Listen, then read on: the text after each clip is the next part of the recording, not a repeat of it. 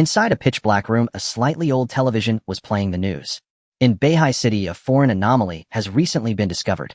10 robust men have already been drained into shriveled husks. According to investigations by the Bureau, the entity has been confirmed as the Hasshaku lady from the Sakura country, and its current threat level is classified as drank. The Beihai City authorities announced to the public, if in the dead of night you encounter a tall woman in a white dress and a white hat, please contact the police as quickly as possible. In the magic capital, the invading anomaly Xu Changqing has been discovered and has already been slain by Bureau personnel. A sharp click sounded. The television abruptly dimmed. The man on the sofa tossed the remote control aside. In his deep-shadowed eyes, star-like brilliance flickered, and his handsome, refined face was filled with helplessness. What rotten luck. I was just an ordinary person. How did I end up in a transmigration incident, and even into a world infested with anomalies? The starting point is practically a Helmo template. Could it be that heaven is jealous of talent, that I'm simply too outstanding, so the heavens deliberately make things hard for me? Staring at the bright moon outside the window, Xu Changqing let out a sorrowful sigh. In his previous life on Blue Star, he had been nothing more than an ordinary enthusiast of traditional martial arts. Gifted from childhood, he was once praised by a passing Taoist as a prodigy of the martial path, destined to become a grandmaster. He had trained since childhood for many years, to the point where he could barely claim to have the strength to bind a chicken with one hand and tear apart tigers and leopards with his bare hands. Even on Blue Star, he would have been among the very pinnacle of human combat power. Yet just as he was preparing to break through to the realm of a martial grandmaster, he suddenly found himself overnight in this unfamiliar world, replacing someone with the exact same name. This eerie and unfamiliar world did not differ much from Blue Star on the surface, yet it was home to beings known as anomalies, mountain fiends, evil spirits, ghosts, jiangshi zombies, slit-mouthed women, Sadako, the Hasshaku lady, Bloody Mary. These creatures, which in his previous lives Blue Star had existed only in television dramas, sci-fi novels, and urban legends, were here a perfectly real part of the world. They possessed terrifying combat prowess and lethality, posing an immense threat to humanity. Fortunately, among humans, there were also many awakened individuals with all kinds of strange and extraordinary powers capable of resisting the invasion of anomalies. The Investigation Bureau was an official organization composed entirely of such awakened, tasked with safeguarding human safety. Unfortunately, awakened were few in number, while anomalies were many. As a result, they often could not eradicate them in time, and numerous tragedies still occurred. At present, Beihai City, where Xu Changqing resided, was a third-tier city of the Yin Nation. Normally, its public security was fairly good, until a few days ago, when an invasive foreign anomaly suddenly appeared and several gruesome cases erupted. Even with Xu Changqing's astonishing combat strength, far surpassing that of ordinary people, he felt that when facing some weaker anomalies, he still had no full confidence and might even be killed. After all, anything that could be called an anomaly was never a simple entity. In their eyes, ordinary humans were no different from chickens, ducks, or livestock. Forget it, I shouldn't overthink it. Living well in the present is what matters most. The food at home is almost gone. I need to buy more supplies. The living expenses my parents left me are almost used up as well. I need to find a way to earn some money. Am I supposed to inherit my father's line of work and become a charlatan like him? Xu Changqing shook his head, scattering those thoughts from his mind, and could not help sighing. His transmigration to this world had been a soul transfer. The original body's family situation was quite good, and his parents were still alive. Compared to the fates of many transmigrator protagonists in novels whose parents were dead, his circumstances were much better. His father, Xu Changqing, was even a widely known demon-expelling master in Beihai City. With his own exorcism agency, they had never wanted for food or clothing.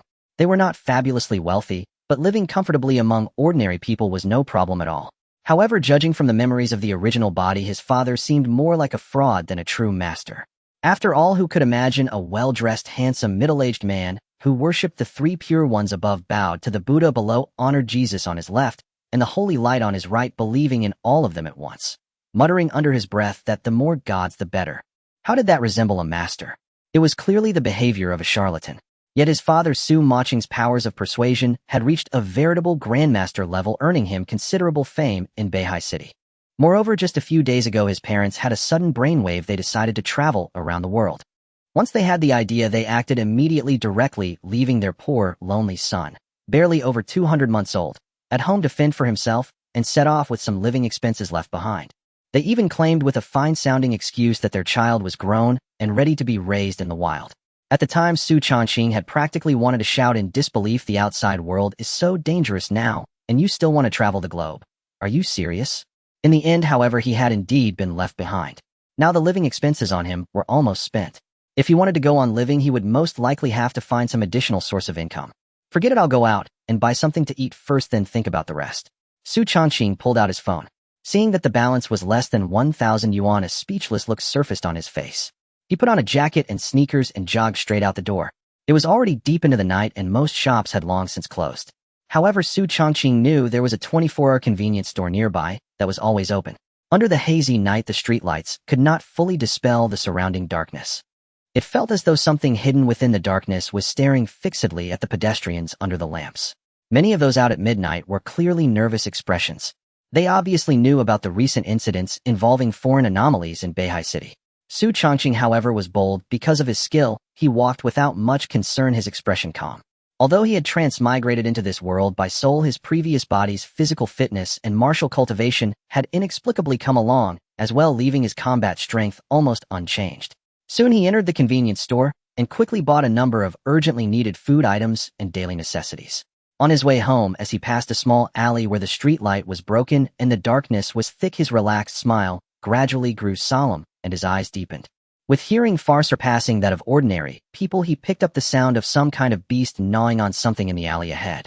He slowly began to retreat, his footsteps so light that they were utterly soundless, yet his backward movement was faster than an ordinary person's full-speed sprint. However, Xu Changqing's rapid retreat suddenly came to a halt, for the sounds from the alley ahead instead, the gnawing sounds had silently appeared behind him. There, a towering, more than 2-meter-tall woman of sinister allure wearing a white hat was gripping a man so emaciated he looked like a dried corpse and was relentlessly gnawing on his head, a satisfied smile on her face. A line of crimson text surfaced in his mind: drank anomaly Hasshaku lady. Xu Changqing spun around swiftly, his footing sliding as his figure blurred into an afterimage and reappeared 5 meters away. His gaze turned razor-sharp, locking unblinkingly onto the towering, sinister woman before him. The bag of daily necessities in his hand stretched defensively across his chest as every muscle in his body tightened in an instant. Unlucky, unlucky. My luck is utterly rotten, he cursed inwardly. The eerie woman before him was impossibly tall, like an enlarged giantess, her frame even more rough-hewn and powerful.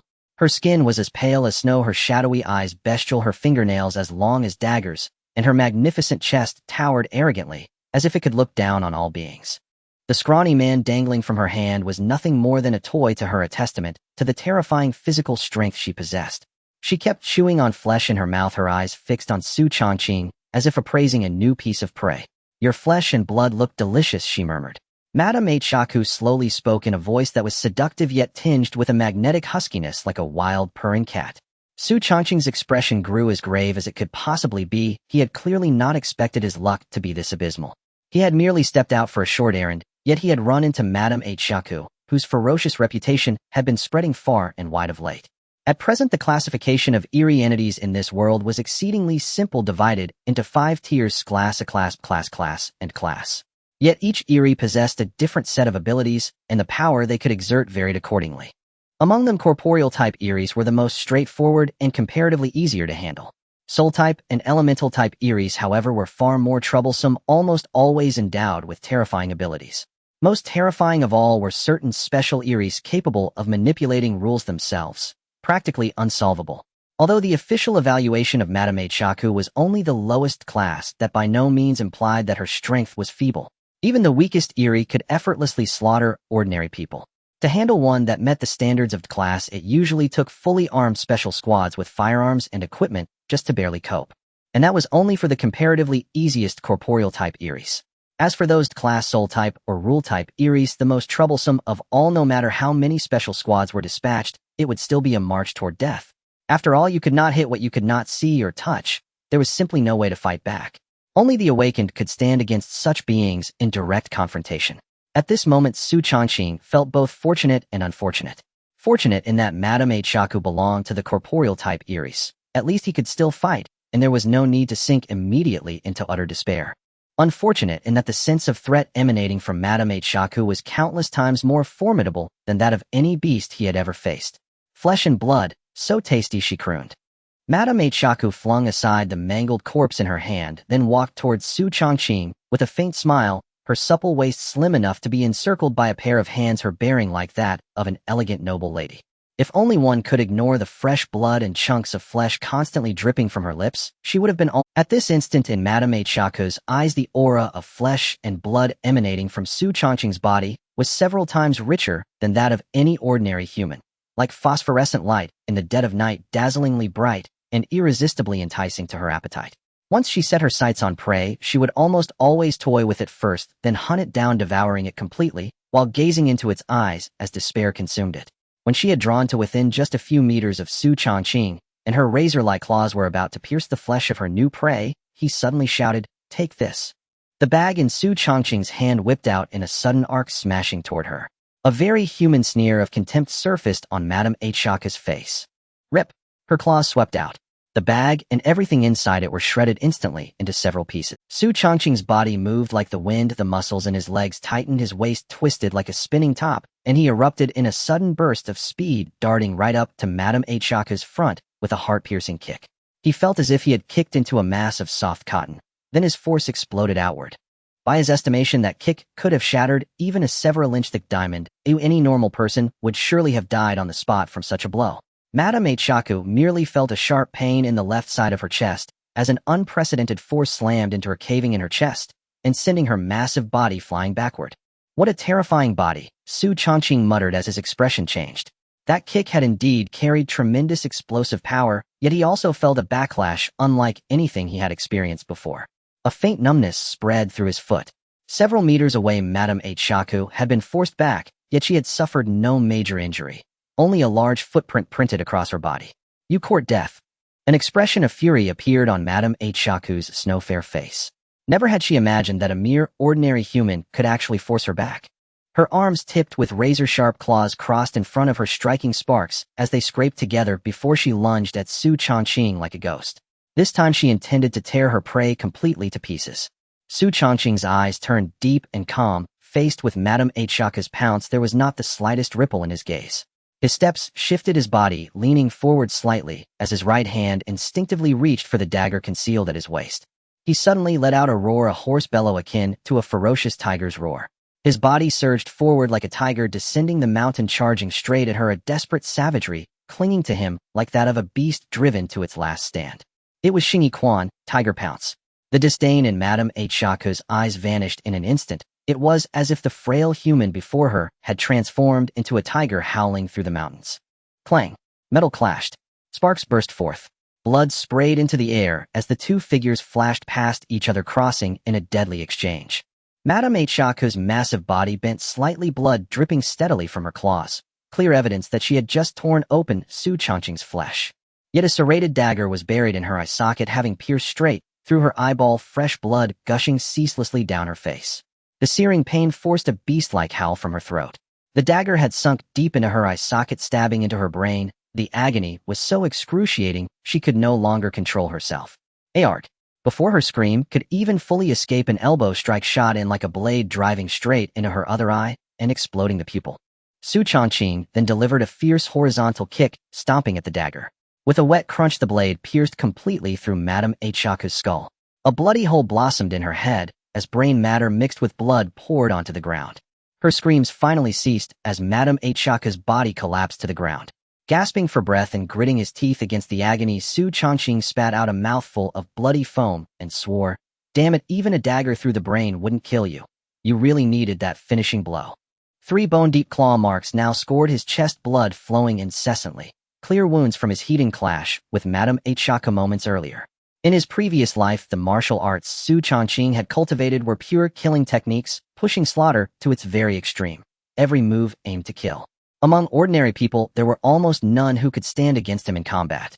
Yet in this Eerie-ridden world, he had nearly lost his life dealing with a singled-class Eerie. If next time he encountered something even stronger, it would most likely be a road with no return. As that thought crossed his mind, Xu Changqing's face grew increasingly pale. Clearly, with his current abilities, he was nothing in this world, haunted by the threat of death at every moment. Suddenly, a streak of black light surged out from Madame Hasshaku's corpse and shot straight into Xu. Ding! Eerie entity slain by host detected. Initiating awakening of the Eerie hunting system. Ding! Host has slain class Eerie Madame Hasshaku. Commencing random extraction of 1 Eerie ability. Ding! Congratulations to the host for obtaining class ability Scarecrow. Scarecrow rank D. The host may temporarily transform his flesh and blood body into straw, rendering him immune to fatal injuries, and manipulate straw for offensive purposes. Xu Changqing's face lit up with sudden excitement as he gazed upon the luminous attribute interface before him. His long-awaited system had finally manifested. This was the legendary hallmark of transmigrators. For so long after arriving in this world, Xu Changqing had nearly resigned himself to the belief that he would never obtain such a system, yet it appeared immediately after he slew the 8-foot lady. Truly, heaven itself had conspired in his favor. Moreover, the moment the black light surged into his body, it carried a potent restorative effect, mending all his wounds instantly, as if they had never existed. Amidst his elation, Xu Changqing briefly examined the functions of the anomalous hunter system. He discovered its mechanism was elegantly simple. By hunting and slaying anomalous entities, he could acquire either their unique abilities or anomalous points. Anomalous points served as currency to enhance and evolve his acquired anomalous abilities. Furthermore, each time he defeated an anomaly, the black light emanating from its remains conferred healing effects, mending physical trauma. System, display my attribute panel. Host Xu Changqing. Strength 3. Speed 3. Constitution 3. Mind 5. Anomalous ability Scarecrow rank D. Overall rating rank D. Standard baseline for ordinary humans is 1 across all attributes. Having trained rigorously in national martial arts, Xu Changqing's physique already far surpassed that of common mortals. Coupled with lethal combat expertise, his combat prowess stood unrivaled among ordinary men. His slaying of the 8-foot lady had not only awakened the system, it had also granted him a terrifying anomalous ability. The Scarecrow. Its emergence elevated Xu Changqing's combat capability to an entirely new tier. At that very moment, Xu Changqing sensed a peculiar force stirring within him, a vital pulsing energy flowing like living current through his meridians. Slowly extending his wrist, his flesh and blood hand dissolved and reformed, now composed entirely of supple golden-brown straw. Strands of straw coiled and lashed under his command like serpents, darting forward with lethal precision, piercing the wall and leaving behind a dense constellation of narrow, deep perforations. Such devastating power caused Xu Changqing's eyes to narrow instinctively. Its velocity and penetration rivaled even bullets. Had he possessed this ability earlier, he might have slain the 8-foot lady without sustaining a single wound. My current strength likely matches that of a rank D awakened one. Even in Beihai City, I would now rank among the elite. After all, awakened ones remain exceedingly rare. The Scarecrow ability is profoundly unsettling and difficult to counter. In many respects, I am now immune to firearms and bladed or blunt weapons. Yet I remain vulnerable to fire, a clear trade-off between advantage and weakness. Excitement flickered across Xu Changqing's features, then swiftly stilled, his emotions tempered and brought under firm control. Though I now wield an anomalous ability, pride remains perilous. The 8-foot lady ranks among the weakest of rank D anomalies, and my victory over her owed much to fortune. Were I instead confronted by soul-based anomalies, such as Sadako or the girl with the braid, I would almost certainly perish. No amount of martial skill can strike what has no corporeal form. Once his inner turbulence settled, Xu Changqing resolved his path forward to survive and thrive. In this world teeming with anomalies, he must hunt them relentlessly, forging strength from their demise. Yet as his gaze swept the area ahead, his expression shifted sharply. The 8-foot lady's corpse had vanished entirely, leaving only a white hat and her voluminous gown fluttering gently in the breeze. Does the system absorb the anomalies' remains and convert them into abilities for the host? This was his immediate deduction. After a moment's reflection, he retrieved a lighter, set the garments ablaze, and turned away without hesitation. He now carried not a single coin. The food and daily necessities he'd purchased with his last remaining funds had been shredded to fragments by the 8-foot lady's razor-sharp claws. He needed sustenance and a means to earn income. Moments after Xu Changqing departed, several figures clad in black tactical gear appeared at the site of his battle with the 8-foot lady. Among them stood a striking woman, her raven hair cascading like ink, her features sharp and frost-kissed, around whom the others naturally aligned, deferring to her authority. Captain, the 8-foot lady's anomalous resonance has dissipated. She's been eliminated. A team member lowered his detection device and reported to the icy-eyed woman. Likely the work of an independent awakened one. There are more than a few operating outside official channels, replied Tang. Zhang, her gaze cool, her voice edged with quiet steel. Captain, whoever slew her must be at least rank D. Should we attempt recruitment? A burly, bearded man scratched his gleaming bald pate and asked earnestly. His teammates' eyes brightened instantly, turning expectantly toward their commander. A flicker of intrigue crossed Tang Xiang's face, but she shook her head. No. He cleansed the battlefield after the kill, clearly unwilling to reveal his identity or methods. Not everyone seeks affiliation with the Bureau. Some cherish autonomy above all else. With the 8-foot lady gone, we must now address the spiritual incident in South Changnan District. The Bureau's workload never slackens. Dawn broke softly. As night receded from Beihai City, life surged anew, vibrant, unyielding, and full of quiet promise. Spicy noodle soup, rich, aromatic, and affordable. Soy milk scallion pancakes, fried dough sticks, and Shanghai's delicate Xiaolong bao. Oil-poured noodles.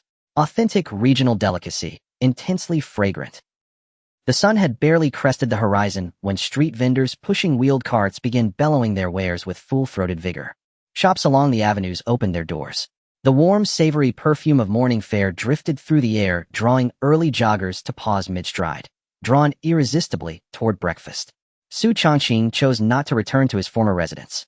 Instead, he made his way to a bustling thoroughfare in central Beihai City and stopped before a modest storefront bearing the sign Demon Subduing Agency. This was the workplace of his adoptive father Xu Changqing. That a man could lease such prime real estate, right in the heart of Beihai's commercial core, for a demon-subduing agency spoke volumes about his wealth. He was without question a tycoon among tycoons. However, it is evident that his cheap father Xu Changqing showed no mercy in taking advantage of his son.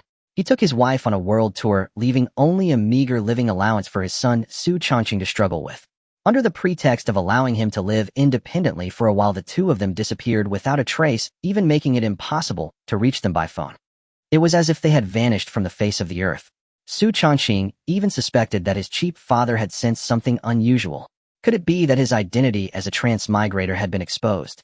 Did his cheap father and mother run away early, fearing being sacrificed? Xu Changqing pondered wildly, casually taking out his keys and opening the door in front of him to walk inside. The interior of the Demon Extermination Office was quite spacious, decorated in an Eastern Taoist style, with numerous bagua mirrors and talismanic calligraphy on display. Xu Changqing was already accustomed to it, understanding that these were mere decorations meant to intimidate. Many visiting customers would be momentarily stunned by them. He walked straight into the kitchen, opened the refrigerator, and sure enough, it was packed with a huge assortment of vegetables and meats along with quite a few dairy products. A sigh of relief washed over his face. At least he didn't have to worry about starving. He guessed that his cheap father's sudden decision to take his mother on a world tour meant that there was still food stored in the Demon Extermination Office that had yet to be depleted. It seemed that for at least a week, he wouldn't have to worry. In the meantime, this is the perfect opportunity to take over my father's office, accumulate wealth and strength. The reason he planned to come to the Demon Extermination Office was to inherit his father's business, using it as a means to earn money and a shortcut to hunt down the strange.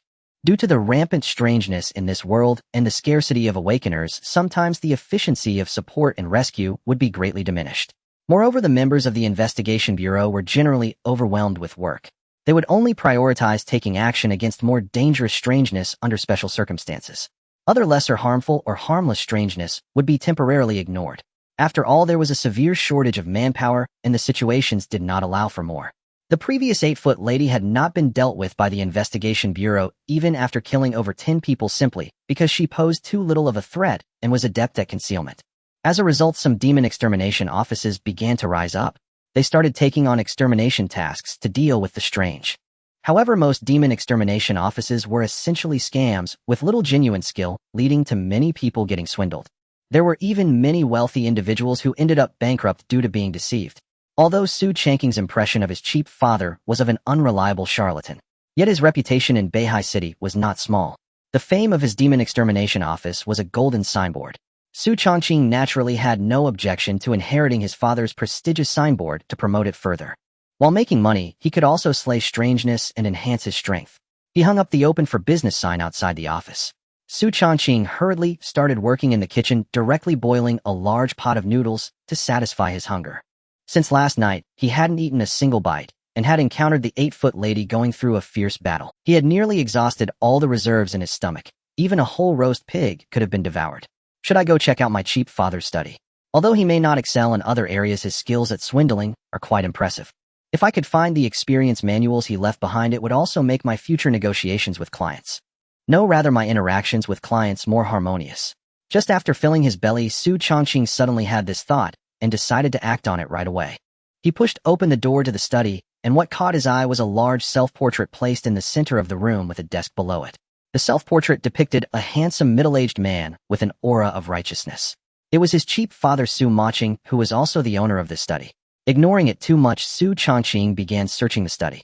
Soon he discovered a special notebook from the bookshelf. Catalog of strange species from the font on the surface of the notebook, it was clearly left behind by his cheap father. As he casually opened the contents of the notebook, Xu Changqing's previously indifferent face suddenly grew serious, his gaze shifting unpredictably. Something is off. Could it be that his cheap father is not the charlatan he seems, but rather a hidden big shot? It's no wonder Xu Changqing's expression changed so dramatically. The notebook he held was simply terrifying. Inside the notebook, hundreds of strange existences were listed along with their abilities and methods to counter them. The detailed information was almost like a guide to strange weaknesses. Xu Changqing could see that the contents were definitely not fabricated, but rather genuinely existed. Because it contained records of the 8-foot lady. 8-foot lady physical strange, one of the ordinary strangeness from Sakura country, the weakest form, is D rank, capable of resisting gunfire and possessing speed surpassing that of a car. In its strongest form, the 8-foot lady can reach C rank, and has the characteristic of immortality countermeasure to deal with the D rank 8-foot lady. A special encirclement tactic should be employed. The notebook detailed all the information about the 8-foot lady. It even included information that the 8-foot lady could evolve to C rank. At this moment, even Xu Changqing, no matter how foolish, understood that his cheap father Xu Changqing might be quite significant, perhaps even a hidden big shot. It's all due to the original Buddhist memories and habitual thinking that I didn't react in time. Xu Changqing slapped his forehead, his mouth twitching suddenly. He had only been in this world for about a week. His understanding of this world was based on the original Buddhist memories. It now seemed that the original Buddhist memories were quite subjective. This led to Xu Changqing being misled. However, the things his cheap father did before were indeed a bit unreliable, which made the original body view him as a charlatan. According to the lingering memories in the original body, his cheap father Xu Changqing had once been quite famous in Beihai City. It was said he relied on his skill of purifying evil to gain fame. With his ability to purify evil, his cheap father had inadvertently led the original Buddhist mother to his bed, directly resulting in love. Thus, the original body had come to this world. Therefore, the original body naturally held a strong disdain for his cheap father, viewing him as a charlatan. Only after Xu Changqing transmigrated and occupied the body did he inherit his memories. Just as Xu Changqing was feeling a bit frustrated, the doorbell rang. A guest had arrived. "Excuse me, is Master Xu here? We have a request." A delicate yet urgent voice called from outside the door. Outside the office, a woman with a stunning face, skin as smooth as jade and peach blossom, eyes resembling a crescent moon, with fiery red lips, and an alluring figure clad in a tailored suit, was anxiously pressing the doorbell. Behind her were two inseparable female bodyguards armed with weapons at their waists. However, both bodyguards wore expressions of shock and tension, ready to spring into action at any moment. Yun Roashi was the female CEO of a publicly listed company in Beihai City, overseeing a company valued at $1 billion, a true daughter of destiny and a goddess in the eyes of countless young elites. However, just last night, while Yun Roashi was sleeping, she was suddenly awakened by an unusual sound. She discovered that in the middle of the night, strange noises of spherical objects repeatedly crashing down echoed in her living room. It was as if something were playing ball in her living room at the dead of night. Naturally, she sensed something was off and immediately called her bodyguards to check on the situation. However, the bodyguards who went to investigate directly vanished without a trace. Therefore, Yun Roashi immediately understood that something eerie was likely manifesting in her home. Knowing the terrifying nature of the eerie presence, Yun Roashi dared not make a sound and directly hid under the bed, hastily planning to call the police. Just as she was about to report to the police, the door to her bedroom was suddenly pushed open and the sound of the spherical objects crashing from the living room echoed into the bedroom. The unexpected situation naturally frightened her into silence, her teeth clenched tightly, fearing to make a sound. She was terrified of being discovered by the eerie presence. Whether it was good luck or not, she ultimately survived. The unknown eerie presence did not attack her. When morning came, the sound of the spherical objects had vanished. Yun Roashi wasted no time emerging from under the bed and fleeing outside. During her escape, she saw in the living room the body of the bodyguard she had sent to investigate, now a headless corpse. The head was nowhere to be found. It was clear that last night she had indeed encountered the legendary eerie presence. Without hesitation, Yun Roashi chose to call the police. However, the police stated that the investigation bureau was overwhelmed with tasks and lacked manpower, requiring 3 days before they could send someone to handle the eerie situation. Upon hearing this news, Yun Roashi felt a chill down her spine. 3 days. What if that eerie presence? She did not believe that her luck could remain as good as last night. To stay alive, Yun Ruashi had considered changing her residence, but she couldn't guarantee that the eerie presence wouldn't follow her. Thus, Yun Ruashi immediately decided to find a demon exorcising agency to resolve this urgent crisis. At that moment, she resembled someone desperate searching for a life-saving straw. However, most agencies refused her after learning the situation, just when she was feeling somewhat hopeless. She suddenly spotted the Xu Demon Exorcism Agency on a bustling street, which had surprisingly reopened with a now-open sign. She felt a rush of excitement, as if she had seen a glimmer of hope. In Beihai City, the name of Master Xu Changqing was quite renowned, a true golden brand. Every time he took action, he rarely missed. He was genuinely trusted. However, a few years ago, Master Xu Changqing announced his retirement, stating he would no longer take action. Xu Demon Exorcism Agency also hung up a temporarily closed sign ceasing to accept commissions. This news caused quite a stir, leaving many confused and anxious. After all, eerie incidents continued to emerge in this world. Meanwhile, the investigation bureau members responsible for handling these incidents were always busy, hardly ever able to respond. At that time, having a master who could deal with the eerie was incredibly valuable. Now that Xu Demon Exorcism Agency was open again, it was a great joy for many wealthy individuals encountering eerie events. Yun Ruaxi's tense emotions also eased considerably, clearly believing there was a chance for her situation to be resolved. With a click, the door opened from the inside. A handsome young man with eyes shining like stars came into view. "Come in." Yun Ruashi momentarily. She was taken aback not only because she did not see the familiar figure of Master Xu, but also due to the striking appearance of the young man. The two bodyguards behind her exchanged puzzled glances, clearly unfamiliar with this young man. However, Yun Ruashi quickly reacted and hurried in. She soon saw Xu Changqing lounging on the sofa looking languid. "Excuse me, young brother, is Master Xu here? I have a request." Yun Ruashi lowered her posture, exhibiting none of the fierce and domineering demeanor of a listed company CEO. "He went on a trip. For now, this agency is under my management," Xu Changqing said lazily. Upon hearing this news, Yun Ruashi felt as if struck by lightning. Her hopes instantly dashed. However, her experience in the workplace kept her from showing it. Instead, her thoughts raced as if she had grasped the last straw of hope. She fixed her gaze on Xu Changqing and asked, "May I know how to address you, and what is your relation to Master Xu?" "You can call me Xu Changqing. Xu Changqing is my father. Before the old man left, he entrusted the agency to me. If anything comes up, you can find me just the same. However, my fees are a bit higher." Xu Changqing replied nonchalantly, a confident smile on his face. At that moment, he was quite interested in the first business opportunity that had come to him. "So you're Master Xu's son. Indeed, a young talent extraordinary. To be honest, I've encountered an eerie incident and require your assistance, young Master Xu." Yun Ruaxi's eyes sparkled again, and she spoke with utmost respect. Since Master Xu dared to entrust the agency to his son, it proved that the young man before her had the ability to handle matters independently. This meant her situation could be resolved. What Yun Ruashi did not know was that most of what Xu Changqing said was nonsense. His cheap old man had never said anything about him managing the agency alone. At this moment, she detailed everything that had happened last night. Xu Changqing's previously languid expression gradually turned serious. Based on Yun Ruaxi's description, he almost instantly pinpointed the true identity of the eerie presence. In his father's notes, there was also documentation of this eerie presence and its specific weaknesses. "This job can be accepted. He'll take this task, but the fee is a bit steep. 10 million. A slight pain appeared on Yun Ruaxi's face. Despite being the CEO of a billion-dollar company, taking out 10 million at once was still not a small sum. However, she did not hesitate at all and immediately agreed. "All right, it's a deal." Compared to money, her life was far more important. It is uncertain whether it is due to the excellent reputation of the cheap old man, or because Yun Ruashi values her own life immensely. After agreeing on the price, she immediately called her company to initiate the transfer. "Your card ending in 9527 received a remittance of 100 yuan payment from Tianhai Group on the 25th at 730. Current balance 1002 yuan. 5 yuan. Xu Changqing's phone directly received a text message from the bank. The account balance had increased by 10 million yuan.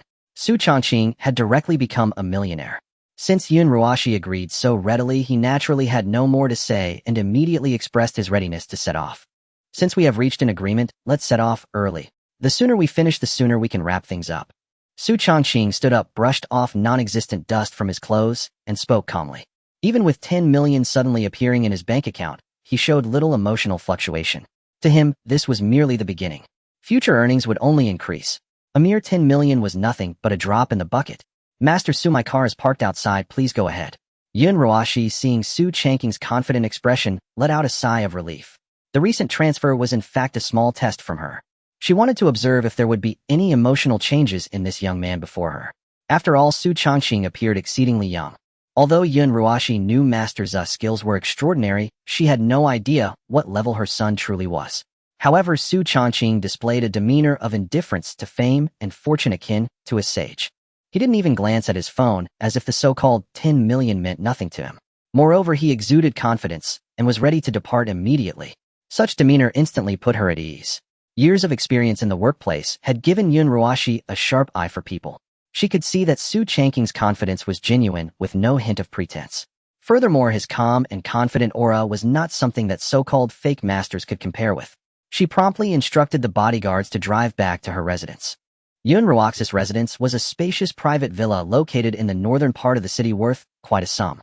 When Xu Changqing arrived in Yun Ruaxi's pink Ferrari, the police of Beihai City were just finishing their final on-site investigation and taking away a headless female corpse. Ensure that this body is cremated at the incineration plant tonight. It must not be kept.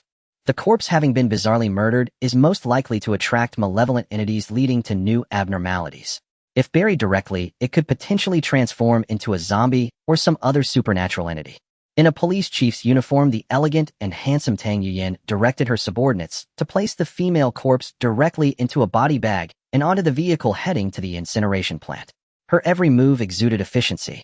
The other officers around her cooperated smoothly, clearly possessing considerable experience. Just then an officer rushed over to whisper something to Tang Yuyan. Chief Tang, Miss Yun Ruashi has returned and brought along a so-called master to exorcise demons. Tang Yuyan's brow furrowed, and she immediately turned to look at the pink Ferrari that had just parked.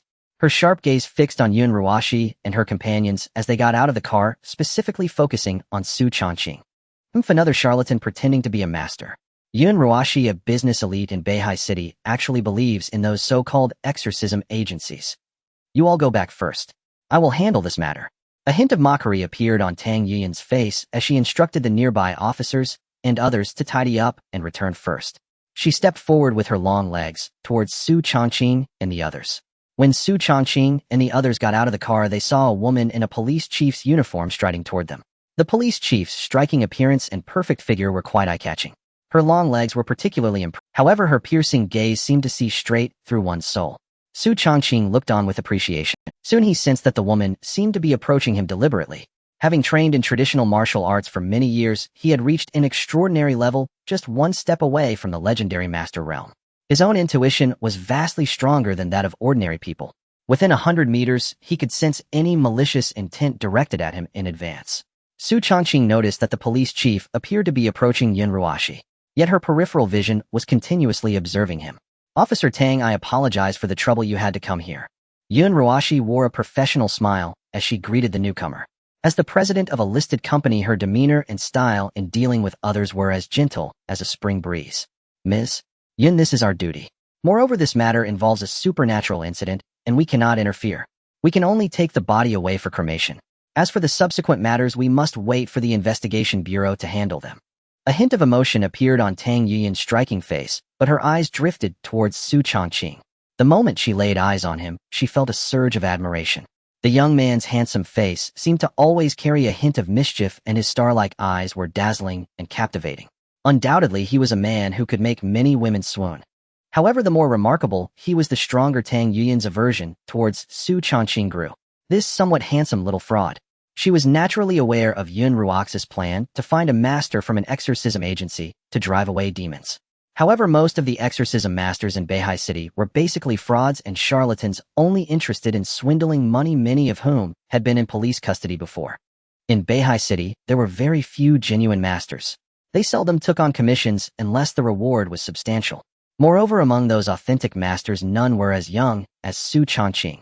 Thus, Tang Yuyan could easily conclude that Xu Changqing before her was certainly a fraud. Since that was the case, she planned to expose his true identity and take him back to the police station for a proper reckoning. Ms. Yun, is this the master you found? As far as I know, there's no one this young among the genuine masters in Beihai City. Tang Yuyan's tone shifted as she fixed her penetrating gaze on Xu Changqing, saying meaningfully. Xu Changqing's expression remained calm, and his smile showed no signs of change, but he understood her intentions. The woman before him had mistaken him for a fraud. In response to Tang Yuyan's nearly blatant questioning, Xu Changqing had no intention of offering an explanation. Moreover, he did not feel any need to explain himself. In such circumstances, there would naturally be someone to speak up for him. He Officer Tang Yu naturally do not know the title of Little Master Xu, but his father is the renowned Master Xu. Currently, Master Xu is traveling with his wife and has entrusted the agency to Little Master Xu, stating that he can make all the decisions. Yun Ruashi smiled brightly, directly revealing Xu Changqing's identity. Tang Yuyan's previously mocking smile suddenly froze, and she looked at Xu Changqing in disbelief, instinctively exclaiming, "You are Xu Changqing, Master Xu-san. I am Xu Changqing, and Xu Changqing is indeed my father." Xu Changqing replied calmly, his demeanor warm and refined. At this moment, he clearly felt the remarkable status of his father. Everyone he encountered seemed to know of his father's reputation. Each time they spoke, they wore an expression of deep admiration. It was evident that his father's illustrious name was quite prominent, even extraordinary. For some reason, he found himself feeling a sense of riding on his father's coattails. It was as if in the face of any issue, simply stating "my father is Xu Changqing" could instantly resolve the problem. It felt like the whole world knew that his father Xu Changqing was incredibly capable, while he alone was unaware. "So you are Master Xu-san. I was a bit disrespectful just now, and I sincerely apologize," Tang Yuyan said with an apologetic expression, a hint of blush on her face, as she earnestly expressed her regret. It was understandable that her emotions were quite agitated at this moment, as she felt a complex mix of feelings. She had originally thought he was a fraud, only to discover he was genuine. Though she did not know how formidable Xu Changqing's abilities were, she was well aware of his father, Master Xu Changqing. He was the most mysterious figure among all the exorcists in Beihai City. Although he rarely took action, every time he did, he achieved a 100 success rate in completing his commissions. What was most terrifying was that Master Xu had once dealt with a rule-type anomaly. It should be noted that the Beihai City Investigation Bureau had previously suffered significant losses at the hands of this rule-type anomaly, losing several awakened individuals. Yet this terrifying rule-type anomaly was ultimately subdued by Master Xu. Though no one had witnessed the specifics of the incident, Xu Changqing's reputation had become renowned in the upper echelons of Beihai City. Since the young man before her was his son and had taken over his father's demon-slaying agency, it was likely that he possessed considerable skills, reaching the level of a master. Officer Tang, I understand you are acting out of professional courtesy, and I do not mind at all." Xu Changqing smiled and nodded, then took out a card and handed it over. "This is my business card. If you encounter any unusual cases in the future, feel free to contact me for assistance, though there will be a fee involved. In the Beihai City Intelligence Network, the police are definitely among the top 3 entities. Establishing some connections in advance will facilitate the acquisition of information and the hunting of anomalies. Then I must carefully accept this. I hope that in the future, when Little Master Xu charges, it will be a bit cheaper," Tang Yuyan said with a serious expression as she placed the business card in her pocket, adding a hint of jest. Anyone would want to establish a connection with a master capable of handling anomalies. Moreover, Xu Changqing had a mighty figure backing him. As night gradually fell, the entire Beihai City slowly descended into silence, devoid of much entertainment. Due to the existence of anomalies in this world, nighttime activities and nightlife were significantly reduced. After all, you might drunkenly stumble out of a bar only to encounter a wandering corpse or a soul-draining ghost on the streets at midnight, putting your life in peril. Thus, most people tended to stay indoors once night fell, with only a few daring souls or those with special professions venturing out onto the streets. However, it was said that in some first-tier cities there were even stronger protective forces, leading to fewer taboos regarding nightlife. In a villa, the previously brightly lit room was suddenly plunged into darkness. Inside, Yun Ruashi sat on the bed, leaning against the headboard, her face displaying a hint of fear as the darkness descended. Even the 2 female bodyguards armed with firearms nearby could not provide her with much sense of security. However, when her gaze fell upon the handsome figure meditating by the window, her tense emotions eased somewhat. Especially as she looked at Xu Changqing's refined countenance, reminiscent of a graceful young master, Yun Ruashi felt her heart racing. This man seemed to always maintain a calm and ethereal demeanor, displaying no signs of panic, and consistently radiated an unprecedented sense of security. I hope tonight will bring everything to an end. After returning to the villa in the morning, Xu Changqing thoroughly inspected the villa's conditions and all its areas. He ultimately concluded that the anomaly from last night would undoubtedly return to kill again tonight, instructing Yun Ruashi to stay in her room. He assured her that he would handle everything that followed. Now, with night having fallen, the ticking of the clock's second hand resonated clearly in the room. Yun Ruashi watched as Xu Changqing sat meditating, illuminated by moonlight, wanting to speak several times, but ultimately remaining silent. At this moment, with his eyes closed and bathed in moonlight, Xu Changqing was silently honing his spirit, continuously adjusting himself to peak condition. Suddenly, Xu Changqing's keen perception detected a surge of intense malice that appeared within the villa. His previously closed eyes sprang open, radiating a glimmer of sharp light. Yun Ruashi, who had been observing Xu Changqing, felt her heart skip a beat as he suddenly opened his eyes, sensing an ominous premonition. Then she heard a sound identical to the one from last night emanating from the living room. Clap, clap, clap, clap. The sound of something hitting the floor came from the living room. However, compared to the sound of a ball hitting the ground, the clapping noise in the living room had a more substantial quality. Yun Ruashi and the two female bodyguards turned pale. Stay in the room and do not come out no matter what sounds you hear outside, or else you will bear the consequences. Xu Changqing rose directly, his expression calm, and walked towards the door. He twisted the door lock and stepped outside. His footsteps were light, making almost no sound, like a feather falling to the ground. Soon Xu Changqing arrived at the living room. His dark eyes locked onto the source of the continuous clap. A dark, ball-like object with dense strands was bouncing up and down in the living room, producing a clap-clap sound. No, it should not be referred to as a ball. It should be called a moving head. The head abruptly stopped moving as if it had noticed Xu Changqing's gaze. A pair of hollow eyes fixed directly on him. Have you seen my body? A disheveled human head floated in midair, its hollow eyes fixated on itself, even speaking out loud. Normal people would likely be scared out of their wits. However, Xu Changqing remained calm and unperturbed, showing no sign of distress. It truly is this ghostly thing. Because earlier he had already guessed the true nature of the eerie being from Yun Ruaxi's description and the catalog of bizarre species left by his cheap old man. Level anomaly head ghost. A corporeal anomaly formed from the resentment of the deceased. It inherently possesses a degree of intelligence similar to that of humans, understanding how to seek fortune and avoid misfortune. This anomaly typically manifests as a human head lacking a body or limbs. Whenever it encounters anyone, it instinctively asks if they have seen its body. Regardless of how the other party responds, the final answer of the head ghost will always be to choose to kill and devour the opponent's head. This anomaly gradually evolves similar to humans by continuously devouring human heads, eventually developing limbs and a body, ultimately becoming a level anomaly human demon. The human demon, due to its human-like intelligence, instinctively lurks in the human world, starting to secretly hunt humans while striving to attain a high position to ensure its own safety. It can be said that this is an extremely troublesome and terrifying anomaly. Once a human demon managed to infiltrate the upper echelons of humanity, nearly resulting in a blood sacrifice of an entire city. Therefore, nowadays various countries in the world are very cautious about human demons. Once the initial form of a human demon, the level anomaly head ghost, is discovered, it will be exterminated without mercy. If the investigators knew that what was in Yun Ruaxi's villa was this thing, they would have likely dispatched personnel immediately to deal with it. After all, once this ghostly entity matures, it would bring endless troubles. Xu Changqing deduced that the reason the investigation bureau did not react strongly to Yun Ruashi was either that there were more pressing bizarre events to handle, leading them to prioritize those instead, or they mistook the head ghost for another anomaly, the headless ghost. The headless ghost and the head ghost are quite similar on the surface, both enjoying decapitating and devouring human heads. However, the threat level of the headless ghost is considerably lower than that of the head ghost. Xu Changqing judged that the latter possibility was more likely.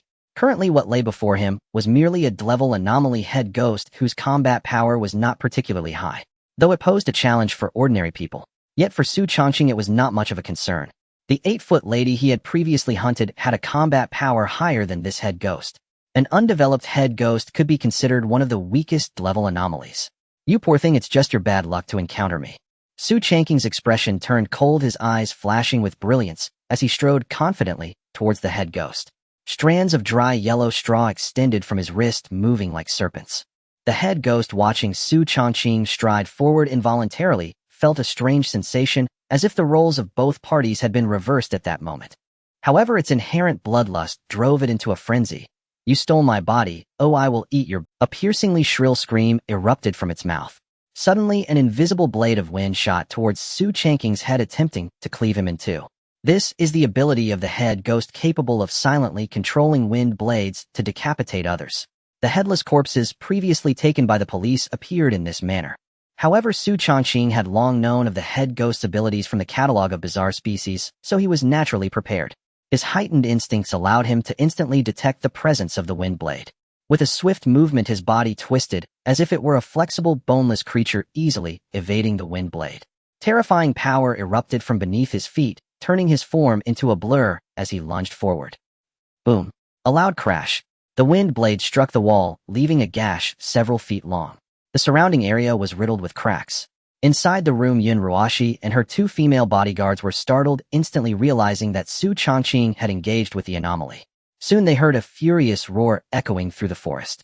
Xu Changqing, like a fierce tiger descending the mountain, exuded a murderous aura resembling a tiger hunting in the mountains. Through squeezing and special methods, his trachea emitted a roar reminiscent of a fierce tiger. Xingyi Quan Tiger Pounce. The head ghost felt a terrifying gust of wind surge towards it instinctively, sensing an unprecedented crisis. Its disheveled and dirty hair suddenly swelled rapidly, forming sharp spikes that rushed towards Xu Changqing, attempting to bind him. Xu Changqing's rushing form, however, resembled a tiger pouncing on its prey. His arms quickly dissolved into dry yellow straw, which coalesced into a massive sharp tiger claw in an instant. With crossed arms, he tore through with explosive force. Ripping. The dense strands of hair shattered instantly, turning into countless fragments that fell through the air. The head ghost suddenly let out a piercing scream. Its instinct to seek fortune and avoid misfortune made it instinctively attempt to flee. The human before it was clearly not the weak lamb it had easily slaughtered before, but rather a fierce tiger roaring in the mountains capable of devouring humans. However, it was already too late. Xu Changqing had now dove down right before it, his form taut, like a bowstring, seemingly brewing a terrifying explosive power. With a surge of strength, he gathered it in his fist. Half-step, burst fist. The moment he struck, it was a guaranteed kill. This was the essence of national martial arts. The head ghost had no time to react before it was struck squarely in the forehead, the force erupting and penetrating through its bones, turning its brain into mush. Puff! The head ghost was like a cannonball hitting the wall, crashing into it, and unable to move, completely defenseless, and only able to emit a mournful wail. Boom! Xu Changqing's flesh and blood instantly transformed into strands of straw, shooting out like bullets, piercing into the head ghost's remaining form. Puff! Puff! Puff! Puff! Puff! The remaining body was instantly penetrated by the sharp straw, countless holes appearing all over. A stream of black light surged from its remains, directly flooding into Xu Changqing's body. Ding Host has killed level anomaly head ghost, beginning to randomly extract one anomaly ability. Ding, congratulations, host has obtained level ability curse. Cursed level. The host can select a visible target to curse, causing damage to themselves in exchange for inflicting the same damage on the enemy. Against foes with high physical attributes, it may be ineffective. Curse. Xu Changqing gazed at his new ability, instantly falling into deep thought. This ability seems to exchange damage with the target through self-harm, even potentially life-threatening. Though it seemed promising, it had its downsides. After all, he did not possess an immortal body. No. Xu Changqing's previously blank expression suddenly sparked with brilliance, clearly having thought of something. Almost fell into the misjudgment of thought again. Oh, I must remember, I have the Scarecrow ability. Xu Changqing directly controlled his right arm's flesh to transform into dry yellow straw. Then he directed the curse at a nearby blue and white porcelain vase. A hand chop struck. The dry yellow straw arm shattered. The vase seemed to be affected by some force, splitting cleanly in two. It was sliced in half on the spot. Xu Changqing's pupils constricted, suddenly bursting with joy. As expected, his expectation was correct. This is how to use curse. Indeed, one must not be constrained by habitual thinking. Placing the severed straw arm against the neatly cut wound, strands of straw intertwined and fused together. Soon it returned to its original state, transforming back into flesh and blood. At this moment, I can be considered half immortal to some extent. However, it's a pity that the current Scarecrow cannot achieve a full straw transformation. Only a portion of my body can be converted. Moreover, there is a significant weakness. It is vulnerable to fire. Xu Changqing's smile was unabashed, clearly satisfied with the Scarecrow ability. Although there are many limitations, without a doubt the benefits outweigh the drawbacks. Furthermore, if combined with curse, one could inflict damage in an instant. These two abilities are undoubtedly the best match. Moreover, Xu Changqing now had a bold idea. Could the curse ability be used against ghost-type anomalies? After all, ghost-type anomalies are far more troublesome than corporeal ones, even countless times more terrifying. Ghosts without physical forms are nearly immune to any physical damage. This means most of Xu Changqing's methods would have little effect. Once encountered, he would be nearly powerless to fight back. Previously, Xu Changqing first confirmed that the anomaly in Yun Ruox's home was the head ghost, a corporeal anomaly, before accepting this task. If it were a ghost-type anomaly, even if Yun Ruoxi offered a higher price, Xu Changqing would not have agreed at the time. This shows Xu Changqing's apprehension towards ghost-type anomalies. After all, he had no means to deal with them. In contrast, if the newly acquired curse ability could harm ghost-type anomalies, it would mean he had one more method, greatly expanding his capability to attack. Undoubtedly, it would be a tremendous boon. System Attributes Panel. Host Xu Changqing: Strength 3, Speed 3, Constitution 3, Spirit 5, Anomaly Abilities, Scarecrow level, Cursed level, Evaluation D level. The baseline attributes for normal people are all 1D level. Xu Changqing raised an eyebrow, surprised to see a new change in his evaluation, which had directly reached D level. This indicates that the boost from the curse ability is likely formidable. After all, if Xu Changqing's evaluation were to rise further, it would reach Clevel. Clevel Awakeners in Beihai City are extremely rare, representing a very scarce high-level combat power. Task completed. It's time to bid farewell to the employer. Xu Changqing tidied his clothes, brushed off the dust from his body, and prepared to head to Yun Ruox's room. However, just as he was about to step out of the living room, he paused. His gaze involuntarily drifted towards the spot where the head ghost had been writhing. There a small pool of blood remained on the floor. No, the head ghost possesses a degree of human intelligence, has an instinct for fortune and misfortune, and exhibits a brutal nature, delighting in murder. Under normal circumstances, the head ghost should have killed all the people in the house and left directly rather than lingering here. There is something strange about this. Moreover, why is it staying in the living room, constantly jumping in one place? Xu Changqing's face revealed a contemplative expression, and his eyes grew increasingly suspicious. At this moment, he recalled some peculiarities about the head ghost from before. Furthermore, it had spared Yun Ruoxi in the bedroom last night, choosing instead to kill the female bodyguard who went to investigate the living room. Was there something suspicious about this? Xu Changqing felt his thoughts swirling in his mind, yet he lacked the sudden insight that usually comes from intuition. Suddenly, his eyes involuntarily brightened as he fixed his gaze on the pool of blood on the floor, and a smile gradually crept across his lips. So that's it. The reason it refuses to leave is that something is continuously attracting it. You must know the head ghost has the ability to sense fortune and misfortune. There must be something that offers it great benefits, which is why it cannot bear to leave. Xu Changqing walked up to the bloodstain, envisioning the scene of the head ghost jumping repeatedly in that spot. His arms suddenly transformed into dry yellow straw. Strands of straw shot toward the floor tiles like bullets. The tiles were easily pierced and uprooted. The cement floor below was continuously cut by the straw, sparking numerous flares. Soon a deep pit was directly excavated. The probing straw suddenly struck something hard, producing a sound akin to metal. Xu Changqing's eyes flashed as he saw a square black iron box being pulled from the pit and placed before him. The black iron box was covered in intricate symbols with a coiled dragon depicted above, seemingly sealing something. Ding, detected special item, coiled dragon sealing box. Coiled dragon sealing box, a peculiar item from a special origin, containing a unique space that can seal the strange and possesses the ability to control it. Sealing quota 33. The system's notification sound echoed. The detailed information of the black iron box appeared directly before Xu Changqing. A special item that can seal the strange and control it. Xu Changqing's eyes suddenly lit up, his gaze fixed fervently on the coiled dragon sealing box, as if he had found a priceless treasure. To this day, he had never heard of anything that could control the strange.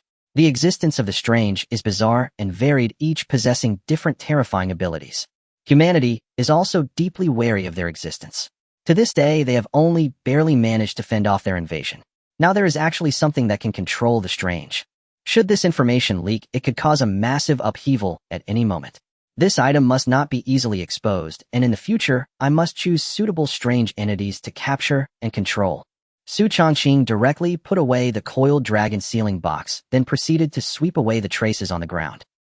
In the bedroom, Yun Ruoxi and the two female bodyguards huddled together, their eyes fixed intently on the door to the bedroom. Just moments ago, the commotion in the living room had been quite significant, as if two monsters were battling each other. However, the noise came swiftly and dissipated just as quickly. In less than a minute, there was not a sound to be heard. The entire room fell into a deadly silence. Yun Ruoxi felt as if her heart might leap out of her chest. The waves beneath her sleepwear trembled continuously, revealing her inner turmoil. As the suffocating silence spread, Yun Ruoxi felt an unprecedented terror rising in her heart. Why is there no sound? Is the strange dead or alive? Or has Master Su failed? No, I can't think too much. Many strange beings thrive on negative emotions, and a single misstep could attract the strange. Yun Ruashi forced herself to calm her inner turmoil. The two female bodyguards beside her were equally distressed. After all, as ordinary people, they were inherently at a disadvantage when facing the strange. At this moment, Yun Ruashi could only hope that Xu Changqing could eliminate that strange being. However, as time passed, Xu Changqing still had not returned. The three of them in the bedroom began to grow increasingly restless. Suddenly a knock echoed at the bedroom door, startling them so much that their hearts nearly leaped into their throats. Yet the familiar voice caused their pounding hearts to ease. "Ms. Yun, the situation has been resolved." Xu Changqing's voice came from outside. In the southern district of the city, an abandoned building. The previously silent building suddenly erupted with the sound of explosions. Then came a series of fighting noises. Suddenly a wailing and howling filled the air. Several figures fled the building in disarray, their bodies covered in wounds, flesh mangled, with some areas clearly showing bones, blood streaming down. Damn, this is not a corporeal strange being, but a ghostly one. A small girl, her appearance obscured by dust, held a gun in her delicate hands, her arms marred with large bulging wounds. Bastards, what was the intelligence department doing? I nearly lost my life because of them. This matter will not end well with them. A burly man with a rugged beard could not help but curse. His chest was missing a palm-sized piece of flesh, blood gushing uncontrollably. He hurriedly applied a special powder to his wound to stop the bleeding. Wait a minute, where's the missing person? Where's Captain Tang? She hasn't come out yet. A thin, cold man resembling a bamboo pole suddenly exclaimed, causing everyone's expressions to shift. This is bad. A captain just held off for us. How come she hasn't come out? Could she be trapped inside? What should we do? With our strength, going in is a dead end. First, report to the investigation bureau and request rescue. Inside the building, Tang Xian fled, continuously running toward the basement.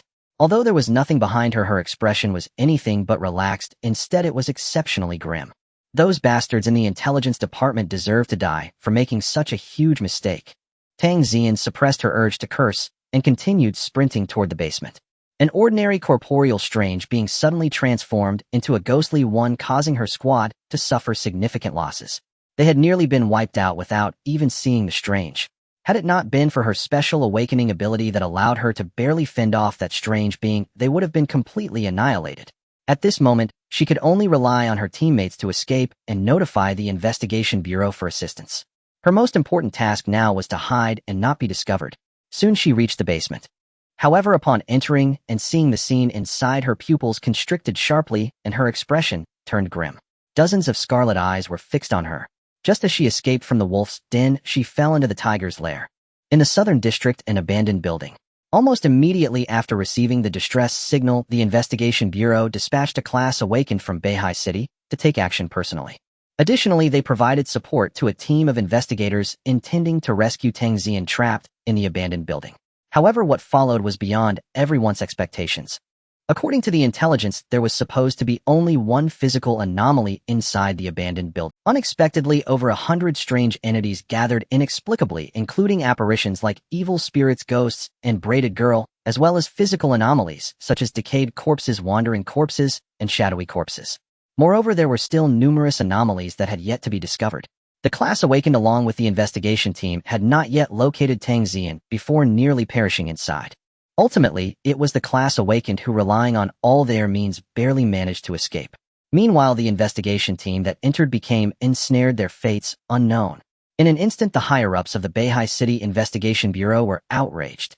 The personnel from the intelligence department responsible for the abandoned building were arrested on the spot for severe negligence and detained. At the same time, the abandoned building was designated as a key anomalous area. All buildings within a kilometer radius were forcibly requisitioned and residents were evacuated. At this moment, Xu Changqing was completely unaware of the events unfolding in Beihai City. Instead, he was comfortably resting in a room of Yun Ruaxi's villa. Although he could have chosen to return home in the middle of the night, he ultimately decided against it and opted not to take the risk. The next morning, Master Xu, I cannot thank you enough for your assistance last night. Shall I have someone take you back? Yun Ruashi, dressed in an enticing black silk nightgown, looked at Xu Changqing with sincere gratitude, her demeanor exuding a unique charm. Only in the morning did she dare to bring her bodyguards to the living room to check, only to find the entire area in ruins, nearly reduced to rubble. On the walls, there were unmistakably two head-shaped depressions along with bloodstains. Undoubtedly, the battle last night must have been anything but simple, its intensity unimaginable. Xu Changqing appeared nonchalant, but it was evident he had exerted considerable effort. At this moment, she was perhaps dressed casually due to being in her own home. The black silk nightgown from the previous night still clung to her, accentuating her alluring figure, her skin as fair as snowflakes, and combined with her sincerely grateful and enchanting face, she emanated an unusual allure. As a well-known female powerhouse and beauty in Beihai City, Yun Ruashi was naturally the object of many men's secret affections.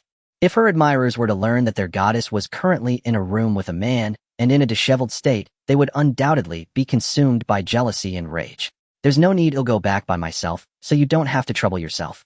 Xu Changqing could see that Yun Ruashi had other intentions. However, he was famously vigilant and resistant to the allure of beauty, directly rejecting her proposal. After all, why would he give up an entire forest for a single tree? Seeing Xu Changqing so easily refuse made Yun Ruashi feel a wave of discouragement and disappointment, almost causing her to doubt her own charm. Having served as the president of Tianhai Group in Beihai City for so long, she naturally had numerous suitors, yet none had ever caught her eye. However, Xu Changqing was evidently an unexpected surprise, not only because of his looks, but also due to the unprecedented sense of safety he provided. Without a doubt, a sense of security is crucial for a woman. The earlier encounter with the head ghost had shattered her so-called female powerhouse aura into pieces. It made her realize the overwhelming oppression of anomalies over ordinary people.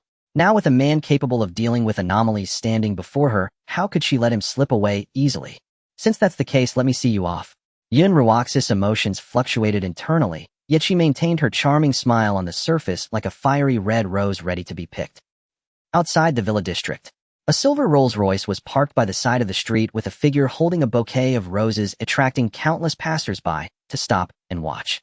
A silver Rolls-Royce, that car must be worth at least 10 million. Which rich second generation is out here, trying to impress a girl? What a handsome guy, and he has such a large bouquet of red roses. How romantic. I wish my boyfriend were as good as that. Sister, your poor boyfriend could never afford a Rolls-Royce. You might as well kick him to the curb and find a rich one. I happen to know a few wealthy sugar daddies. I can introduce you to them next time. Tisk, wealthy people truly are different. Just standing there makes people swoon. Lin Tianxiong, dressed in a sharp suit, wore a charming smile, holding a stunning bouquet of 99 fresh red roses, further drawing attention. Clearly, he intended to propose to a beloved woman. Many women in the crowd felt a surge of genuine jealousy. As the eldest son of the Lin Group, Lin Tianxiong had long harbored a desire for Yun Ruashi, the president of Tianhai Group. Among her many admirers, he was undoubtedly the most infamous. It wasn't just because of his good looks and wealth, but because he was known as a notorious playboy with a volatile temper. He would go to any lengths to possess the women he desired. Afterward, once he grew bored, he would simply spend a fortune to send them away. However, unlike previous superficial women, Lin Tianxiong felt he had found true love this time. Yun Ruaxi's stunning beauty and the aura of a powerful woman deeply captivated him, making him infatuated. Yet Yun Ruashi had never regarded him with special attention, often merely exchanging greetings during their meetings, while largely ignoring him, clearly aware of his playboy reputation. This only fueled his desire to conquer this thorny red rose, Yun Ruashi. To achieve this, he had discreetly inquired about her recent encounter with anomalies. He understood that she was undoubtedly at her most vulnerable and helpless, in need of a man to shield her from the storm and provide a sense of security. Simultaneously, it was an opportune moment to take advantage of her vulnerability. Lin Tianxiong paid no mind to the onlookers behind him, even intentionally gathering them closer. He had long arranged for paparazzi to mingle in the crowd, secretly snapping photos, waiting to create scandalous rumors.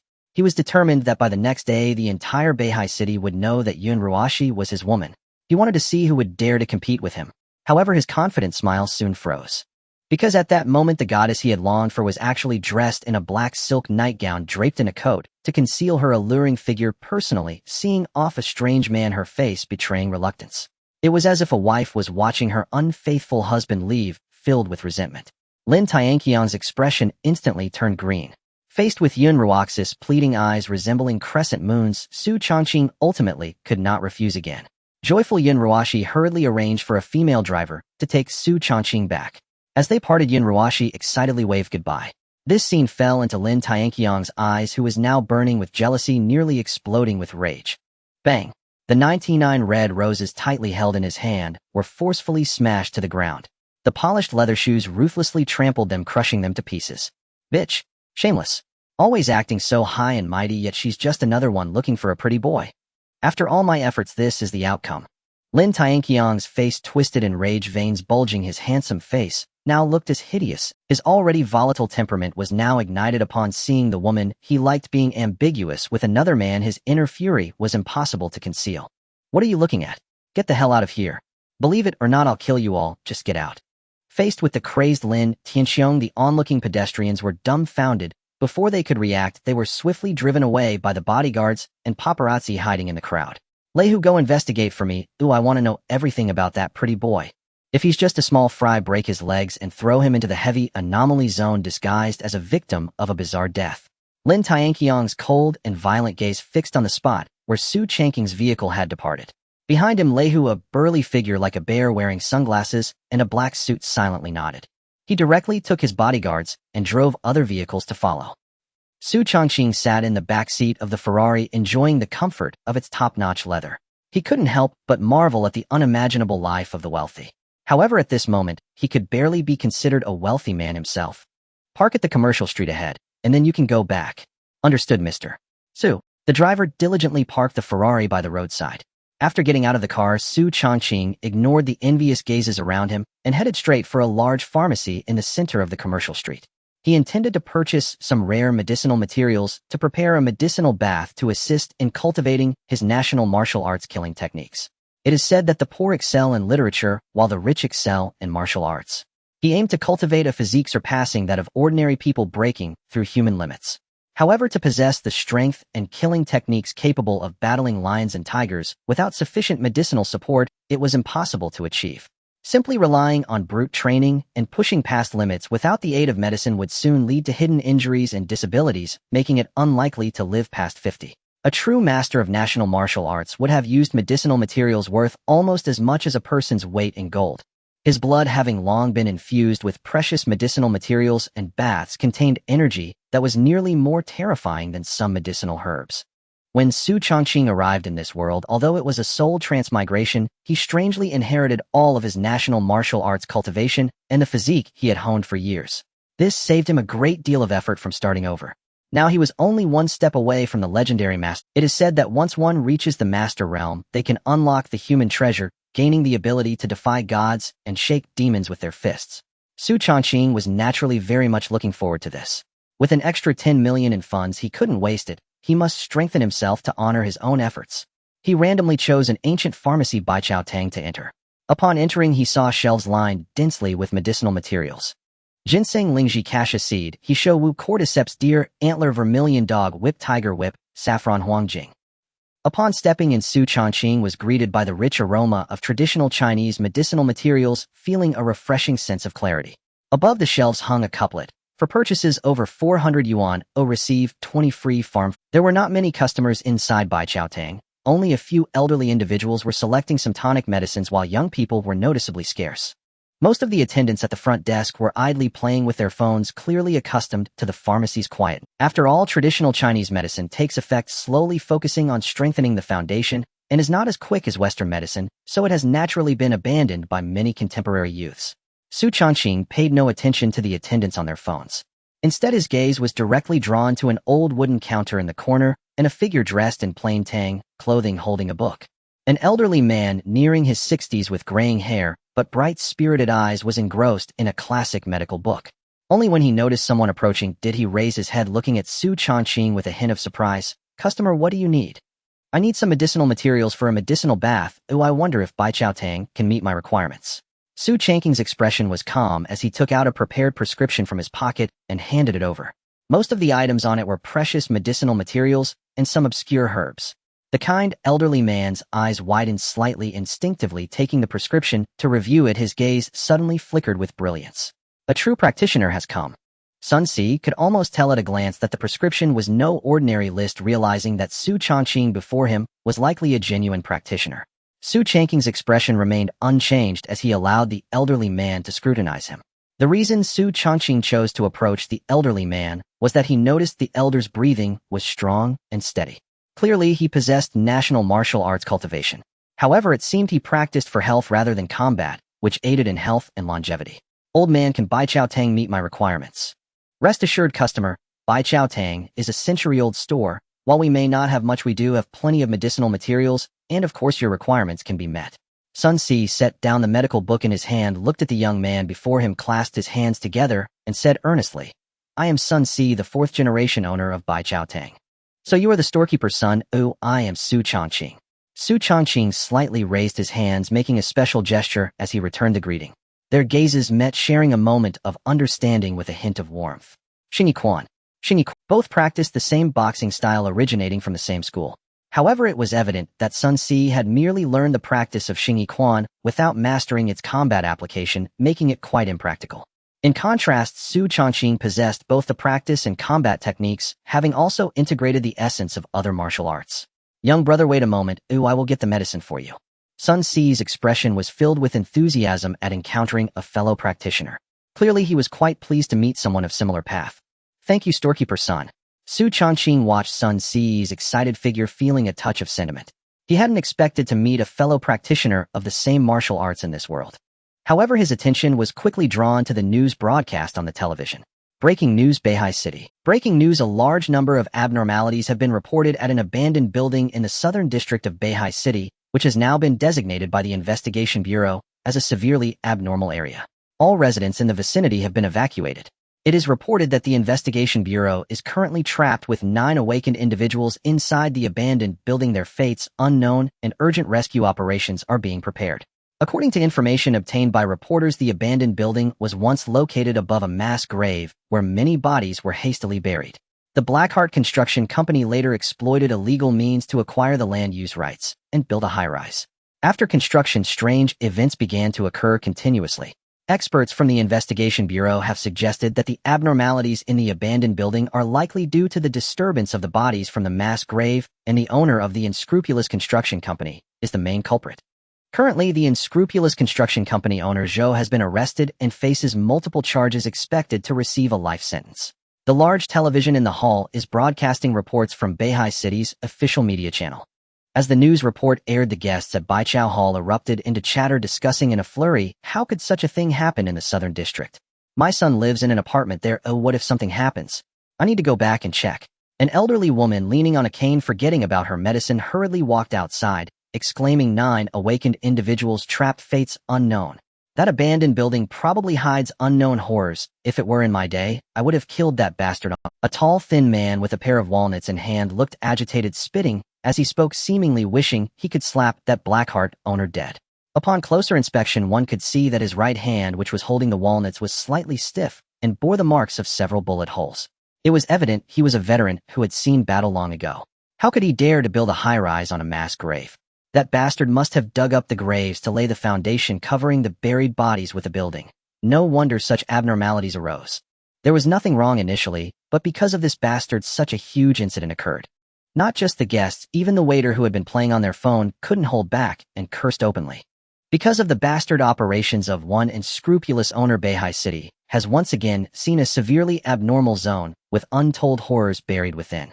What if the abnormalities inside the abandoned building feel uncomfortable and come rushing out? Wouldn't that mean more deaths? Previously, the invading abnormality known as 8-footed lady took the lives of more than 10 people. If all the abnormalities from the abandoned building were to escape, it would surely cause quite a chaos. The reason the Investigation Bureau has not taken extreme measures to blow up the abandoned building is that they fear the abnormalities might take the opportunity to escape, creating chaos. Moreover, there are 9 awakened individuals' lives at stake inside.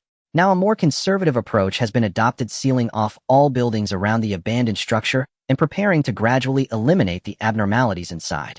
Xu Changqing's expression was also shifting, clearly troubled, as his apartment was located in the southern district, not far from the abandoned building. It seems that the southern district has become heavily guarded now. Currently, the Investigation Bureau is likely to deploy heavy security in the southern district to ensure no abnormalities escape. I might take this opportunity to intervene and slay some abnormalities to strengthen myself. Although there might be danger, the Investigation Bureau personnel are nearby, and as long as I operate appropriately and call for help in time, I shouldn't face any danger. Fortune favors the bold. Oh, let's do it. Killing abnormalities is undoubtedly the fastest way to gain power. Although I could choose not to return to my apartment and instead stay at a safer exorcism agency, I would lose many opportunities to grow stronger. As the saying goes, fortune favors the bold. The path of a martial artist is one of progress without retreat. With only one step away from the master realm, and two major abnormal abilities at my disposal, I am filled with confidence, and will not choose to retreat. So my young brother, here are the things you need. All of them are of sufficient age. Take a look. Sun Xiu appeared out of nowhere holding a tightly packed bag of herbs, and placing it in front of Xu Changqing. Xu Changqing didn't say much and directly opened the bag to check, finding that most of the items met his requirements. Moreover, some herbs were even older with better efficacy. It was evident that Sun Xiu had specially selected some better ones for him. Thank you, manager Sun, let's settle the bill. Ultimately, a large bag of materials for medicinal baths cost nearly $1 million.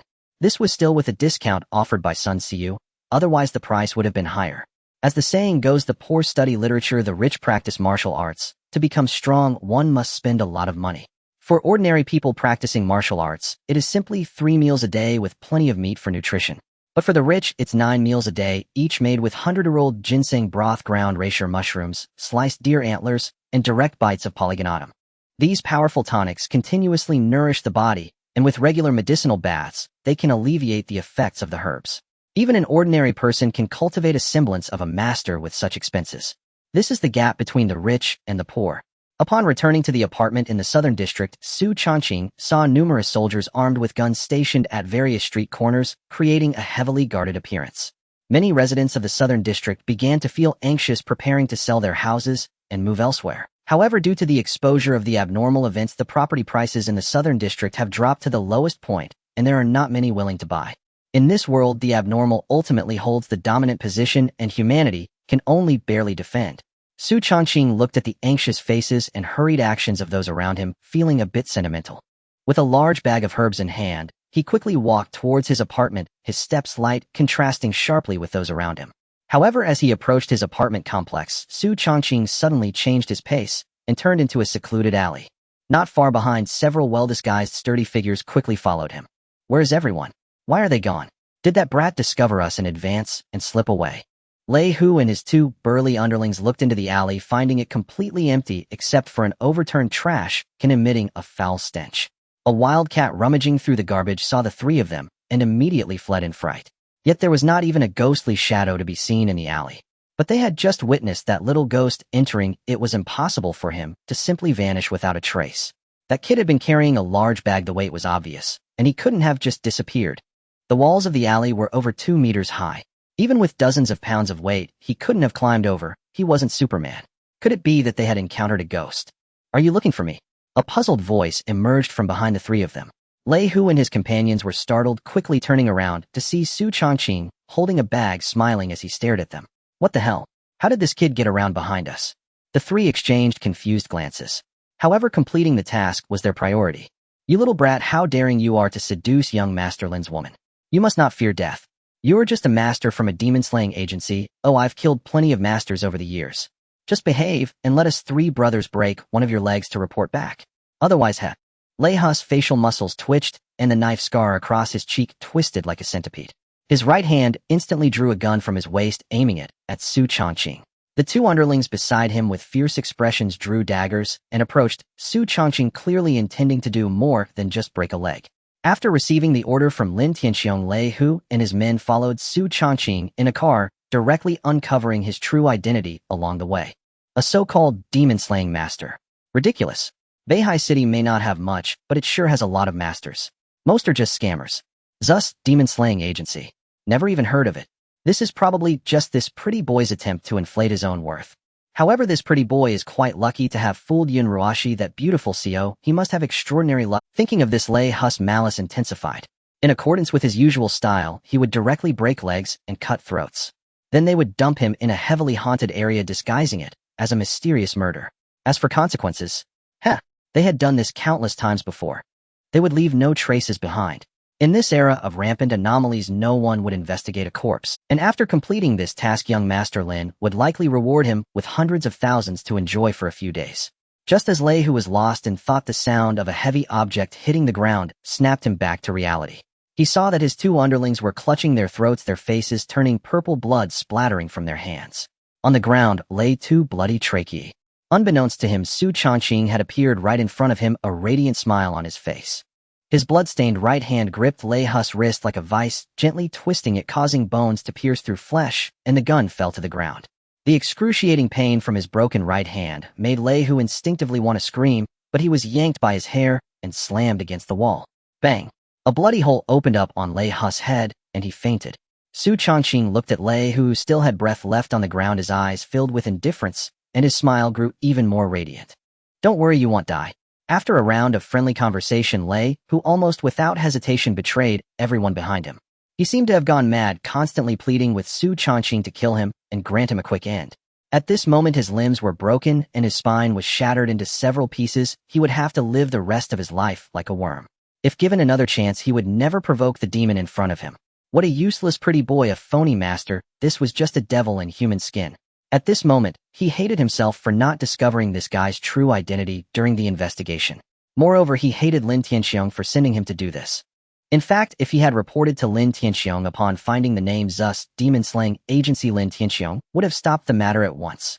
After all, compared to Lei Hu and others who were responsible for the dirty work and didn't recognize true Buddhas, the rich second generation of large corporations like Lin Tianxiong were aware of certain taboos in Beihai City. Among them, Zus, demon-slaying agency, was undoubtedly the most mysterious existence.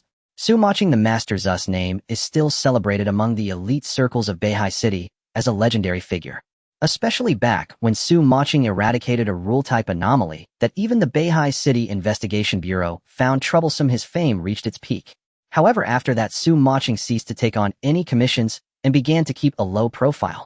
Previously, when Yun Ruashi saw the Zus demon-slaying agency put up its business sign, why was she so excited? It was because although Master Xu had not taken action for many years, his existence was still a legend in the eyes of countless people. If Lin Tianxiong knew Xu Changqing's true identity, he would never want to provoke him and would even take the initiative to retreat. After all, the real rich second generation are not fools. They would not provoke beings they cannot afford to deal with. Unfortunately, Lei Hu did not understand these matters and acted without even reporting to him. Lin Tianxiong, the eldest son of the Lin group, how interesting. I didn't expect to be wrongly accused due to Yun Ruashi. Indeed, women are disasters. However, since this has fallen on me, it's your misfortune. I certainly won't let Lin Tianxiong off the hook. If you dare to provoke me, you'll only meet a dead end.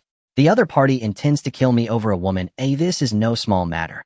Perfectly, he learned from Lei Hu that Lin Tianxiong would be attending a business gathering tonight. It was the perfect opportunity to settle things. As night gradually fell, the figures on the street quickened their pace to return home, no longer venturing out. For the anomalies, the arrival of night is their night of revelry. The slaughter would also begin. The apartment is filled with a strong aroma of medicinal herbs, the fragrance permeating the air. If the doors and windows weren't tightly shut, one might fear that the residents within a kilometer radius could catch a whiff of it. The dark green medicinal bath is floating with specks of herbal residue, emitting a significant amount of steam that transforms the entire bathroom into a fairyland. The temperature inside the medicinal tub reaches over 200 degrees. Even a normal person's hand would get scalded upon contact. However, Xu Changqing shows no signs of discomfort. Instead, he lies relaxed in the spacious tub, his robust and well-proportioned body humming a little tune.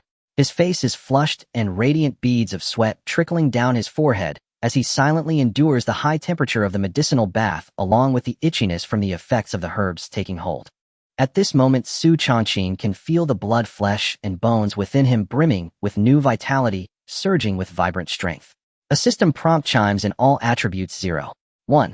Xu Changqing's eyelids, which were slightly lowered, suddenly snap open, revealing a glimmer of brilliance. He exhales a puff of white vapor that rises several feet before dissipating. The body that had felt itchy and fatigued suddenly seems to be infused with a new strength, further enhancing all his attributes. Indeed, the medicinal bath has quite an effect. Over time, it will surely bring out the full potential of this body, though it requires quite a sum of money. 10 million seems like a lot, but in reality, it can only sustain a month of medicinal baths. Hunting the strange not only brings in money, but also allows for the purchase of herbs to enhance strength, as well as increases one's strange abilities and trump cards. It's truly a multifaceted gain. Xu Changqing's brows relax, his dark and deep eyes gleaming with excitement. At this moment, he finds himself increasingly intrigued by this world filled with the bizarre. In this world, slaughter is the theme song, killing the strange while the strange kill people. The relationship between the two is both simple and complex. It's late, it's time to eradicate the roots. In contrast to the tranquility of other places, the Lin's Hotel in the city center is bustling with luxury cars, a constant flow of people and lively activity. Although nighttime is the favorite time for the strange to appear, it is also the most dangerous. Most ordinary people choose to stay home when night falls, avoiding outings that may attract or encounter strange entities. However, compared to the helplessness of ordinary people, how could the wealthy, especially those with power and influence, bear to hide in their homes without social activities at night? That would be no different from ordinary people. Thus, some special nighttime safe zones have emerged. Lin's Hotel is located in the bustling city center, spacious and undoubtedly in a prime location. More importantly, it is less than 3 or 4 kilometers from the Beihai City Investigation Bureau. It is undoubtedly one of the safest places in Beihai City. Even if the strange were to appear, it would quickly alert the Investigation Bureau. Since the establishment of Lin's Hotel 20 years ago, there have been no recorded incidents of strange killings, earning it a good reputation in Beihai City's high society. The financial flow of Lin's Hotel in a single night is beyond imagination. It is truly a goal. It is said that the Lin Group spent considerable funds and connections to acquire the land and establish Lin. On the surface, Lin's Hotel operates as a hotel, but in reality, it offers numerous entertainment facilities, including a dedicated golf course, swimming pool, diving pool, game room, karaoke ballroom, and more. In the banquet hall, elegantly dressed and distinguished individuals engage in social activities, each holding a glass of wine. Among them, some well-proportioned and prominent women are the objects of pursuit for numerous high society men. Yun Roashi sits alone in a corner on a sofa, lazily stretching her perfect figure while holding a glass. Tonight she is dressed in a professional suit that accentuates her figure, her long legs elegantly wrapped in black stockings, exuding an aura of ultimate temptation. Combined with her persona as a female CEO and her noble and aloof temperament, she is undoubtedly the most dazzling jewel at the banquet. Originally, Yun Roashi did not plan to attend tonight's feast. However, due to a minor issue with a project between Tianhai Group and Lin Group, she had to meet with Lin Tianxiong, the eldest son of the Lin Group, to confirm the situation. Yet compared to the upcoming business negotiation, Yun Roashi finds herself somewhat distracted, her mind wandering to the figure of Xu Changqing. I wonder what he is doing now. Just as Yun Roashi ponders this, Lin Tianxiong, dressed in a fitted suit, with a gentle smile approaches her. Roashi, what are you thinking about? Lin Tianxiong, our relationship has not reached that level, so please refrain from being overly familiar with your address. Yun Roashi snaps back to reality, looking at the polite and seemingly gentlemanly Lin Tianxiong, her tone lazy, yet tinged with a hint of coldness. She holds a deep aversion to Lin Tianxiong. This guy is not only one of her many suitors, but also one of the most detestable individuals. Beneath his seemingly gentlemanly facade lies a violent nature. If it weren't for their business dealings, Yun Roashi would never engage in a conversation with him. I was a bit anxious. I apologize, President Yun. Let's find a quieter place to discuss the project issues. Lin Tianqiang's smile freezes for a moment, his eyes flashing with a hint of coldness before returning to normal. This scoundrel pretends to be noble and aloof, yet is actually trying to seduce a pretty boy. I was blind before thinking I had found true love in you, and I restrained my violent nature, not directly taking you for myself. However, you didn't expect that the drink in your hand has already been spiked with sleeping pills. Tonight, I will have my... Lin Tianxiong suppresses his violent impulses, his smile becoming even more radiant. Yun Roashi frowns slightly, but chooses not to refuse. After all, in public it is indeed inappropriate to discuss business, as it may expose some commercial secrets. Moreover, despite Lin Tianqiang's violent nature, he shows no disrespect towards her, so there should not be any significant issues. But what if Lin Tianxiong has ulterior motives? I can easily crush his head. Does he really think I earned my 6th-degree black belt in karate for nothing? What Yun Roashi does not know is that the drink she just consumed contains sleeping pills. The effects will kick in shortly. The two find a relatively quiet meeting room. They prepare to discuss the project issues that have gone awry. However, no one notices that at the banquet a middle-aged fat man with a greasy face suddenly stiffens, his eyes glazing over. He heads straight for the buffet table, devouring food frantically. Lin Daxiao, the project data you mentioned has been checked several times. There's absolutely no issue. What exactly are you trying to find fault with? Yun Roashi raised her delicate eyebrows, her gaze sharp as she stared at Lin Tianxiong, who wore a hypocritical smile, as if she could see through his heart. At this moment, she began to sense that something was amiss. Lin Tianxiong appeared to be stalling for time. President Yun, there's no need to rush. It's better to be meticulous. After all, this is a major project worth hundreds of millions, which would also be beneficial for your Tianhai Group. Lin Tianqiang's feigned smile gradually began to fade, barely maintaining it. Any normal person could feel that something was off with him. At this moment, he felt an intense anxiety, and he started to worry about Yun Roaxi's piercing gaze. After all, in terms of pure combat power, Yun Roashi was a 6th-degree black belt in karate. He might not be her match. He should have had a few bodyguards stay in the room. But he had sent Lei Hu and the others to deal with that pretty boy, leaving him short of capable subordinates. According to the original plan, Yun Ruashi should have been incapacitated by the sleeping drug in her system, falling into a deep sleep, which would have allowed him to act freely.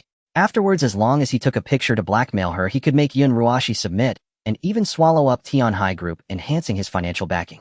However, all of this was based on Yun Ruashi falling unconscious. Now she was glaring at him with a cold expression, showing no signs of fainting, which left him feeling uneasy. Yun Ruashi was known for her ruthless heart. When she took over Tianhai Group, it was said that someone had taken an interest in her and attempted to use some underhanded means only to suffer significant losses. From that moment on, no one dared to easily set their sights on her. The reason Lin Tianxiong acted so impulsively was that he had seen Yun Ruashi and that pretty boy acting intimately in the morning, which ignited his jealousy, prompting him to resort to some methods. At this moment, it seemed he had failed. Then you can calculate here. I have matters to attend to at my company, so I won't stay any longer. Yun Ruaxi's eyebrows were cold, her tone frigid, as she prepared to leave the room. At this moment, she also sensed that something was wrong, so it was wise for her to leave first. The Lin Hotel was a property of the Lin Group, and Lin Tianxiong was the eldest son of the Lin Group. If anything happened, she would likely suffer losses. Lin Tianxiong watched Yun Ruaxi's silhouette, hesitated for a moment, but ultimately did not stop her. Just as Yun Ruashi was about to grasp the door handle and push open the door, she suddenly felt a strong wave of dizziness. Her whole body seemed dazed and her steps became unsteady. You, actually, drugged me. Yun Ruaxi's exquisite and cold face displayed a look of disbelief and anger. Instinctively wanting to bite her tongue to stimulate herself with pain, but the drug's effect came too quickly and violently, leaving her with no strength to break her tongue. Her eyelids grew heavier. Bang! Yun Ruashi collapsed directly onto the Persian rug, and the phone she had been tightly gripping fell to the ground. Lin Tianxiong looked at the scene in disbelief, his smile gradually becoming frenzied and increasingly unrestrained. Heaven helps me, heaven helps me. Indeed, the heavens are on my side. Ha ha ha, Yun Ruashi, you wretched woman, finally you've fallen into my hands. I liked you so much, yet you want to seek out that pretty boy. If I had known, I should have resorted to some means from the beginning. What nonsense, true love, it's all rubbish. Lin Tianxiong's violent gaze swept over the unconscious Yun Ruashi on the ground, as if he were sizing up his prey. At this moment, he felt as if heaven was aiding him. He thought the duck that was supposed to be in hand would fly away, but unexpectedly, he successfully drugged her. Next, it was time for him to do as he pleased. Lin Tianxiong ripped off his tie and tossed it to the ground. Looking at the unconscious female president on the floor, he couldn't help but feel his breath becoming heavy and adrenaline surging. Tonight, he must engage in a fierce battle. Just as Lin Tianxiong approached Yun Ruashi only a few steps away, he suddenly stiffened, his gaze fixed on the shadow beneath him. He noticed that a third shadow had appeared in the room that had originally contained only two people. And this newly appeared shadow coincidentally overlapped with his own shadow. If Lin Tianxiong hadn't instinctively glanced down, he might have nearly missed it. Who? What? Lin Tianxiong quickly turned around, and he found that a sharp blade had unknowingly appeared in his hand, one he had taken from the table. However, when he looked with his violent gaze towards the presence behind him, his pupils widened, feeling as if a bucket of cold water had been poured over his heart. All his violent emotions dissipated, his body trembled uncontrollably, and he wanted to shout, yet his lips quivered and couldn't open. Behind him stood a tall figure draped in a black cloak, silently watching him. However, the figure's head was not a human head. Instead, it was a head made of straw. Countless golden yellow straws seemed to have life, constantly writhing and coalescing into a head. Its hollow eyes seemed to contain boundless darkness capable of dragging a person into the abyss. It was eerie. It was indeed eerie. Lin Tianxiong trembled violently, his heart roaring, wanting to scream for help. But the terror stemming from the bizarre sight rendered him unable to do so. Suddenly, the straw head in front of him began to twist backward like a twist of dough, turning 2.5 turns. Lin Tianxiong's eyes widened as if his neck was being controlled, and he began to mimic the same movements as the straw head in front of him. Crack! Lin Tianxiong's eyes bulged, his tongue protruding, and his neck twisted backward, becoming grotesque, like a twisted dough. Bang! He fell to the ground, eyes wide open in death. Until his last breath, he remained convinced that it was the bizarre that killed him. The spinning straw had quickly spun back, returning to its original state. Its hollow gaze looked down at Lin Tianxiong, who lay dead, without closing his eyes, showing no signs of. When it looked towards the unconscious Yun Ruashi, a strange emotion surfaced on its face. Unexpectedly, it turned out to be a hero saving the beauty. Xu Changqing thought in slight astonishment. He had originally intended to come and kill Lin Tianxiong, this scourge, yet by a twist of fate, he ended up saving Yun Ruaxi's pure self. However, Xu Changqing had no intention of waking Yun Ruashi at this moment. Instead, he took a step and transformed into a shadow, leaping out the window, disappearing into the night. With Xu Changqing's departure, the meeting room was left with only the unconscious Yun Ruashi and Lin Tianxiong, whose head was twisted behind him. In the banquet hall, a middle-aged, greasy man was stuffing himself, his belly swollen like that of a woman in her 10th month of pregnancy. However, he showed no signs of stopping his eating. Instead, he became even more frenzied. Even though his mouth was already stuffed full, he continued to shove food into it, like a starving ghost reborn. The other guests were frightened by his appearance, instinctively moving away from him. A waiter witnessing this scene hurriedly approached to dissuade him. "Sir, you can't eat any more. If you keep this up, your stomach will burst." The waiter's words suddenly stopped short, his eyes glazed over, his body trembling and freezing cold. A pair of crimson eyes were fixated on him, filled with madness and despair. The gaze upon him was as if he were looking at food. So hungry. The flesh on the middle-aged man's face trembled violently, his lips curling back to reveal bloody meat chunks and his ground-down teeth. His mouth transformed into a blood-red cavern capable of swallowing a basketball. Crack. Tear. The waiter's head was swallowed whole. The sounds of flesh tearing and bones cracking echoed. The headless corpse of the waiter fell to the ground. The middle-aged man, veins bulging, had his mouth wrapped around a bloody head, continually gnawing with his ground-down teeth. A chilling sound of chewing filled the air. The once lively banquet hall fell silent, everyone staring in disbelief at the scene before them. The bloody headless corpse on the ground and the middle-aged man's bizarre behavior were undoubtedly a severe visual shock. Some of the more faint-hearted guests directly vomited. "It's unnatural. There is something unnatural here. What is happening? The Lin Hotel has been open for so many years. Isn't it claimed to be the safest place in Beihai City? Stop talking and run. Where are the security personnel? Hurry. Report it to the authorities and have them send the investigation team. Damn it, how did I end up in this situation? Any, come with me." The scene instantly descended into chaos, with everyone's faces showing anxiety as they rushed towards the exit, losing all their previous elegance. The security personnel responsible for maintaining order and safety also unhesitatingly joined the fleeing crowd, with none daring to confront the unnatural entity. Let them deal with ordinary people. Of course, no problem. Let them handle the unnatural. That's absurd. The middle-aged man gnawing on the human head felt a surge of anger at the chaotic noise and screams around him. These bipedal prey were severely disturbing his meal. The feeling of hunger surged again, driving the unnatural entity possessed within the middle-aged man into a frenzy.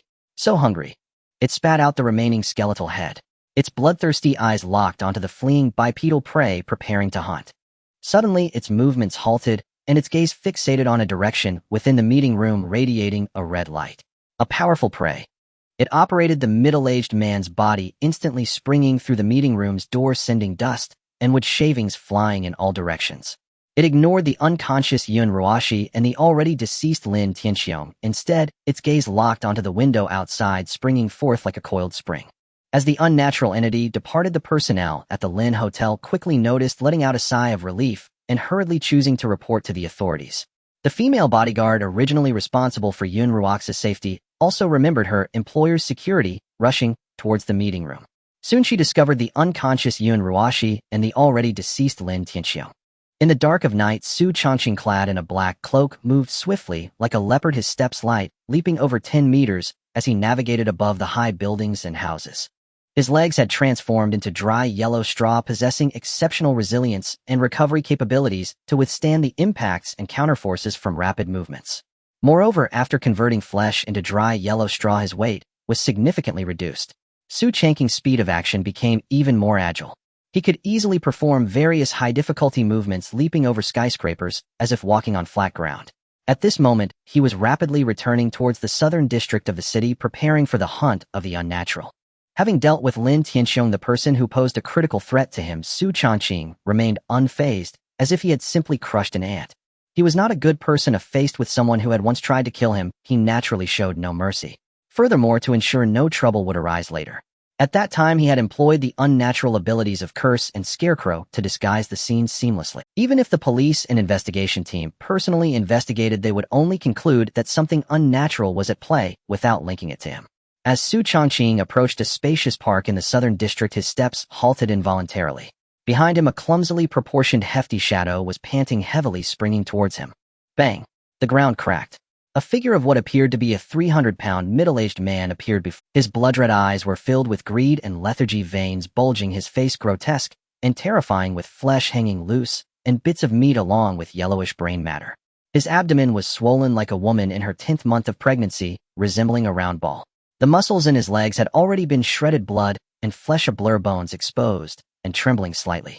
Clearly, he had been forcing this hefty body to move quickly. So hungry. He looked at the beast-like figure before him, now devoid of reason. Xu Changqing furrowed his brows slightly, his eyelids drooping, his gaze growing cold, and his expression indifferent. A starving ghost. The middle-aged man's bizarre form, resembling a woman in her 10th month of pregnancy, along with his blood-red eyes and incessant cries of hunger, led Xu Changqing to immediately identify a specific type of unnatural entity. A starving ghost. An unnatural entity gradually transformed from the souls of those who had died from starvation, tainted with malevolent energy. Moreover, it was not a corporeal type of unnatural like the 8-footed lady or the head ghost. The starving ghost is a ghostly type of unnatural. It has no physical existence. The hungry ghost, a ghostly anomaly, originates from the spirits of humans or other beings that have died of starvation. It has no physical form and is inherently driven by a strong sense of hunger, possessing humans and continuously consuming food until the host perishes, then seeking another human to inhabit.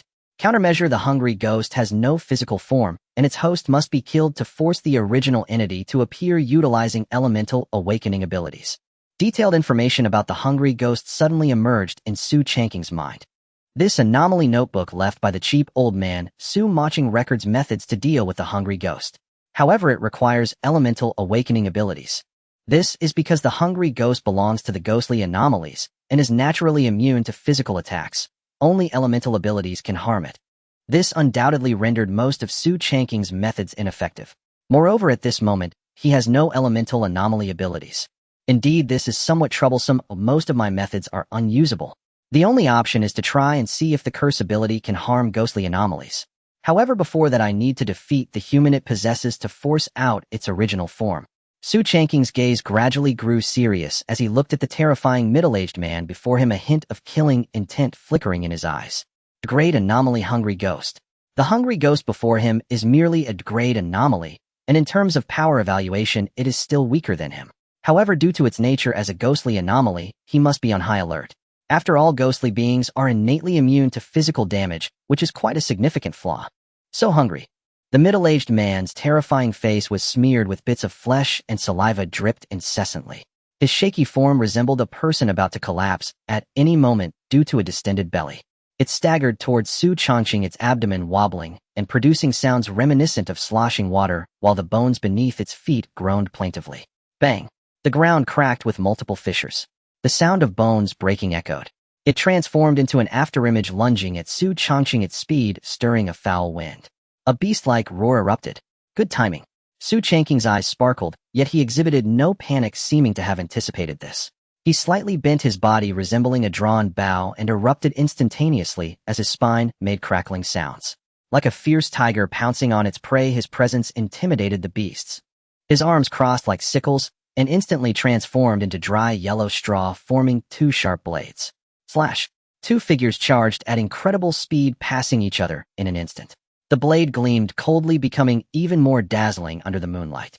With a rip, a head flew and flesh scattered. The body controlled by the hungry ghost was directly severed into pieces. The cut surfaces of flesh and bones were smooth and fine, showcasing the skill of the one who struck. The gruesome head that fell to the ground still bore a look of astonishment and disbelief in its blood-red eyes. Clearly, it did not expect that merely a single encounter would lead to the death of the body it controlled. A wisp of white mist gradually emanated from the grotesque head, transforming into a small, emaciated figure with visible ribs resembling a malevolent ghost. Degrade anomaly. Hungry ghost. So hungry. The ghost's emerald eyes rapidly darted, directly locking onto Xu Changqing behind it. Its form darted forward like lightning, attempting to enter his body for control. The hungry ghost's ability is quite simple. It can manipulate human or biological bodies.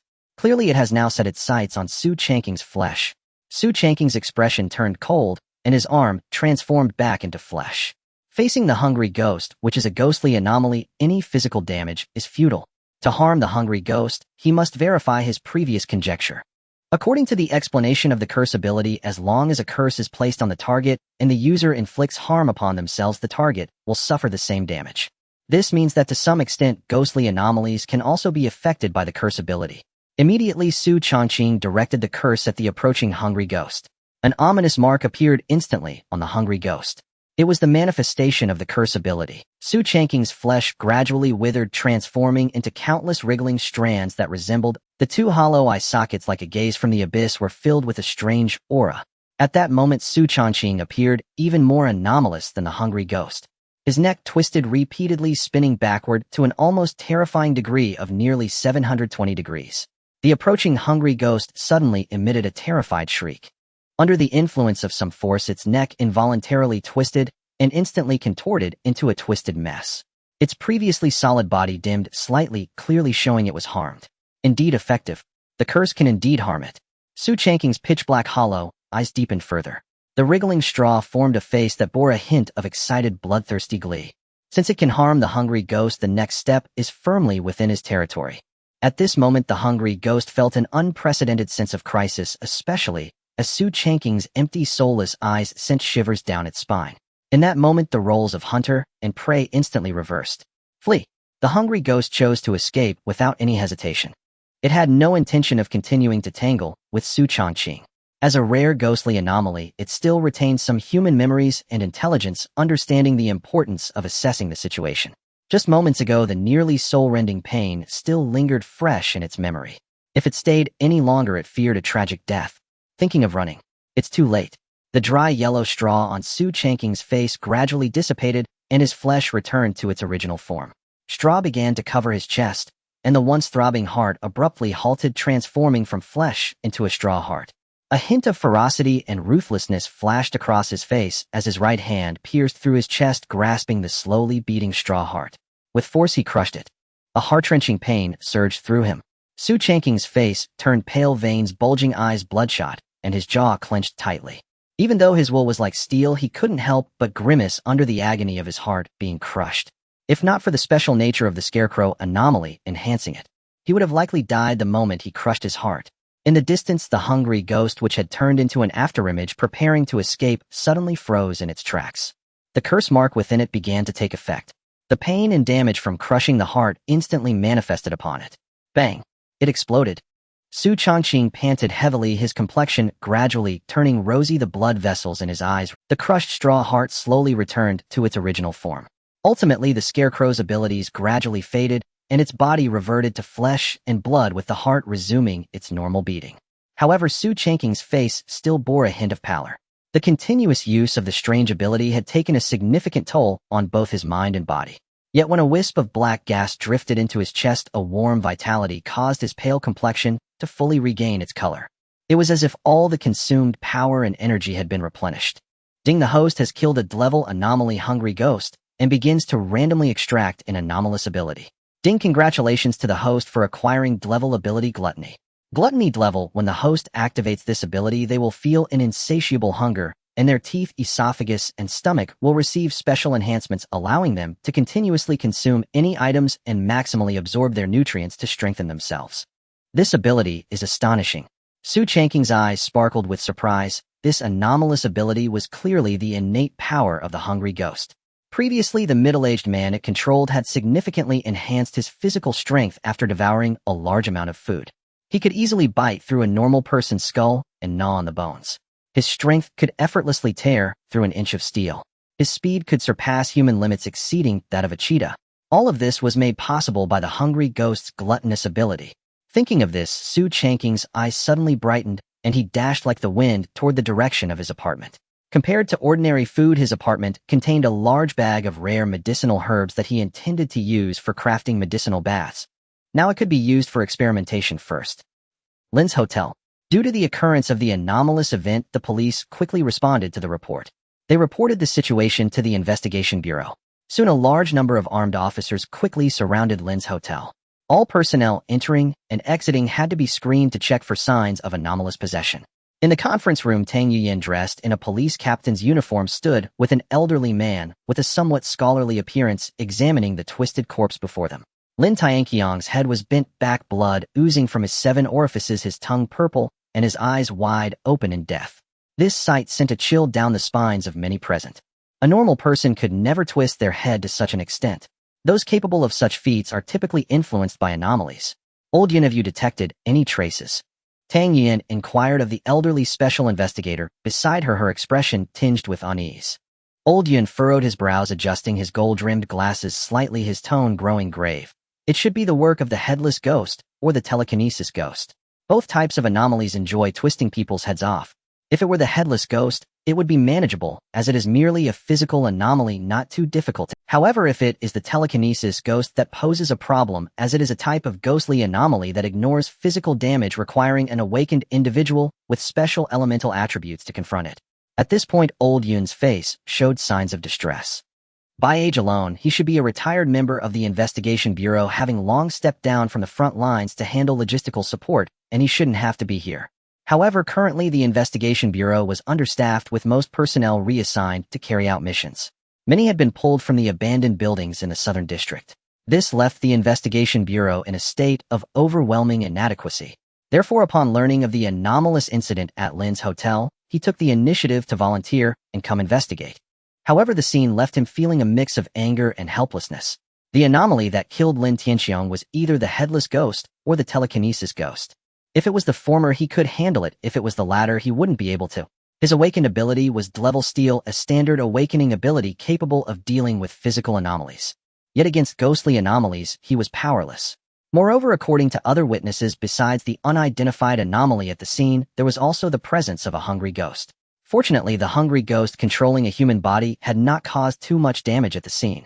However, the danger posed by the roaming hungry ghost was likely even greater. Didn't the Investigation Bureau repeatedly state to avoid gathering at night? What is going on with this hotel operating openly, and now leading to an anomalous murder? The hotel cannot escape responsibility. Old Yun's face flared with anger as he directly scolded the hotel staff. At this moment, he was absolutely furious, as the Lin's Hotel's blatant operation had attracted the arrival of two anomalies, resulting in a grievous death incident. The hotel's general manager on the side felt like a subordinate being reprimanded, not daring to rebut in the slightest, only able to smile nervously. The elderly man before him was a big shot in the Investigation Bureau, wielding the power to deal with anomalies. He was not someone a mere general manager could afford to offend. Even if the chairman of Lin's group were here, he would likely be no stronger than him. Captain Tang, I leave the following matters to you. For now, seal this hotel. Beihai City needs to be reformed. Understood, Old Yun. Without hesitation, Tang Yin readily agreed and instructed her subordinates to prepare the seal. The general manager's face instantly turned pale and weak, nearly collapsing to the ground. If it weren't for the employees behind him supporting him, he would have likely crumbled to the floor. Lin's hotel was one of the main sources of income for Lin's group. It was like a golden goose. The cash flow from one night was undoubtedly an unimaginable amount. Now, if it were sealed, the upper management of Lin's group would probably be able to kill him. Moreover, more critically, Lin's group's eldest son Lin Tianxiong had been unexpectedly murdered by an anomaly in the hotel. This incident was no less serious than the hotel's sealing. It was said that the chairman of Lin's group was on his way here. His position as general manager was undoubtedly over. Whether he could escape unharmed was questionable. He was finished. With a sinister expression and cold gaze, Lin Hou looked down at the lifeless body of Lin Tianxiong, whose 7 orifices bled and eyes remained wide open in death. A surge of anger filled him, and he forcefully brought his cane down. Trash to use despicable means for a worthless woman and still end up dead by some strange force. He lamented, now I have to clean up this big mess.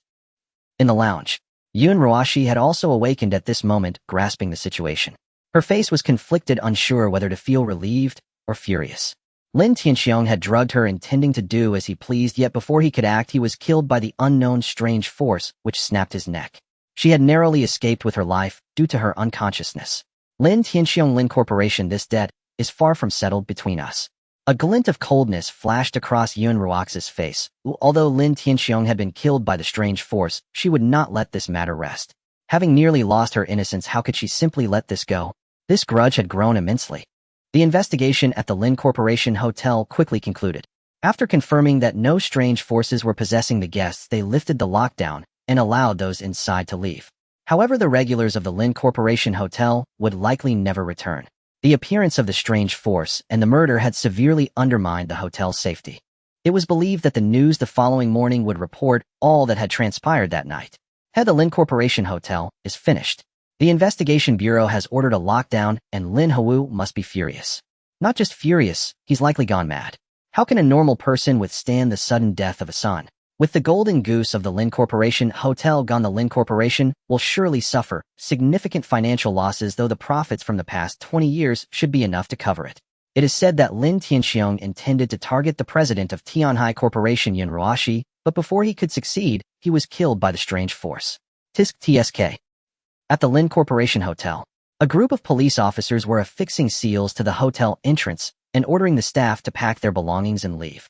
Tang Yuyan stood at a distance watching the scene unfold before her with a hint of unusual emotion on her face. Old Yun, is there still no conclusion regarding the situation in the Southern District? The situation in the Southern District is rather complex. The abandoned building is rife with strange forces, and a hasty assault could lead to unforeseen consequences. Old Yun sighed, clearly aware of what Tang Yuyan wanted to ask. Rest assured, your sister Tang Xian is a rare ice element awakened. Although her offensive capabilities aren't the strongest among elemental attributes, her survival abilities are commendable. Furthermore, the Investigation Bureau won't easily abandon them. All personnel trapped inside will be rescued with utmost effort. Old Yun was familiar with Tang Yuyan's complex emotions and even understood them well. Her sister Tang Xian was the leader of the combat team at the Beihai City Investigation Bureau, having awakened a special ice element ability, making her extraordinarily powerful, allowing her to engage with ghost-like strange forces to some extent. However, she had recently fallen into the abandoned building while protecting her team members, her life and death unknown. Additionally, another team of awakened individuals was also trapped inside the building. Currently, the Investigation Bureau was considering how to eradicate all strange forces inside, while ensuring the safety of their personnel.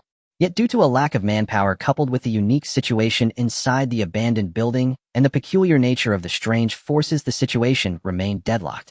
Hearing Old Yun's somewhat comforting words, Tang Yuyan felt no sense of relief. Instead, her thoughts, trapped inside a building shrouded with countless unknown strange forces, whether they could survive was uncertain. By the time the Investigation Bureau's rescue arrived, they might already be nothing but bones. Thank you for informing me about these matters, Old Yun. I am deeply grateful. I was a colleague of your sister Tang Xian and can be considered her senior, but in this matter, I am also powerless. Old Yun's expression turned grim as he sighed, then walked away to allow Tang Yuyan some time to think. Most of what he said was mere consolation. After all, the Investigation Bureau had previously dispatched a clever investigator leading a small team into the building for a rescue, only to narrowly escape with their lives. Faced with countless strange forces attacking and the watchful eyes lurking in the shadows, even a clever investigator couldn't withstand it and barely escaped. And Tang Xian was merely a level ice element awakened. Her chances of survival were extremely slim. Watching Old Yun leave, Tang Yuyan's face grew even paler, clearly having understood the meaning behind his last words. The hope of her sister living was slim. Memories of her sister Tang Xian and the countless scenes of their childhood flashed in her mind. Sister, I want to join the Investigation Bureau and become the youngest investigator in Beihai City. Alright, but you must eat regularly to maintain your health and awaken your special abilities. Now open your Woo, I'm not a child anymore. I don't need to be fed. Wait, I want to eat green peppers. If you are picky, you won't be able to awaken your abilities and become an investigator. Really?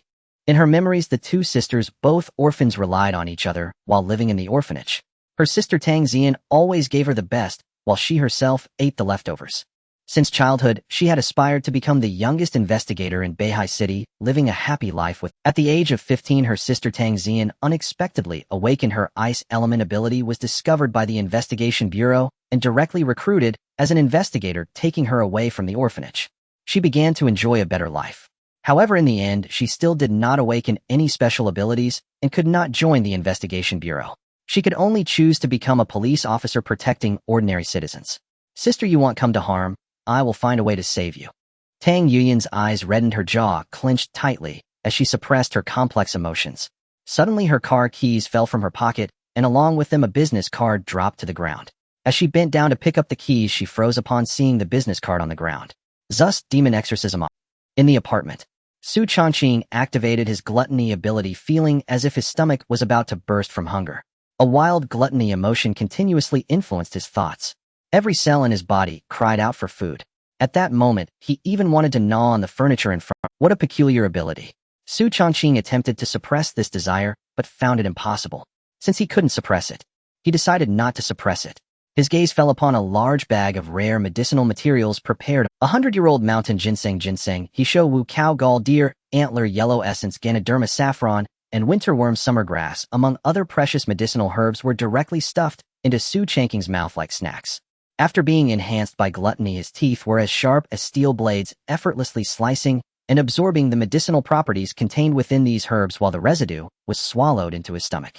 The formidable digestive ability of his stomach rapidly obliterated the medicinal residue, absorbing and converting it into medicinal efficacy. Abundant medicinal power continuously spread from his stomach, transmitting throughout his entire body. At this moment, every cell began to feel an intense hunger, continuously devouring the medicinal essence that permeated throughout his body, enhancing his strength and vitality. After consuming nearly dozens of pounds of precious medicinal herbs, Xu Changqing's stomach remained flat, without any bulge, as if he had not eaten anything at all. However, the skin all over his body turned bright red, instantly resembling a boiled shrimp, with a burning sensation continuously surging. Even the tip of his nose began to feel a hot, moist sensation, leading to a nosebleed. A normal person might feel overwhelmed after consuming a few ginseng roots. Yet Xu Changqing consumed nearly 100 times the amount of medicinal herbs at once. Logically, this should have meant certain death, but under the digestion of gluttony, all danger was suppressed to a minimum. The host consumed a large amount of medicinal herbs. The gluttony ability began digestion, and physical attributes are improving. Host attributes: strength 1, speed 1, constitution 1. The strong medicinal effect was quickly absorbed. Xu Changqing felt as if he had undergone a complete transformation. He felt noticeably lighter, and his muscles and bones experienced a significant enhancement. Indeed, using gluttony to enhance oneself is undoubtedly the most extraordinary ability. Xu Changqing's eyes sparkled as he sensed the power within him, a hint of intoxication appearing on his face. At this moment, his strength had increased terrifyingly, nearly doubling compared to before. System Attribute Panel. Host: Xu Changqing. Strength 4. 1. Speed 4. 1. Constitution 4. 1. Spirit 5. 1. Strange Abilities: Scarecrow level, Curse level, Gluttony level. Evaluation: D level. Normal people's base attributes are all 1. Suddenly, Xu Changqing's expression stiffened, and he punched the air with his right arm. His strength gathered from his waist, flowing through his spine, and suddenly unleashed, causing his bones to resonate, the force penetrating into his bones, erupting with a sound like the roar of tigers and leopards, thunderous and overwhelming. Bones resonated, echoing like tigers and leopards. Not far away, the wall was struck, leaving a 1-inch deep imprint of his fist. The imprint was clear and lifelike, as if it had been hammered in by tremendous force. This method, akin to attacking from afar, far exceeded what a normal martial arts master could achieve, truly astonishing. If it were actual combat, he could probably kill an enemy within a few feet, relying solely on the power of his fist, presenting an additional long-range means of attack. If I were to encounter the 8-foot lady again right now, I wouldn't need to risk my life. With just my physical body, I could tear her apart. Xu Changqing's eyes flashed with excitement and a bloodthirsty glint, yet he still felt an unprecedented hunger that constantly affected his thoughts, urging him to continue devouring. Xu Changqing decisively deactivated the gluttony ability, and the hunger that originated from his soul vanished instantly, allowing his somewhat chaotic thoughts to calm down. After deactivating the gluttony ability, Xu Changqing could clearly feel a sense of being overly full, feeling somewhat lethargic, unwilling to move. His brow furrowed slightly, somewhat surprised. Clearly, while gluttony had its advantages, it also had numerous drawbacks, yet for now the benefits outweighed the disadvantages. With my strength enhanced, I'll explore the area around the abandoned building in the southern district tonight to see if I can encounter some solitary anomalies. If I run into some special anomalies, I could consider using the dragon seal box to seal them and use them for myself. At this moment, he was bold and fearless, with a desire for the anomalies rather than fear. With his current combat power, he wouldn't be afraid, even if he encountered a group of corporeal anomalies. Even the rare ghost-type anomalies could be countered. Moreover, he was also preparing to seal some special anomalies to enhance his capabilities. Detecting that the host's strength is on track. Mindset. Improving task template unlocked. Daily tasks initiated. Daily task, level hunting task. Description: due to strange events in the southern district of Beihai City, a large number of wandering anomalies have gathered. Please eliminate 10 level anomalies. Task reward: space, ring 1 square meter. Do you accept this task? Looking at the suddenly unlocked task template and daily task, Xu Changqing couldn't help but raise an eyebrow, yet he showed no excessive surprise or other emotions. Before coming to this world, he had read many system-themed novels and other types of web literature, so he was quite receptive to many things. Interesting, I didn't expect a pillow would be delivered just as I was dozing off. A daily task came directly. Xu Changqing chose to accept the task as he was already planning to hunt anomalies and would conveniently complete the task to receive rewards. Furthermore, the tasks issued by the anomaly hunting system had no time limits or penalties for failure, clearly not imposing too many restrictions. Compared to some web novels where systems often demand annihilation, this was much better. Hunting time. The night was hazy with the bright moon hanging in the sky. The pure white moonlight illuminated the ground, as if a layer of pristine snowlight had fallen. The dark streets were now filled with an extra layer of cold silence. Ever since the situation in the southern district became peculiar, many wealthy individuals chose to move to other safer areas. Only some middle-class and working-class people who still needed to pay off their mortgages remained behind. From the dark alley, sounds resembling the tearing of beasts echoed continuously. Then came the crackling sounds of bones being gnawed. A thin, ragged figure emitting a foul odor was seen on the ground, constantly tearing at the corpse of a stray dog. With a gaunt face, pitch-black eyes, and sharp teeth, he resembled a beast gnawing on flesh. His entire body was withered, appearing as if skin were wrapped around bones. His long, pointed fingers were dark and shiny, sharp, like small daggers. Level Anomaly Wandering. The wandering corpse belongs to the category of physical anomalies possessing a powerful body impervious to knives and guns, able to withstand small-scale firearms. Its clawed arms can tear through steel, ripping a person in half. With an extraordinarily strong sense of smell, it can detect the scent of blood from several kilometers away. Its speed is equally astounding, easily keeping pace with an average person's stride. However, this anomaly usually acts purely on instinct, lacking any semblance of intelligence, and does not possess particularly unique abilities, earning it the title of one of the weakest anomalies. Even specially trained soldiers armed with high-powered weapons can hunt it down. Most of these anomalies are the result of corpses infused with resentment transformed under certain conditions. Thus, the Yin Kingdom is currently promoting cremation rather than burial to avoid the possibility of some corpses transforming into anomalies. The wandering corpse on the ground quickly consumed the corpse of a stray dog, slowly rising to search for its. At the moment it turned around, a towering figure clad in a black cloak and wearing a ghostly mask suddenly appeared behind it without a sound. The pale and powerful right arm struck like an eagle's claw, reaching for the spine of the wandering corpse. The powerful force of the claw easily tore through the flesh and blood of the wandering corpse, seizing its spine and pulling it out directly. Black blood gushed out instantly, but before it could splatter on Xu Changqing, it was deflected by a burst of energy. With a casual flick of the long spine and hand, the force penetrated and transformed into a spear, pinning the wandering corpse to the ground. Without its spine, the wandering corpse resembled a boneless creature, only able to squirm, having lost the ability to exert force and support its own flesh. However, due to the lack of pain perception, even after losing its spine and being pinned to the ground by the spear made from it, there was no sound of anguish. Instead, it continued to rely on its bloodthirsty instincts to try and grasp Xu Changqing, eager to devour him. Boring. Xu Changqing's expression remained indifferent as he looked at the terrifying wandering corpse underfoot, akin to seeing a repulsive insect, and he crushed its skull with a single step. Crack! The skull shattered. The wandering corpse's struggling ceased. Its body suddenly vanished. A black mist flew from the ground into Xu Changqing's body. Ding host has killed class Anomaly Wandering Corpse, earning 5 anomaly points. The system's prompt sounded. Xu Changqing frowned slightly. This time, he did not gain an anomaly ability, but rather received anomaly points.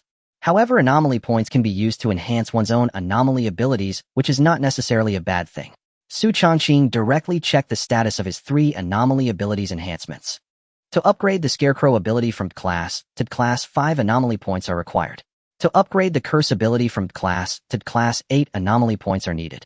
To enhance the Gluttony ability from class to class, 10 anomaly points are necessary. Clearly, the requirements for upgrading each anomaly ability differ. Or perhaps these anomaly abilities have varying degrees of rarity or importance. It seems tonight will require a significant hunt. Xu Changqing's figure was agile as he effortlessly leaped onto a rooftop, surveying the distance. At this moment, he was still on the outskirts of the southern district, and the closer he got to the abandoned buildings, the higher the possibility of encountering anomalies. The likelihood of encountering investigators from the Investigation Bureau also increased. However, Xu Changqing was not yet prepared to engage with the Bureau's personnel. In fact, he had no desire to join this official organization.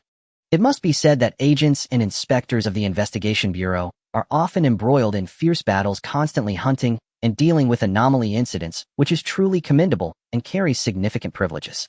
If it were merely this, Xu Changqing would indeed have a considerable interest in the Investigation Bureau. But the constraints and obedience required by the Bureau make it impossible for Xu Changqing to praise them. He had long grown accustomed to freedom, naturally unwilling to be bound in any sense. He deeply admired those in the investigation bureau who would risk their lives for the safety of ordinary people. Yet he would never become someone like them. He was ultimately just a rather cold, indifferent, and selfish mundane person without a spirit of sacrifice.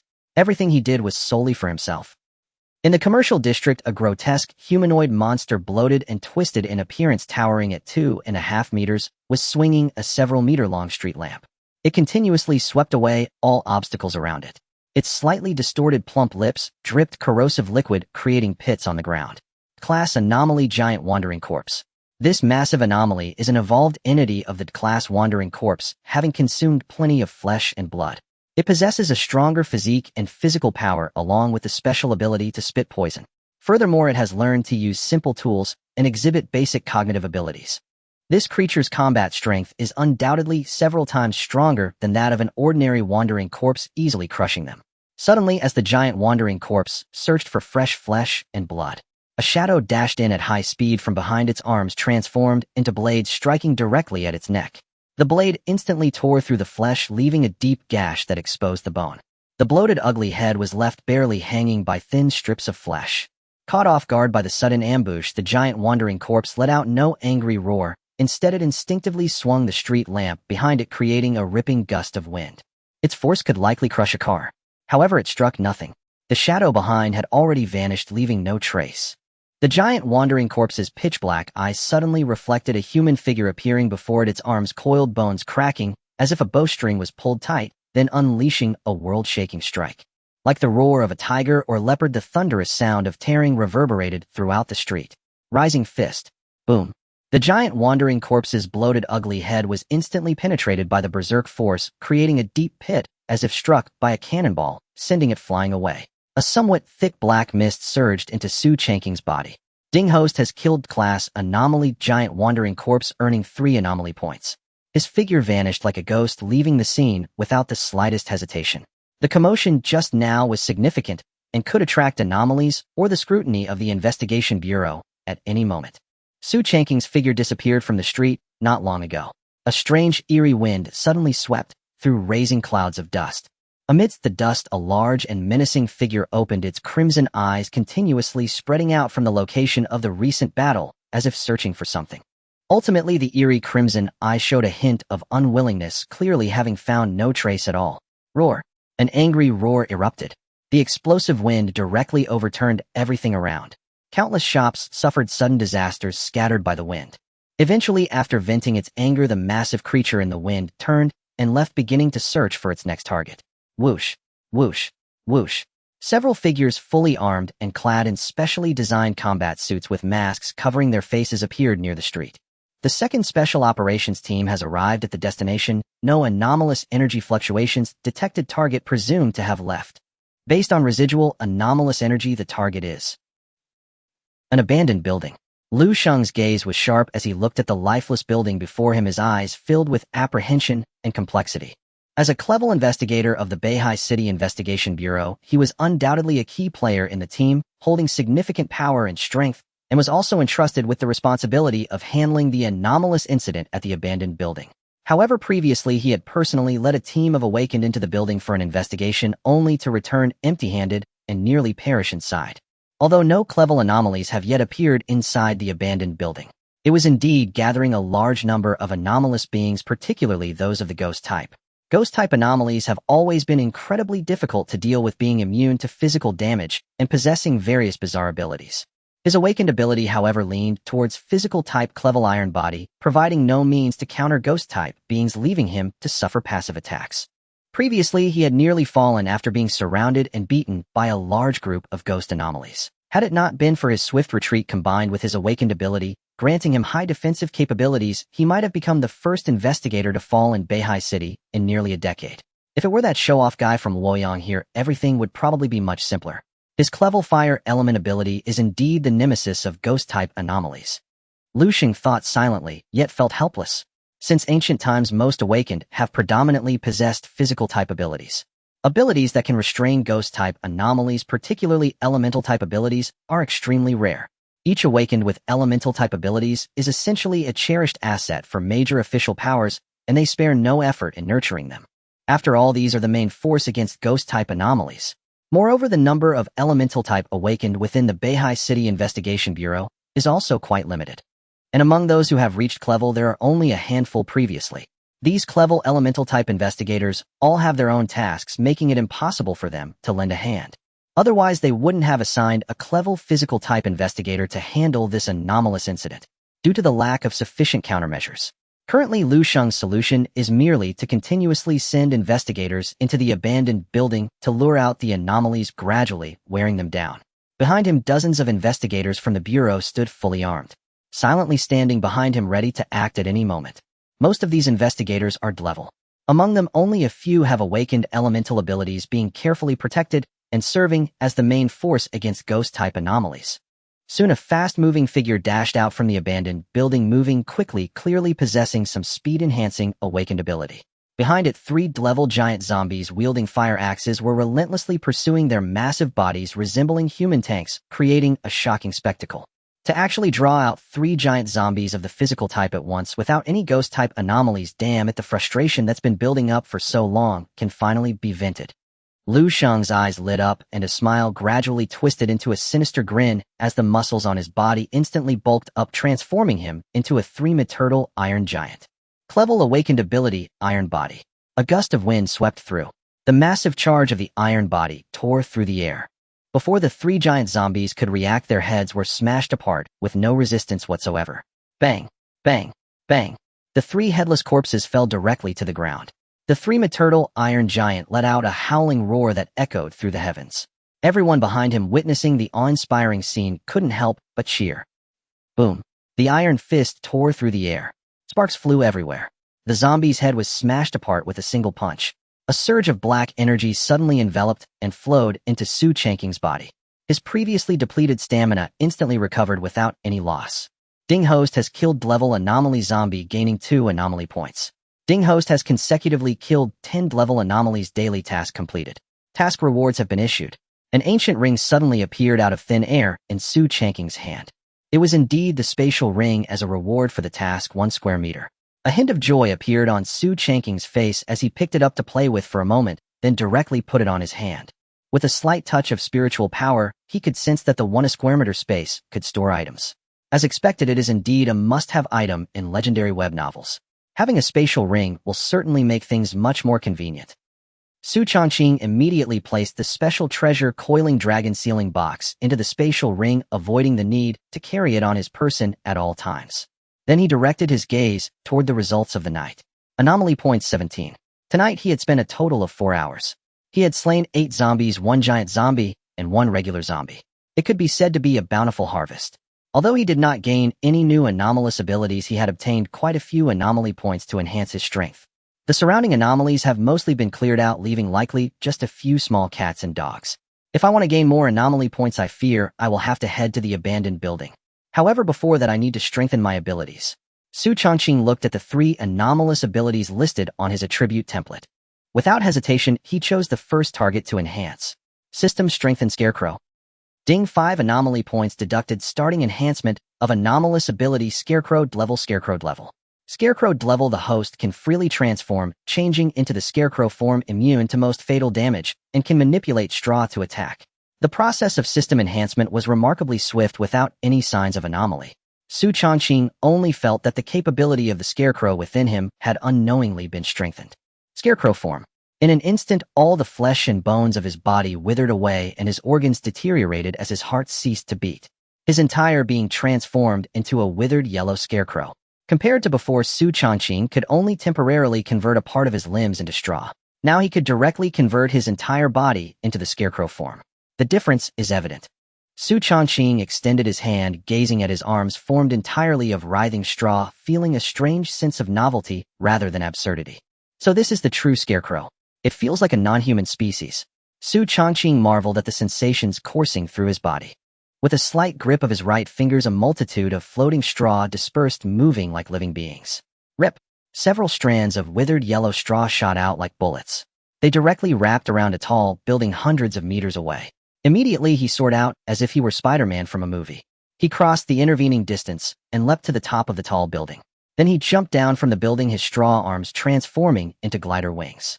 Riding the airflow, he experienced the joy of flying. Just as he was about to land, Xu Changqing's scarecrow body burst apart, scattering countless straws into the air. Soon after, it reassembled on the ground, transforming back into a human shape. After reverting from the scarecrow form, Xu Changqing's face appeared slightly paler, and his breathing became a bit rapid, yet the joy in his eyes was unmistakable. Clearly, the enhanced scarecrow ability brought him unprecedented delight. This bizarre power had instantaneously transformed into a versatile ability. It could glide, fly, transform, attack, defend, and escape. Countless brilliant ideas could be realized through this ability. It added numerous new means and trump cards. Moreover, it elevated his survival capability to a remarkably terrifying extent. At this moment, he was akin to an alternative form of immortality. Gunfire, blades, slashes, blunt impacts, and shocks. These threats could essentially be immune to the scarecrow. Aside from fire, the sole weakness he couldn't be immune to, it seemed he had no other vulnerabilities. However, the scarecrow form is excessively draining on physical and mental energy. After just a few minutes of experience, I began to feel strained. For now, I can only use it as a trump card. On normal occasions, it is sufficient to partially transform my body into straw. Additionally, my physical attributes must be rapidly enhanced, otherwise it would be challenging to unleash the true power of these bizarre abilities. Xu Changqing's breathing quickly stabilized, and he gained a new understanding and strategy regarding the scarecrow ability.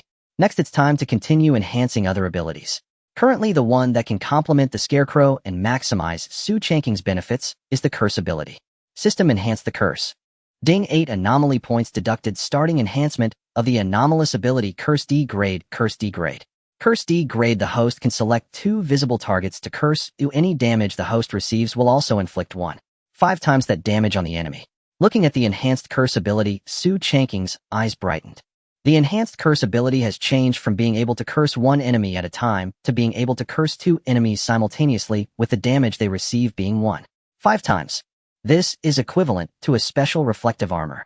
Once combined with the scarecrow's immortality, it would undoubtedly become a nightmare for countless people. System: attribute template. Host: Xu Changqing. Strength 4. 1 speed 4. 1 physique 4. 1 mental 5. 1 anomalous abilities: Scarecrow Degrade. Curse Degrade. Gluttony Degrade. Evaluation C grade. Normal individuals have basic attributes of 1A. The original system evaluation has directly increased to C grade. Based on the information Xu Changqing currently possesses in Beihai City, a third-tier city in the Yin Nation, grade combat power is essentially considered high-end strength. In the Beihai City Investigation Bureau, grade awakened individuals can generally serve as investigators, commanding several combat teams, thus holding a position of high authority and status.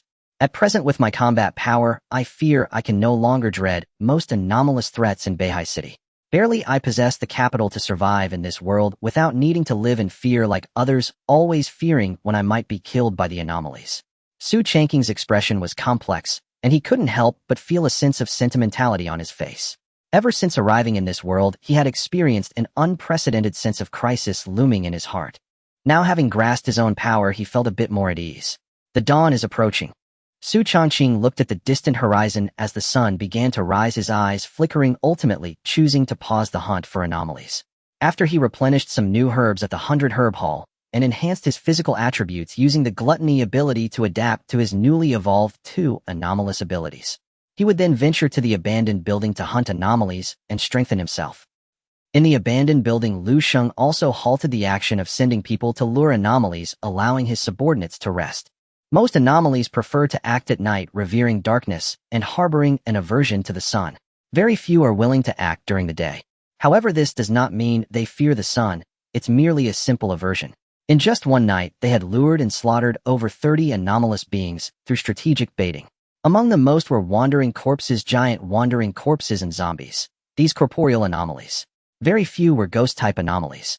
Nevertheless, it was evident that among the anomalies, there were some possessing human-like intelligence who began to realize their intentions and were no longer easily lured. Troublesome, those anomalies actually noticed the situation so quickly, as clever as monkeys.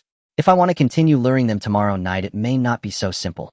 Ultimately, it's still a matter of insufficient manpower and inadequate restraining methods. If only there were a grade elemental awakened individual to assist. Lu Sheng's face flashed with a complex thought, followed by a self-deprecating smile. As dawn broke, the century-old Bai Chaodong started its business. Although traditional Chinese medicine is gradually declining, Bai Chaodong, as a century-old brand, still holds considerable fame, ensuring a steady daily sales volume. Sun Siyu, who had just opened the shop door, was leisurely reading medical books with a pot of brewed tea placed on the table. At this moment, he was the only one in the pharmacy, as the other young employees had not officially started work yet. The official opening time of Bai Chaodang was originally 8:30, but it was only 7:00 now. However, Sun Siyu had grown accustomed to waking up early to read medical books, so he opened the shop door as well. Generally at this time, there wouldn't be any customers, allowing him to enjoy the peace. Just as Sun Siyu was engrossed in his reading, his keen ears picked up the faint sound of footsteps approaching. Looking up, he saw a tall and sturdy figure walking in with a slow gait. Upon seeing the visitor's face, his expression instantly brightened, and he set the medical book down. "Suzayo, brother, back to get some medicine again. Have you used up all the herbs you bought last time?" Sun Siyu felt a sense of familiarity with Xu Changqing. After all, in this peculiar world where humanity was nearly powerless, encountering someone who practiced ancient boxing was indeed a joyous event. Moreover, Sun Siyu could tell that Xu Changqing was a capable person, clearly having perfected his boxing skills, making him eager to befriend him. "Good morning, Manager Sun. It's the same prescription as before, but let's increase the dosage by 10 times. Additionally, if you have any other aged herbs, feel free to bring them out. I'll take them all." Xu Changqing was clearly in high spirits, his smile broadening. Having reached level strength, he was already considered a renowned figure in Beihai City. At least he now had the ability to barely protect himself in this world. Hearing Xu Changqing's bold words, Sun Siyu was taken aback. He didn't expect Xu Changqing to have actually consumed all the herbs he bought last time and was back for more. To think that the herbs Xu Changqing bought last time could last for a month, even for a medicinal bath. And now they were all used up in just 2 days. Even a medicine jar wouldn't be used up that quickly. However, Sun Siyu was a clever man. Having spent most of his life in this business, he understood one thing: sometimes curiosity could cost one's life. If a customer wants to get medicine, he just needs to sell it. Moreover, Xu Changqing's unusual rate of consumption also convinced him of something. This person is likely not simple. Befriending him would likely not lead to mistakes. "Suzayo, brother, please wait a moment. I'll head to the medicine storage. I'll get what you need right away." Soon Xu Changqing's remaining 9 million was completely spent. He bought nearly 200 jin of precious. Among them, the most valuable was a 500-year-old ginseng, worth nearly 5 million. These precious herbs were sold to Xu Changqing at a friendly price, allowing him to spend just over 9 million. Otherwise, it would have cost at least 10 million to acquire them. Xu Changqing was naturally aware of this and expressed his gratitude. He then declined Sun Siyu's offer to arrange a truck for delivery to his home. With one hand, he effortlessly lifted a massive medicine bag weighing over 200 jin, as if it were a piece of tofu, striding away before Sun Siyu's incredulous gaze. Is he born with immense strength? Or has he awakened some ability? Sun Siyu was shocked watching Xu Changqing's retreating figure, nearly pulling out his beard in disbelief. Since it was still early in the morning, there were fewer early risers. Coupled with the unique situation in the southern district of the city, there were hardly any pedestrians on the road. Xu Changqing almost sprinted back to his apartment, carrying the 200 jin medicine bag. He encountered virtually no one along the way. As the saying goes, the poor are cultured while the rich are martial. In just a few days, I've spent a clean 10 million. Training in martial arts is indeed an expensive endeavor. Ordinary people truly can't afford it. It seems the demon-slaying office needs to continue operations. Xu Changqing looked at his bank balance, which was barely in the 4 digits, and couldn't help but sigh. Just days ago, he was a millionaire, and now he couldn't even pull out 1,000. However, all of this was for the sake of enhancing his strength. In the end, it was worth it. Looking at the large bag of herbs in front of him, Xu Changqing unhesitatingly activated his gluttony ability, a hunger rising from the depths of his soul. His eyes instantly became bloodshot, as if he had been starving for countless years. He began grabbing the contents of the large bag of herbs and stuffing them into his mouth. His enhanced teeth easily tore the herbs into shreds, which he swallowed with force. The intense medicinal effects were rapidly absorbed by his body. In no time, an entire bag of herbs was consumed. However, his stomach remained remarkably flat. His stomach was like Doraemon's fourth-dimensional pocket, capable of holding anything he consumed. Ding, the host consumed a large amount of herbs. The gluttony ability is digesting and physical quality is enhancing. Ding, the host consumed too many ordinary herbs, causing a resistance to their effects. The effects are starting to weaken. Host attributes: strength 2, 5 speed 2, 5 constitution 2, 5. Warm currents flowed through Xu Changqing's limbs and organs, rapidly enhancing his physical qualities, accompanied by the crackling sound of bones, as if undergoing a transformation. Soon the transformation of his physical qualities was complete. Xu Changqing opened his eyes, instantly radiating a sharp light. He expelled a mouthful of dark, foul air. These were the toxins and impurities hidden within his organs, which were greatly detrimental to his body. Now they were expelled by Xu Changqing, leaving him feeling considerably lighter. Host Xu Changqing strength 6. 6 speed 6. 6 constitution 6. 6 spirit 5. 1 mysterious abilities Scarecrow D grade curse D, grade gluttony D, grade evaluation C, grade normal people's base attributes are all 1. The gluttony ability is indeed a divine skill. Xu Changqing felt that the flesh and bones of his entire body were beginning to undergo a transformation, achieving a defense comparable to steel. However, upon seeing the system's enhancements, he furrowed his brow slightly. It seems that ordinary herbs no longer have much effect on me. I will likely need herbs aged over 100 years for significant results. However, those aged herbs do not come cheap. And now I am lacking in funds. It seems I must return to my old profession and continue running the budget-friendly demon-slaying office. As Xu Changqing returned to the Zus Demon Suppression Agency and prepared to hang up the business sign, his phone suddenly rang, displaying an unknown caller. Xu Changqing was somewhat surprised. There were very few people who knew his phone number. Currently, it was only his father and mother. Only Yun Ruashi and Tang Yuyan had previously taken his business card and knew his phone number. He suddenly had a premonition that it might be a business opportunity. He dialed the number and the call was answered directly. Hello, may I ask who this is? Is this Master Su? I am Tang Yuyan. We met before at President Yun's villa and you gave me a business card.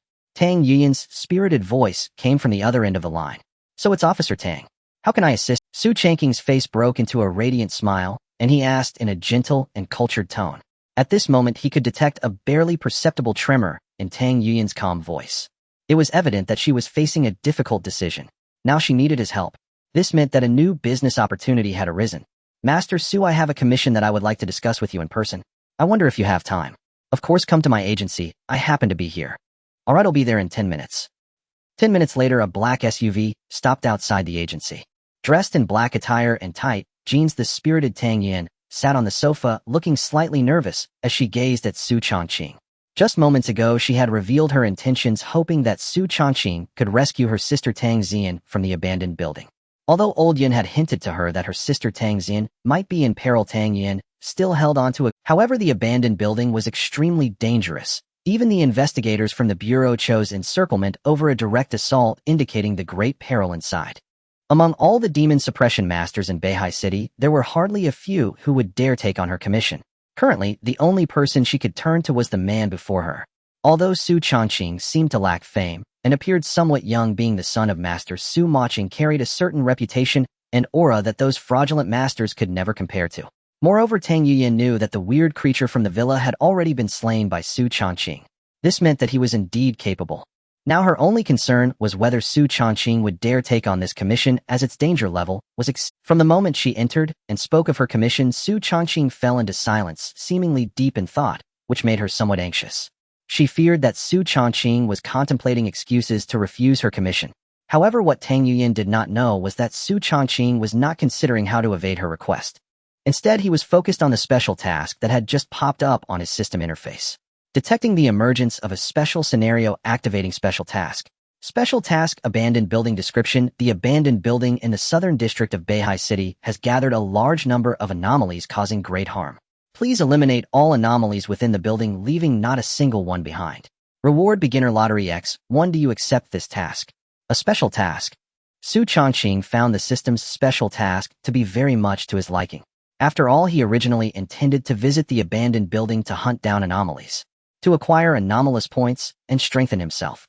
Now with the addition of a special task and system rewards, it was naturally an unexpected gain.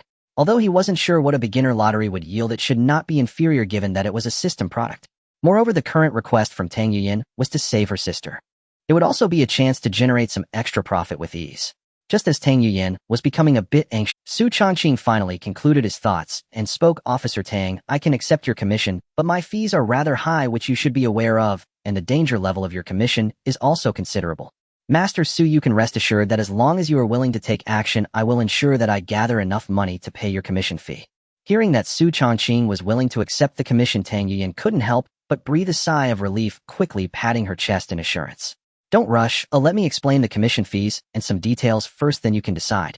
Xu Changqing interrupted Tang Yuyan's next words with a wave of his hand, his tone turning serious. First, your sister Tang Xian has been in the abandoned building for several days now, and her fate remains unknown.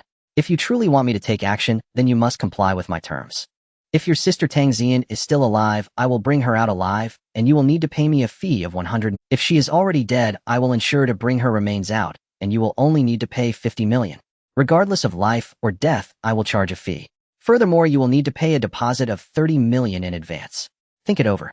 Xu Changqing, at this moment he was indeed in dire need of money and naturally did not mind taking on Tang Yuyan's commitment. However, sometimes it was essential to lay the groundwork. No one knew whether Tang Xian had died or survived after being trapped in the abandoned building for so long. He could not guarantee it. Therefore, it was necessary to give a warning. If she truly wanted him to take action, she had to pay regardless of whether her sister was alive or dead. Upon hearing Xu Changqing's seemingly heartless words, Tang Yuyan fell silent instantly, as if caught in some kind of emotional turmoil. Undoubtedly, the price Xu Changqing had set was quite high, even exceedingly so. However, the inherent danger of the abandoned building was also considerable, and Xu Changqing was risking his life to go there. In this light, the price seemed trivial. What troubled Tang Yuyan was Xu Changqing's assertion that he could not guarantee whether her sister Tang Xian was still alive. Perhaps at this moment her sister Tang Xian had already perished. Ultimately, amid this tangled and Tang Yuyan chose to agree to Xu Changqing's terms. After all, the man before her was the only one willing to take action. Moreover, even if her sister Tang Xian had indeed died, she still wanted to see the body. I agree to all your conditions. In the end, Tang Yuyan chose to agree to Xu Changqing's demands and conditions. However, Xu Changqing required a deposit of 30 million yuan, which Tang Yuyan naturally did not have. After all, although she was a police captain in Beihai City, she had not been able to save up that much money over. However, her sister Tang Xian had the funds. As the captain of a combat team in the Beihai City Investigation Bureau and a rare ice element awakener, her monthly income exceeded several million. Since Tang Xian spent most of her time on missions and rarely spent any money, she entrusted her salary card to her sister Tang Yuyan for safekeeping. Faced with the uncertainty of her sister Tang Xian's life or death, Tang Yuyan naturally did not hesitate to use the money in the card and commissioned Xu Changqing to take action. Your account ending with 9,527 received a transfer of 300 yuan payment from a private account at 730 on the 25th, current balance 30502. 5 yuan. As the saying goes, once the money is in place, things become much simpler. Moreover, not only was the deposit 30 million, but there was also a substantial amount of money to follow. Seeing that Tang Yuyan was so swift in her decision to pay, Xu Changqing naturally had no further idle talk. He put his phone back in his pocket and stood up decisively. In that case, let's set off. At this moment, he also had no intention of wasting time. The sooner he could wrap things up, the sooner he could finish his work and also gain more strange points to enhance himself.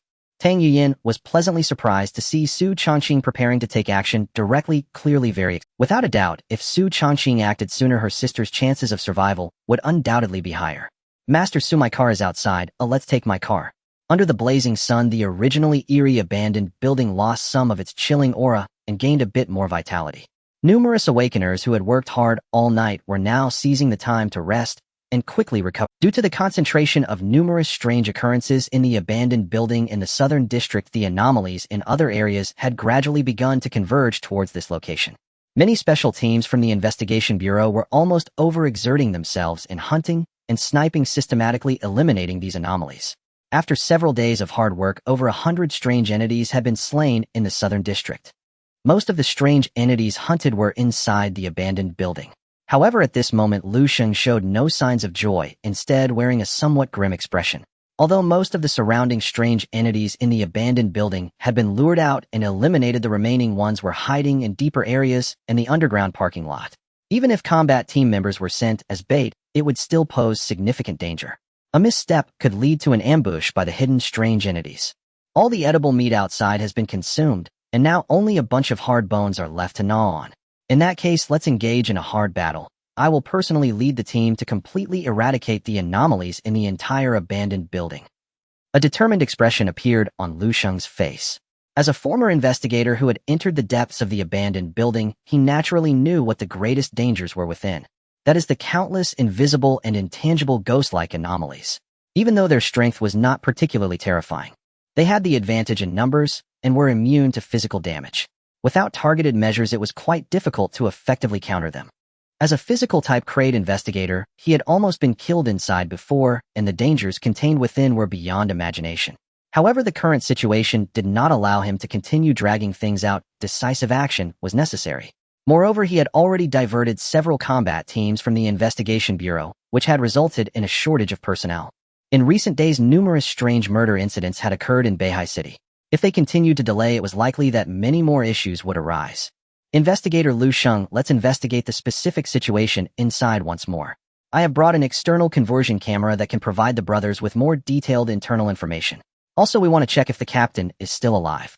A burly man with a giant axe stepped forward to Lu Sheng, speaking in a deep voice.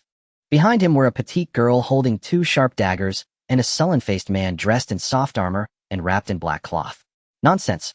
Am I the kind of person who would send you to your deaths? When Tang Ziyan risked everything to save you, it wasn't so you could die for no reason after surviving. Lu Sheng's expression suddenly changed as he glared at the 3 in front of him. The 3 burly men were all members of Tang Ziyan's team. Previously, Tang Ziyan had used herself as bait to block the pursuit of strange entities inside the abandoned building, allowing them to escape and survive. Now, with no news of Tang Ziyan's fate, her team members were naturally unwilling to sit idly by as their captain remained missing. Over the past few days, the 3 had repeatedly requested to be sent in as a suicide squad to investigate the situation. However, in reality, they were planning to gamble their lives. Lu Sheng naturally saw through their hidden death wish and would not agree to their request. Although he had thoughts of rescuing Tang Ziyan trapped inside, it would be of no help. He truly felt powerless. Moreover, with several days past, Tang Ziyan was likely in grave danger. Tonight, all members are to be assembled, and I will lead a full-scale attack. At that time, even if you 3 want to die, you can discuss it then. As long as we eliminate all the anomalies in the abandoned building, we will surely be able to find Tang Ziyan. With her special abilities, she won't be that easily killed. Lu Sheng scolded the 3 in front of him with a dark expression. At this moment, he only hoped to rekindle some hope in them through his harsh words, instead of them remaining in despair.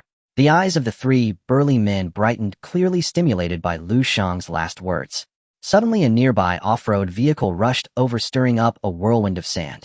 The sudden situation naturally caught the attention of everyone present. Lu Sheng furrowed his brows and soon saw a man and a woman getting out of the off-road vehicle.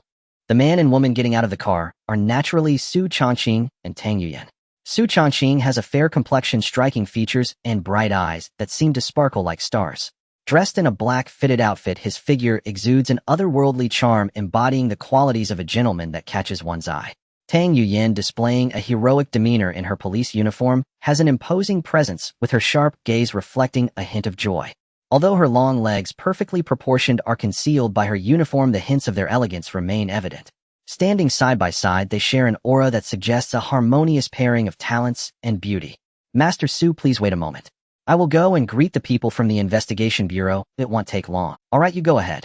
Xu Changqing did not say much regarding Tang Yuyan's request and readily agreed. Although he had no intention of dealing with the investigation bureau, since he had accepted the commission, he would naturally have to engage with them. After all, the area around the abandoned building is now swarming with investigation bureau personnel. If Xu Changqing wishes to enter, he must interact with them beforehand to avoid being treated as a suspicious figure. Moreover, this will also facilitate their upcoming actions. Seeing Xu Changqing's nonchalant expression, Tang Yuyan couldn't help but breathe a sigh of relief. At this moment, she had placed all her hopes on Xu Changqing, and naturally, she did not want to cause any unpleasantness. Although she was unsure of Xu Changqing's exact character, it was always better to be cautious when seeking someone's help. Tang Yuyan hurriedly jogged ahead to negotiate with Lu Sheng. As a police chief in Beihai City, she also had a sister who was the captain of an investigation bureau combat team. Tang Yuyan naturally knew Lu Sheng, the clever investigator. The 3 burly men beside him were even more familiar, all being her sister's teammates. Xu Changqing stood still, watching Tang Yuyan negotiating with Lu Sheng and the others in the distance, showing no signs of disturbance. His extraordinary hearing allowed him to vaguely catch snippets of their conversation, but the name that came up most frequently was his cheap old man Xu Changqing. Clearly, the reputation of his cheap old man was once again shining through. Xu Changqing felt many surprised and eager gazes gathering on him. Among them, Lu Sheng's gaze was the most fervent. So you're Master Zu's son. Indeed, you are impressive and charismatic. I am Lu Sheng. Lu Sheng warmly shook Xu Changqing's hand, showing no airs as the highest-ranking officer present, instead speaking in a tone of friendly camaraderie. At that moment, the way Lu Sheng looked at Xu Changqing was as if he had seen a savior. He hadn't expected the son of Master Su to appear just as he was preparing for an all-out attack. This was undoubtedly a pleasant surprise.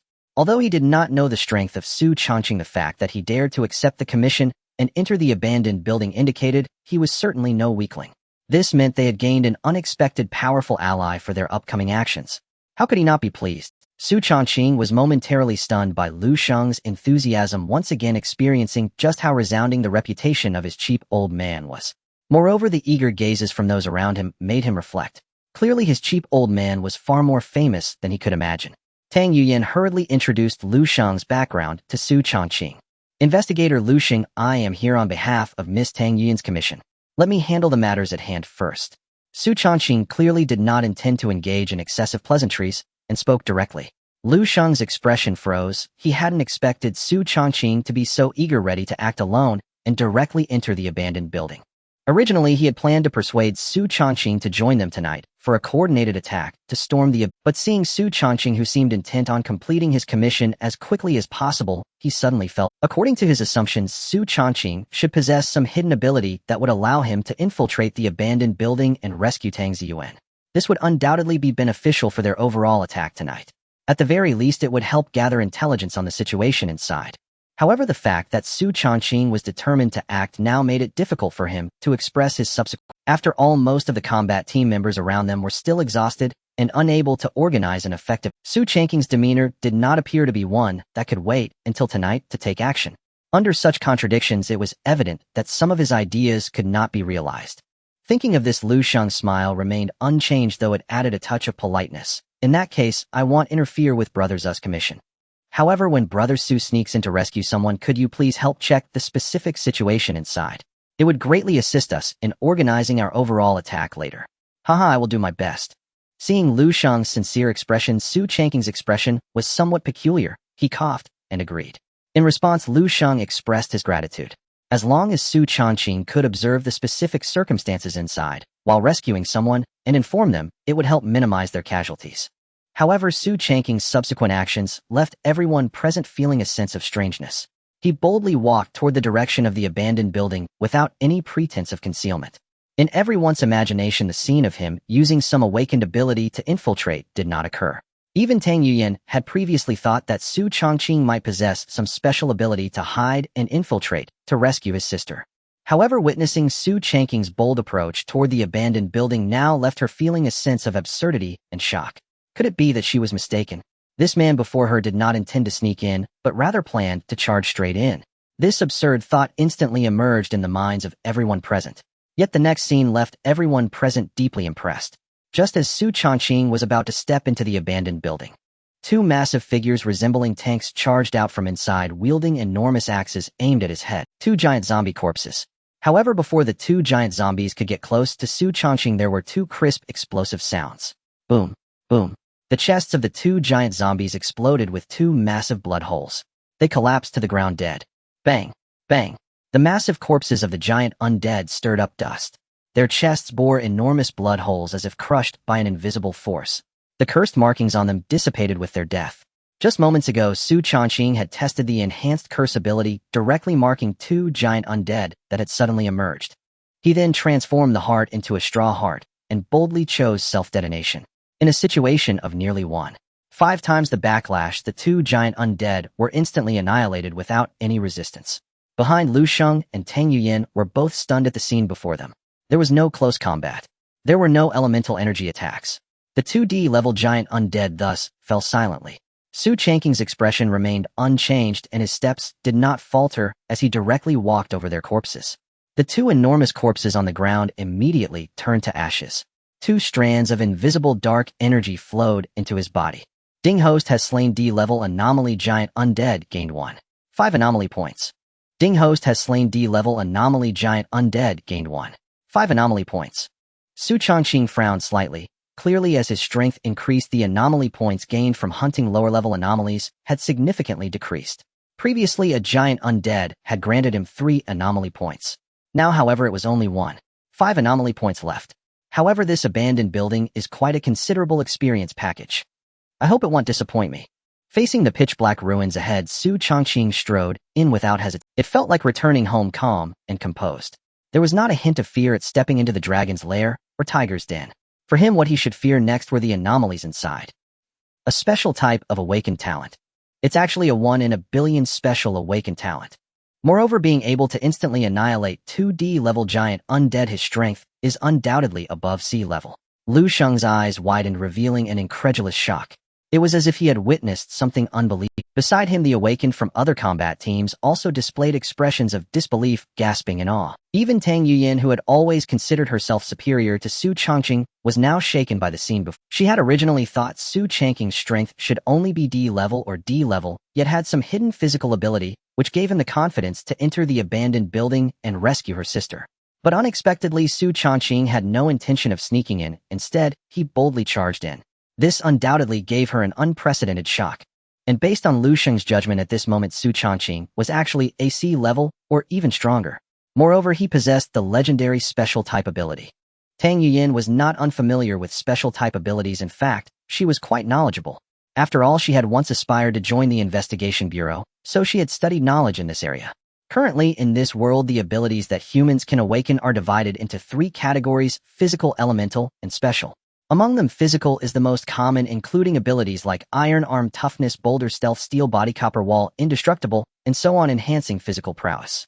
However, physical abilities primarily inflict physical damage and cannot harm ghostly anomalies, thus being regarded as the weakest awakening category. Elemental abilities, on the other hand, are extremely rare, controlling the powers of special natural elements like metal, wood, water, fire, earth, thunder, darkness, ice, wind, and so forth. Elemental abilities can restrain ghostly anomalies, and coupled with their inherent destructive power, they generally surpass physical abilities. Lastly, special abilities are quite unique, often bizarre, with extremely few humans awakening such powers, and each individual's ability manifests differently. Some are terrifying, said to perceive the lifespans of others and predict their deaths. Some can possess an immortal body, reviving gradually over time, even after being turned to ashes. Others can manipulate life force, devouring everything to strengthen themselves and continuously evolve.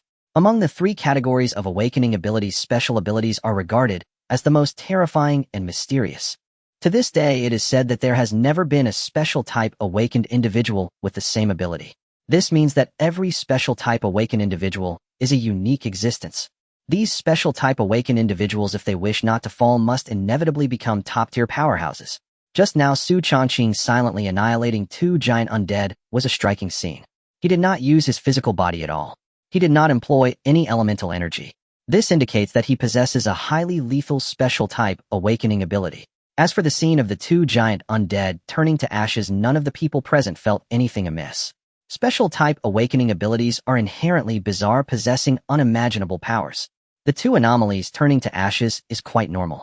No wonder he is Master Zu's son. Truly extraordinary, awakening a special type ability at such a young age. Surely a promising future awaits him. Lu Sheng's face revealed a hint of emotion and excitement. Clearly, with the strength and actions Xu Changqing had displayed, it seemed he intended to fight his way through, and the anomalies inside were bound to face misfortune. Captain Tang, you've encountered a noble person managing to have Brother Xu step in. You must know the price for AC-level special type awakened individuals' assistance is absolutely above 1 billion, and at this level very few care about money. There must be other reasons to motivate them. You should seize the opportunity to interact more with Brother Xu. It will definitely be beneficial. Lu Sheng's face showed a hint of emotion, looking meaningfully at Tang Yuyin beside him. Clearly, he suspected that Xu Changqing had feelings for Tang Yuyin, which led him to take on this commission for 1 billion.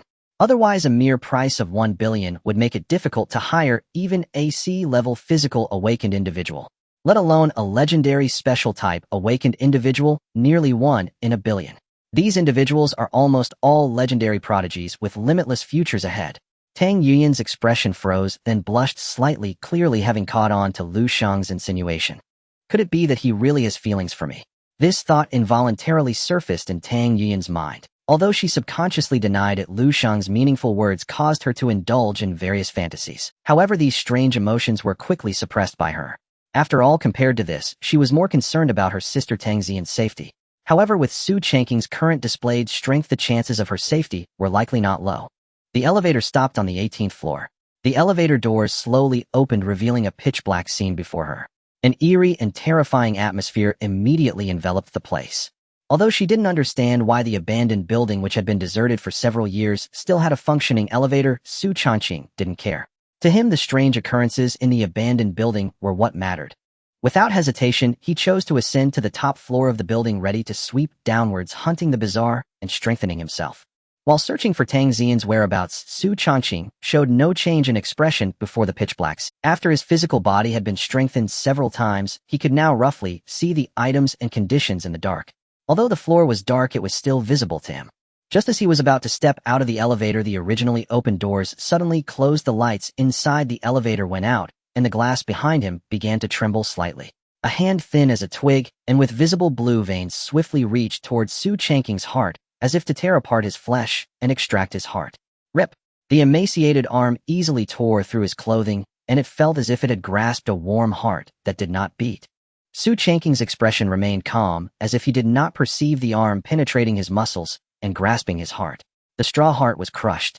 The mirror behind him suddenly let out a mournful howl, its piercing sound reminiscent of a desperate roar from a wild beast as cracks began to appear on its surface.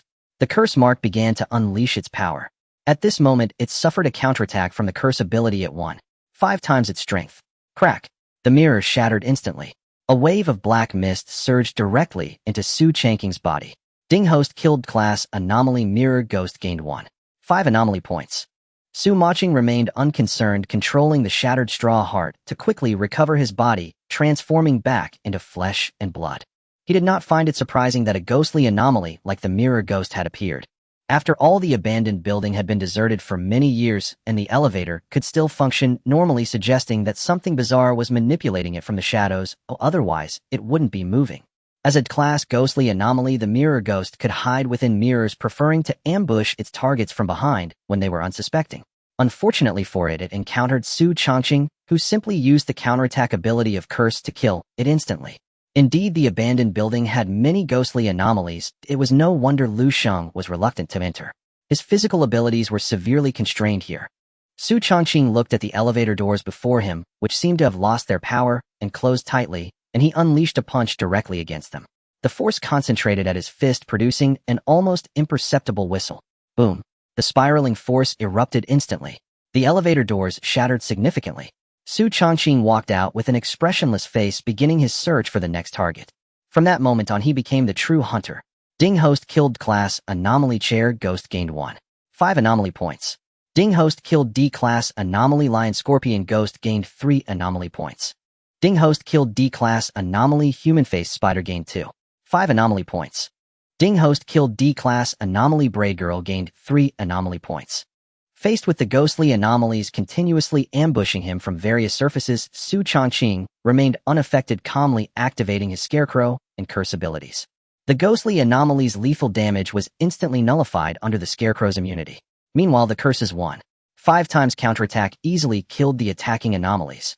He hardly had to lift a finger, merely watching as the ghostly anomalies sprang forth to strike, only to be killed by their own reflected damage. Soon, in just half an hour, Xu Changqing walked from the 18th floor down to the 1st floor. His sweeping speed was nothing short of astonishing. During this time, at least 15 ghostly anomalies had fallen at his hands. In Lu Sheng's eyes, the troublesome and terrifying ghostly anomalies were no different from the other anomalies before Xu Changqing. They were all dispatched in seconds. With only the underground parking lot left, Tang Xian should be down there. He just didn't know whether she was alive or dead. Xu Changqing frowned and directly headed toward the stairs leading to the basement. While sweeping through the anomalies, he was also continuously searching for Tang Xian's traces. However, he found nothing. Clearly, he had not yet checked the underground parking lot. Step, step, step. The sound of footsteps echoed clearly and distinctly in the silent environment of the underground parking lot. Xu Changqing did not intentionally control the sound of his footsteps. In fact, he even increased the volume, intending to attract the anomalies closer. However, when he entered the underground parking lot, he frowned, his gaze darkening, and the corners of his mouth gradually lifted, as if he had seen something interesting. The ground of the underground parking lot was littered with numerous dismembered corpses, flesh scattered. Black blood covered the ground, and the air was thick with a strong smell of blood and decay. Swimming corpses, zombies, jumping corpses, ghost kings, giant swimming corpses, giant zombies, each a class or D-class physical anomaly, were scattered across the ground. Flesh and bones were strewn about, organs scattered across the ground, emitting a foul odor that attracted numerous flies. However, the most chilling aspect was that none of them had heads. It was as if a certain being had taken their heads away. Interesting, it seemed that a big guy was hiding here. Xu Changqing's smile gradually brightened as he breathed in the blood-stained air, growing increasingly excited. His footsteps began to stride forward. At this moment, he could hear the sounds of some massive creature moving. He maneuvered around various parking spaces and pillars, as well as old abandoned vehicles. He soon arrived in front of an open abandoned warehouse. His eyes were instantly drawn to the scene inside. There stood a massive ice sculpture within the warehouse. Tang Xian, transformed into an ice sculpture, had a face as cold as frost, still maintaining a combat stance, yet the blade in her hand had long since shattered, leaving only half of it. Though her form appeared vigilant, her eyes revealed a glimmer of despair, as if she had witnessed something terrifying. Clearly, she had encountered a horrific scene upon entering the underground parking garage. Without hesitation, she chose to utilize her ice element ability, freezing her own vital signs to create the illusion of a false death in hibernation. It was precisely because of this that she was fortunate enough to have survived until now without being devoured by the eerie presence. Around the ice sculpture lay several torn battle suits along with mangled corpses and weapons shattered into scrap metal. It was evident that the members of other combat teams trapped in the abandoned building had already met with disaster, their bodies mangled and their heads missing, just like the bizarre corpses outside. In contrast, Tang Xian was undoubtedly quite lucky to still retain a shred of life. At this moment, Xu Changqing could still faintly sense the threads of life within Tang Xian's ice-encased body. If rescued in time, she could return to her original state and revive. However, if a few more days passed, even if she were taken out, there was no guarantee she would awaken.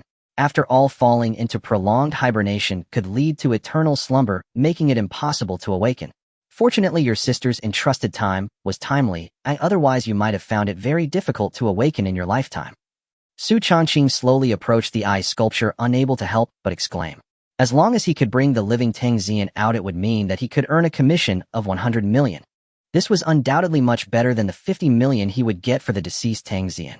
Xu Changqing knew that considering his current strength, the price he initially offered for Tang Xian had been too low. After all, he could now be said to be among the top combatants in Beihai City, possessing a class rating. However, this was mainly because he originally intended to resolve the anomalies of the abandoned building and obtain the points of interest. Moreover, Tang Yuyin was merely a sheriff in Beihai City, and her resources were limited, which was why he had offered such a relatively low price. Looking at the ice sculpture before him, Xu Changqing's expression revealed a hint of contemplation. Should he first take the ice sculpture out and hand it over to Tang Yuyin? Or should he first deal with the mysterious anomalies hidden within the abandoned building? Undoubtedly, a powerful and mysterious anomaly was still lurking in the underground parking garage.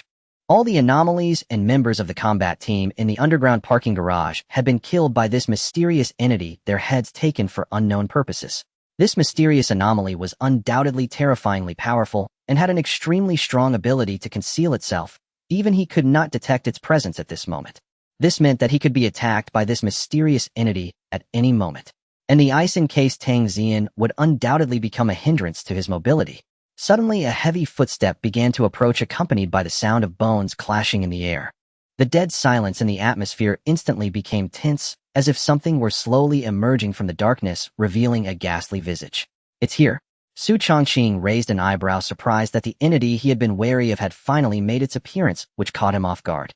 From the shadows behind a towering figure, nearly 2 meters tall, muscular, with thick arms, a blue face and fangs, white eyes, and a forehead adorned with a pair of half-open blood-red eyes, gradually emerged.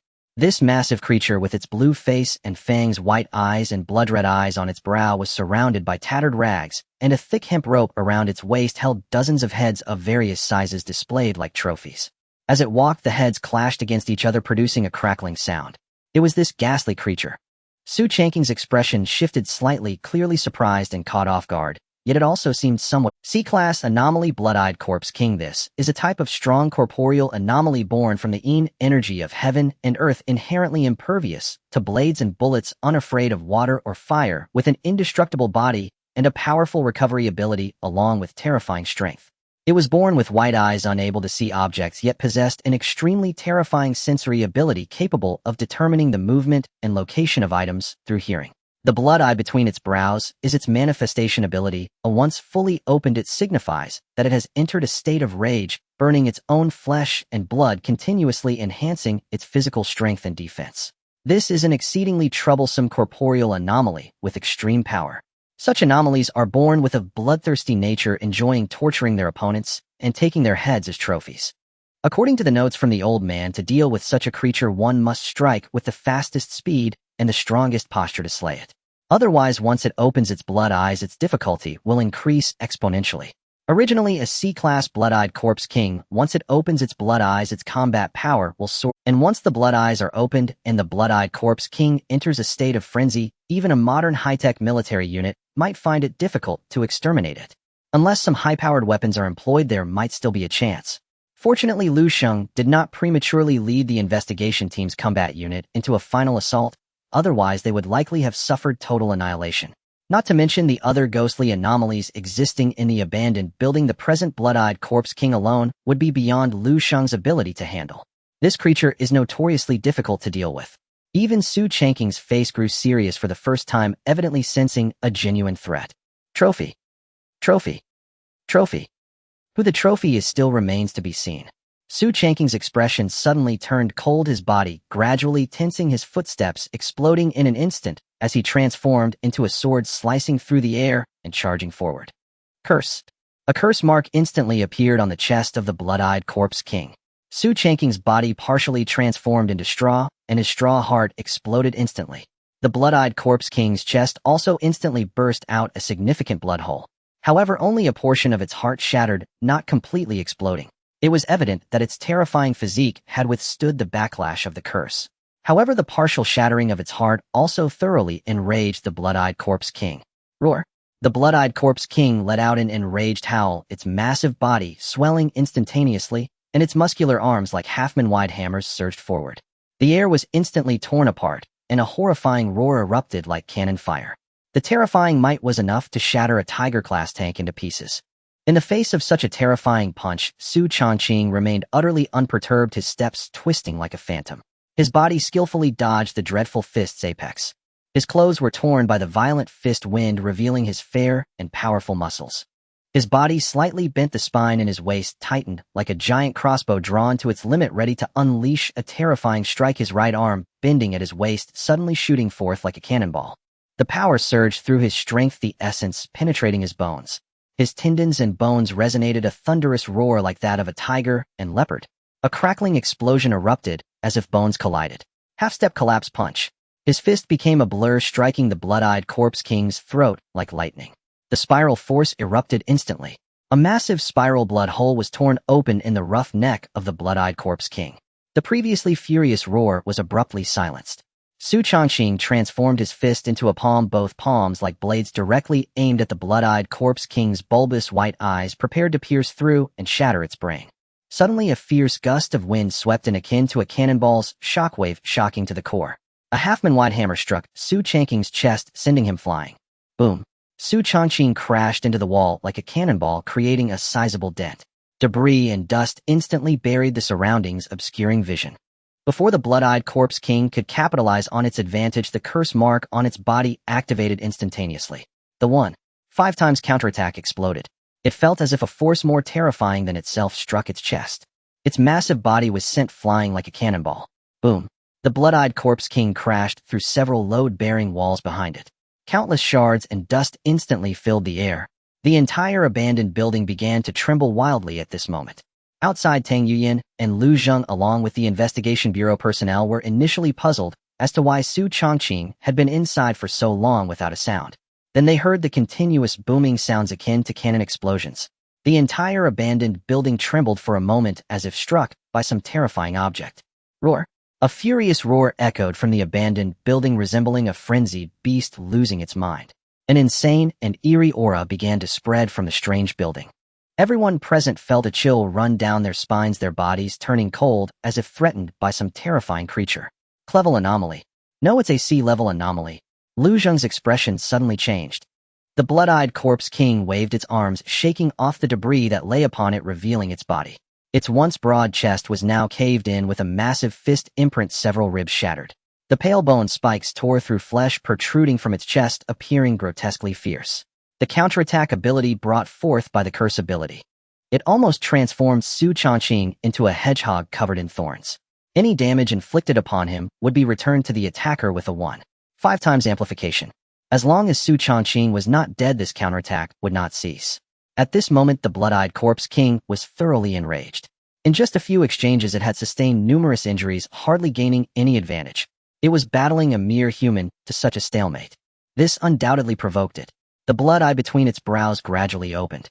The flesh within it began to burn wildly at this moment, its aura exploding like gunpowder. Its robust and muscular body swelled as if injected with steroids, instantly reaching a terrifying height of 3 meters. The muscles in its limbs expanded like balloons, and its arms transformed into claw-like appendages covered with bone spikes, capable of easily tearing apart any flesh. The blood hole in its throat, torn by the spiral force, healed rapidly. The dent in its chest also quickly restored. Broken ribs grew back, swiftly returning to their original state, while shattered bone spikes fell to the ground like refuse. Once it activated its blood eye, its combat power reached sea level. Compared to before, it was exponentially more terrifying. As long as its flesh had not burned out, its power would not diminish and would even continue to amplify. This is the terrifying aspect of the blood-eyed corpse king. Once this anomaly falls into madness and activates its blood eye, it will burn its flesh at the cost of its life, continuously enhancing its combat and recovery abilities. Step, step, step. A figure emerged from the billowing smoke. Xu Changqing, dressed in black combat attire, slowly walked out. His chest had been blasted open, creating a massive dent.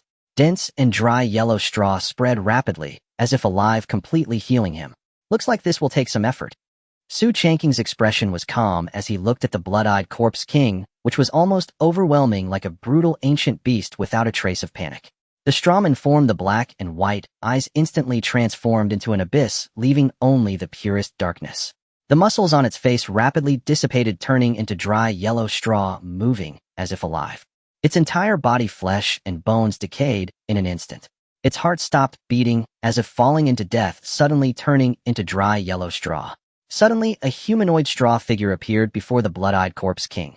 An eerie aura continuously emanated from the straw figure, manifesting as strands of black mist. The blood-eyed corpse king's previously furious emotions stilled.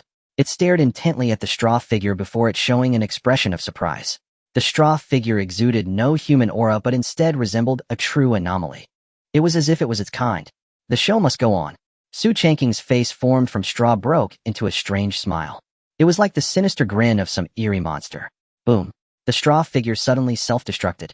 It scattered into countless pieces of straw, gathering towards every corner. The curse mark on the blood-eyed corpse king's body began to glow with radiant colors, returning the damage from Xu Changqing's self-detonation back to it at a 1.5 times amplification. Puff, puff, puff. The blood-eyed corpse king's massive body began to explode continuously, flesh splattering, bones wailing, as if it had been flayed multiple times. Every inch of its flesh and skin was damaged, with several bones and internal organs visible. Its terrifying physique played a crucial role at this moment. It mitigated a significant amount of the curse damage. It did not self-destruct like Xu Changqing. Moreover, its horrific recovery ability was quickly repairing its body, striving to recover fast. However, Xu Changqing would never allow it to have its way. The swirling straw, like living beings, transformed into countless sharp swords. They directly pierced into the bloodied and mangled body of the blood-eyed corpse king. They relentlessly consumed its flesh and blood. A shrill and desperate wail echoed. Boom, boom. The blood-eyed corpse king let out a frenzied and agonized roar, continuously pounding the ground with its arms. Dense, dry yellow straw, as if alive, gnawed at its flesh, yet no matter how it struggled, it was all in vain. Being a physical entity of grotesque nature, its greatest strength lay in its body and terrifying regenerative abilities. However, once it encountered Xu Changqing's Scarecrow form, it was completely suppressed. Even if the blood-eyed corpse king managed to tear apart some of the moving straw, it would ultimately heal directly and continue its assault. If the blood-eyed corpse king possessed the ability to control flames or other energies, Xu Changqing would not dare to act so recklessly. Unfortunately, it lacked such capabilities. Its terrifying brute force was utterly restrained by Xu Changqing. Soon its organs and heart were completely devoured by the dry yellow straw. The blood-eyed corpse king let out its final roar. Its massive muscular body was now reduced to skin and bones, with its flesh seemingly consumed entirely. A multitude of dense straw filled its body, resembling a scarecrow draped in human skin. With a surge, the dense, dry yellow straw shot out from the blood-eyed corpse king's body, rapidly coalescing into the form of Xu Changqing. He retrieved a garment from his spatial ring and slowly draped it over his towering frame. At this moment, his gaze was piercing and his complexion was flushed, as if he had consumed a powerful tonic, with a bubbling heat radiating from his entire being. The blood energy within him surged wildly, as if he had gained significant benefits. A stream of turbid energy bubbled from his skin, expelling it from his body. These were impurities within Xu Changqing's body which posed certain risks to him, but now they were all expelled. Since Xu Changqing acquired the Scarecrow ability, he had sensed the strangeness of this power, not only its terrifying immortality and regenerative abilities, but also a vague bloodthirsty capability. This power seemed to have a very special craving for flesh, particularly for grotesque flesh. Ding. Impurities within the host's body have been cleared, granting a physical enhancement. All attributes 1. What a strange ability. Xu Changqing's eyes gleamed sharply as he fixedly stared at the attribute templates, prompt feeling a strange sensation. The Scarecrow could actually absorb grotesque flesh to fortify itself. This meant that he could also enhance himself by hunting grotesques and consuming their flesh. In that moment, he realized just how terrifying the strange powers granted by the system were. The blood-eyed corpse king stared fixedly at Xu Changqing. Its blood eye at the center of its brow widened to the utmost, as if trying to remember him. Even as its flesh dissipated and its organs vanished, leaving only bones to support it, it still had not. This is the terror of the grotesque. Same kind. A hoarse, frenzied voice emerged from its mouth like a knife cutting through. In its final moment before death, it regarded Xu Changqing as a grotesque, disguised as a human. With a surge, its massive, emaciated body suddenly vanished, transforming into a stream of black mist and pouring into Xu Changqing's body. Ding. Host has slain Clevel grotesque blood-eyed corpse king, beginning random extraction of a grotesque ability. Ding. Congratulations, host has acquired level ability Steel Bones. Steel Bones level the host's physical body will gain steel-like enhancements capable of easily resisting blades and certain firearms with a boost in strength. Steel Bones. Xu Changqing suddenly felt a tingling sensation throughout his body, and then the flesh and bones inside him began to crackle, as if undergoing some kind of transformation. Waves of energy surged from around him. Soon this transformative power dissipated quickly. Xu Changqing felt the difference in his physical body. As he slightly clenched his wrists, suddenly his fair skin was covered by a dark steel hue, producing a sound of metal clashing with sparks flying. My strength has increased by about double and my defense is currently unpredictable, but it should be over 5 times. Xu Changqing's brows revealed a hint of surprise, and a smile of excitement appeared on his face. As a martial artist practicing national martial arts, he was naturally very interested in pure power, compared to the 3 grotesque abilities he had before: Scarecrow, Curse, and Gluttony. At this moment, he was even more interested in Steel Bones. After all, since acquiring the grotesque abilities, his years of training in national martial arts seemed less significant. In encounters with powerful grotesques, it was often difficult to kill them in one strike. He could only rely on the enhancements of other grotesque abilities. Yet he lacked the common abilities for direct confrontation. The ability of Steel Bones undoubtedly elevated his physical combat prowess to a new level. This was undoubtedly great news. Ding. Detecting that the host has completed the special task, abandoned building rewards will be issued. Initial Lottery X1. The system's prompt sounded once more, distributing the rewards for the special task. It should come to an end. Xu Changqing looked at the underground garage, which appeared as if it had undergone The combat had been extremely intense, nearly sweeping through the entire underground garage. The ground was pockmarked with numerous large craters, as if it had been bombarded. These were all caused by the final madness of the blood-eyed corpse king. Moreover, several crucial load-bearing walls of the underground garage had been collapsed by the blood-eyed corpse king. At this moment, Xu Changqing could feel the underground garage was on the verge of collapse. At any moment it could give way. And once the underground garage collapsed, the abandoned building above would surely topple and be destroyed. At that time, even if Xu Changqing had a strong fate, he would not withstand the crushing weight of hundreds of millions of tons. He lifted the ice sculpture inside the warehouse and activated Steel Bones. Like a sword, he shattered the concrete wall bursting out from the underground garage. Just after he left, the last load-bearing wall of the underground garage began to crack and split apart. The abandoned building also began to sway precariously.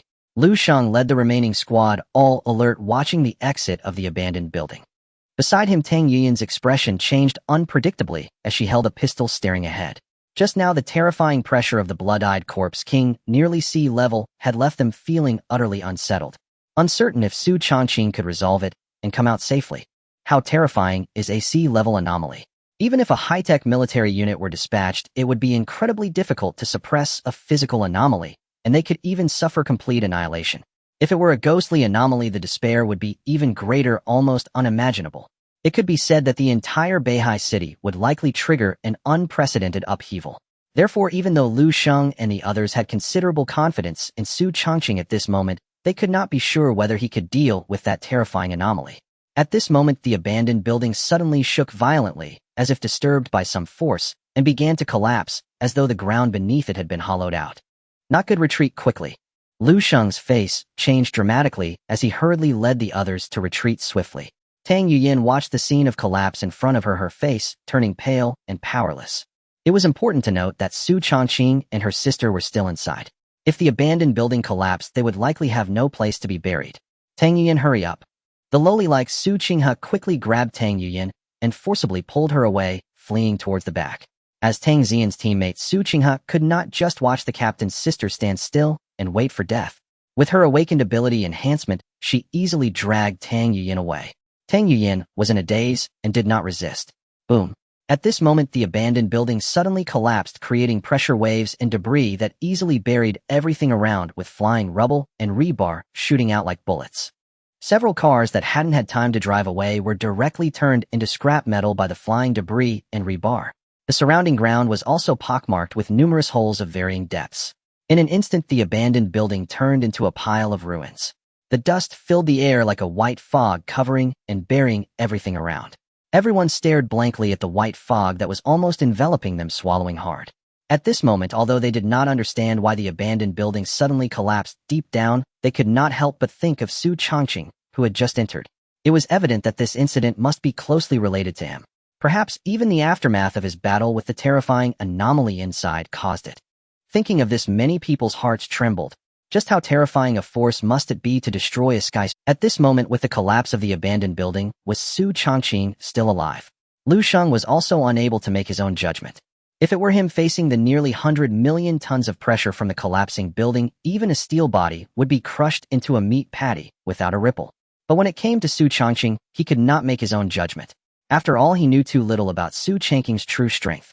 At this moment, Tang Yuyin was already staring blankly, looking at the thick, white fog spreading in front of her, completely at a loss. Xu Changqing beside her also did not know how to persuade her. After all, the situation was changing too rapidly. Now, not to mention whether Tang Xian inside could survive, even whether Xu Changqing, who went in to rescue her, could survive, was a question. Suddenly, a shout drew everyone's attention. Look, someone is coming out. An investigator with the awakened eyes ability shouted in surprise, as if he had seen something. Everyone's gaze was instantly drawn to the scene ahead. In the midst of the white fog, a tall and majestic figure emerged, carrying a massive ice sculpture, striding forward with the grace of a dragon. The surrounding white fog seemed to fear him, instinctively parting around his figure. His black combat suit showed no dust whatsoever, nor any damage. His pale face wore an expression of indifference, and his slightly lowered eyes concealed his emotions, making it hard for others to discern how he felt. Yet the imposing aura around him naturally carried a sense of oppression. Tang Yuyin looked on in disbelief, mixed with joy, watching the figure walking straight towards her and the ice sculpture on his shoulder. The commission is complete. Remember to transfer the remaining money to my account. Xu Changqing placed the ice sculpture down, and the person encased inside Tang Xian looked lifelike under the sunlight, full of vitality. Xu Changqing ignored Tang Yuyin's reaction and calmly walked away. The others around instinctively made way for him. Lu Sheng looked at his departing figure, instinctively wanting to speak. But in the end, he chose to remain silent. Xu Changqing's decisive departure clearly indicated that he did not intend to get involved with the investigation bureau. Why should he make things difficult for himself? As for Tang Yuyin and the investigation bureau, Xu Changqing had no interest in them at this moment. After all, his commission had already been completed. Next, as long as Tang Yuyin settled the remaining payment of 70 million, that would be enough. At this moment, he was more concerned about his own strength. Anomaly points 42. 5. This trip to the abandoned building undoubtedly provided Xu Changqing with a terrifying harvest. He had acquired a substantial amount of anomaly points all at once, which could be used to enhance his power. This meant that his strength could undergo a new leap. Scarecrow D level, Curse D level, Gluttony D level, Reinforced Bones D level. Now he possessed 4 powerful anomaly abilities, each with its own strengths and varying importance. At this moment, he planned to upgrade one of the anomaly abilities to C level. Looking at the 4 anomaly abilities floating in the attribute template, Xu Changqing unhesitatingly chose the goal he had long decided upon. System Enhanced Scarecrow. Ding. 20 anomaly points deducted, enhancing anomaly ability Scarecrow D level, Scarecrow C level. Scarecrow C level. The host can freely transform, changing into the Scarecrow form, immune to most fatal damage, able to manipulate straw for attacks, and possessing the ability to devour living beings. Xu Changqing felt the wonderful changes surfacing within his body, a hint of intoxication appearing in his gaze, as if he were experiencing the enhancement of power. The Scarecrow ability was now his most crucial survival ability.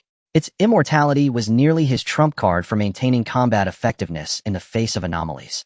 Had he not possessed the Scarecrow ability earlier, it was likely that when he was struck by the blood-eyed corpse king, he would have been annihilated on the spot. In this world filled with anomalous threats, survival is the primary concern. Everything else can be temporarily ignored. Rip.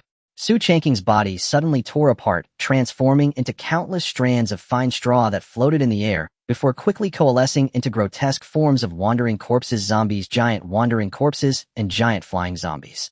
Ultimately, it transformed into a blood-eyed corpse lord towering at 3 meters tall. The robust body was entirely made of densely packed straw wriggling like small snakes, while the hollow eye sockets resembled a tangible abyss, instilling a deep-rooted fear within. At this moment, Xu Changqing was even more terrifying than before as the blood-eyed corpse lord. Moreover, what was even more astonishing was that the densely packed, dry yellow straw now bore a few vivid streaks of blood, as if stained by some fresh blood. Xu Changqing's hollow gaze fell upon the rugged pair of arm hammers, each as wide as a half-person, revealing a hint of fresh sentiment. Such terrifying power combined with the enhancement of the arm hammers could likely crush a tank. Moreover, the straw man's terrifying regenerative ability and variability far surpassed that of the blood-eyed corpse lord. Indeed, the adaptability of the straw man was truly shocking. As long as his imagination kept up, Xu Changqing could almost replicate other bizarre forms, directly transforming into a straw man version. Furthermore, Xu Changqing's imagination was far beyond that. He controlled his rugged, massive arms and placed them before his eyes. Instinctively, he utilized the ability of steel muscle. The pitch-black sheen of steel instantly covered his rugged arms, coating the densely packed straw with a layer of metallic luster. His fists, as large as boxing sandbags, collided with each other, instantly producing strands of sparks. The sound of metal clashing echoed continuously. Suddenly, the two steel arms quickly transformed into two massive steel blades, incredibly sharp, and with a casual swing, the airflow effortlessly tore apart cracks in the wall. As expected, the ability of steel muscle could indeed be paired with straw man, to some extent weakening the straw man's weakness against flames. Every bizarre ability is unique, and when combined they can create an effect greater than the sum of their parts. At this moment, if I were to encounter the blood-eyed corpse lord again, I fear I could tear it apart heat-in rather than relying on some underhanded methods as assistance. Xu Changqing gazed at the massive figure of the monster in the mirror, and an unusual expression flickered across his face before dissipating entirely. At this moment, his strength was undoubtedly much stronger than just now, and he had gained a new trump card ability that also somewhat compensated for the weakness of the strawman ability. Although he still couldn't completely immunize against the threat of flames, at least he had the ability to resist them. This was undoubtedly a great piece of fortune. Currently, there were still 5 bizarre points left, and he could continue to enhance. At this moment, the ability most compatible with Strawman was the curse ability. One is immortal, and the other self-harms in retaliation. It could be said to be a perfect match. Unfortunately, upgrading the curse ability to level required a full 25 bizarre points. Currently, the bizarre points were insufficient. Xu Changqing hesitated for a moment, but chose not to continue accumulating bizarre points. Instead, he decisively prepared to enhance the steel muscle ability. After all, at this moment, the steel muscle ability could increase his combat power and defensive capabilities to a certain extent. It could also grant the straw man the ability to resist flames, which was undoubtedly very much to his liking. System Enhanced Steel Muscle. Ding, 8 bizarre points deducted. Starting enhancement of the bizarre ability Steel Muscle D level. Steel Muscle D level. Steel Muscle D level. The host's physical body will gain a steel-like augmentation, easily immunizing against the power of firearms and possessing terrifying physical defense and strength. Xu Changqing's body instantly let out a series of crisp sounds. His entire being felt as if it had been remodeled by some force. His bones and meridians seemed to have been expanded by some mysterious power. Soon his body was gradually covered by a pitch-black sheen of steel, as if he had transformed into an Iron Man. At that moment, Xu Changqing felt that his steel muscles could withstand the bombardment of a rocket launcher without a scratch. This is true power. Host Xu Changqing. Strength 7. 6. Speed 7. 6. Physique 7. 6. Spirit 6. 1. Bizarre abilities Straw Man C level. Curse D level. Gluttony D level. Steel Muscle D. Bizarre points 14. 5. Evaluation C-level normal people's base attributes are all 1. As Xu Changqing continuously enhanced himself excited about gaining even more formidable power. The upper society of Beihai City began to discuss him incessantly. Long before Xu Changqing made his debut, he had already caught the attention of many, not to mention that just his identity as Master Xu's son was enough to make many take notice of his existence. Afterwards, Xu Changqing's first commission slaying the level anomaly head ghost also earned him some initial fame. However, many still believed his strength was not sufficient to replace Master Xu's prestigious name. But when Xu Changqing slaughtered all the anomalies in an abandoned building and killed a terrifying anomaly suspected to be C-level, it instantly spread throughout the upper echelons of Beihai City. For a time, it caused a tremendous uproar. One must understand that clever anomalies are already terrifying existences in Beihai City, almost possessing the combat power of a small elite unit. As for the existence of C-level anomalies, there's no need to mention, they are terrifying to the extreme. As a result, Xu Changqing possessed the ability to slay C-level anomalies. He was undoubtedly among the most elite in Beihai City. Thus, unbeknownst to Xu Changqing, his fame began to spread far and wide. Hospital. Tang Xian was soon released from her icy state with the healing of the Bureau's doctors and gradually began to recover. However, due to the prolonged time she was frozen, she had not yet fully awakened. Naturally, Tang Yuyan remained by her bedside taking care of her. Looking at her sister Tang Xian's peaceful sleeping face, she couldn't help but smile a little.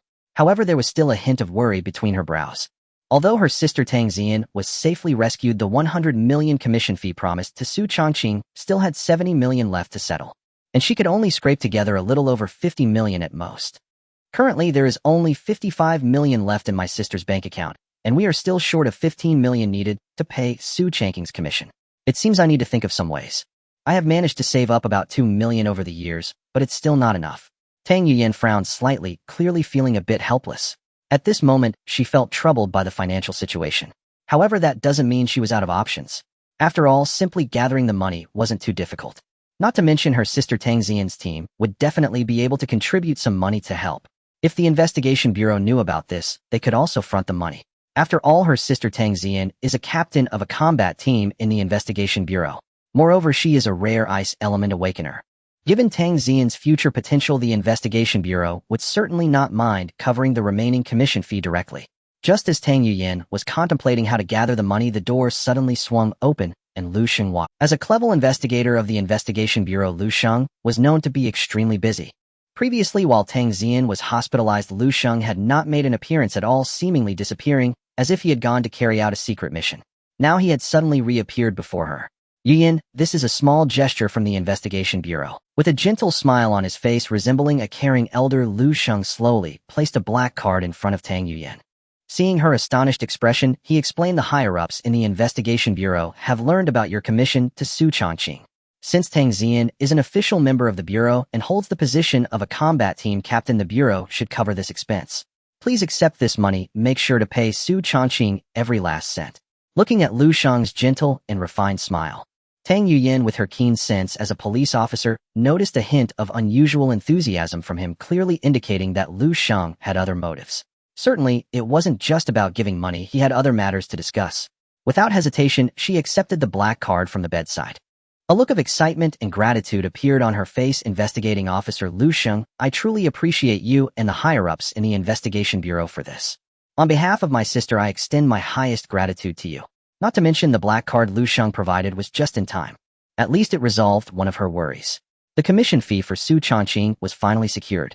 Moreover, despite Lu Sheng's seemingly nonchalant demeanor, it was evident that during his absence, he must have been reporting to the higher-ups of the Beihai City Investigation Bureau. And this black card was likely something Lu Sheng had fought to obtain from them.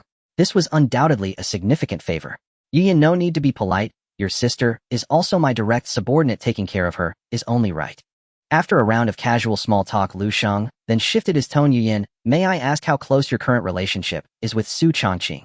Investigating Officer Lu Sheng, I have only met Xu Changqing a few times. We are not very familiar. Tang Yuyan's face showed a hint of understanding as she sincerely replied. At this moment, she also guessed Lu Sheng's purpose. Investigating Officer Lu Sheng, if there's anything you need to say, feel free to speak. I will do my best to help. Sai Yuyan, I won't hide it from you. The higher-ups in the investigation bureau place great importance on Xu Changqing and are considering inviting him. However, from our previous meeting, it was clear he was not very interested in the investigation bureau. Lu Sheng sighed, suddenly no longer beating around the bush and directly stating his other purpose. If possible, I hope you can act as an intermediary when paying the commission fee and ask him if he has any intention of joining the investigation bureau. If he does, Beihai City Investigation Bureau will arrange a position for him as an investigator along with corresponding benefits, and he would earn an annual salary of 500 million. After resolving the matter with the abandoned building, Lu Sheng hurried back to the investigation bureau, submitting all of Xu Changqing's information to the higher-ups. They naturally expressed their agreement to find a way to invite Xu Changqing into the investigation bureau. After all, a powerhouse with at least level combat strength would undoubtedly enhance the capabilities of the Beihai City Investigation Bureau. Moreover, if they could recruit Xu Changqing's mentor master Xu Changqing into the Beihai City Investigation Bureau as well, that would be even better. Previously, the Beihai City Investigation Bureau had invited Master Xu to join, but he had politely declined. Now they were instead inviting his son Xu Changqing. The reason Lu Xing chose to have Tang Yuyan act as an intermediary to approach Xu Changqing was mainly due to his observations of Xu Changqing's attitude toward her and the remarkably low fee he charged. He suspected that Xu Changqing had an interest in Tang Yuyan. If his guess was correct, then the chances of a successful invitation would undoubtedly increase. Looking at Lu Sheng, who appeared sincere, Tang Yuyan nodded slightly and agreed. Investigating Officer Lu Sheng, I will mention it to him, but I can't guarantee it will be successful. Don't worry, whether successful or not, it's all fate. Even if he refuses, there's nothing we can do. Apartment. Master Sui meet again. Yun Ruashi, dressed in a stunning purple qipao, accentuated her perfect figure, making her curves incredibly alluring. Her captivatingly beautiful eyes seemed to speak, drawing one in to uncover her inner thoughts.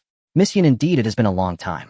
Xu Changqing leaned against the sofa, a playful smile appearing on his face as he gazed at the graceful beauty before him. Just moments ago, Yun Ruashi had called him, expressing a desire to discuss a major business deal. Naturally, Xu Changqing would not refuse, thus they decided to meet at the apartment. When Yun Ruashi arrived, her meticulously styled appearance and attire indeed left him somewhat impressed. At the same time, he understood that Yun Ruaxi's intentions were likely not simple. Before him stood a man strikingly handsome and charming, with a languid expression and a mischievous smile always playing on his lips. Yun Ruashi had to admit that her heart was racing faster than usual, stirred by an indescribable wave of emotion. This man exuded a profound confidence from within, and his robust physique provided a strong sense. Moreover, the mysterious aura surrounding him was undeniably a fatal temptation for any woman. Even she found her heart truly swayed. Master Su, your reputation has soared in recent days with the upper echelons of Beihai City, spreading your name far and wide.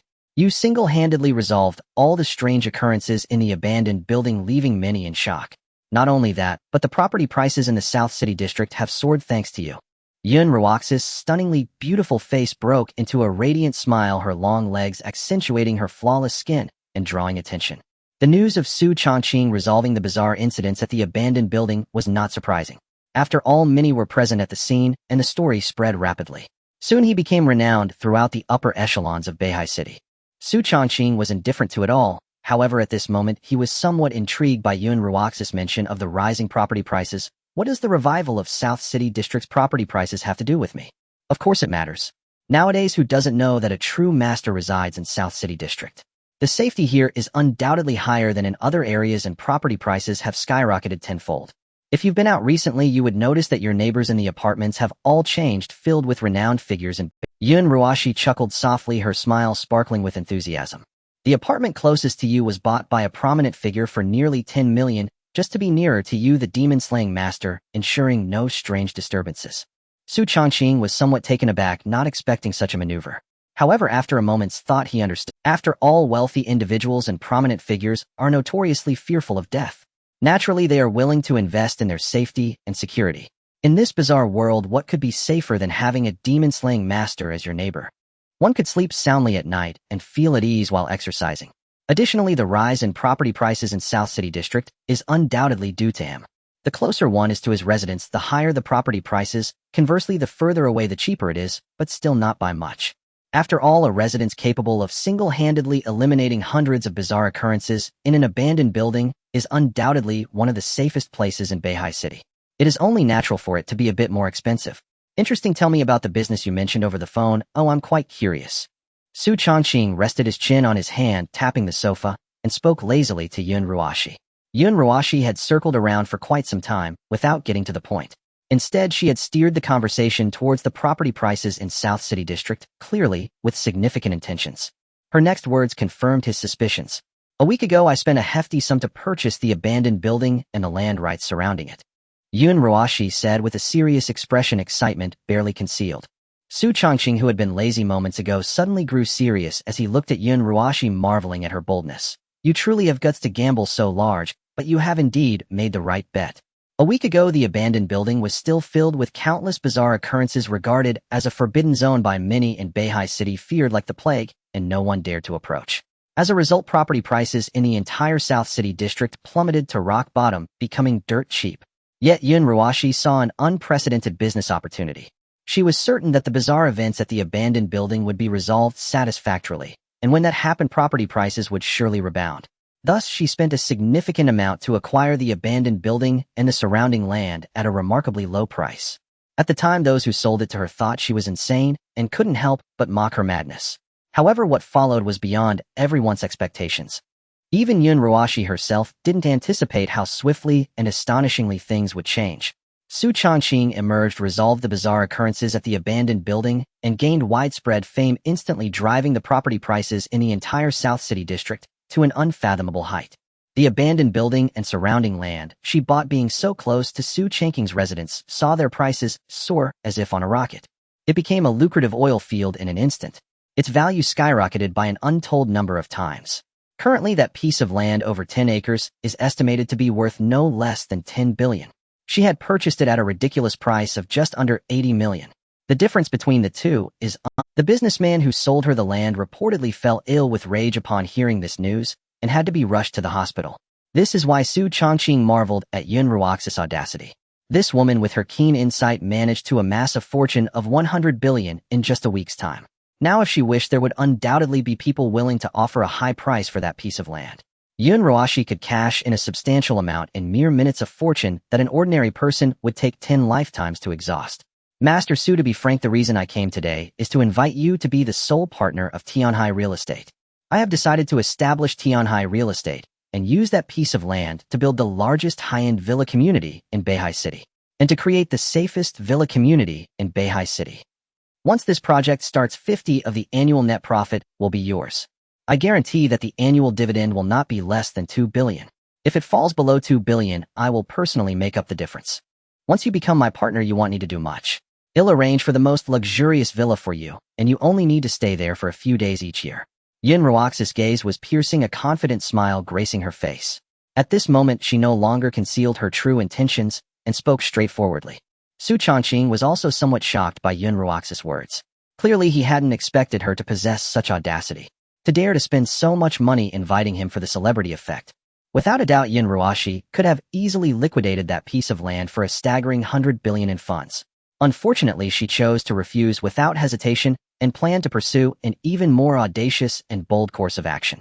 That is to build the largest high-end villa community in Beihai City on that piece of land, using Xu Changqing's reputation as a gimmick to gain instant fame and attract all the wealthy people in Beihai City to invest. In this strange world, the most precious thing might just be the word safety. If a high-end villa community boasts safety far superior to any other place, it can almost certainly attract countless wealthy individuals and prominent figures vying for a stake. Yun Ruashi capitalized on this factor and unhesitatingly offered Xu Changqing an unprecedented sky-high price. As long as Xu Changqing agreed to become her partner, he would receive no less than 2 billion in dividends every year, and possibly even more. All Xu Changqing needed to do was find a few days each year to enjoy his time in his own high-end villa. It seemed incredibly generous and enticing. However, he understood that Yun Ruashi was using his current fame as a means to promote her reputation and attract attention to achieve her goal.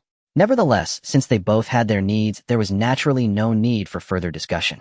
Yun Ruashi would profit from Xu Changqing's fame, and Xu Changqing would also benefit from the funding, making it a win-win situation. Master Xu, what do you think? Yun Ruashi maintained a confident smile, her radiant face beaming with joy as her gaze fixed intently on the man before her. At this moment, she was uncertain whether Xu Changqing would agree. If Xu Changqing chose to refuse, she would not hesitate to sell the land for cash, continue running Tianhai Group, and await other opportunities.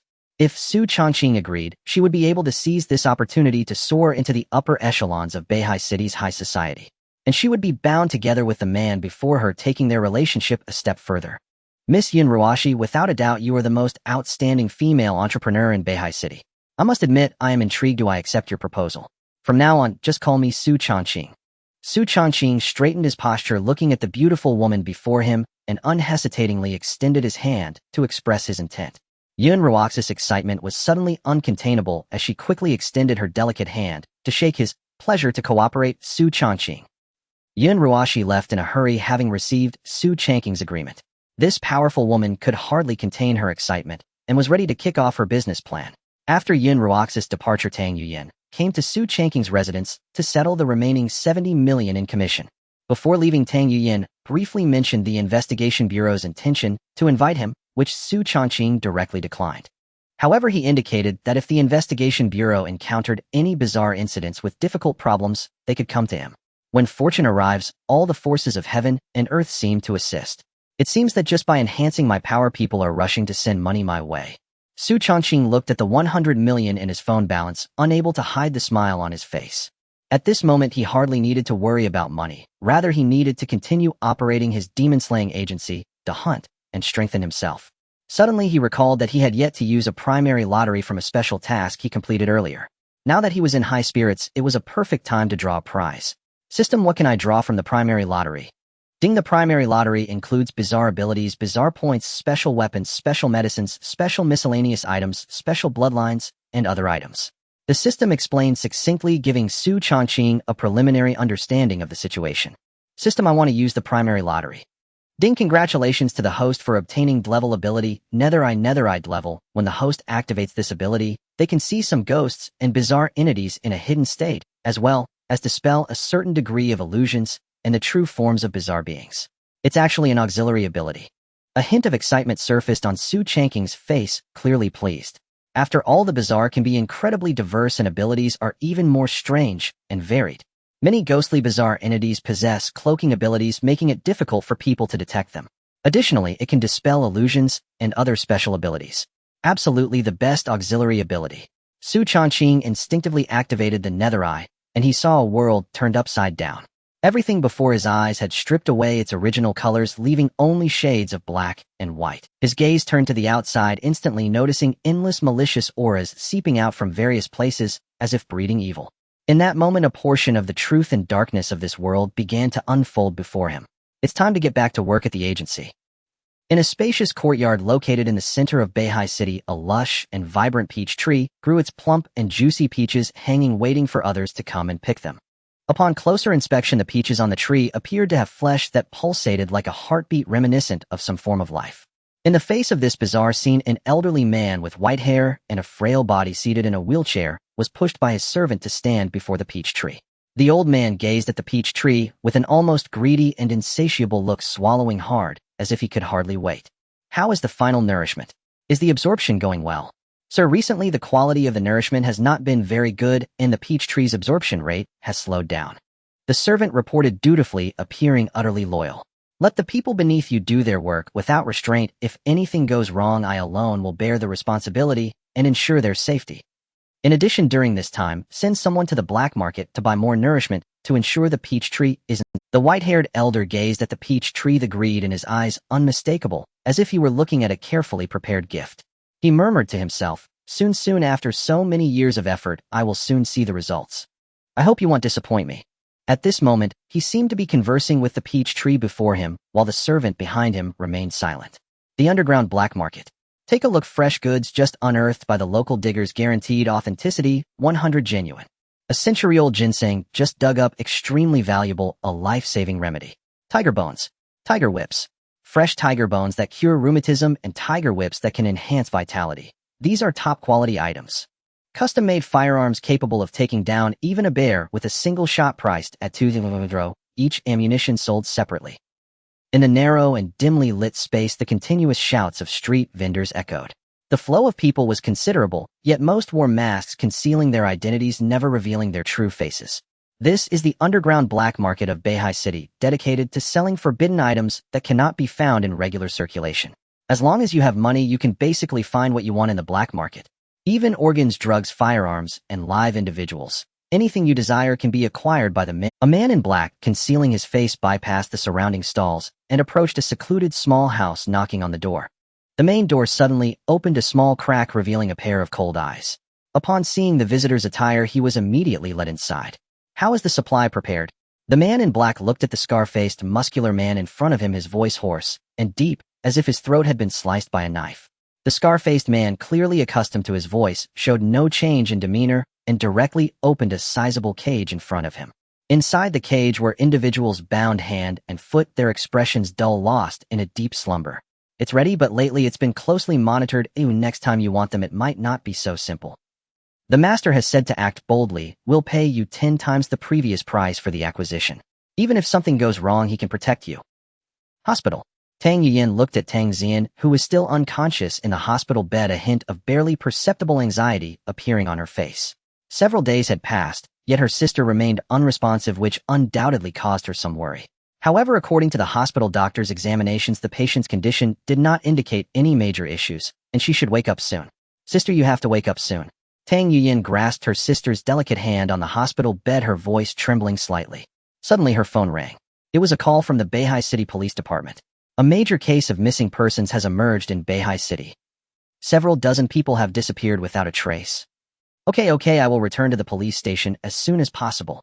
After hanging up, Tang Yuyin looked at Tang Xian in the hospital bed, a trace of hesitation crossing her face. Sister, I need to return to the police station for a while. I've arranged for a nurse to take care of you closely during these days. Don't worry, I will be back soon. After Tang Yuyin left, Tang Xian, still lying on the hospital bed in deep sleep, suddenly twitched her fingers. Her body trembled slightly. It was as if something was pressing down on her, preventing her from waking up. A major bizarre incident has occurred in Yuhu City, where a class anomaly blood dragon has devoured many people, causing panic and reaching the critical point of transformation. In the suburbs of Shanghai City, a seductive woman has been luring male passers by consuming their brains, absorbing their essence, and skinning them for collections.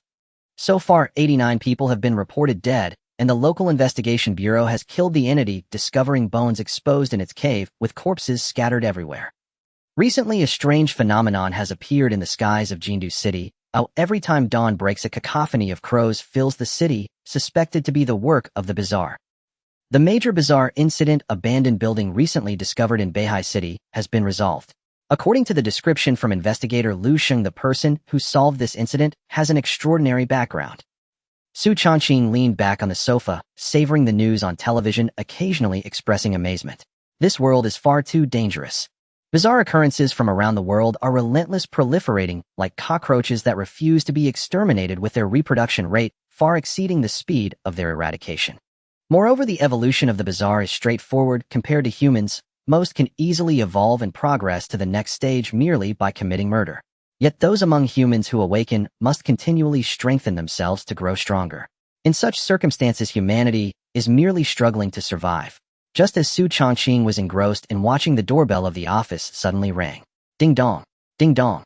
The urgent ringing hinted at the impatience of the visitor. Xu Changqing raised an eyebrow, knowing that business had come knocking. The visitor was a stunning woman dressed provocatively, her curvaceous figure accentuated by a vibrant purple bodycon dress that hugged her long, perfectly proportioned legs, and wearing oversized black sunglasses. Her face bore a seemingly innocent, yet seductive aura, a blend of angelic purity and devilish charm. Master, I have encountered a bizarre incident. Can you help me? I am willing to pay whatever it costs. I am even willing to pay some special price. Her delicate face flushed and alluring held a hint of fear as her soft hand gripped Xu Changqing's wrist tightly. The warm touch felt as smooth as white jade. Xu Changqing looked at the enchanting woman before him, feeling a stir of emotions. Undoubtedly, this woman was the most beautiful he had ever seen. Moreover, at this moment, her disheveled appearance, as if she were ripe for the picking, was exceedingly captivating. If it were anyone else, they would have likely harbored illicit thoughts by now. However, Xu Changqing, as a master with professional ethics, was naturally capable of controlling his desires. After all, he wasn't like his lecherous father Xu Maching, who could bless a female client and end up in bed with her exorcising evil for a whole week. In the end, not only did he drive away the evil, but he also left the female client with a child, fulfilling her dream of becoming a mother right then and there. As a gentleman, Xu Changqing has always refrained from taking advantage of women. Facing the panicked woman before him, Xu Changqing's demeanor was refined and gentle, his voice warm as he reassured her, "Don't panic. Since you have come here, everything will be resolved.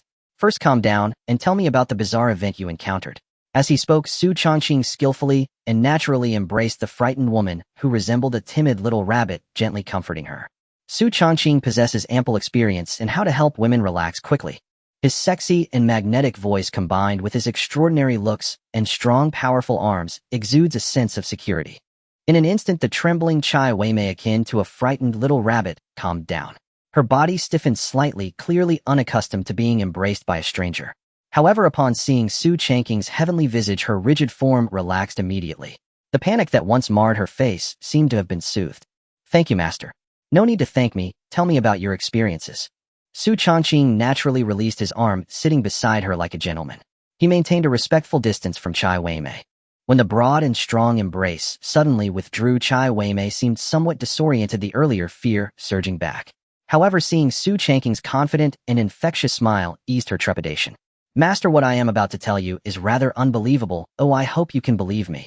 Just the other night, as I passed by a large courtyard, I happened to see a gigantic peach tree inside. This peach tree was several times larger than ordinary ones. As a graduate student in biology, I naturally found it fascinating. So I took out my phone to take a photo for remembrance. To my shock, I discovered that the tree in the photo had human heads hanging from it. As Chai Weimei spoke, a look of terror and trembling returned to her face. Her pure and charming countenance quivered slightly, with fear, her eyes reflecting deep-rooted dread. Who wouldn't instinctively want to snap a photo of such an enormous peach tree in the dead of night? Yet the supposed plump peaches turned out to be human heads. Those heads, eyes wide open and death bled from all 7 orifices, their expressions still haunting her mind. The photo existed for less than a minute before it turned into a blank space. It was as if the enormous peach tree and the human heads were all figments of my imagination. However, at that moment I truly saw it, and it was definitely something sinister at play. I was so frightened that I ran home and hid. At this point, Chai Weimei felt as if she were about to go mad, her mind conjuring images of that eerie peach tree once more. Since then, I've noticed that every night when I sleep, the image of that peach tree inexplicably resurfaces. Moreover, the heads on the tree seem to be staring at me as if they want to devour me. I even tried calling the police, but after the officers and investigators checked it out, they found nothing. They suspected I might have been mistaken, or even that I was going insane. As she spoke, tears welled up in Chai Weimei's eyes, a look of delicate grievance and fear emerging. Clearly, this incident had a profound impact on her. Xu Changqing instinctively embraced her soft shoulders, gently patting her silk-like back, soothing her tense emotions. At this moment, he had already guessed the true nature of Chai Weimei's peach tree. Mukuai. It is an extraordinarily peculiar entity, a materialized tree capable of absorbing the flesh and blood of living beings to produce plump, luscious fruits over time. These fruits possess special longevity-enhancing properties, and if consumed by an ordinary person, they can almost reverse aging, granting eternal youth. However, once someone consumes its fruit, they become addicted and must continue to partake of it regularly, otherwise they will descend into madness akin to a malevolent spirit. In truth, this is the frightening aspect of Mukuai, which can silently manipulate humanity through its fruits and gain maximum benefits. Those who continuously consume Mukuai fruits may regain their youth and remain eternally vibrant, yet they have effectively become bizarre puppets, needing to incessantly offer the flesh and blood of the living to Mukuai in exchange for the fruits. It turns out to be that kind of ghastly thing. Xu Changqing's gaze flashed with cold intensity, clearly expressing his disgust for those who nurture Mukuai. Using the blood and flesh of one's own kin as sacrifices to a sinister entity in exchange for eternal youth and rejuvenation is an act that nearly violates the very essence of humanity, worse than that of beasts. I accept this commission. Xu Changqing gently patted Chai Weimei's back, speaking in a warm tone. Chai Weimei lifted her head, her radiant face flushing slightly. Clearly, she felt a bit shy about her behavior at that moment. However, she quickly suppressed that shy emotion and then broke free from Xu Changqing's broad embrace, taking out a check from her bag. Master, if possible tonight, I hope you can accompany me to that place to deal with that peach tree. I can no longer bear the torment of dreaming about it every night. Whatever your fee, I will do my best to accommodate. This check for 5 million is a prepayment for your efforts, and I will settle the remaining payment after the issue is resolved. If you find that insufficient, I could also offer myself as a part of the payment. As she spoke, a shy smile crossed her tone, involuntarily lowered. Xu Changqing's face revealed a playful smile as he observed the nearly sexy, yet innocent Chai Weimei before him. He did not refuse, but instead began to scrutinize her closely. That may not be impossible. After all, I do charge quite a bit, and if you can't afford it later, I will indeed need some additional services in return. Upon hearing Xu Changqing's blunt words, Chai Weimai's face flushed, and she took out a business card from her bag, placing it on the table before turning to leave. Watching Chai Weimai leave, Xu Changqing's playful smile vanished in an instant, and as he looked at the check in his hand, he couldn't help but sneer. Under the inside of the nether eye, this check for 5 million was in fact merely paper money for the dead. Fascinating. Never expected a supernatural entity to seek me out as a client. The moment Chai Weimai entered, Xu Changqing felt an uncanny chill ripple through his very being, as though she carried an enigmatic aura, elusive and inscrutable. To probe the truth, he had secretly activated his netherworld eyes time and again, but each attempt yielded nothing but silence. Even repeated physical contact, embraces, skin-to-skin touch, confirmed her flesh and blood were undeniably real. Yet precisely because of this, Xu Changqing grew certain she was no ordinary being. His netherworld eyes failed to detect her not due to illusion, but because her essence far surpassed its perception threshold. Fortunately, as she departed, she finally slipped.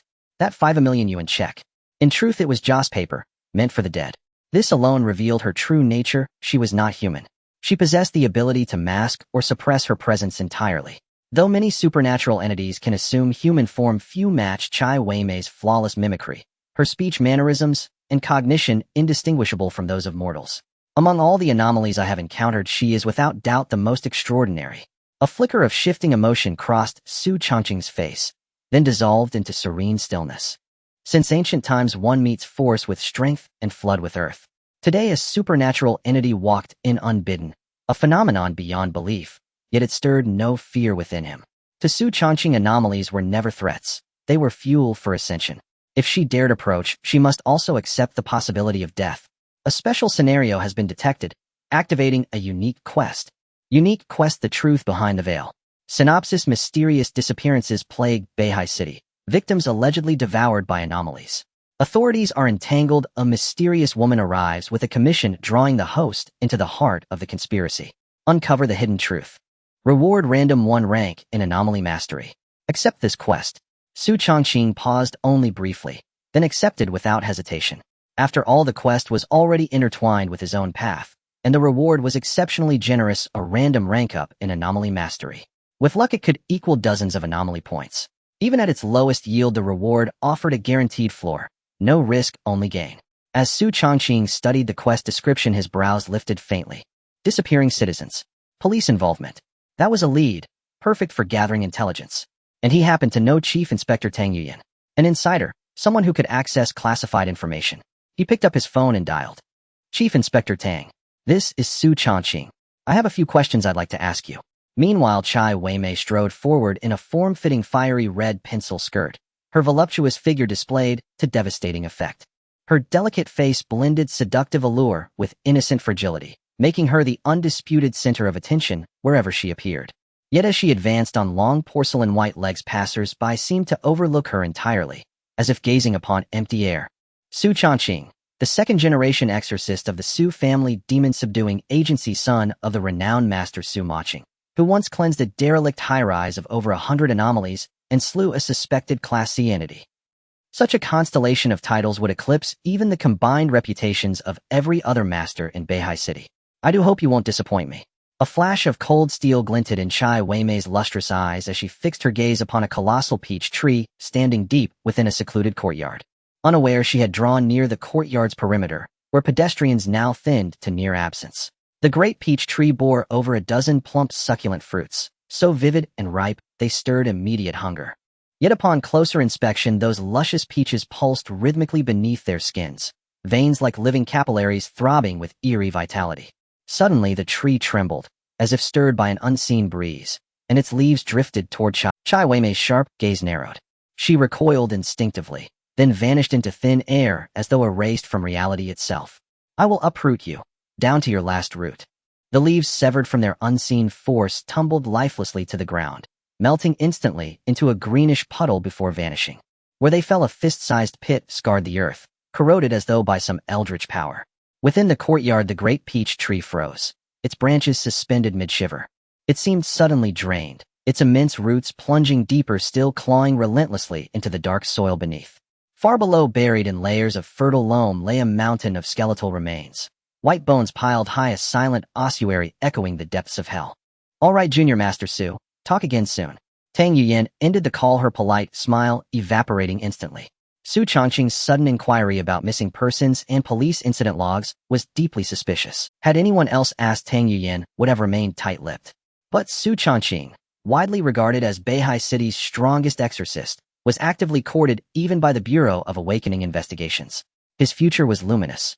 Tang Yuyan saw no harm in sharing the information, especially since Xu Changqing, though discreet, had hinted at something grave. He suggested the disappearances might stem from anomalies, and urged her to stay clear lest she fall into peril. Without hesitation, Tang Yuyan reported it directly to the Bureau. After all, cases involving anomalies demanded awakened agents. Ordinary law enforcement stood no. So Chai Weimei spoke true.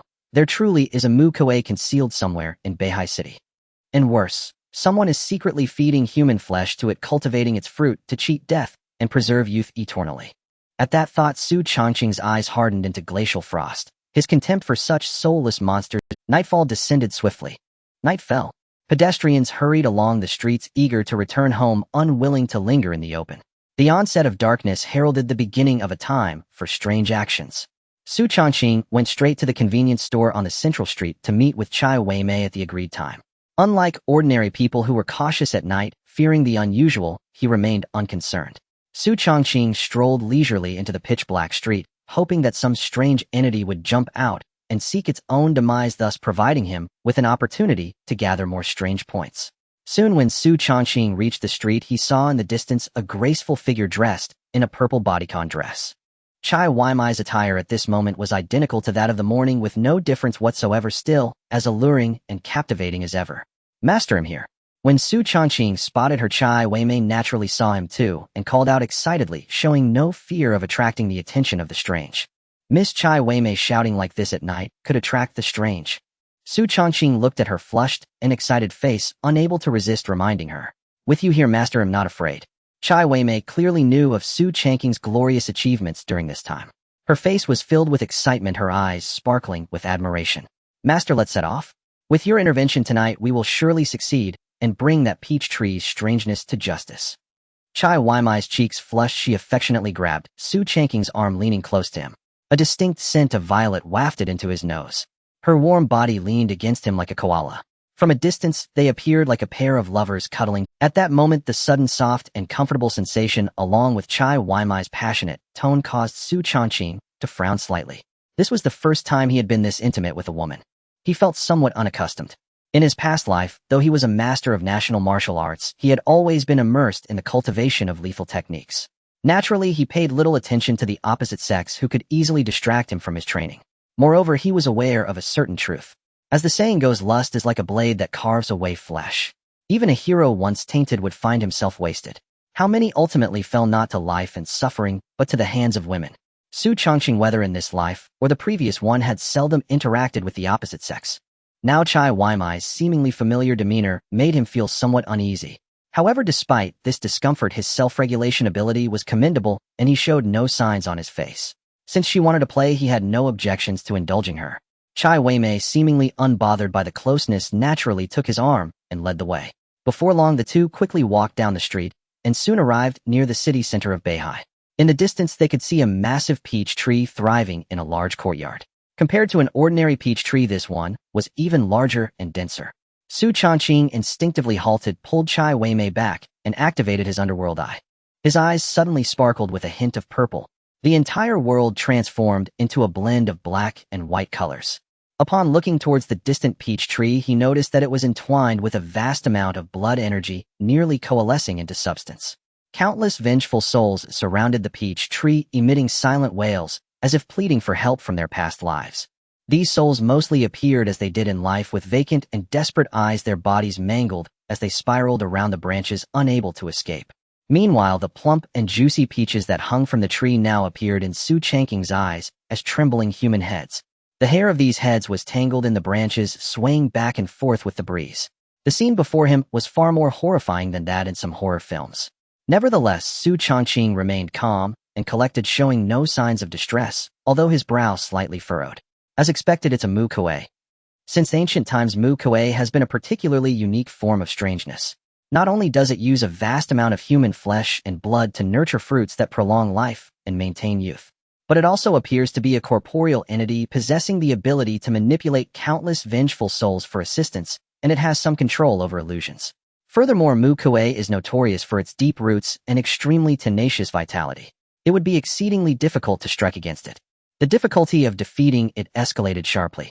To some extent, the challenge posed by Mukue is even more terrifying than that of many ghostly entities. Suddenly, Xu Changqing's gaze shifted slightly, as if he heard some sound. He pulled Chai Weimei beside him, exerted his strength, and silently leapt to the rooftop of a nearby building. From above, he was able to clearly see the situation inside the courtyard. There, an elderly man sitting in a wheelchair with graying hair and a face full of wrinkles was pushed out by a servant greedily gazing at the peach tree before him. "Sir, the goods from last time have arrived. Bring them all up and sacrifice them too." Cough, cough, cough. The old man in the wheelchair suddenly began to cough violently, as if he were about to expel his entire lung. The servant hurriedly took out some special medicine from his pocket and stuffed a few pills into the old man's mouth. Soon the old man's violent coughing gradually eased, and his pale face began to regain some color. This body is nearly ruined. But fortunately, the plan has reached its final stage. Bring those people up for sacrifice. Under the command of the old man in the wheelchair, several black-clad individuals wearing sunglasses slowly pushed a huge cage from behind. The cage was covered with a layer of black cloth obscuring the view of its contents, but faint cries could be heard from within. The black cloth was pulled away. Inside the cage were individuals whose limbs had been broken, barely clinging to life, their eyes vacant and filled with despair. The old man gazed at the scene within the cage, showing no compassion, but rather a more intense and feverish gaze. He mercilessly waved his hand. The bodyguards in black sunglasses quickly opened the cage and dragged the people out. They were brought to the base of the peach tree, where sharp blades easily slit their throats. It was like slaughtering chickens. Soon the ground was covered with a thick layer of corpses and blood. With the splatter of blood, a strong metallic scent filled the air. Corpses with unclosed eyes lay on the ground, their gazes filled with resentment as they stared at the black-clad bodyguards, as if trying to remember their faces. The black-clad bodyguards were evidently accustomed to such stares, walking expressionlessly to stand behind the old man in the wheelchair, waiting for the events to unfold. At this moment, the old man in the wheelchair had fiery eyes and a flushed complexion filled with excitement as he stared intently at the corpses on the ground, as if anticipating something. Rip, rip.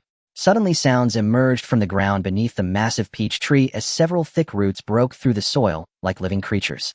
They seized the corpses from the ground, binding them tightly, and then forcibly dragged them into the earth.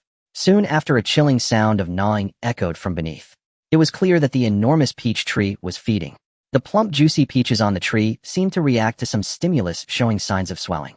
The bloodstains on the surface of the peaches grew denser, as if living creatures were writhing inside. Xu Changqing watched this scene indifferently, his expression unchanged, as if he were watching a silent film.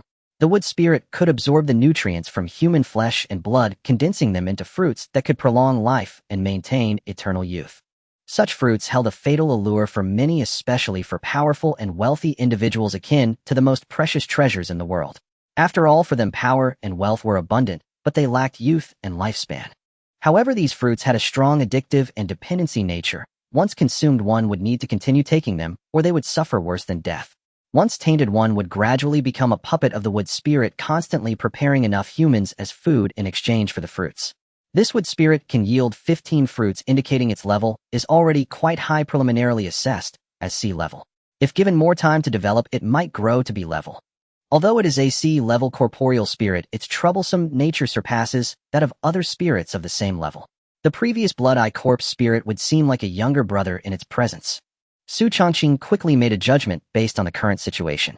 However, while he appeared to be observing the events in the courtyard, part of his attention was actually focused on the expression of Chai Weimei beside him. Just moments ago, when the black-clad bodyguards slit the throats of the innocents, Chai Weimei's face clearly displayed extreme hatred and anger, as if suppressing some emotion. It was evident that she was deeply enraged by the actions of the black-clad bodyguards. In this situation, there were two possibilities. The first possibility is that Chai Weimei, despite being an anomaly, was once a living person. Seeing innocents being killed, she would naturally be furious. The second possibility is that she was also killed by those black-clad bodyguards, which turned her into some unknown anomaly, and now she returned seeking revenge, recalling her own death upon witnessing the scene, leading to her intense killing intent. In comparison, Xu Changqing leaned more towards the second possibility. He had already confirmed Chai Weimei's anomalous identity earlier, but due to certain thoughts he had refrained from taking action until now. Now that he observed her emotional fluctuations, he naturally had a vague guess about her situation. Master, these people are evil incarnate, actually aiding and abetting the anomaly. Oh, would you kill them, please? Chai Weimei leaned closer to Xu Changqing, suppressing some emotions as she whispered softly. As long as you can kill them, I will prepare any amount of money you need. Money? You probably can't afford my price, but I am indeed very interested in you. Xu Changqing looked at the alluring beauty in his arms, a greedy glint in his eyes as he appraised her figure, a playful smile on his lips. Once I deal with them, you will belong to me. An anomaly that was almost indistinguishable from a living person, possessing normal human cognitive abilities and an impeccable disguise, undoubtedly made him very intrigued. Moreover, at this moment, Xu Changqing had roughly guessed what kind of anomaly Chai Weimei truly was. The yearning within him was becoming increasingly apparent. The panlong ceiling box still had 3 slots available, one of which could be used on her. Chai Weimei's expression stiffened slightly as she felt the naked gaze of Xu Changqing upon her. A chilling sensation surged through her heart, as if she had been completely seen through. However, on the surface, she maintained a confident and elegant smile, her delicate hand lifting his chin, her tone laced with a hint of flirtation as she said, "Then it depends on whether you can resolve this matter. If you can, everything will be easy to discuss. You'll see." Xu Changqing wore a confident smile, as if everything was under his control, grasping her delicate hand, feeling her skin as smooth as cream, and her warmth almost indistinguishable from that of an ordinary person. The playful glint in his eyes grew more pronounced, as if he had seen through Chai Weimei's disguise. Just as Chai Weimei was blushing shyly, she felt an abrupt emptiness beside her. Xu Changqing's figure suddenly vanished like the wind, turning into an afterimage under the cover of night, rushing towards the courtyard like a reaper wielding a scythe. Watching Xu Changqing's disappearing figure, Chai Weimei's shy smile suddenly vanished, her gaze turned cold as ice. Could it be that he has discovered my disguise? Impossible. With my current disguise, even a Blevel awakened should not be able to see through it. However, his expression and tone were too abnormal. He probably guessed that I am not human. Damn it. If it weren't for that object being held by the wood spirit, I wouldn't have been so bent on eradicating the courtyard. The old man in the wheelchair looked at the increasingly vibrant fruits on the branches of the enormous peach tree, his eyes nearly bulging out as he muttered continuously, "It's almost ready, almost ready. Ooh, I can't stand this decaying body any longer." As a retired entrepreneur and philanthropist from Beihai City, the old man had made tremendous contributions to the city, and his status was unimaginable. Unfortunately, as time passed, even immense wealth and power could not escape the despair of aging. Until that day, a masked man sold him this enormous peach tree. This is a peach tree that can bear fruits granting eternal youth and longevity, but it requires the nourishment of human flesh and blood to grow and produce its fruits. The voice of the masked man echoed vividly in his heart. At that time, the old man in the wheelchair did not know why he would trust a complete stranger. He directly spent an unimaginable price to buy a seed of the peach tree from him. However, he felt immense regret afterwards. Nevertheless, he chose to plant that peach tree seed. What followed left him in unprecedented shock. In less than a week, the seed grew into a towering tree, its growth speed nothing short of a miracle. As someone who had lived for most of his life, the old man in the wheelchair was well informed and aware of many hidden secrets. He quickly deduced that this peach tree was likely a special, bizarre existence. The masked man who sold him the peach tree seed probably had an extraordinary identity. Even knowing everything was not simple and could even be dangerous. However, facing his withering and decaying body, the old man in the wheelchair could not suppress his greed and desire and did not report this matter to the investigation bureau. Instead, he began to spend his wealth and power to continuously collect a large number of living beings for sacrifices in the black market. Soon after a period of sacrifice, the enormous peach tree finally reached the time for fruit gathering. Tonight, these gathered fruits would ripen completely and could be eaten directly. Tonight, he would be able to shed his decaying body and be reborn, returning to his youth. For this day, he had sacrificed nearly 100 lives to gather so many fruits. Tonight is the time to witness the harvest. The old man in the wheelchair's eyes shone with a fiery light as he fixed his gaze on the fruits high up in the giant peach tree, waiting for their final ripening. Suddenly, a broad and robust shadow completely covered his withered and small body. Who is it? The old man in the wheelchair's expression changed, and as he turned around, he saw a handsome and elegant young man standing behind him. At his feet, 2 black-clad bodyguards were already lifeless, clearly having been killed in an instant. The old man in the wheelchair's face darkened, looking at the man who wore a gentle and elegant smile, feeling a chill run down his spine. The 2 black-clad bodyguards were professional guards he had hired from Heizhou, known for their lethal efficiency and ability to easily take on 10 opponents, being among the top-tier bodyguards. Yet they had been silently killed by the man before him. Are you here for money? I am willing to offer you 2 billion as a fee and a hush money as long as you leave now. Before the old man in the wheelchair could finish his sentence, Xu Changqing struck him with a chop to the neck, knocking him unconscious in his wheelchair. Xu Changqing had no interest in the old man's so-called money. At that moment, his gaze was firmly locked on the giant peach tree before him. If it weren't for the possibility that the old man might still hold some value in revealing the origins of the Mu Kuei, he would have killed him with a single punch. Xu Changqing walked towards the Mu Kuei expressionlessly, his gaze dark, yet sharp, as if assessing. If I had discovered you a little later, the entire Beihai city would likely face an unprecedented crisis. Under the scrutiny of the dark eye, Xu Changqing could clearly see that there were already more than 10 invisible souls on the peach tree, evidently the souls of those recently killed. Since ancient times, wood has belonged to the Yin attribute, making it the best material to attract Yin entities. The Mu Kuei, being a massive peach tree, naturally holds immense attraction for many vengeful spirits. These souls, drawn by some force, continued to approach the giant peach tree. Soon they were bound by the branches and leaves on the surface of the peach tree, becoming the slaves of the Mu Kuei. Swish, swish, swish, swish. The peach tree suddenly moved without wind, its branches and leaves swirling as if sensing an extreme threat. The leaves transformed into sharp blades, erupting at a speed far exceeding that of bullets, shooting towards Xu Changqing. Clang, clang, clang. The sound of metal clashing echoed. The leaves directly tore through Xu Changqing's clothing, but were stopped by his terrifying resilience and defensive power, leaving behind barely visible white marks on his skin before falling to the ground. As if realizing Xu Changqing's formidable strength, the Mu Kuei no longer concealed its abnormalities, as dozens of tree roots suddenly erupted from the ground, striking towards Xu Changqing amidst flashes of lightning, attempting to capture him. Facing the fierce attacks, Xu Changqing remained unperturbed and did not choose to evade, but stood firm on the spot. Enhanced form. Boom, boom, boom. The blood within him surged wildly, rushing towards his heart, accelerating the transmission of power throughout his limbs. His body suddenly swelled significantly, as if a balloon had been inflated with muscles bulging like arms as thick as thighs. At that moment, he appeared to transform into a small giant, over 2 meters tall.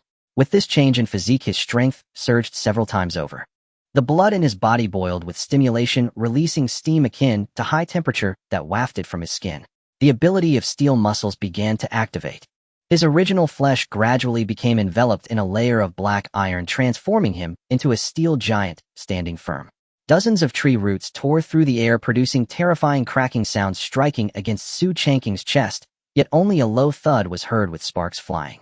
Xu Changqing's robust arms like lightning instantly grasped these thick tree roots, his explosive power tearing them apart in an instant.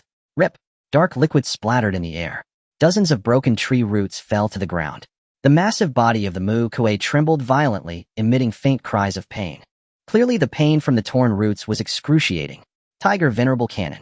Xu Changqing shouted, transforming into an afterimage like a ferocious tiger pouncing on its prey, with a piercing tiger roar, his palms morphing into tiger claws bursting forth like cannonballs. Boom! An explosion sounded. The Mu Kuei's body trembled incessantly. 2 dark tiger claws tore into the massive trunk of the Mu Kuei, creating a deep pit several inches wide. A devastating spiral force suddenly erupted within the Mu Kuei. Boom! Wood shavings flew. The nearly 8-meter-tall body of Mu Kuei suddenly trembled wildly, as if it had been struck heat by a siege cannon, its lush branches and leaves violently shaken away by the overwhelming force. The sturdy body of the peach tree was pierced through by a spiral wound with a diameter of half a meter. The dark green liquid flowed like blood, spilling onto the ground. A shrill hoarse scream echoed, transforming into an eerie sound wave that sent chills down one's spine and greatly disturbed the mind. This was Mu Kuei's soul-capturing technique, capable of shaking the souls of living beings and plunging them into a stupor. I guessed you would use this method. Xu Changqing's face revealed an expression of foreknowledge as he directly closed off his auditory perception, his will as solid as iron, forcefully resisting the impact of the soul-capturing technique. In the notes of his dear father Xu Changqing, the specific methods regarding Mu Kuei and countermeasures had long been recorded. He had naturally made thorough preparations possessing methods to counter it, and the impact of the soul-capturing technique was significantly weakened by the closure of his auditory perception. His will, surpassing that of ordinary men, was like an indestructible great wall blocking the remaining aftermath. A sudden severe pain erupted in his mind, as if struck by a hammer. Yet Xu Changqing remained clear-headed, his expression indifferent, his eyes shining even brighter, as if they contained a blazing fire, his body enveloped in flames. Blood and chi surged, strength penetrating to the marrow. His arms moved like dragons, becoming afterimages that tore through the air, unleashing a torrent of fist shadows. The roar of a tiger and leopard echoed, accompanied by the thunderous crack of explosive sound. 8 extreme chaotic arrows. Countless fist shadows imbued with the power of a siege cannon continuously tore through the air, creating explosive sounds, leaving large craters and fist imprints on the towering peach tree before him. The massive body of Mu Kuei, like a small boat amidst the tide, was struck by the waves, violently shaking with countless bark and wood chips flying, dark green liquid splattering onto Xu Changqing, instantly evaporating in the heat. Countless vines and roots relentlessly struck Xu Changqing's robust body, but only produced dull thuds, generating sparks, leaving not even a white mark. The hoarse scream of the old woman suddenly took on a sharper edge, filled with evident pain. Chai Wei stared dumbfounded at the scene unfolding in the courtyard, her eyes twitching incessantly. The over 2-meter-tall giant, with a fierce countenance, bulging veins, and muscular knots, exhibited a broad and majestic body, with black steel-like skin emitting hot steam. At this moment he resembled a terrifying monster pummeling the eerie Mu Kuei. No matter how Mu Kuei retaliated, it could not harm Xu Changqing in the slightest, only able to endure the onslaught. That scene was reminiscent of a towering 8-foot lady being pressed down to the ground by a little boy barely 3 feet tall, subjected to relentless pounding. She could never have imagined that Xu Changqing could be this formidable. The terrifying and eerie Mu Kuei, which she had feared, seemed utterly powerless before him. This monster.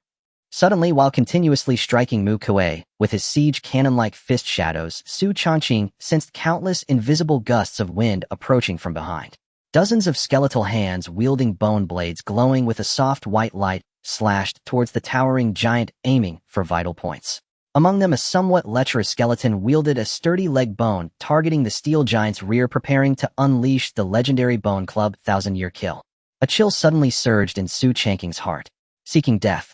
The robust body sprang forth with the agility of a giant beast flipping over. Xu Changqing's eyes turned sharp, his enraged face resembling that of a feral beast, as his arms swung like giant hammers, crashing towards the lecherous skeleton. Thunderous hammer. Boom. The terrifying force, imbued with spiraling energy, effortlessly tore through the air, unleashing thunderous explosive blasts. The lecherous skeleton was instantly smashed to pieces by Xu Changqing's fury. Even the weapon, the leg bone, was reduced to dust. The sky was filled with bone ash scattered by the raging wind, enveloping the surroundings in a white mist, obscuring the actual situation.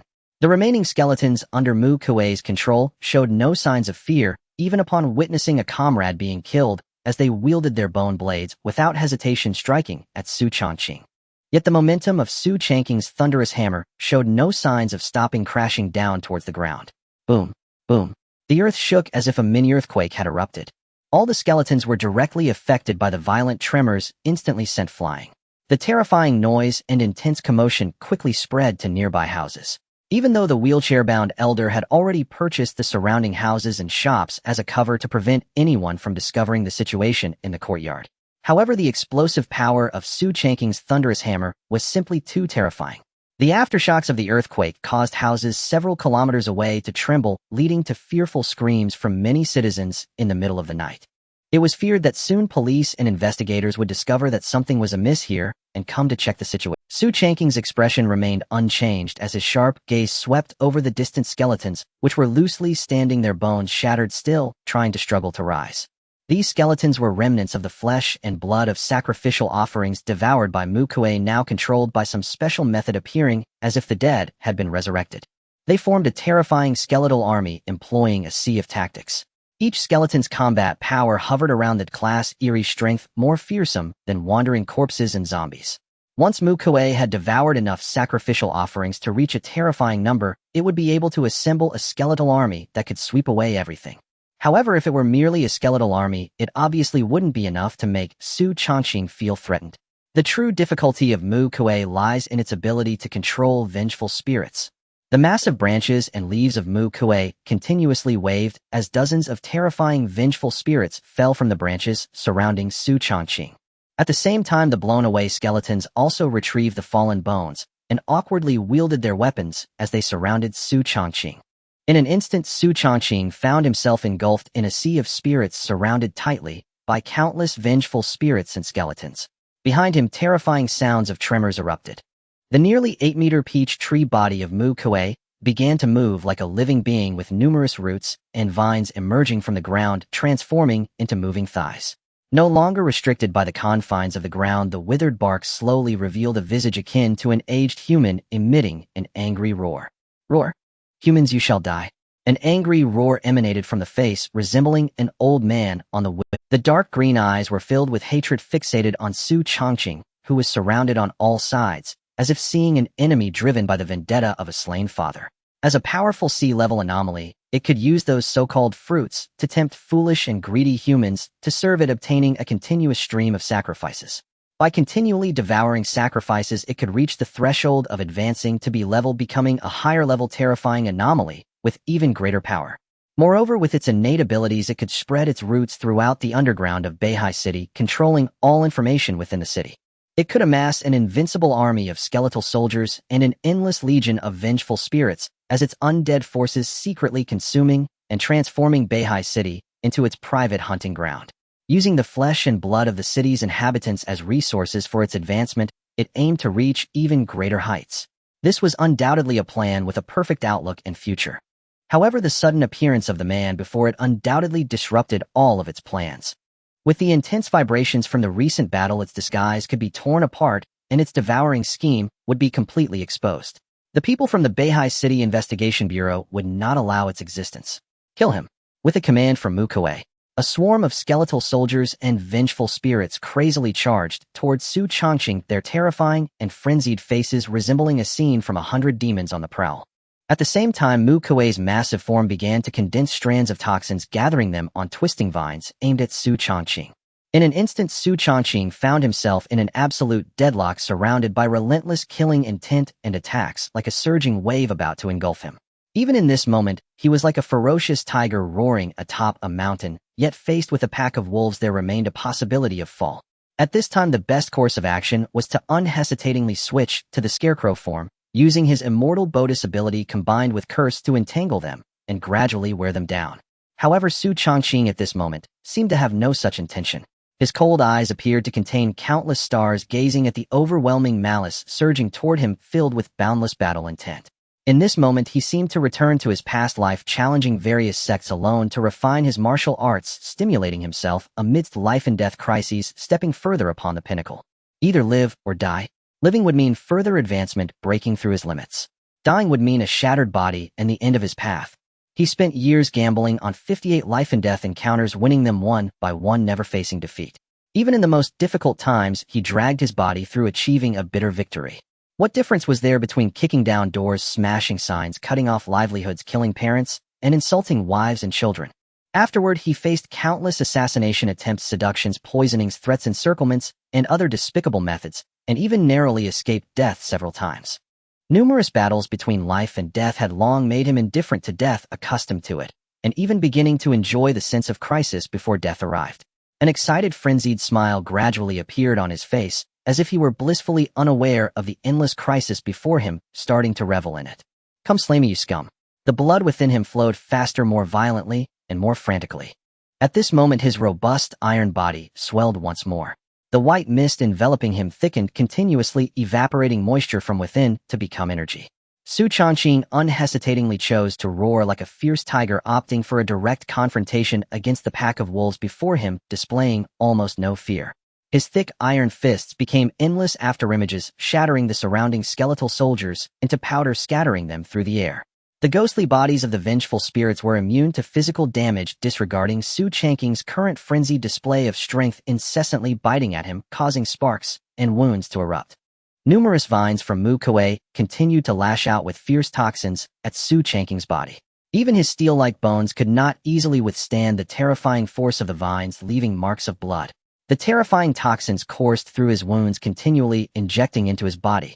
His form became increasingly rigid and sluggish, his speed rapidly diminishing. His mind felt foggy, his arms as heavy as 1,000 pounds, and his legs gradually lost strength. Yet Xu Changqing still did not cease fighting, combining punches and kicks, each move still carrying immense power. Ultimately, he was still ensnared by the endless vengeful spirits, incessantly tearing at his flesh, breaking through his steel-like bones. At this moment, Chai Weimei stood in the shadows of the courtyard, her expression dark and conflicted as she watched this scene unfold. She never imagined that Mu Kuei's true strength could reach such a level. Even Xu Changqing was now trapped in absolute despair. This was in complete conflict with her original plan. Damn it, if it comes to it, I'll do everything I can to rescue this fool. He may be weak, but he acts so self-assured. With a grim expression, Chai Weimei prepared to seize the opportunity to strike and save Xu Changqing. Although there was a chance of being discovered by Mu Kuei and falling into danger, Xu Changqing was ultimately the one she had deceived. If he were to die like this, she would not be able to forgive herself. Suddenly, Chai Weimei noticed something unusual about Xu Changqing. His robust form was enveloped in white mist, now seeming to thicken and rapidly coil around his surface.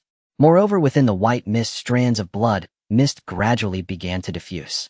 A surge of incredibly vigorous blood energy emerged.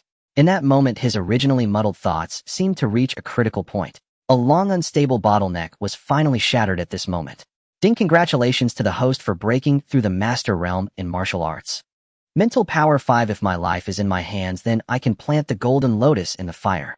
The towering figure, trapped by countless vengeful spirits, suddenly sang loudly, exuding immense aura, surrounded by blood mist akin to a demon god.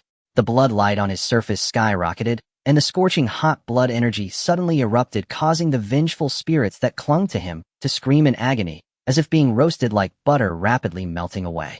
Ow! Ow! Ow! Ow! Amidst the wails, all the vengeful spirits were forcibly annihilated by the terrifying aura and blood energy. Xu Changqing's gaze surged, piercing through to the stunned Mu Kuei, evoking an unprecedented feeling of fear within it.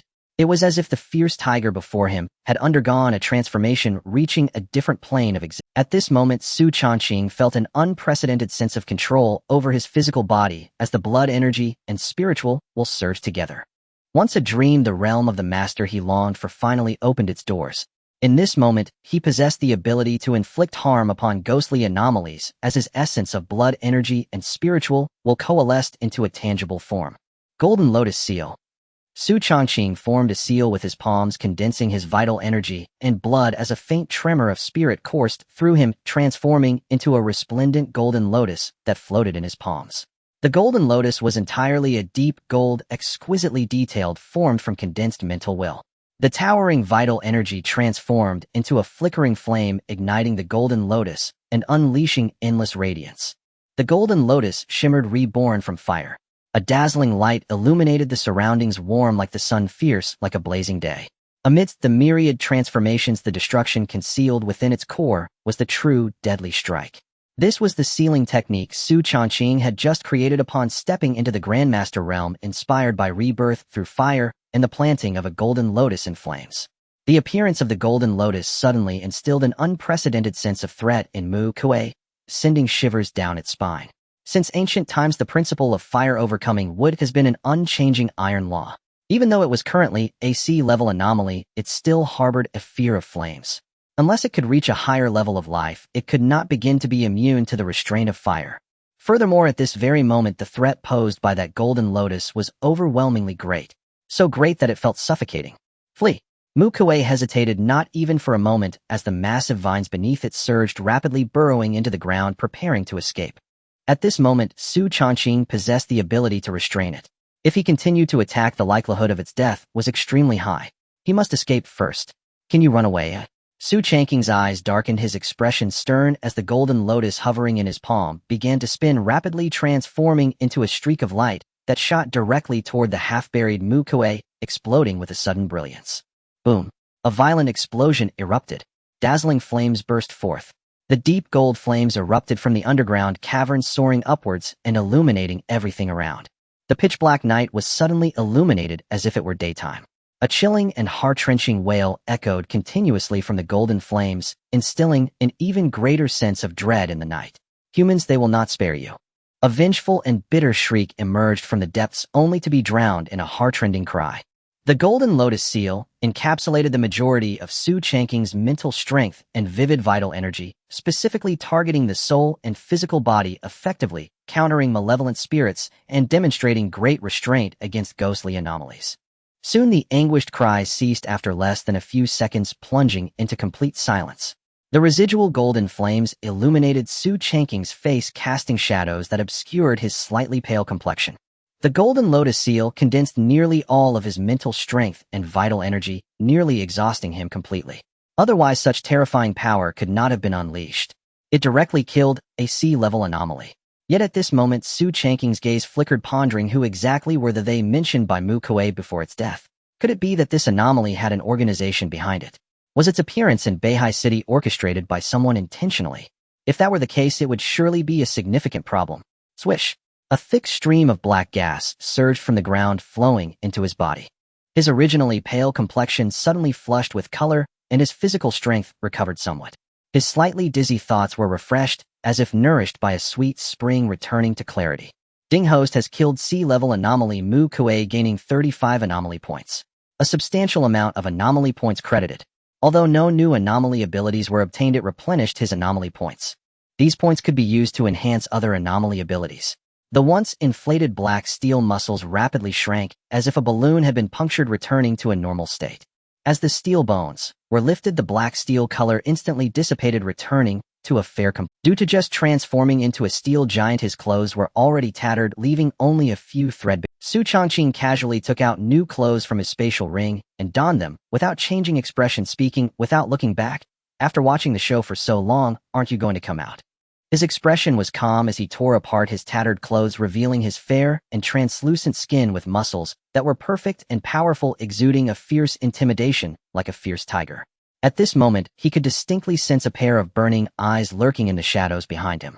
Especially regarding his strong physique and proud attributes, they seemed to have fixed their gaze for the longest time. It was as if they had seen some incredible towering object staring unblinkingly. After advancing to the Grandmaster realm, his mental power surged dramatically, far surpassing his other attributes. His sixth sense had been enhanced to a terrifying degree. Within 200 meters, all living beings' benevolent or malevolent emotions could be sensed in advance. Moreover, he could even foresee imminent danger. To some extent, he was now capable of effortlessly dodging bullet attacks purely based on instinct. Chai Weimai's complexion flushed slightly, her eyes wide with astonishment as she emerged from the shadowy corner with a certain unusual emotion. At this moment, she was not only shocked that Xu Changqing could detect her hiding, but also amazed by the incredible attributes she had just witnessed. That thing who could endure it. However, this unusual emotion lasted only a moment before she quickly suppressed it. Master, the favor shown today, Weimei will never forget in my lifetime. After Weimei retrieves an item from here, the remaining payment will be settled. Chai Weimai's enchanting and beautiful face shone with pure and moving eyes, her long black hair flowing to her waist, swaying in the wind like a fairy from a painting. With a hint of coldness in her charming demeanor, she seemed to reject others from a distance, evoking a prime. Undoubtedly, she was a stunningly beautiful top-tier woman. Even the other women Xu Changqing had seen before were hard to compare. Perhaps Yun Roashi and Tang Yuyan's beauty was not inferior to hers, but they lacked her ethereal charm and mysterious aura. This woman was deeply enigmatic, making it difficult to see through her true nature and inner thoughts. It was as if a veil of mist perpetually surrounded her, obscuring her true visage. Xu Changqing slowly turned to face Chai Weimei, a glint of astonishment flashing in his eyes. Suddenly, several strands of straw spread from his hand, piercing the ground, as if searching for something. Soon a snow-white skeleton, dirted by mud, was dragged out from beneath. This snow-white skeleton appeared somewhat petite, judging by its condition, it was likely a female. A sharp blade was lodged in her chest, evidently having been pierced through her heart. The air suddenly fell silent. As the layer of paper was pierced, the atmosphere in the scene became grave. Xu Changqing wore a hint of a playful smile, ignoring the petite corpse beneath his feet.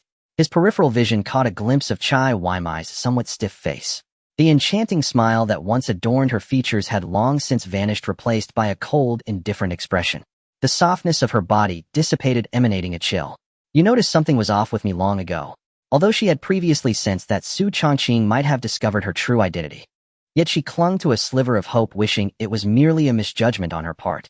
After all, even Mu Kuei, who posed a formidable challenge, had been slain by Xu Changqing. With her strength, she feared it would not be enough to escape the man before her. The gap between them was too vast. Once her true identity was exposed, she would likely be doomed.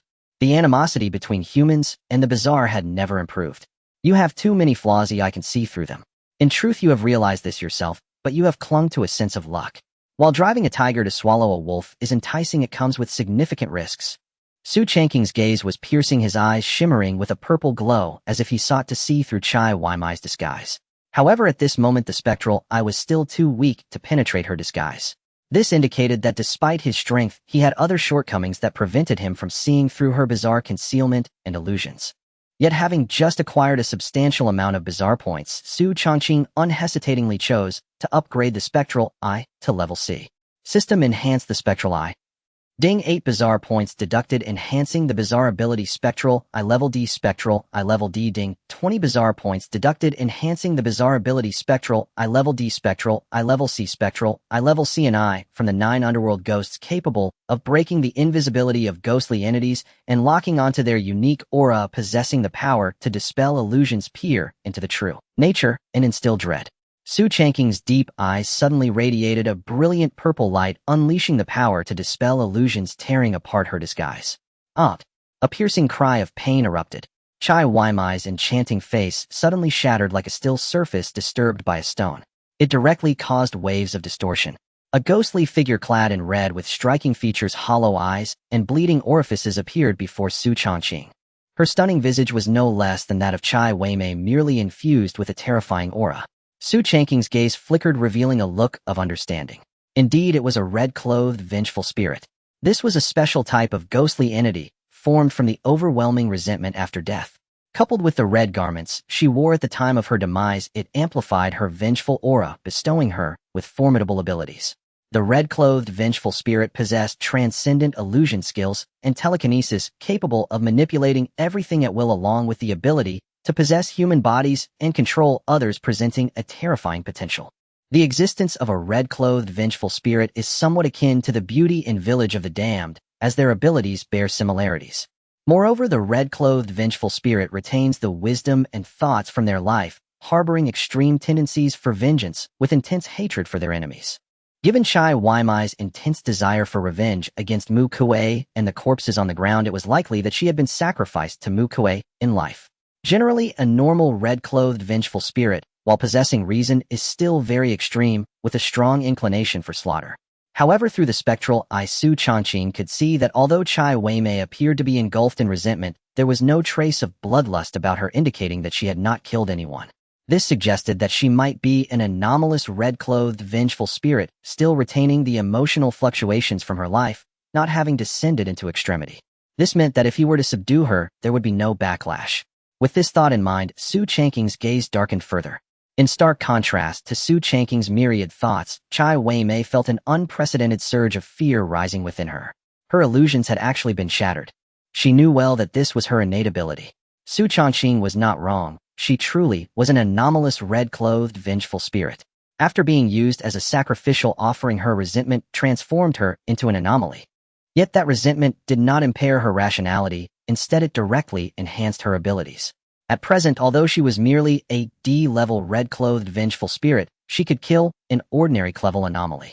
Moreover, her illusions surpassed those of other red-clothed, vengeful spirits. Even a B-level anomaly might not be able to penetrate her disguise. Ultimately, before Xu Changqing, just a glance was enough to reveal her true form. At this moment, she resembled a small beast under the watchful gaze of a fierce tiger, filled with helplessness. The purple glow emanating from the man's eyes instilled a soul-deep dread within her. It was as if those were not human eyes, but the eyes of the 9 underworld ghosts. "What exactly do you want?" Chai Weimai managed to suppress her inner fear, posing a low, tense question. She was well aware that if Xu Changqing intended to kill her, he would have done so already. The fact that he had not acted likely meant he had some ulterior motives. "Miss Chai Weimai, I believe I mentioned before, after dealing with Mu Kuei, you would belong to me, a commitment you agree. Conveniently, my demon-slaying agency is in need of employees, and I think you would be quite suitable. Of course, you can also choose to refuse, but then don't blame me for being ruthless, as I absolutely detest being deceived." Xu Changqing said with a broad smile, taking out the dragon sealing box, stating directly. Due to Chai Weimai's earlier display of wisdom and rationality, he was willing to give her a chance. However, he believed that Chai Weimai would make a wise choice. Chai Weimai's expression changed unpredictably, her gaze towards Xu Changqing, filled with ambiguity, but eventually a smile broke through, adorning her face with playful charm. "Boss!" Beep, beep. The sound of police sirens echoed continuously. Several police cars swiftly surrounded the courtyard. Armed officers equipped with firearms advanced rapidly towards the courtyard alongside investigators. Just now, the battle that erupted in the courtyard and the raging flames had not only affected the surroundings. but had also stirred the entire Beihai city. Team 1. Deploy high-explosive shields and conduct initial reconnaissance. Prepare for engagement. Team 2. Man the rocket launchers. Upon detecting any anomaly, open fire immediately. This operation is jointly led by Elder Yun of the Investigation Bureau and the 5th Combat Squad. Our role is strictly supportive. Repeat, we are in a supporting capacity. No heroics permitted.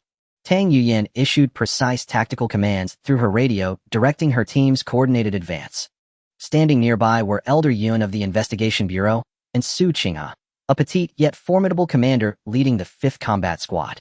As Tang Ziyun remained hospitalized and unrecovered, Xu Changqing, deputy squad leader and a drank awakened, temporarily assumed command and led the squad members. Even Elder Yun and Xu Changqing wore grave expressions, their gazes fixed upon the sprawling courtyard with palpable wariness. The disturbance that had just occurred was immense, not only triggering a localized seismic tremor, but also unleashing a towering pillar of fire that blazed across the heavens above Beihai City. The infernal glow was visible across all 4 districts of Beihai City. In moments, the entire courtyard was sealed off, encircled tightly. A deathly silence descended, broken only by the ragged breathing of those assembled, unnerving, uncanny. After all, the scale of the disturbance had been utterly staggering. Even with cutting-edge weaponry deployed en masse, and the Investigation Bureau itself mobilized, no one felt truly secure.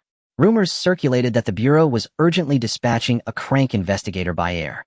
Clearly, such devastation could only be wrought by an anomaly ranked C or higher. Though Tang Yuyan's team arrived first, their priority was containment, to prevent the anomaly's escape. Reinforcements would arrive without delay. Officers wielding high-explosive shields and submachine guns advanced at the front. Tang Yuyan and Bureau personnel moved undercover in the center. Behind them, others stood ready with rocket launchers, prepared to unleash overwhelming firepower. As they advanced swiftly and silently, communicating solely through precise hand signals, they breached the interior. Instantly, every member froze in stunned disbelief. The ground resembled a battlefield ravaged by artillery, pockmarked and cratered, strewn with shattered bone fragments. Viridian green ichor had corroded the earth, leaving behind char-black voids. At its heart gaped a colossal pit, 5 meters wide, large enough to swallow a tank whole, yawning like an abyss. Shattered trunks and uprooted branches of peach trees lay scattered around its rim. Nearby, the broad-shouldered corpses of 2 bodyguards lay motionless, and seated in a wheelchair unconscious was an elderly man. Yet what captivated all eyes, what radiated brilliance and grace, was a lone figure, Xu Changqing, serene and peerless, clad in flowing white robes, his bearing ethereal and refined. His robes remained immaculate, billowing softly in the breeze. Bathed in moonlight, he exuded an ineffable, transcendent elegance. Standing alone, he embodied the unshakable poise of a grandmaster, mountain steady, ocean deep. At the sight of that graceful silhouette, Tang Yuyan gasped aloud. Master Xiao Su. At the police station. Master Xiao Su, we owe you our deepest gratitude for eliminating this crank Mu Kuei and averting grave peril for Beihai City citizens. We are profoundly grateful, Tang Yuyan said, sincerely addressing Xu Changqing. Around her, officers stole glances at him, eyes alight with awe and reverence. Moments earlier, having deployed elite weaponry to investigate the site, they had discovered Xu Changqing still present, having just subdued a crimson-robed vengeful spirit and not yet departed. Xu Changqing showed no surprise at the arrival of police and bureau agents. He had anticipated it. After all, the magnitude of his actions made their response inevitable. Moreover, the post-operation cleanup naturally fell to law enforcement. Meeting their curious gazes, he offered no concealment, only a concise account of what had transpired. He explained he had accepted a commission to eliminate a Mu Kuei, an anomaly secretly bred and hidden within Beihai City. As for the identity of the commissioner, the fact that they too were an anomaly, he left unspoken. Even so, his words stirred astonishment among all present. To hear him recount the slaying of a crank Mu Kuei with such calm detachment, as if dispatching a fowl, was breathtaking. Yet beneath his composure radiated an unassailable confidence, a quiet, sovereign self-assurance. Even the weakest drank anomaly demanded coordinated teams armed with heavy ordnance for elimination. That did not even account for spectral entities, near unstoppable phantoms. Had the Beihai Investigation Bureau learned of this crank Mu Kuei, they would have mobilized with utmost gravity. Indeed, this anomaly was uniquely perilous, its danger surpassing even the abandoned building, and yet, this terrifying entity had been effortlessly slain by the man before them. It was nothing short of miraculous. More infuriating still was the revelation that someone had secretly fed fellow citizens flesh and blood to nurture this anomaly, seeking stolen longevity. A monstrous atrocity. By now the wheelchair-bound elder had been taken to the interrogation room, personally questioned by bureau investigators. Though the elder held prominent status in Beihai City as a celebrated entrepreneur, philanthropist, and public benefactor, any collusion with anomalies meant certain death. Even as Xu Changqing exchanged polite pleasantries with Tang Yuyan, his extraordinary hearing and spiritual perception faintly carried the sounds from the interrogation room. The cries of agony, the faltering confessions. "I'll tell you everything, everything. The anomaly was sold to me by a masked man. I don't know who he is. I was just momentarily possessed by greed. I'll donate my entire fortune to the Bureau. Just grant me mercy." Bang! A gunshot rang out. The elder slumped forward, his skull shattered, immediately followed by Bureau agents debating next steps and reporting upward. The masked man, mentioned by the elder, was clearly an exceptional lead, elevated immediately to top priority intelligence. Xu Changqing's eyes flickered with sudden intensity. The masked man was almost certainly linked to the Mu Kuei had uttered in its dying breath. Ding! Special quest completed, unveiling the truth. Reward distribution initiated. The curse ability level has increased by 1. Curse D grade, Curse C grade. Curse C grade. The host can mark up to 10 visible targets for cursing. Any damage suffered by the host will be doubled to the cursed targets. This is particularly lethal against weaker entities, potentially resulting in instant kills, while stronger opponents might be spared from the damage. This reward undoubtedly saved Xu Changqing the expenditure of 25 anomaly points. It is quite standard, neither particularly good nor bad. Moreover, the enhancement of the curse ability to C grade made it Xu Changqing's 3rd grade anomaly ability, significantly increasing its power. With the curse marking reaching 10, the retaliatory damage has terrifyingly increased to double. It also allows for better synergy with the Scarecrow ability. Had Xu Changqing chosen to combine Scarecrow with Curse against Mu Kuei, earlier transforming into a Cursed Scarecrow, he could have potentially worn Mu Kuei down to death. Host Xu Changqing. Strength 7. 6. Speed 7. 6. Constitution 7. 6. Spirit 11. 1. Anomaly abilities: Scarecrow C grade, Curse C grade, Gluttony D grade, Steel Body D grade, Nethereye C grade. Anomaly points 21. 5. Evaluation C grade. Normal people's base attributes are all 1. This series of enhancements finally allowed Xu Changqing to reach a C grade evaluation. However, simply relying on various anomaly abilities combined with the enhancement of a national martial arts master far exceeds the normal C grade anomaly strength. In comparison to the anomaly abilities granted by the system, my own martial arts system is cultivated through arduous training, forged through countless trials, capable of unleashing far more terrifying capabilities. Coupled with the enhancements of various anomaly abilities, I can unleash a power that far exceeds the evaluation. So-called grade evaluations are merely for reference and are not absolute. Just like when I faced Mu Kuei before, although I was only C grade, I was still able to slay that C grade. This means that the true combat power I can exert and the evaluation are always two different matters. Xu Changqing's eyes sparkled, as if merging the system's evaluation with this world's combat power system, forming his own understanding. Grade does not represent everything. The combat power in life and death battles, as well as attribute restraint, is the true path to power. For instance, previously Lu Sheng, a Kraid investigator, possessed the Kraid ability of Steel Body, which can be said to have limitless combat power, capable of charging like a tank and tearing foes to shreds. However, when he encountered a horde of D and D grade ghost anomalies in an abandoned building, he instantly faltered. Even though his combat power was unmatched facing ghosts that were nearly immune to physical damage, even a skilled craftsman finds it difficult to work without materials. He could only endure the damage, having no means of resistance, helplessly being overwhelmed. The combat power system of this world is merely for reference and cannot serve as an absolute basis. After all, one must also consider the factor of attribute restraint. Just like Mu Kuei before, not only did it possess terrifying toxins and combat power, but it could also summon an army of skeletal soldiers and wraiths. At least several investigators of the same grade would need to cooperate to have a chance of taking it down. This shows that anomalies still hold too much advantage over humanity. Brother Sui, meet again. The enthusiastic greeting pulled Xu Changqing's thoughts back. Lu Sheng appeared out of nowhere, grinning broadly, exuding an air of boldness as he grasped Xu Changqing's wrist, expressing his sentiments. Indeed, heroes emerge from youth. Master Xu has successors. I just returned to the investigation bureau and learned of your slaying of a C-grade Mu Kuei. I was utterly astonished at the time. Earlier in the neighboring city, a similar Mu Kuei anomaly appeared, and it took several investigators to forcibly suppress it. Now the entire investigation bureau is talking about your glorious achievements. Although you slayed the anomaly by commission, it has also removed a hidden danger for Beihai City.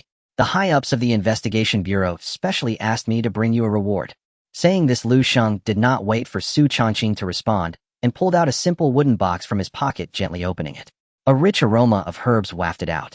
Xu Changqing looked at the overly enthusiastic Lu Sheng and instinctively planned to refuse. After all, the investigation bureau's intention to win him over was almost transparent, continuously showering him with sugary treats. However, as the medicinal fragrance wafted, his eyes brightened. He could tell that the herbs were at least 800 years old. A good thing. Ha ha ha, I knew Brother Xu has an eye for quality. This is a 1,000-year-old mountain ginseng with astonishing medicinal effects and considerable value used to replenish qi and blood. Even for some physical awakening individuals, it is a precious herb that increases power. Lu Sheng grinned with pride and completely opened the box, revealing a humanoid-shaped old mountain ginseng. Brother Xu, this is a reward from the higher-ups of the Investigation Bureau for your significant contributions to Beihai City. I hope you can accept it. In that case, I shall accept it, and I thank the higher-ups of the Investigation Bureau. Xu Changqing also displayed a faint smile of gratitude as he took the wooden box containing the 1,000-year-old mountain ginseng. This is a good item. Herbs that have reached 1,000 years are generally something that money cannot buy. After all, used well, it can essentially be worth a life. Wealthy and powerful figures often collect them and only take them out when needed. On the market, while hundreds of years of herbs are precious, at least they have specific prices, but those over 800 years old are extremely rare. As soon as someone hints at wanting to sell, they will quickly be bought at a high price. The gift from the Beihai City Investigation Bureau is perfectly timed. They must have learned about his extensive acquisition of herbs through some intelligence channel. Even if the other party sent him a sugary treat, Xu Changqing could not help but want to accept it. After all, it would be a pity not to take advantage of benefits that come knocking at the door. Enjoying something for free is truly delightful. Of course, if the Beihai City Investigation Bureau hopes to win him over this way, it is too naive. Thinking of this, Xu Changqing suddenly recalled what Mu Kuei mentioned before its death, and thus spoke to Lu Sheng before him. Investigator Lu, the Mu Kuei I slayed earlier mentioned the existence of an organization similar to an anomaly behind it. Its origins are likely not simple, and there may be others behind it. Lu Sheng's expression suddenly changed. Upon receiving Xu Changqing's reminder combined with the intelligence gathered during the previous interrogation, Lu Sheng instantly became alert, realizing the seriousness of the situation. There is actually a strange organization targeting Beihai City. Moreover, they have already begun their operations and layouts, with the previous Mu Kuei being a prime example. This is undoubtedly a monumental matter. Brother Xu, the intelligence you provided is of utmost importance. I will promptly report to the higher-ups of the Investigation Bureau. At this moment, Lu Sheng was also burning with anxiety. Having learned the severity of the situation, he immediately dismissed any thoughts of further courting Xu Changqing. In a rush, he expressed his intent to leave, preparing to return to the Beihai City Investigation Bureau to report the situation to the other higher-ups. Tang Yuyan and the other officers around him were equally surprised and shocked by Lu Sheng's urgency. Only Xu Changqing maintained a calm smile. Regardless of who or what organization was behind Mu Kuei or what their intentions were. In any case, the Beihai City Investigation Bureau would never allow it to remain hidden. They would definitely not rest until they brought it to light. The strange organization behind Mu Kuei, which could use a sea-level anomaly as a pawn, was likely not to be trifled with. When the time comes, it would be a confrontation between two colossal forces. With a group from the Beihai City Investigation Bureau blocking the way, the repercussions of his earlier slaying of Mu Kuei would be minimized. Xu Changqing's gaze grew increasingly dark and profound. Soon, once I hide. Develop for a while longer. Who in this world could threaten me then? Hospital. Lying on the hospital bed, Tang Xian, who had been in a coma for several days, suddenly opened her eyes, staring blankly at the unfamiliar ceiling and the empty room. Her disoriented thoughts left her momentarily unresponsive. Where am I? I remember I should be in the underground parking lot of an abandoned building. At that time, I was being hunted by a strange entity. Arrived at the underground parking lot, and then encountered an assault by wandering corpses. Ultimately, I chose to freeze myself, waiting for rescue. Before freezing myself, I seemed to have seen a moving bloodstained doll. No, where did a bloodstained doll come from? I must be mistaken. Tang Xian held her head. The days of freezing and unconsciousness made her feel as if her mind was like mush, with memories coming in and out. Among them, an eerie image of a bloodstained doll flashed by, its hollow eyes meeting hers, sending chills down her spine. But soon the memory of the bloodstained doll suddenly vanished, as if it had been erased by an eraser. Deep within Tang Xian's slightly confused gaze, a flash of bloodlight suddenly surged, continuously covering and altering some of her memories. Soon the nurse in charge of taking care of Tang Xian noticed her awakening and exclaimed joyfully, "The patient in the VIP ward has woken up. Quickly inform the family." On the boats and cruise ships returning to the port, jubilant cheers erupted. Clearly this outing had brought in a bountiful harvest for many fishermen. The passionate sailor's song infused the morning sea with a touch of the sunrise's vitality. A slender figure masked and cloaked stood at the port, completely covered, watching the scene before him with great interesting. Someone actually discovered the pawn I set up so quickly and removed it. Apartment.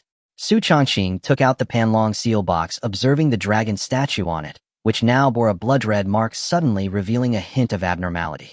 Red-clothed vengeful ghost Chai Weimei. Power 2. Speed 3. Constitution 3. Mental 8. Strange ability illusion D grade, telekinesis D grade. Evaluation D grade.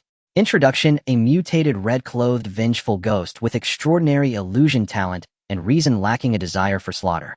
Detailed information about Chai Weimei instantly appeared before Xu Changqing.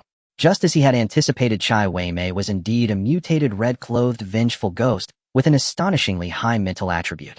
Had it not been for Xu Changqing entering the Master Realm and experiencing a surge in mental capacity, his previous mental attribute would likely not have been as high as hers.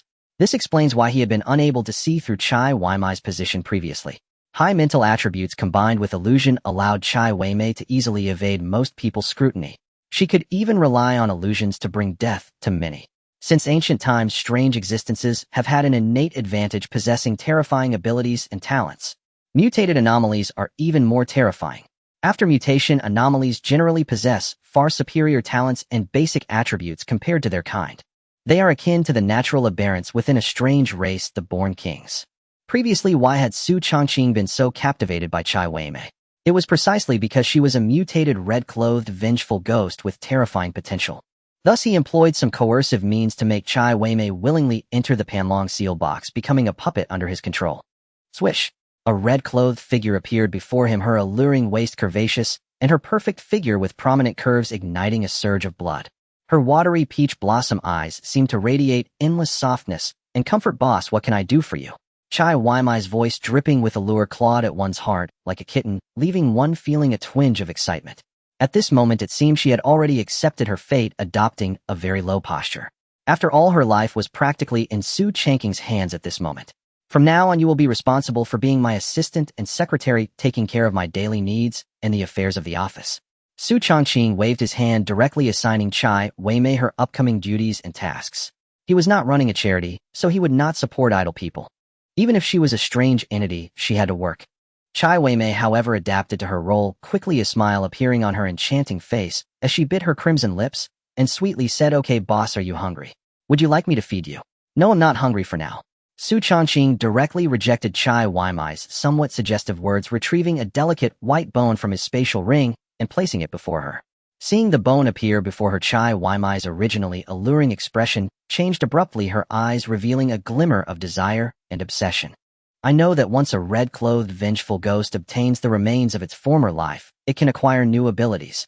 Now it belongs to you." According to the notes left by the inexpensive old man, Xu Changqing, the existence of the red-clothed vengeful ghost is somewhat different from other spirits. Because they are born from the overwhelming resentment before death, coupled with their red garments, they emerge not only with a strong desire for revenge, but also with a profound attachment to their corpses from their past lives. If one can obtain their own corpse from their previous life and devour it, they will gain unexpected benefits and acquire new abilities. This is precisely why Chai Weimei has always wanted to reclaim her own corpse from Mukue. At this moment, Xu Changqing could sense the emotional fluctuations emanating from Chai Weimei, as the skeletal remains before them were her body from her past life. Even in its eerie transformation, seeing her own bones laid out before her brought about a different kind of originally a stunning beauty, vibrant and enchanting. In an instant she was left with only a skeleton transformed by resentment into something detestable. One can only imagine the depth of her mindset. "Thank you, boss." Chai Weimei cast a complex glance at Xu Changqing, clearly feeling a whirlwind of emotions at that moment. Undeniably, the man before her had made her his servant, controlling her life and death. Yet ultimately he avenged her deep-seated blood feud by slaying Mu Kuei and returning her own corpse. The entanglements of right and wrong, of grievances and grudges, cannot be easily articulated in mere words. Perhaps she should have anticipated this outcome when she chose to commission help as a vengeful spirit. Moreover, compared to other awakened beings who harbor hatred and disgust for vengeful spirits, Xu Changqing at least harbored no malice towards her. Having arrived, she decided to make herself at home.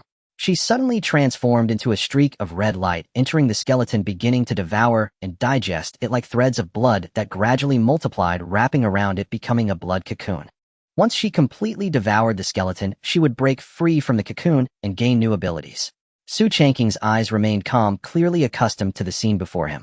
After all, the notes left by the inexpensive old man could almost be considered an encyclopedia of vengeful spirits, revealing many secrets to him.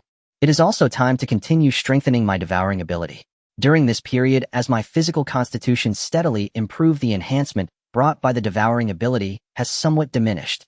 Moreover, to unleash the combat power that comes with the Master Realm, I must elevate my physical attributes to match the level of my spiritual power.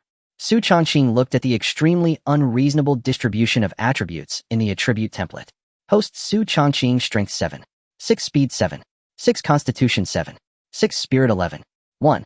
Vengeful abilities: Scarecrow C level Curse, C level Devouring, D level Steel Bones, D Spectral Eyes, C level Vengeful Points 21. 5. Evaluation: C level Normal. People's base attributes are all 1. His spiritual power almost crushed other attributes, causing his physical attributes to lag behind.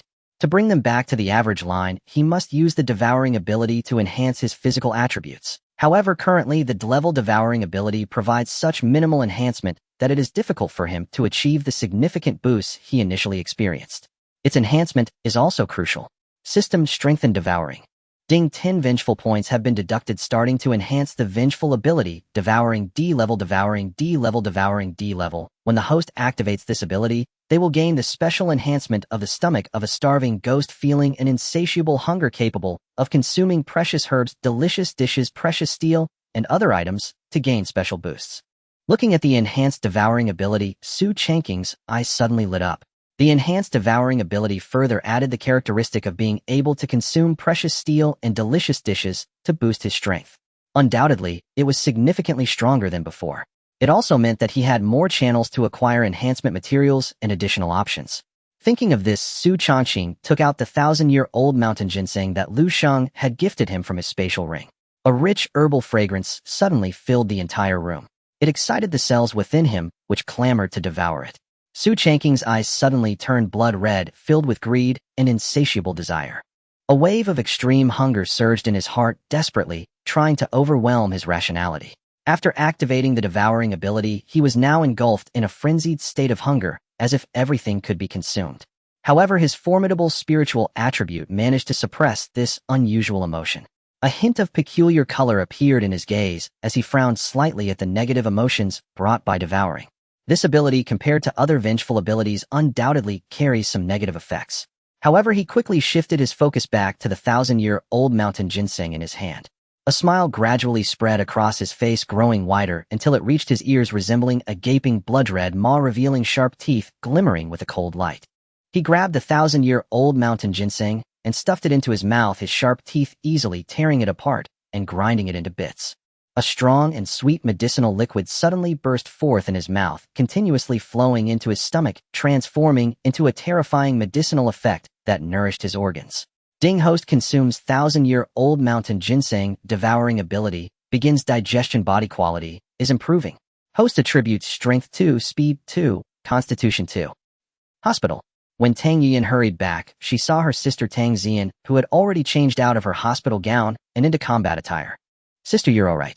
Tang Yiyan exclaimed excitedly as she rushed over, tightly hugging Tang Xian, burying her head in her soft and powerful chest, shaking it vigorously.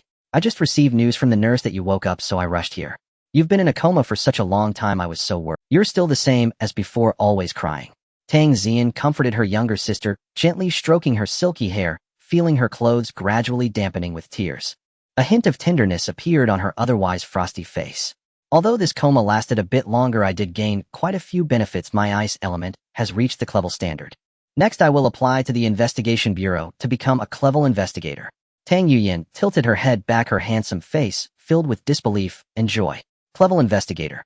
Once one becomes a Clevel awakened, they can serve as an investigator for the Beihai City Investigation Bureau, rising above other investigators. They will also be able to lead 5 combat teams, which signifies a position of great power and a bright future. Moreover, with Tang Xian's youth at this moment coupled with her status as an elemental awakened, she can deal with ghostly anomalies. Her future will undoubtedly surpass that of an ordinary clever physical investigator by a considerable margin.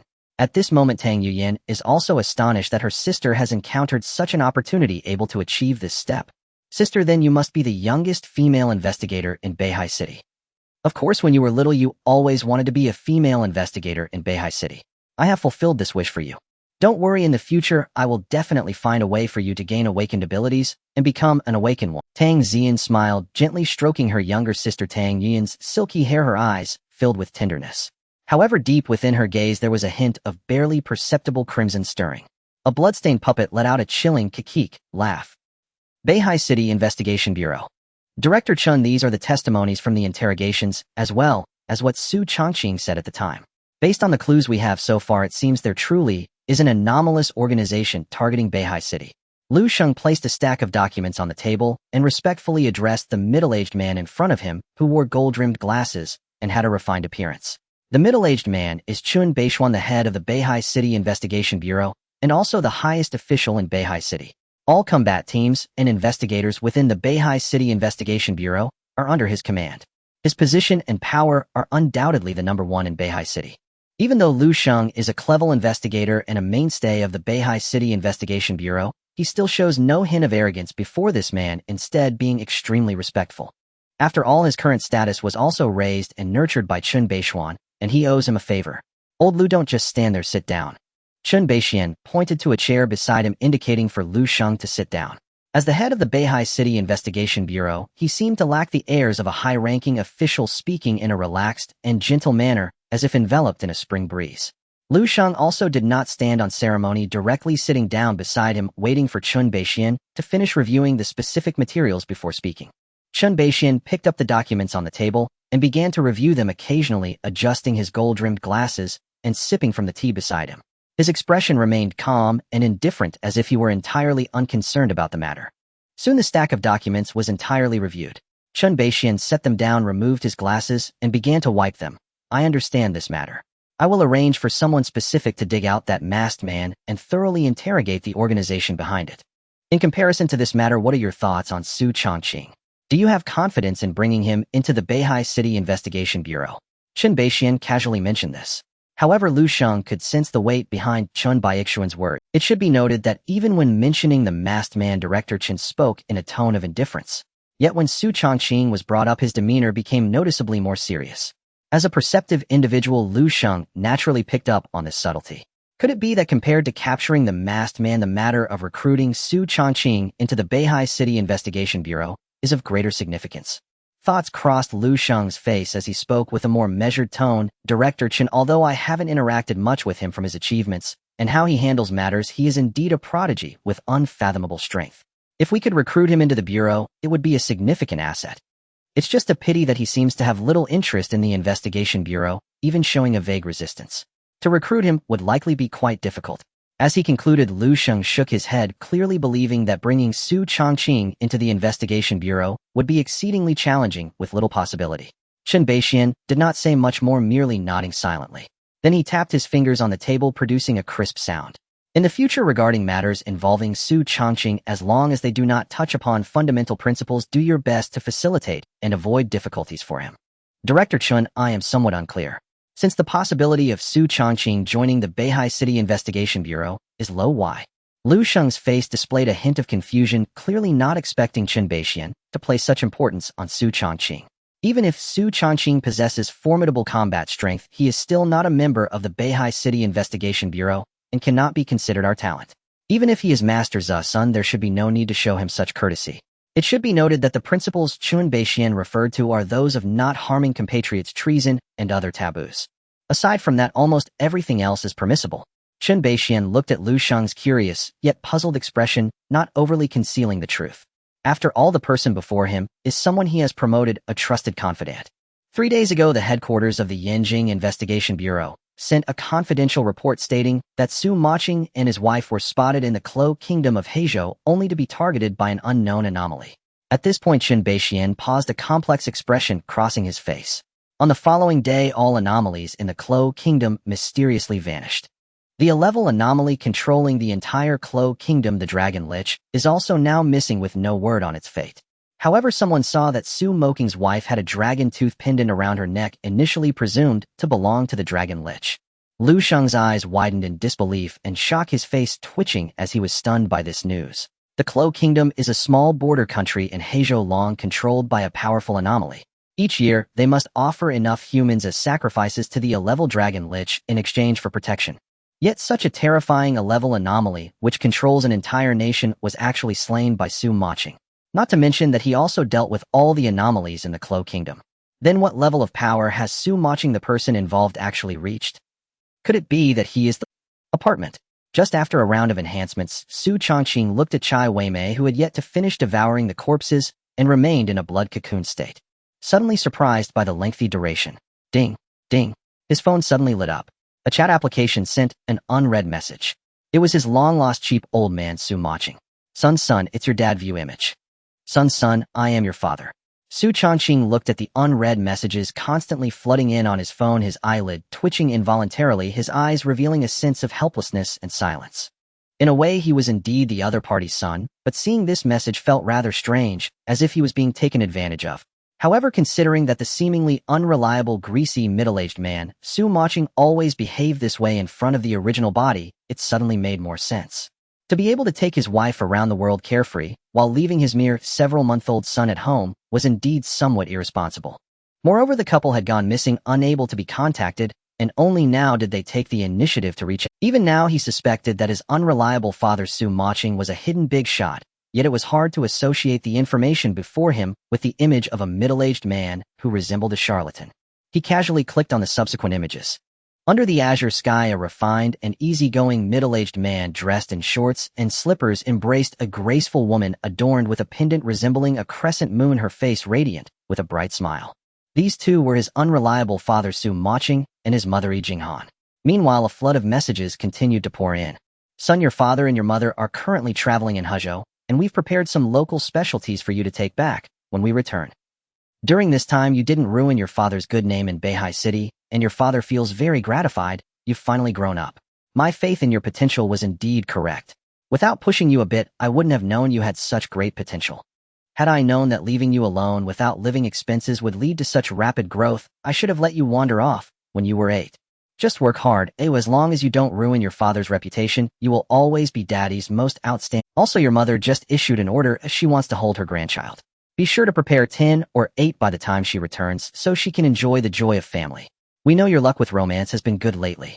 Finally, here's a gift from your father taken from the mouth of a clueless beast. In a few days it will be sent over. The last image showed a snow-white tooth resembling a crescent moon seemingly pulled from the mouth of some large wild beast still stained with traces of blood. Looking at the long list of read messages, Xu Changqing could already imagine a middle-aged man chattering incessantly, spouting unreliable words, sending messages with a smirk on his face. Xu Changqing expressionlessly sent a middle finger emoji conveying his current mood. Everything he had today was earned through his own hard work. When did you ever cultivate me? Even the system only provided a little help. And yet Xu Changqing directly attributed all the credit to his perfect laissez-faire education. How could he say such things? However, considering the charlatan image he had always portrayed, it was normal for him to have a thick skin. Yet what followed left Xu Changqing utterly speechless. Is this my biological father? Dad, Xu Changqing has rejected your emoji. Middle finger. JPG, Dad, Xu Changqing has blocked you. Great. You win this round. You still want to be the dog. Xu Changqing tossed his phone aside resolutely and sat on the sofa calming his present emotions. Soon he quickly combined all the information in his mind, working it out rapidly. A contemplative and complex expression appeared in his eyes. Previously, did my unreliable father arrange for someone to protect me in Beihai City? Although Xu Changqing seemed very unreliable, the fact that he could learn about the specifics of his situation in Beihai City clearly indicated that someone was specifically keeping an eye on him. This suggests that it was highly likely that when Xu Changqing left him in Beihai City, he also left behind backup plans to ensure his safety. However, as his strength gradually improved, the backup plans arranged by his father were also withdrawn. Indeed, how many fathers who can be called fathers are truly unreliable? Xu Changqing's emotions suddenly shifted, becoming somewhat complex. Crack. The blood cocoon began to show faint cracks, the sudden change capturing his attention. Rip. The blood cocoon suddenly tore apart, transforming into a mist of blood that coalesced into a beautiful figure in flowing red attire. Her skin was as smooth as jade with exquisite and delicate features exuding a seductive charm. She was undeniably a stunning beauty that caught the eye. Crate. Chai Wei-mei evidently gained significant benefits from her own remains directly advancing to Crate. Red-clad vengeful spirit Chai Wei-mei strength 3 speed 6 constitution 5 spirit 10 eerie abilities illusion Crate telekinesis Crate blood mist Crate rating Crate description a mutated red-clad vengeful spirit with exceptional illusion talent possessing rationality and no desire for slaughter. Besides advancing to Crate, her attributes significantly increased and she gained a new ability blood mist. She could manipulate the blood of her enemies, transforming it into blood mist to immunize against damage. Truly a perfect blend of offense and defense. Slaughterhouse. A burly muscular butcher 2 meters tall donned in a burlap mask surrounded by an apron. Clutching a blood-stained cleaver, he relentlessly disemboweled the pigs before him, hanging them on hooks nearby. The air was thick with the pungent smell of blood, attracting numerous mosquitoes and flies buzzing around. The cold steel structure displayed various disemboweled human pigs, their throats pierced and hanging in midair, swaying in the wind. Not far away, a group of unconscious people locked in cages were oblivious to the fate that awaited them. Suddenly, the butcher, stained with blood, wiped his cleaver on his waist expressionless and walked toward the cages. The individuals who were originally confined in the cages, still in a state of unconsciousness, had no idea that their impending crisis was drawing near. Only when the cleaver pierced their chests would the agonizing pain awaken them, prompting desperate screams. Suddenly, the butcher's slightly mechanical steps halted. He looked back at a red-clad figure and a tall figure in black who had appeared unknown to him. The cold, bone-chilling eyes hidden in the sacks suddenly seemed to burst forth with a blood-red brilliance as mechanical footsteps gradually approached the two figures before it, the slaughtering knife in hand swinging rhythmically with each step. Threads of blood energy surged continuously from its body, trembling and coalescing into a sinister aura at the tip of the blade, sending shivers down one's spine.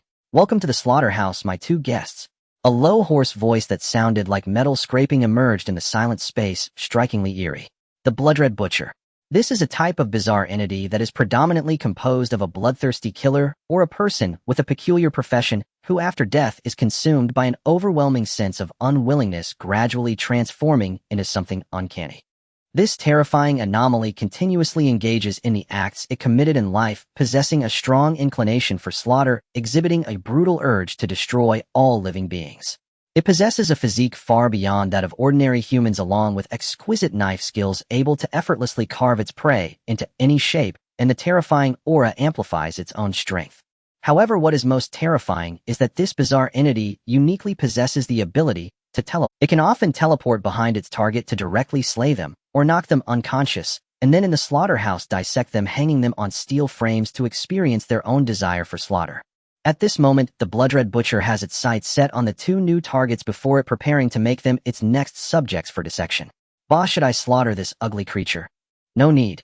In a flowing red dress, Chai Wei-mei stood with an indifferent and cold expression, her eyes appearing somewhat hollow, as if she did not consider the blood-red butcher at all. In fact, she truly did not consider it. Although the blood-red butcher is also a class anomaly and belongs to the same level as her. But for Chai Wei-mei, as long as her illusion is activated, it can throw itself into utter chaos, treating itself as prey, making it easy to sever its head with a knife. There's no helping it. This is the terrifying power granted to her by her mutated talent, far surpassing that of similar anomalies. Even at the same level, the gap between them can sometimes be as vast as heaven and earth. No need. Xu Changqing maintained a calm expression but rejected Chai Wei-mei's suggestion. After all, he wanted to see if he could extract the blood-red butcher's teleportation ability, and naturally, he wouldn't let her interfere. Suddenly, the blood-red butcher vanished from the distance, as if disappearing into thin air. Behind the two, a towering figure appeared out of nowhere, clad in burlap, and wearing an apron, wielding a slaughtering knife nearly a meter long, the blood-red butcher. Its steps were extremely swift, with no ripple of disturbance as the slaughtering knife swung towards the man's head, intending to behead him. Day Tiger. A blinding bloodlight suddenly erupted. The terrifying chi coalesced with intense mental will, transforming into a ferocious tiger, radiant, with bloodlight, opening its massive maw to bite at the blood-red butcher. Roar. An unheard tiger's roar. The blood-red butcher's movements abruptly halted.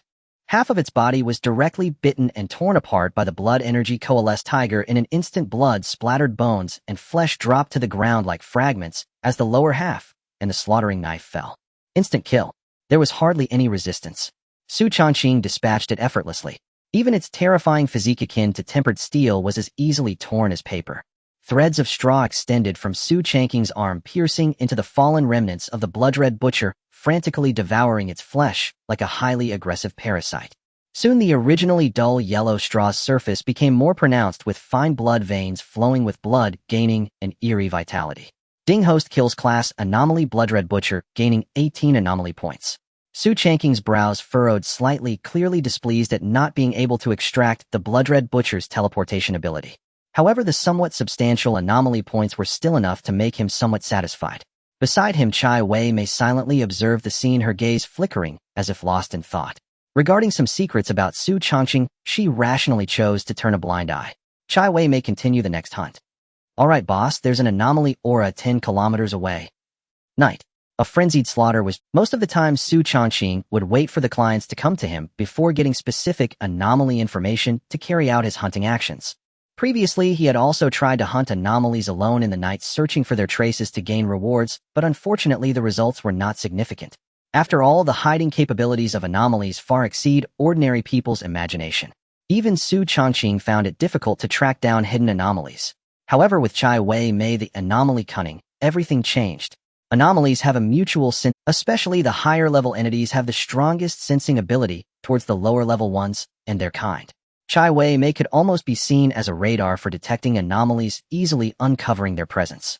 Then Xu Changqing would carry out the hunt. Ding host kills class anomaly wandering corpse, gaining 0. 1 anomaly points. Ding host kills class anomaly zombie, gaining 0. 2 anomaly points. Ding host kills D-class anomaly ghost, gaining 1. 1 anomaly points. Ding host kills class anomaly monster puppet, gaining 15 anomaly points. Anomaly points 55. 5 Xu Changqing looked at the anomaly points on the attributes panel, his brows slightly raised, his expression somewhat cold with a dark glimmer in his eyes. As his strength soared, the rewards from anomalies below class were almost negligible to him now. Only anomalies of class or above could yield substantial rewards.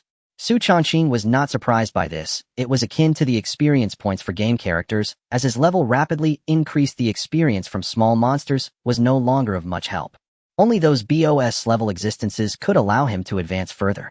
He'll leave this class dog corpse to you. Since anomalies below class had little effect on him, Xu Changqing simply assigned the task of harvesting heads to Chai Wei Mei. After all, the evolution of anomalies also involves mutual hunting. Alright boss. A hint of surprise flashed in Chai Wei Mei's eyes, but she did not refuse a slight smile, curving her red lips. In the distance, the trembling dog corpse suddenly swelled, self-destructing into a cloud of blood mist. A wisp of black gas was entirely absorbed by Chai Wei Mei, and the anomaly aura emanating from her increased slightly. Absorbing the eerie energy of the dog corpse, Chai Wei Mei's red dress became even more dazzling, as if stained with blood, complementing her delicate features and the enchanting yet pure face that captivated the onlookers. At this moment, she resembled not the ghost in red, but a breathtaking beauty. Even Xu Changqing, with a mind as strong as steel, was momentarily stunned by her beauty and grace, a fluttering sensation blossoming in his heart. However, this unusual emotion appeared swiftly and vanished just as quickly. The ghost in red is indeed extraordinary. Her seductive ability is undoubtedly top tier. Although he felt a stirring, Xu Changqing knew that Chai Wei Mei's true form was that of a vengeful spirit lacking a physical body. Even if there were desires, they were futile. Moreover, he was not the undead knight Ning Saichen who would fall completely for a ghostly figure engaging in indescribable acts. Humans and spirits are inherently different. Xu Changqing's fleeting emotional fluctuation did not escape Chai Wei Mei's keen perception. Her mental attributes were not low, and as an eerie entity, she was highly sensitive to emotional fluctuations, naturally able to detect the sudden desire that enveloped Xu Changqing. Her red lips curled slightly, as if she were quite pleased with Xu Changqing's reaction and her own allure. On the surface, she feigned the appearance of a virtuous person, yet she harbored a lecherous side. Boss, shall we continue? Chai Wei Mei circled gracefully, her snow-white arms wrapping around his broad, muscular waist from behind. Her dark hair cascaded onto his chest, her red lips brushed close to his ear, trembling slightly, as she softly inquired. Though she was supposed to lack a physical form at this moment, she bestowed upon Xu Changqing an almost tangible sensation of beauty, especially as her robust figure made his heart tremble. Even with layers of fat in the way, Xu Changqing could still feel Chai Wei Mei's rapidly beating heart. At this moment it felt as if a captivating red-dressed figure truly stood behind him. Xu Changqing's heart quivered slightly, his eyes revealing a hint of surprise. Illusion. A spell that could affect the five senses. It was merely air, yet it simulated an almost tangible touch and the sound of a racing heartbeat. Although he had previously experienced the terror of Chai Weimai's illusions, he still couldn't help but feel a sense. Such mastery of illusion approached the realm of technique. If she could advance further, she might even reach a terrifying level of turning the illusory into reality. Continue working. The anomalies in Beihai City faced an unprecedented catastrophe. In the face of Chai Weimai and Xu Changqing's joint investigation and attack, they were practically slaughtered without the ability to resist. Among them, aside from a few clever anomalies that Xu Changqing had slain, the remaining D-level and D-level anomalies, due to low returns, were all dispatched by Chai Weimai. Although Chai Weimai had never killed an anomaly above level, she had taken down quite a few D-level and D-level anomalies, her red dress appearing even more vibrant, as if covered by an extra layer of blood light. Her abilities in illusion, telekinesis, and blood mist had become even more familiar. Boss, we've dealt with most of the anomalies in the Southern District, but I can't locate the specific positions of some high-level anomalies, and those with special abilities, there may be some oversights. Chai Weimai frowned, sensing the surrounding aura, yet she found nothing more. It was evident that most of the anomalies in the vicinity had already been cleared by them. The remaining special anomalies were beyond her perceptive capabilities. After all, her sensing ability was also limited. Xu Changqing looked at Chai Weimai's slightly furrowed handsome face, his expression calm, as if unconcerned, silently nodding. Tonight's harvest was quite substantial. It was time to call it a night. Anomaly points 78. 5. Whoosh. Whoosh. Several awakened individuals in battle gear quickly gathered, their eyes clashing together, full of what happened. How come there are no anomalies in this area? Not a single one in sight. Normally these pests love to show up at night to kill, yet now they are silent. Could it be that they've all migrated to other areas? That shouldn't be possible unless there's a dominant level anomaly controlling the territory, otherwise the surrounding anomalies wouldn't leave so easily. As for the strength of a dominant level anomaly, I'm not sure, but the Master Xiao Su living in this area is likely even scarier than a dominant level anomaly. Are you saying he was the one who acted? That's indeed possible. Right beside his bed, how could he allow others to sleep? When this Master Xiao Su was still obscure, it was one thing, but now that he has made a name for himself, the surrounding anomalies are likely doomed. It seems the property prices in this area are about to soar in this day and age. A safe place to stay is worth more than gold and silver. At this moment, Xu Changqing was unaware that the Investigation Bureau's combat team responsible for nighttime security was discussing him. Even if he knew, he wouldn't react much. For at this moment, he and Chai Weimai were drawn to a quaint little food cart on the pitch-black street, emanating white steam and the aroma of food, along with the hungry diners around. An elderly woman dressed simply, her face wrinkled and her white eyes seeming blind, was seated at the cart, cooking a pot of rich broth, with boiling broth forming a layer of white foam. Crystal-clear wontons encased in their delicate wrappers were being dropped into the pot and boiled, filling the air with an enticing aroma that made one's mouth water and stirred feelings of hunger. Though the old woman had white eyes as if blind, her hands moved with remarkable skill, lifting the cooked wontons one by one. The nearby small tables and stools were already filled with figures, their greedy eyes fixed on the pot of boiling wontons. In the pitch-black night, the eerie wonton stall, the blind old woman, the greedy and insatiable diners. Everything before them seemed extraordinarily bizarre. Just as Xu Changqing and Chai Weimai were preparing to return, ahead on their path home appeared an inexplicable wonton stall, blocking their way like a mountain tiger. It should be noted that this was a world rife with anomalies. Once night fell, the streets were usually deserted. Who would be out selling food at midnight? And with many customers sitting around for a late-night snack, that was simply impossible, unless these weren't living people. Suddenly, the old woman's movements paused. Her white eyes seemed to perceive, directly gazing at Xu Changqing and Chai Weimai, a terrifying smile appearing on her wrinkled face. Customers, would you like a bowl of wontons? Upon her words, the greedy gazes of the surrounding diners suddenly fell silent, staring intently at Xu Changqing and Chai Weimai. Under the pitch-black night, the dim glow of streetlights illuminated a bizarre and eerie wonton stall, where an elderly woman served the wontons, surrounded by a group of ravenous diners resembling starving wolves. Pairs of eyes, greedy and wolf-like, appeared extremely sinister and terrifying in the darkness. Xu Changqing and Chai Weimai could only feel a wave of pressure sweeping over them like a tidal wave. The surrounding night seemed to come alive, filled with covetous glances, as if countless creatures were fixated on the two of them. At this moment, the situation resembled a pair of sheep that had mistakenly wandered into a pack of ravenous wolves. They had walked right into the line of fire. They unexpectedly encountered a gathering of strange and menacing beings, each exuding an aura of extreme terror. Chai Weimai's expression changed drastically, feeling a chilling sensation enveloping her entire body, as if overshadowed by an unprecedented horror. Her originally stunningly beautiful face suddenly displayed signs of bleeding from 7 orifices, her eyes hollow as a dead and eerie aura emanated from her. Faced with this terrifying scene, Chai Weimai unhesitatingly dispelled her illusion, reverting to her true form as the red-clad vengeful spirit. After transforming back into her true form, Chai Weimai sensed that the greedy gazes of the diners had diminished, significantly replaced by an air of humiliation and anger. It was as if among the furious wolves one had torn off its sheep's disguise, becoming a ravenous wolf itself. This meant that only one sheep remained. Pairs of greedy, insatiable eyes suddenly locked onto Xu Changqing, shifting all the pressure onto. Even the elderly woman serving wontons revealed only a few remaining teeth, her wrinkled face blooming like a chrysanthemum as she looked towards Xu Changqing. "Customer, would you like some wontons?" The seemingly warm greeting was laced with a sharpness akin to sandpaper, reminiscent of an owl's eerie screech, making one feel hair-raisingly uneasy. Damn it! Chai Weimai's complexion slightly changed as she instinctively glanced at Xu Changqing beside her, wanting to pull him away to escape. This group before them was simply too terrifying. Each of them exerted more pressure on her than the previous Mukue. The wanton-serving elderly woman instilled an extreme sense of dread in her, as if she could obliterate her at any moment. Though Xu Changqing was formidable, terrifying like a fierce tiger, he would surely not be a match for this pack of wolves. If they engaged, it would likely end in a gruesome death. At this moment, she was barely able to alleviate their hostility toward her due to her true form as a red-clad, vengeful spirit, which was similar in nature. However, Xu Changqing was not like them. He was a living being. Before Chai Weimai could grasp Xu Changqing, blood streamed from her 7 orifices, her hollow eyes suddenly froze, disbelief etched on her face.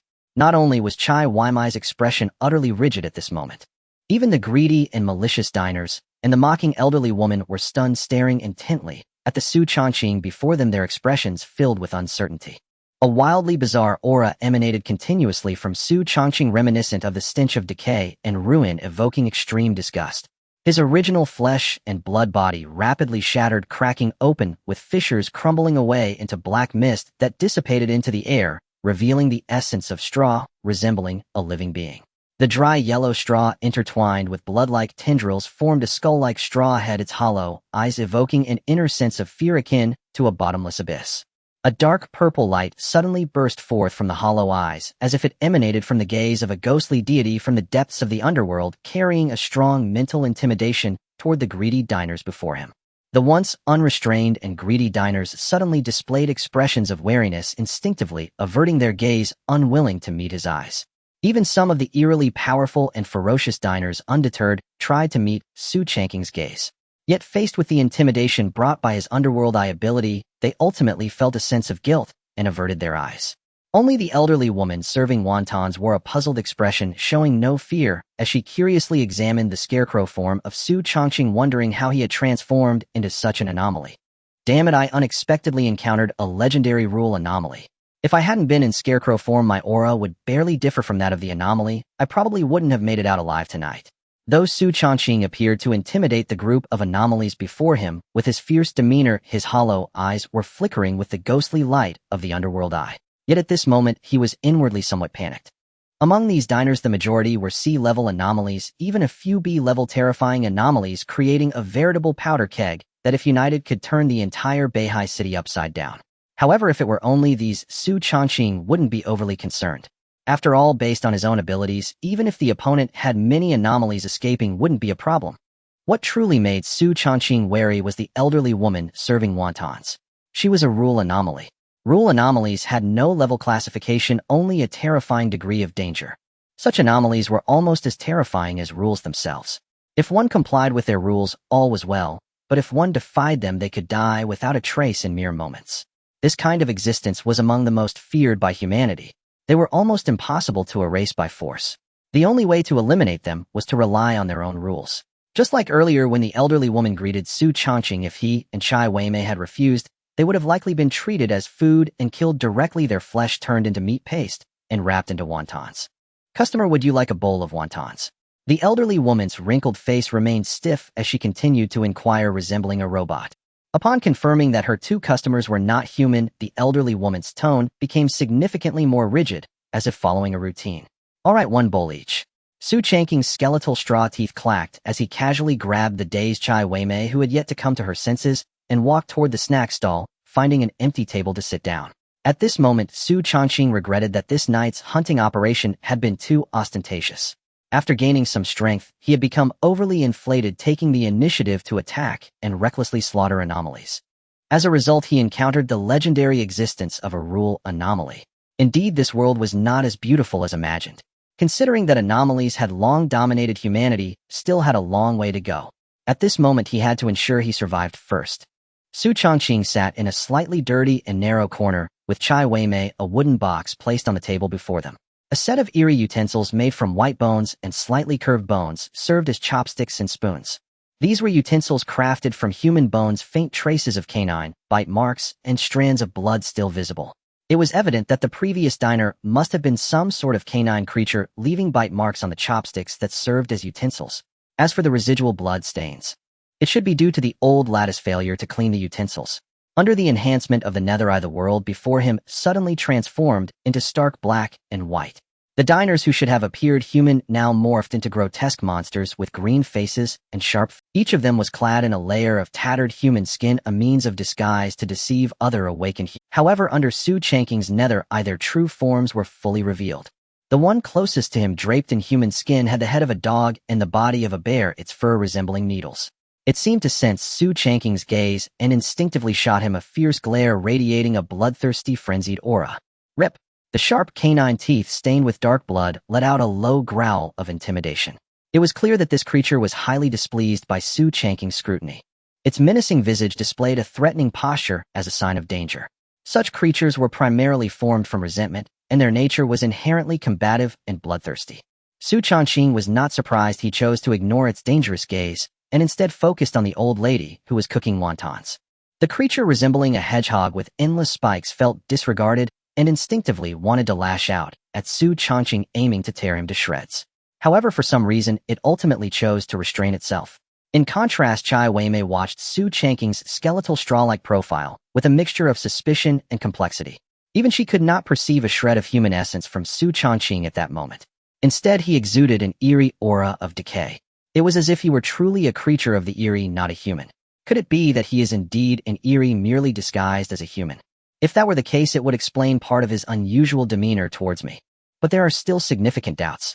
As the son of the renowned Master Xu from Beihai City, Xu Changqing could not possibly be an eerie. Thus, he must be a living human who has activated some sort of ability. Chai Weimei's eyes flickered, her thoughts racing as she gazed at Xu Changqing's figure, momentarily lost in contemplation. Xu Changqing could naturally sense Chai Weimei's unusual gaze beside him, but he paid it no mind, instead fixating intently on the old lady. Under the scrutiny of the nether eye, the old lattice figure appeared unchanged. She seemed just like a living person, without any signs of abnormality. However, the milky broth she was cooking in the pot had turned into a murky green liquid. Floating in the pot were shriveled human heads, their flesh rotting away, leaving only shining white bones. Indeed, it was a pot of bone soup. It seemed those bones were likely from humans themselves. This is troublesome. Xu Changqing frowned, realizing the predicament he was in. He understood that escaping this situation would not be simple. Given the current circumstances, it was best to use the accumulated eerie points to enhance his strength, as it provided a slim chance of survival. With that thought in mind, Xu Changqing unhesitatingly chose to enhance his Scarecrow ability. This ability was currently the most effective for him, enhancing his survival capacity. System: strengthen the Scarecrow. Ding, 38 eerie points deducted, starting to strengthen eerie ability. Scarecrow, C-level Scarecrow, C-level Scarecrow, C-level. The host can freely transform into Scarecrow form, possessing the ability to devour flesh and blood, and can transform into any imagined object with the ability to mimic and combat. The remaining eerie points were insufficient to elevate the Scarecrow to B-level. However, he had interrupted his focus and chose another complementary ability. Ding, 40 eerie points deducted, starting to strengthen eerie ability. Curse, C-level Curse, C-level Curse, C-level. The host can curse all visible targets. Any damage received by the host will be dealt back to the enemy at triple the amount, and there is a certain chance to instantly kill targets with weak physiques, while stronger enemies might negate part of the damage. Ding, host's evaluation reaches B level. Host Xu Changqing, strength 9. 6 speed 9. 6 physique 9. 6 spirit 11. 1. Eerie abilities Scarecrow C level curse, C level gluttony, D level steel body, D nether, IC level eerie points 0. 5 evaluation B level normal human base attributes are all 1. Ding system opens new function section fusion. The host can spend eerie points to fuse similar eerie abilities into one, unleashing more powerful capabilities. If their attributes counteract each other, fusion requires a large amount of eerie points and carries a risk of failure. With only 0.5 eerie points left, Xu Changqing felt the eerie power within him growing fearsome and abnormal, as if he had undergone a complete transformation, surging with terrifying strength. His evaluation had also reached B level. Furthermore, he had unlocked a new fusion function, which allowed him to combine eerie abilities, although it required a significant amount of eerie points.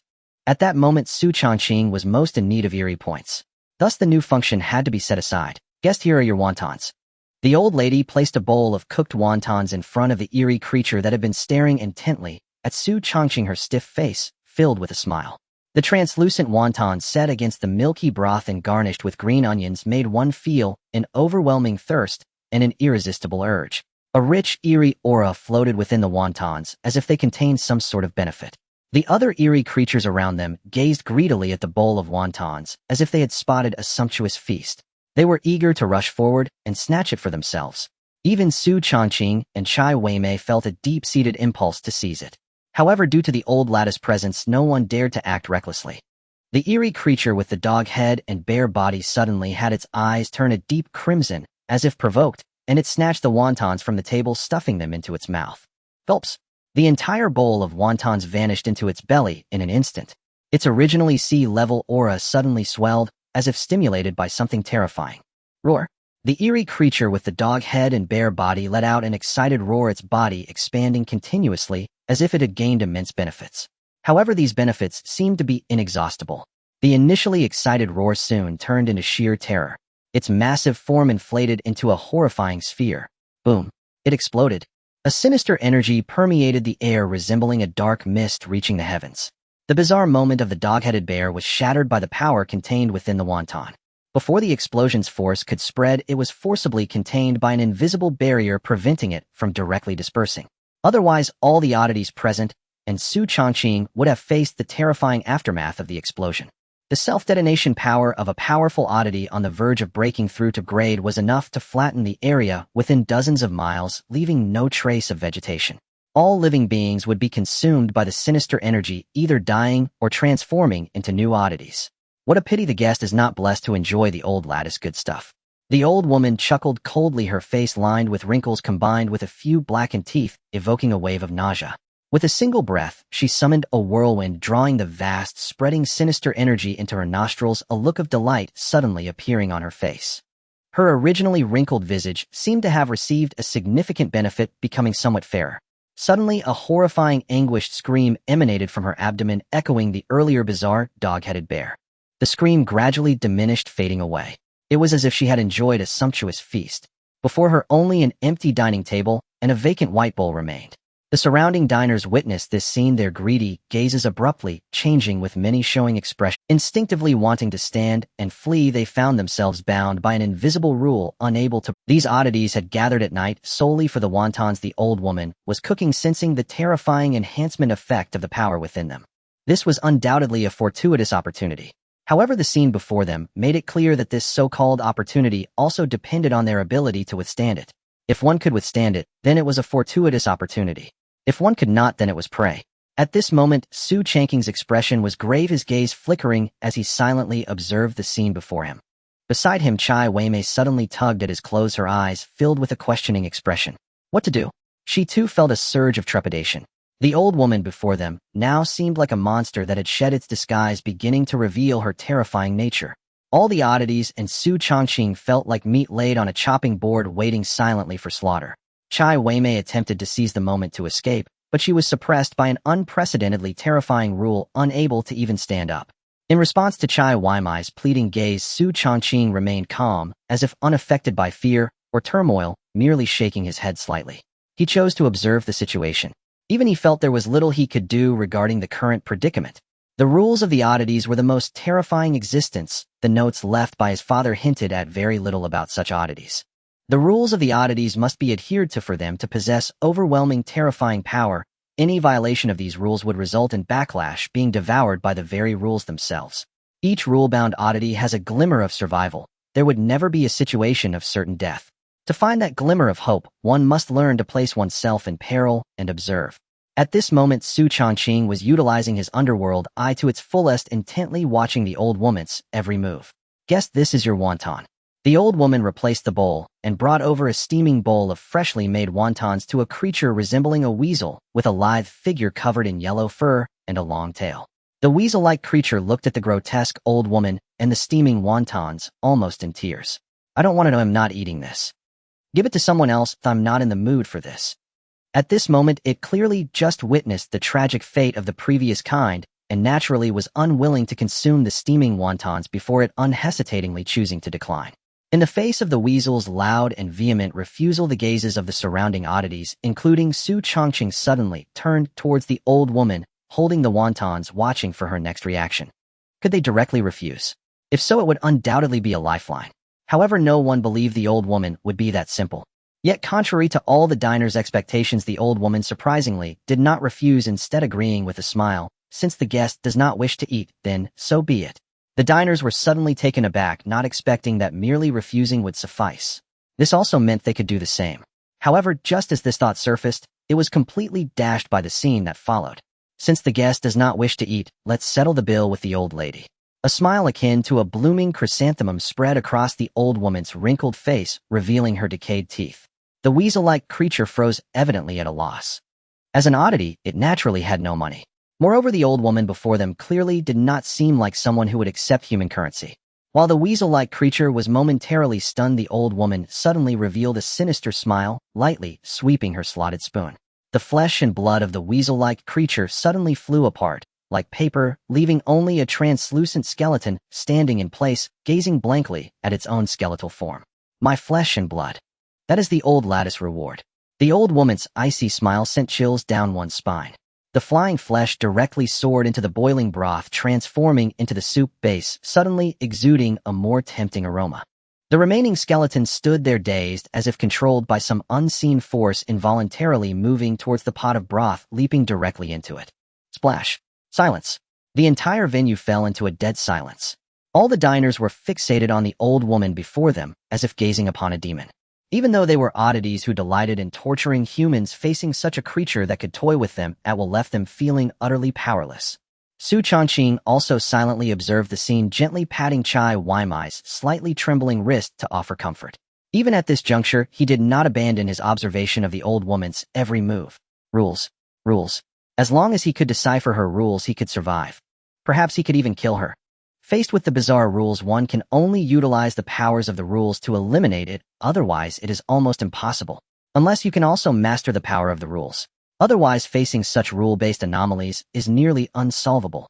Among all the anomalies present, there are at least over 20 C-level entities and 3 B-level ones, enough to wreak havoc across the entire Beihai city, even posing a possibility of destruction. Even at this moment, Xu Changqing might not easily cope with such a barrage of anomalies, and there could be considerable risk involved. However, amidst all these terrifying anomalies, the old lady, selling wontons before them, is forcing them down to the point of gasping for breath. This is the horror of rule-based anomalies. Guest, here is your wonton. No, I don't.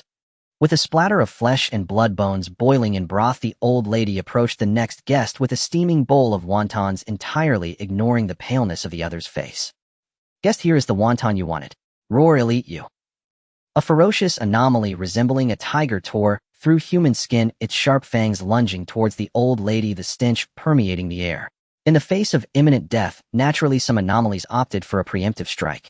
However, before the ferocious tiger could bite into the old lattice neck, it seemed to trigger some forbidden taboo, its body suddenly sprouting black spots that spread like wildfire.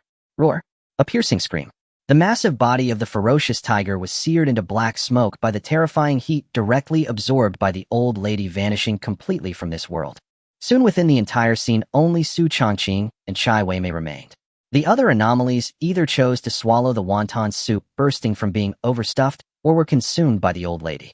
Alternatively, they opted to refuse their flesh, bones, and souls cast into the pot to be boiled.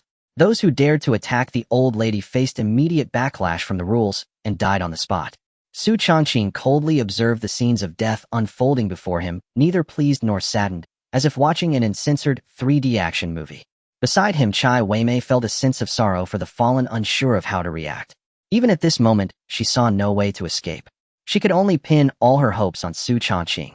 Just moments ago, Chai Weimei could clearly sense that Xu Changqing's emotional fluctuations seemed to stabilize, indicating he had found some solution. At this moment, the old lady approached, each hand holding a bowl of wontons, saying, "Apologies for the wait, my hands are slow.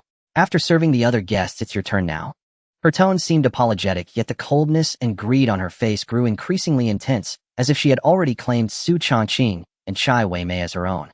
The two steaming bowls of wonton soup were placed before them, the fragrant steam wafting the aroma of meat and bones.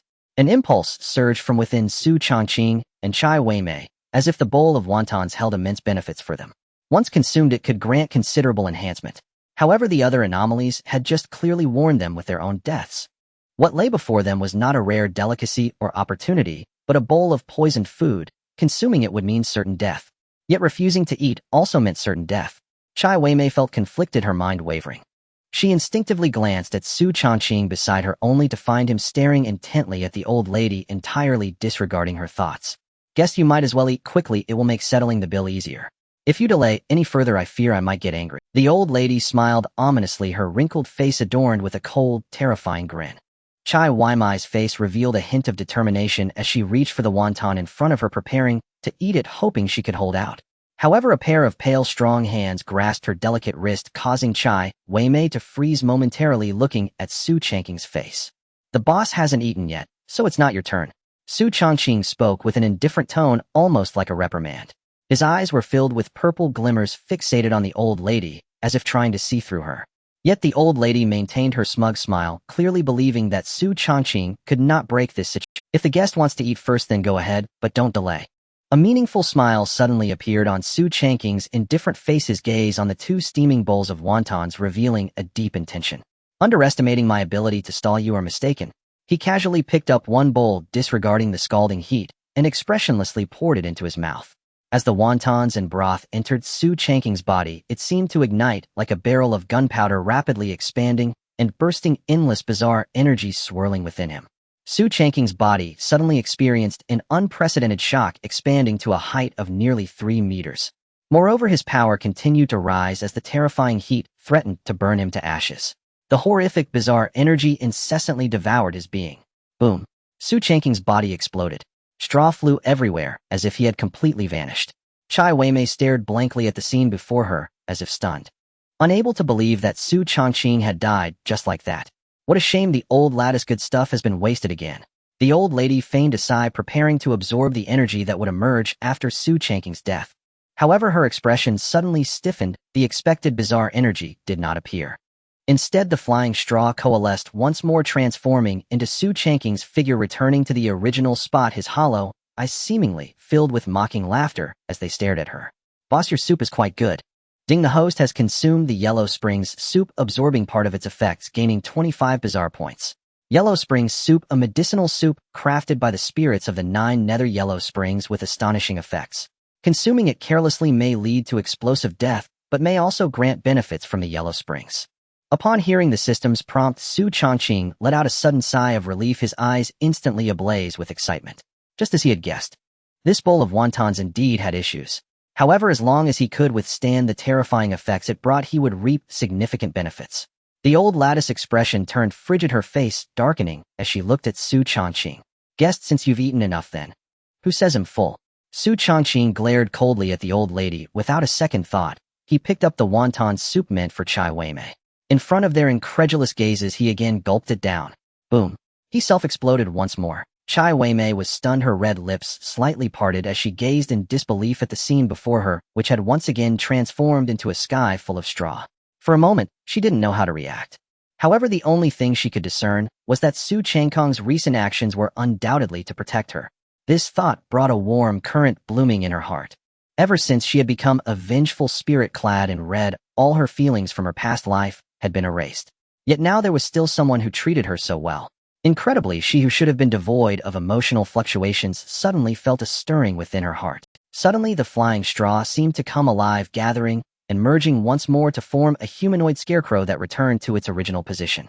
The host consumed the yellow spring soup and absorbed some of its effects, gaining 26 Eerie points. Xu Changqing watched as the system's prompt sounded again, a smile of madness suddenly appearing on his face, formed from straw. As expected, he was right.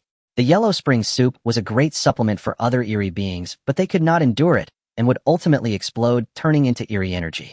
However, for Xu Changqing, his scarecrow form already possessed the trait of immortality, allowing him to recover even from self-detonation. This meant he was invincible from the start.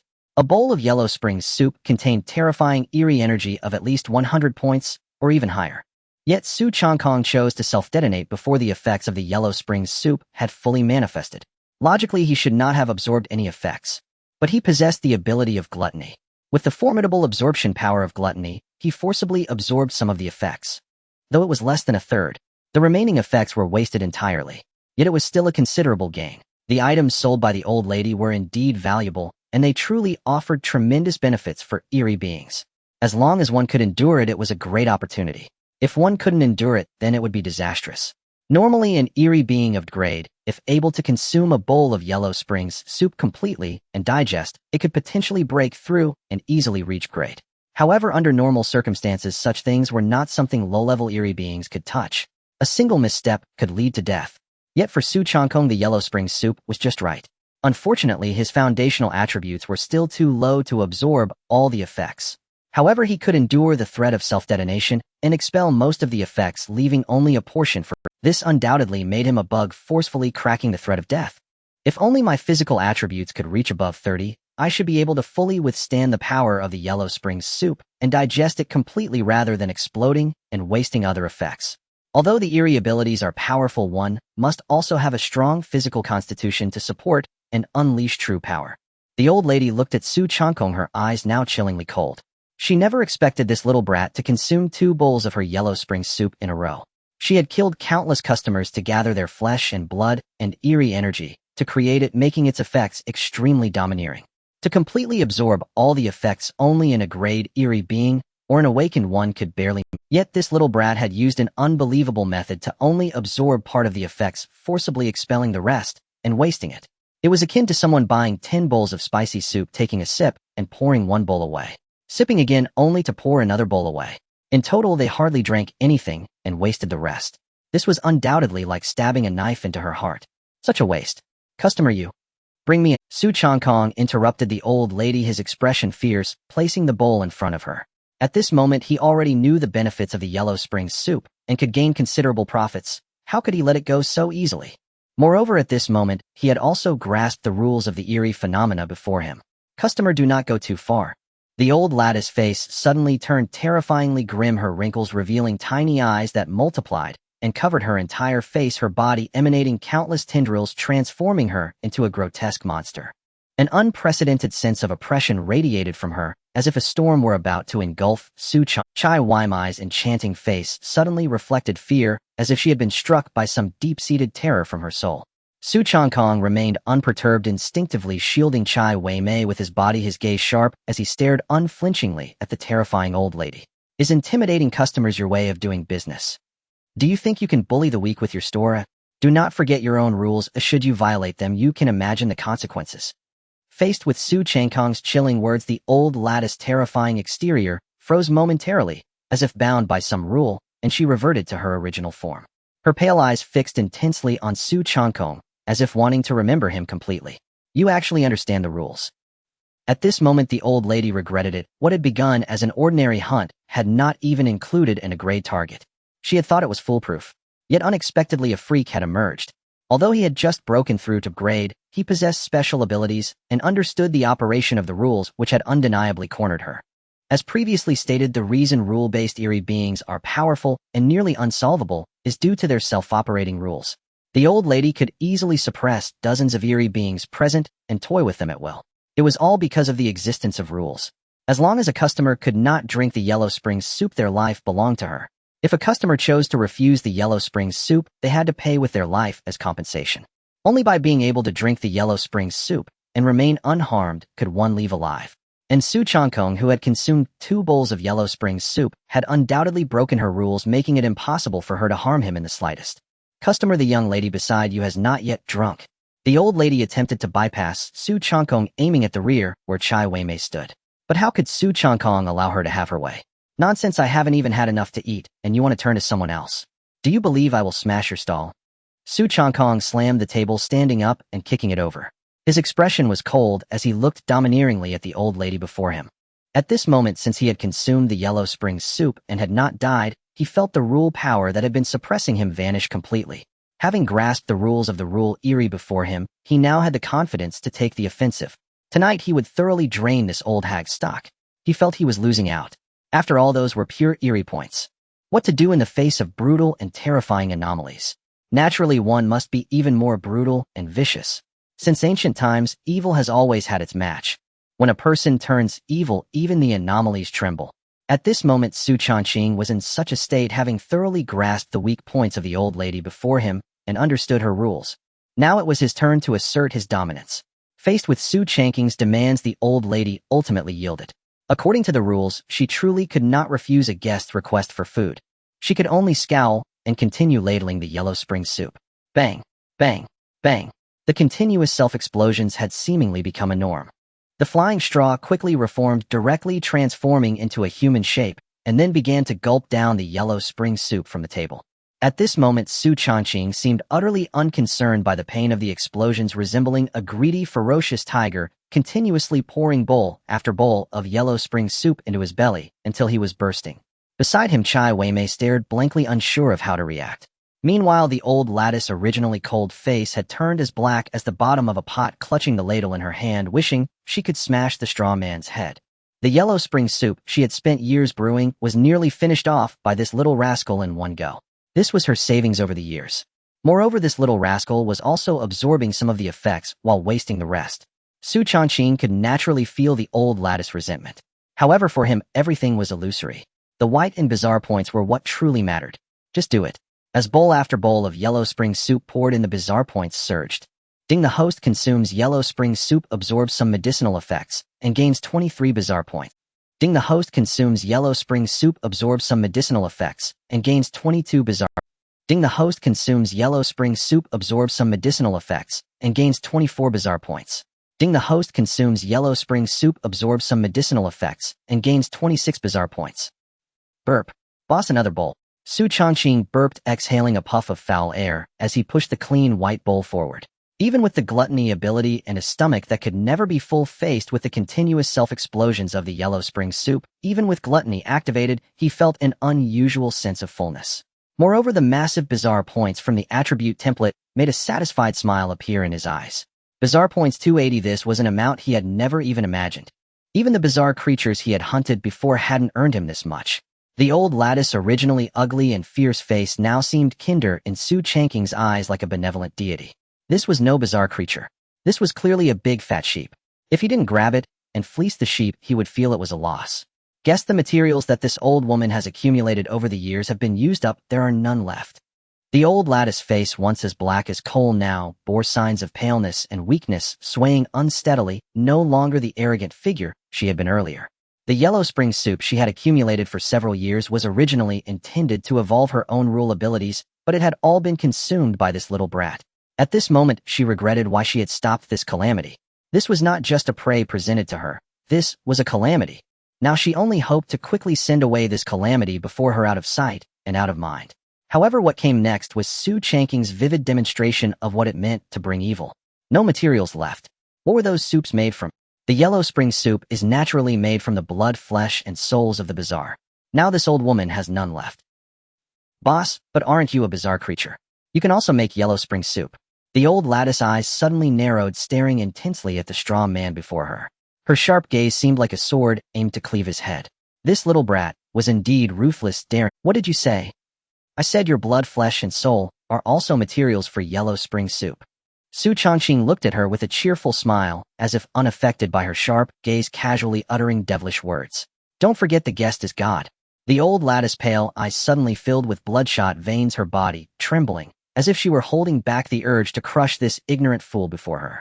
A terrifying pressure surged from her body like a raging tide, capable of engulfing the two before her. But before she could get angry, the shackles from the rules suddenly descended upon her.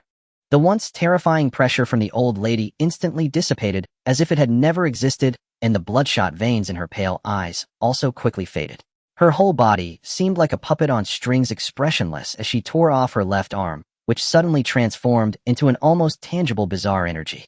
The severed left arm, enveloped in intense bizarre energy, was directly thrown into the boiling pot beginning to brew.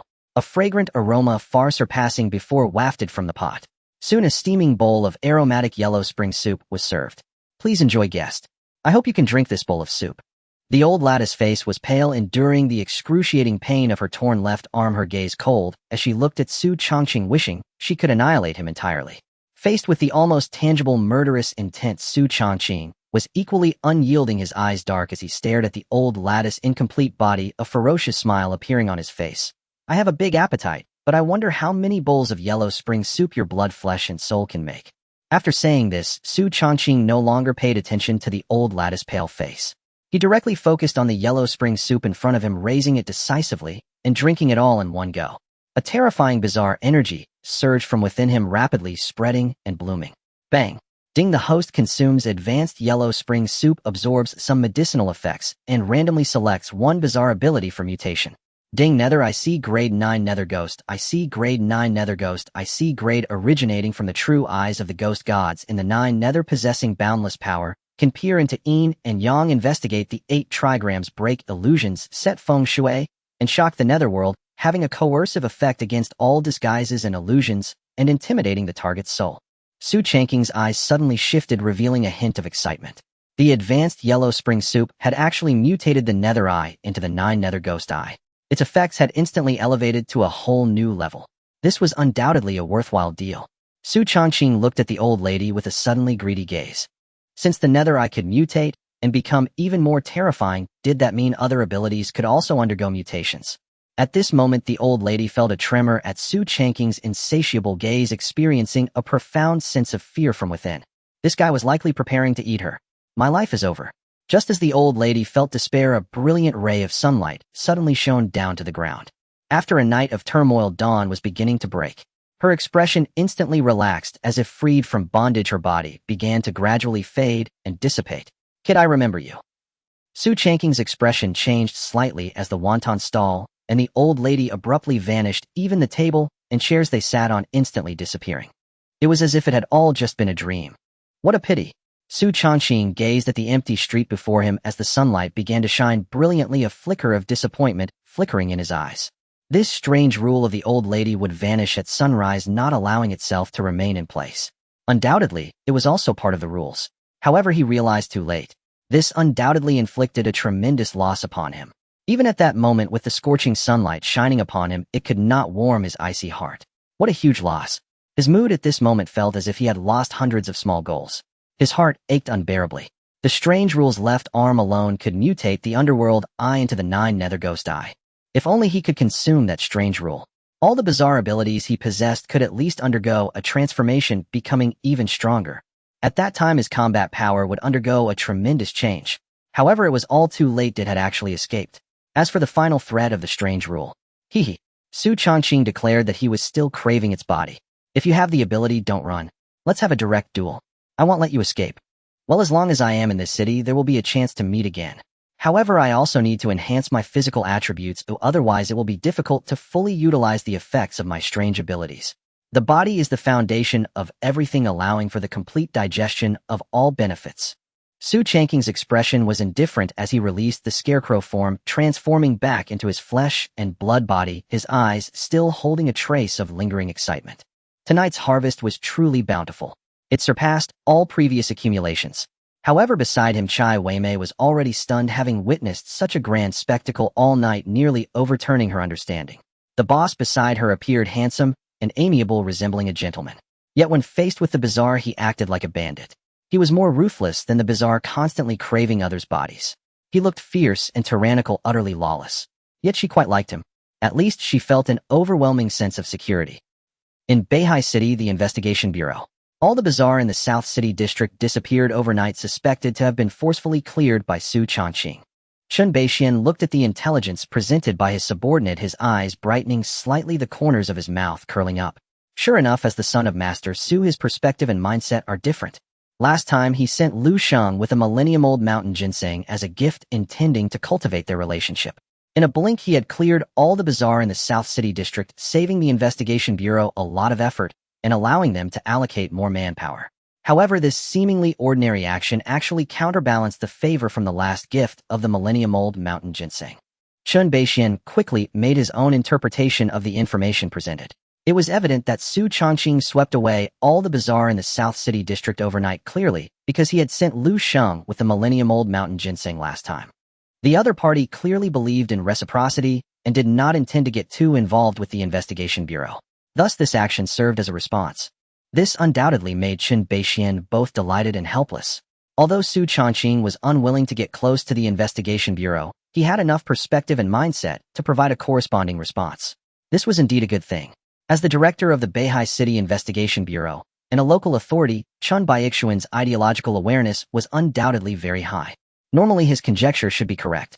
Unfortunately, he overlooked the possibility that Xu Changqing had. He did not know that Xu Changqing hunted the bazaar solely for his own sake. Hence, a delightful misunderstanding emerged. Although the two had yet to meet, Chun Baixian's impression of Xu Changqing had improved immensely. Well, after all, he is a youthful and vigorous young man. It's understandable that he doesn't want to enter the system and be bound. In that case, let's build good relations in other aspects. There are still many precious herbs in the warehouse. Send Lu Sheng to deliver some more. Additionally, with Xu Changqing stationed in the South City district, we need not worry about bazaar issues, allowing us to allocate most of our forces to support other regions. Currently, the matter concerning the coastal area has yet to be resolved. There is also the masked man manipulating the Mu Kue bazaar and the organization behind it, along with the missing No. 204 bus and the 30 passengers on board. As Chun Beixian thought of these, his brows suddenly furrowed and his eyes sharpened like a blade. However, deep within his gaze there was a hint of helplessness. There were simply too many bizarre events in this world almost incessantly. As the official organization of the Yen Nation, the Investigation Bureau specialized in suppressing and hunting the bazaar, but they could only barely maintain a superficial balance. Faced with the ever-burgeoning bazaar, even the Investigation Bureau felt powerless. Currently, most of the forces of the Beihai City Investigation Bureau were dispatched to continuously suppress the rampant bazaar issues across various regions. Otherwise, this city would not have the stability it currently shows on the surface. As a coastal city, Beihai naturally relies on the mountains and the sea, harvesting a plethora of marine products. Among them, exported marine products are an indispensable part of the city's economic sources. However, at this moment, the coastal area was sealed off. Police and Investigation Bureau personnel constantly wandered around probing the situation. Just days ago, all the fishermen on the fishing boats that had returned from the sea with bountiful catches encountered something strange. Every so often, fishermen who went out to sea would suddenly go missing without a trace. At the coastal port, as soon as the sun rose, the bodies of those skinned with only flesh remaining would drift. This undoubtedly frightened all the fishermen living at the coastal port. Knowing that bizarre forces were at work, they hastily chose to report it. Soon, police and Investigation Bureau personnel arrived on the scene to investigate, even setting traps to lure the bazaar to appear. However, they yielded nothing. The number of deceased fishermen continued to rise without stopping. Each dawn, more skinned corpses would float to the surface, piling up at the port. In an instant, many fishermen who relied on the sea felt mentally shattered. Some of the more timid ones were even terrified to the point of being stunned, fearing that the next victim would be themselves. At this moment, a rumor began to spread known as the Sea Dragon King's fury. It meant that the fishermen had captured too many fish, angering the Sea Dragon King lurking deep beneath the sea, thus incurring this terrifying punishment. To appease the Sea Dragon King's wrath and prevent further deaths, a sacrifice was required. A newborn baby was deemed the best offering. When this rumor first surfaced, no one was willing to believe it. But as panic spread wider, someone finally couldn't hold back, secretly taking a fisherman couple's child and throwing it into the sea as a sacrifice. The next day, it seemed as if the Sea Dragon King was no longer angry. Everything was calm. In the early morning, there were no more skinned corpses drifting in. In an instant, the entire coastal port was in an uproar. The rumors are true. The Sea Dragon King truly exists. As long as we continue to sacrifice children, we can quell the fury of the Sea Dragon King. Moreover, it will bless our future fishing endeavors with favorable winds and abundant catches.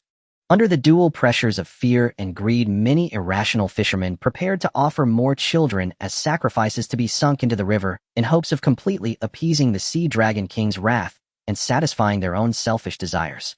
Fortunately, the police and the Investigation Bureau arrived promptly, forcibly suppressing the riot and capturing the ringleaders of the unrest as well as the fishermen who had thrown children into the river.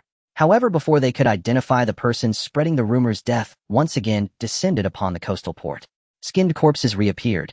The Beihai City Investigation Bureau was thoroughly shaken, dispatching several clever investigators along with multiple combat teams to dig out the sinister forces hidden behind the scenes. Apartment. The heartless boss doesn't even pay wages, just knows how to give orders. Chai Weimei lounged lazily on the sofa, her red dress cascading down, accentuating her enchanting figure, while her alluring face expressed obvious displeasure. Her gaze drifted around the room, filled with resentment. At this moment, she was using her telekinetic abilities to control a broom, tidying up the room and cooking in the kitchen. The broom moved as if it were alive, controlled by an invisible force continuously sweeping away dust. The trash on the floor bounced and jumped into the trash can. The pots and pans in the kitchen also seemed to be moved by an invisible hand starting to cook. Ever since discovering Chai Weimei's telekinetic abilities, Xu Changqing had decisively entrusted her with the cleaning and cooking tasks in the apartment, declaring, "Those who are capable should bear more responsibilities," indicating that an excellent employee should proactively alleviate the boss burdens. This bastard didn't even discuss wages and just started making her work. Moreover, he ignored a stunning beauty with an alluring figure. He actually acted like a steel-willed man, retreating to his room and insisting that she deliver the food to him. This undoubtedly made Chai Weimei question whether her charm had diminished. He showed no signs of being drawn to her, not even for a moment. Yet what Chai Weimei didn't realize was that she was merely a vengeful spirit lacking a physical form. Even if Xu Changqing had thoughts in mind, he had no means to express them. In the room, Xu Changqing rubbed his hands together, excitement and anticipation evident on his face. Having acquired a substantial amount of mysterious points last night, he felt it would be a waste if he didn't transform them into his own capabilities. He was not like certain brainless protagonists in web novels who preferred to hide their strengths until faced with life-and-death crises before considering a breakthrough. Being able to directly enhance and adapt to the surging power was always more prudent than trying to control it under duress. He had grown accustomed to being cautious. He disliked pretending to be weak.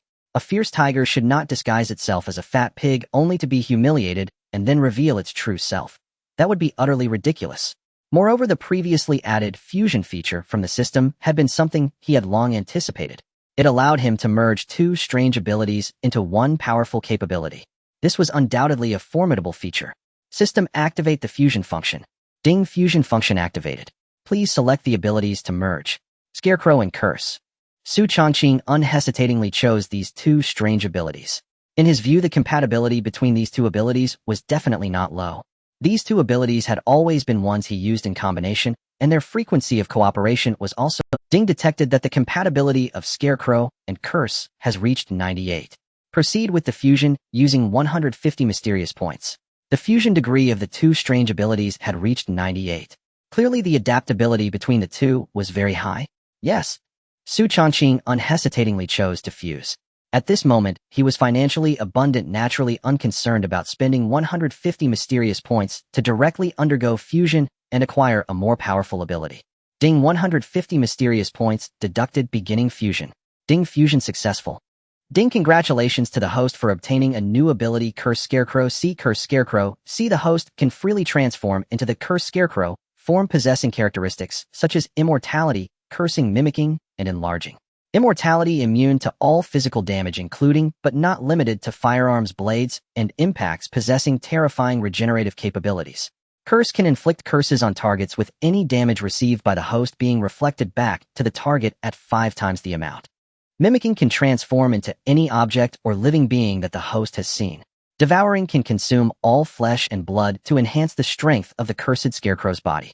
Looking at the introduction of the attributes in front of him, and the strange power surging throughout his body, Xu Changqing's expression suddenly changed, his face filled with astonishment. Though he had long anticipated that the new ability after fusion would far surpass the previous two abilities, he truly did not expect it to be enhanced to this extent. In this moment, he could feel that his current abilities were exponentially stronger than before. Cursed Scarecrow form, Xu Changqing unhesitatingly chose to transform, eager to see how terrifying the new abilities would be. His skin, as white as jade, suddenly withered and decayed, emanating a strong aura of death as it transformed into densely packed black straw that resembled living creatures continuously merging.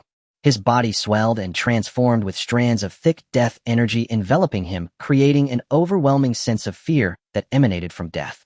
A pitch-black scarecrow standing 2.5 meters tall suddenly appeared in the room, its body shrouded in terrifying black mist resembling a legendary monster and instilling fear. What immense power! Xu Changqing raised his arms, gazing at the black straw, moving as if alive with hollow eyes radiating a power akin to that of an abyss. At this moment, he could sense an unparalleled power surging within him. Suddenly his hollow eyes focused on the window, as if an abyssal gaze locked onto a small black dot swiftly soaring in the distance. It was a massive black eagle, one of the largest avian species in this world. It was said to prey on tigers and leopards, possessing terrifying agility and strength. Xu Changqing unhesitatingly chose to curse at a slight dissipation of the death energy surrounding it. Meanwhile, the flying black eagle suddenly felt a chill surge through its heart, causing its entire body to shudder, as if some monster had set its sights on it. A wisp of death energy was now entwined around its body. In the next moment, it exploded, turning into a mist of blood that filled the sky. The range of attack and the effects of the curse have been significantly optimized compared to before. As long as it is a visible creature, it can be cursed, and the target has almost no defensive capability, only able to passively endure. Xu Changqing's hollow eyes radiated a black light reminiscent of an abyss, clearly indicating his satisfaction with the newly fused cursed scarecrow. This ability undoubtedly provided a substantial enhancement to his own combat power. However, as he raised his emaciated arm and gazed at the writhing black straw, a hint of complexity suddenly appeared in his eyes. The reflection in the window's mirror showed a massive figure with a terrifying visage and hollow eyes resembling an abyss dressed in human clothing. A cursed scarecrow. Threads of death energy continuously permeated the surroundings of the black straw body, making it appear like a grim reaper from hell. At this moment, he had lost all traces of humanity. Even if mistaken for something strange, people would believe it. I am becoming increasingly inhuman. No, I should say, I have never been human. Compared to the existence of awakeners, I am now more akin to something bizarre. Normal awakeners awaken the genes within their bodies to gain formidable abilities, while my abilities are all derived from the system, stripping them from the bizarre. In a sense, it is not an exaggeration to call myself a humanoid anomaly. The anomaly hunting system derives its power from hunting anomalies, gaining their abilities, becoming a powerful anomaly, and growing stronger step by step. To kill an anomaly, one must first become an anomaly. At this moment, Xu Changqing's dark hollow eyes also reflected a wave of contemplative emotions. In fact, he had already recognized a substantial difference between himself and normal awakeners, even to the point of a fundamental distinction. Compared to the identity of a human awakener, he was now more inclined to be a terrifying anomaly draped in human skin. This was evident from the previous encounters with several anomalies, where many powerful ones regarded him as a kindred spirit. The reason Xu Changqing was always resistant to the Investigation Bureau, the official organization of Yin country, was not only his dislike of being restrained. He also wished to avoid being discovered for his ability to transform into an anomaly. Perhaps some lower-ranking investigators could not see it. But who could guarantee that those powerful investigators would not notice the abnormalities on Xu Changqing? If they did, it would lead to an unending series of troubles. Historically, there have been many instances of anomalies transforming into human forms hiding in the human world. The most infamous anomaly among them is the demon human. Rather than worry too much, it is better to continue strengthening myself and reach the peak. Once I reach the pinnacle, I will have no more worries. The iron will brought by the master realm forcefully severed the chaotic thoughts in his mind. Xu Changqing's expression suddenly turned cold, his body gradually shrinking as he reverted from the cursed scarecrow form back to human appearance. There is nothing in the world, it is the foolish who trouble themselves. Rather than worry about the future, it is better to focus on the present. This world is still too dangerous for him. Beihai City is merely a trifling third-tier city. In Yin country, it is an inconspicuous existence. On a global scale, it counts for nothing.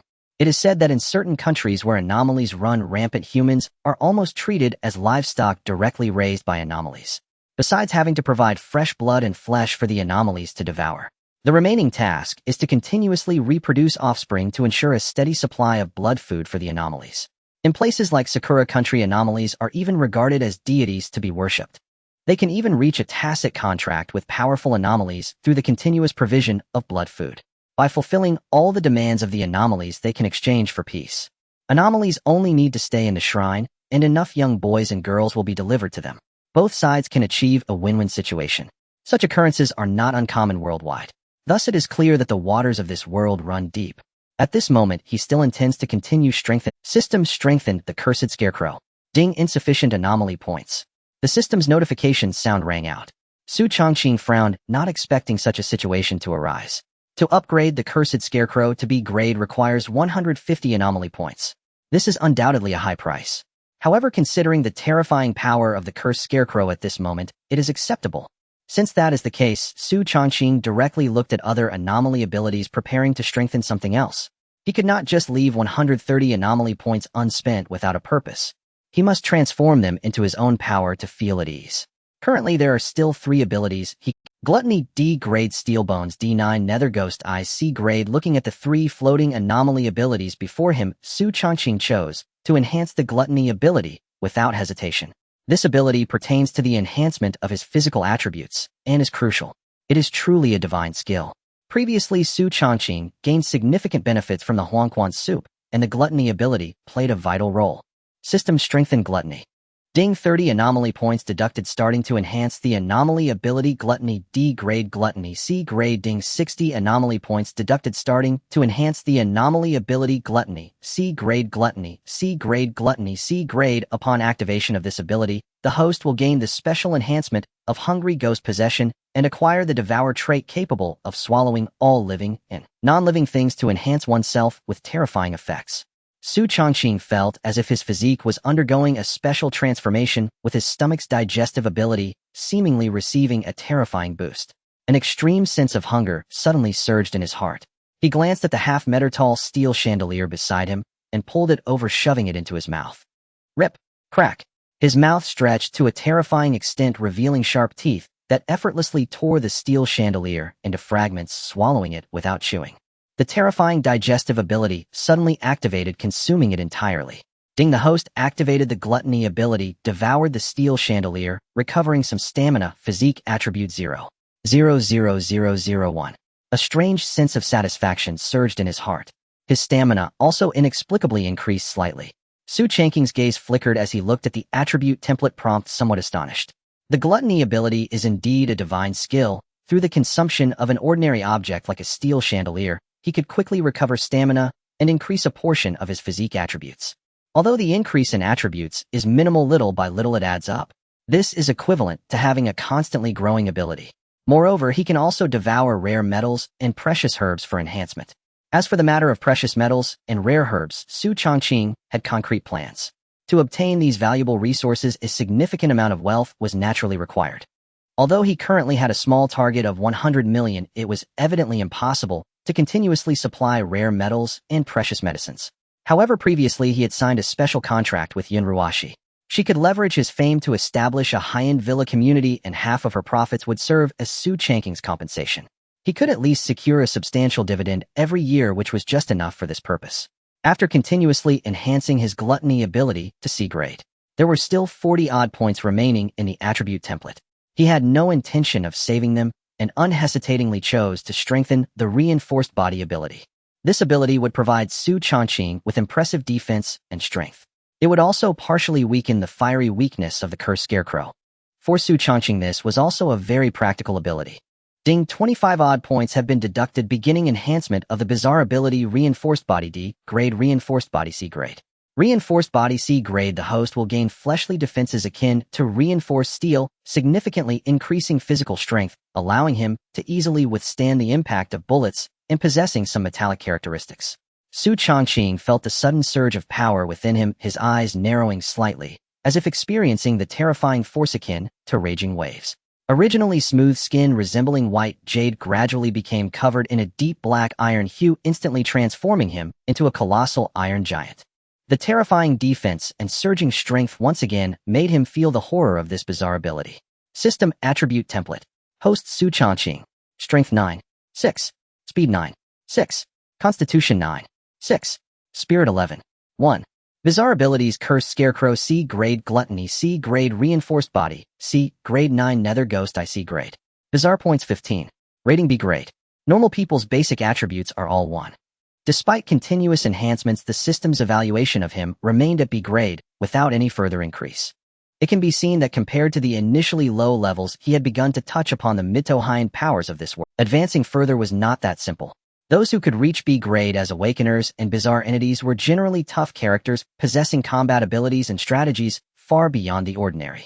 Their innate talents and potential surpassed that of ordinary people. Just as Xu Changqing was lost in thought, while looking at the attribute panel, the door suddenly knocked. "Boss, it's time for dinner." The soft and charming voice of Chai Weimei came from outside. Yun Ruashi had been doing quite well during this time, even exceptionally well. Originally, when the bizarre entities were spreading in the southern district, she had used her foresight to purchase all the abandoned buildings and surrounding land in advance, making a killing. If she were willing to sell these lands directly, she could at least reap profits in the hundreds of millions. However, she refused. She had greater ambitions. She had been preparing the plan for a high-end villa community. During this time, because of Xu Changqing's actions, all the bizarre entities in the southern district had been eradicated. The safety level far exceeded that of other areas. The housing prices skyrocketed to an unimaginable extent. As a result, many prominent figures and financial magnates in Beihai City had set their sights on numerous land industries in the southern district wanting to get involved. And Yun Ruashi, who owned a large expanse of land, was naturally the prime target. She was under the watchful eyes of many financial tycoons who were secretly plotting for the land in her hands. After all, she was merely the president of a small group worth 1 billion. Though talented, she was insignificant to those big shots. With just a slight maneuver, they could easily take control. However, before these individuals could act, Yun Ruashi made a declaration stating that she planned to build a high-end villa community on this land. And within it, 50 of the shares belonged to the esteemed master Xu Changqing. Xu Changqing was also the largest shareholder among them. Anyone who dared to act against it would bear the consequences themselves. In an instant, the originally watchful wolves and financial titans were caught off guard, hastily retracting their claws, not daring to harbor any thoughts of intrusion, fearing they might provoke Xu Changqing behind Yun Ruashi. Nowadays, who in the upper echelons of Beihai City did not know the name of Xu Changqing? The abandoned buildings had slain hundreds of bizarre entities and even killed the C-grade bizarre Blood-Eye Corpse King. The Central Street's courtyard had slain the C-grade bizarre Wood King. All the bizarre entities in the southern district vanished overnight, seemingly eradicated by him. These fierce accomplishments almost made Xu Changqing's name resonate throughout the entire Beihai City.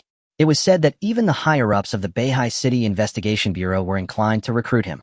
Without a doubt, if anyone in Beihai City was the most unapproachable existence, Xu Changqing would definitely rank among the top.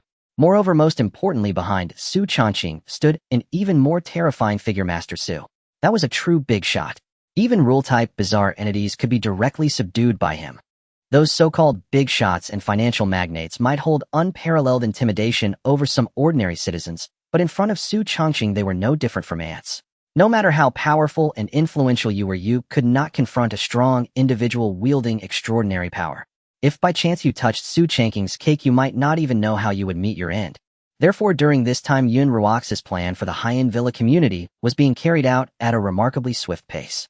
During this period, many secretly influential figures had provided assistance, hoping to establish some rapport with Xu Changqing behind Yun Ruashi.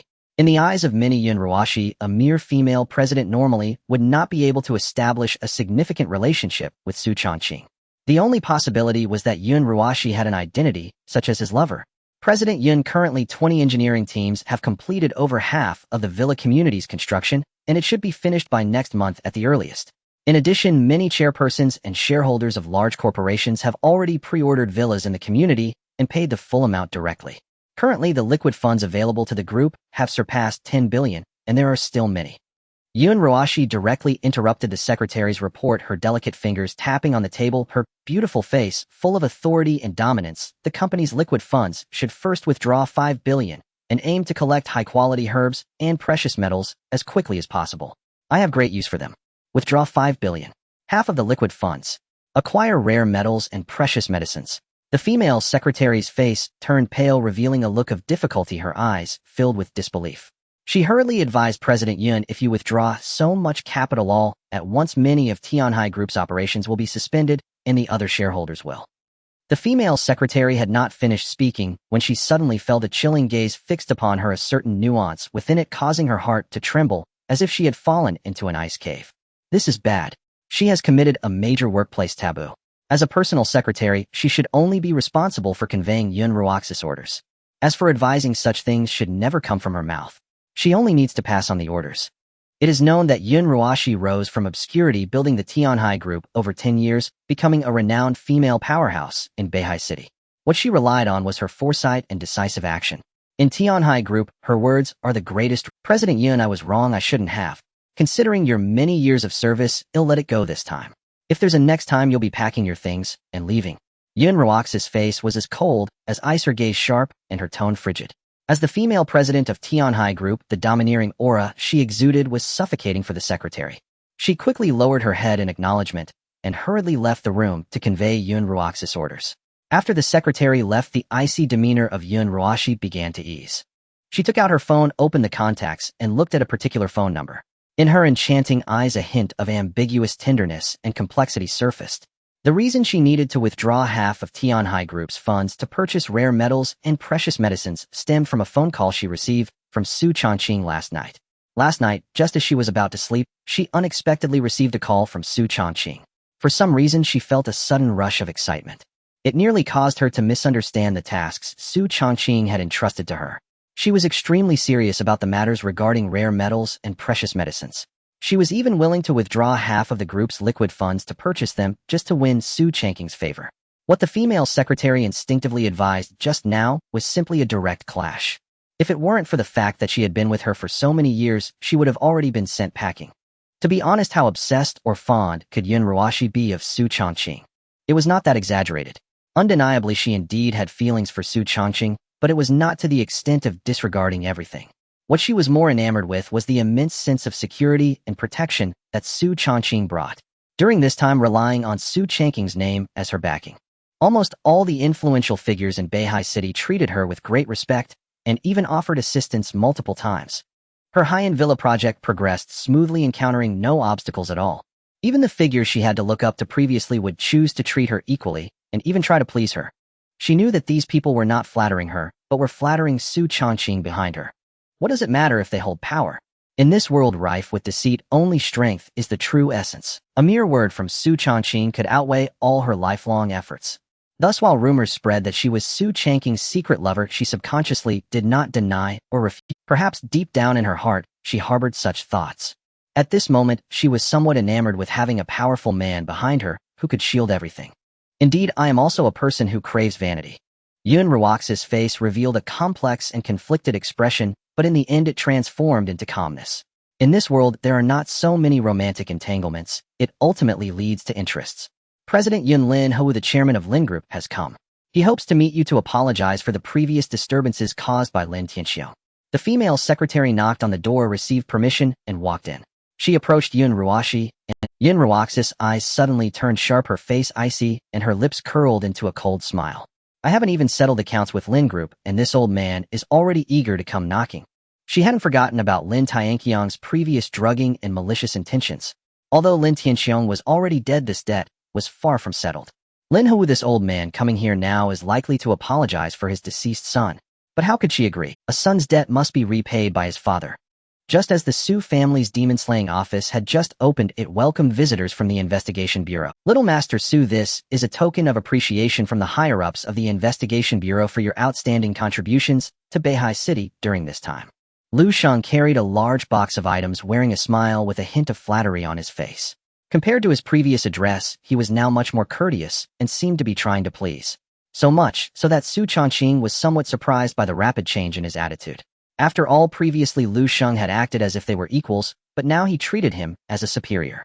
Even though his power had surged to level during this time, the Investigation Bureau couldn't have known so quick. What Xu Changqing didn't know was that Lu Shang's change in attitude was not only due to his own strength. It was also because his cheap father Xu Maching had stirred up a storm in Huzhou, nearly annihilating all the anomalies of a small nation, and had taken the head of an 11 dragon lich as a trophy. In the living room, Xu Changqing and Lu Shang sat opposite each other on the sofa, engaged in a lively conversation, casually chatting. At this moment, he was here on a special mission from the Investigation Bureau, maintaining a very polite attitude towards Xu Changqing, even adding a touch of flattery.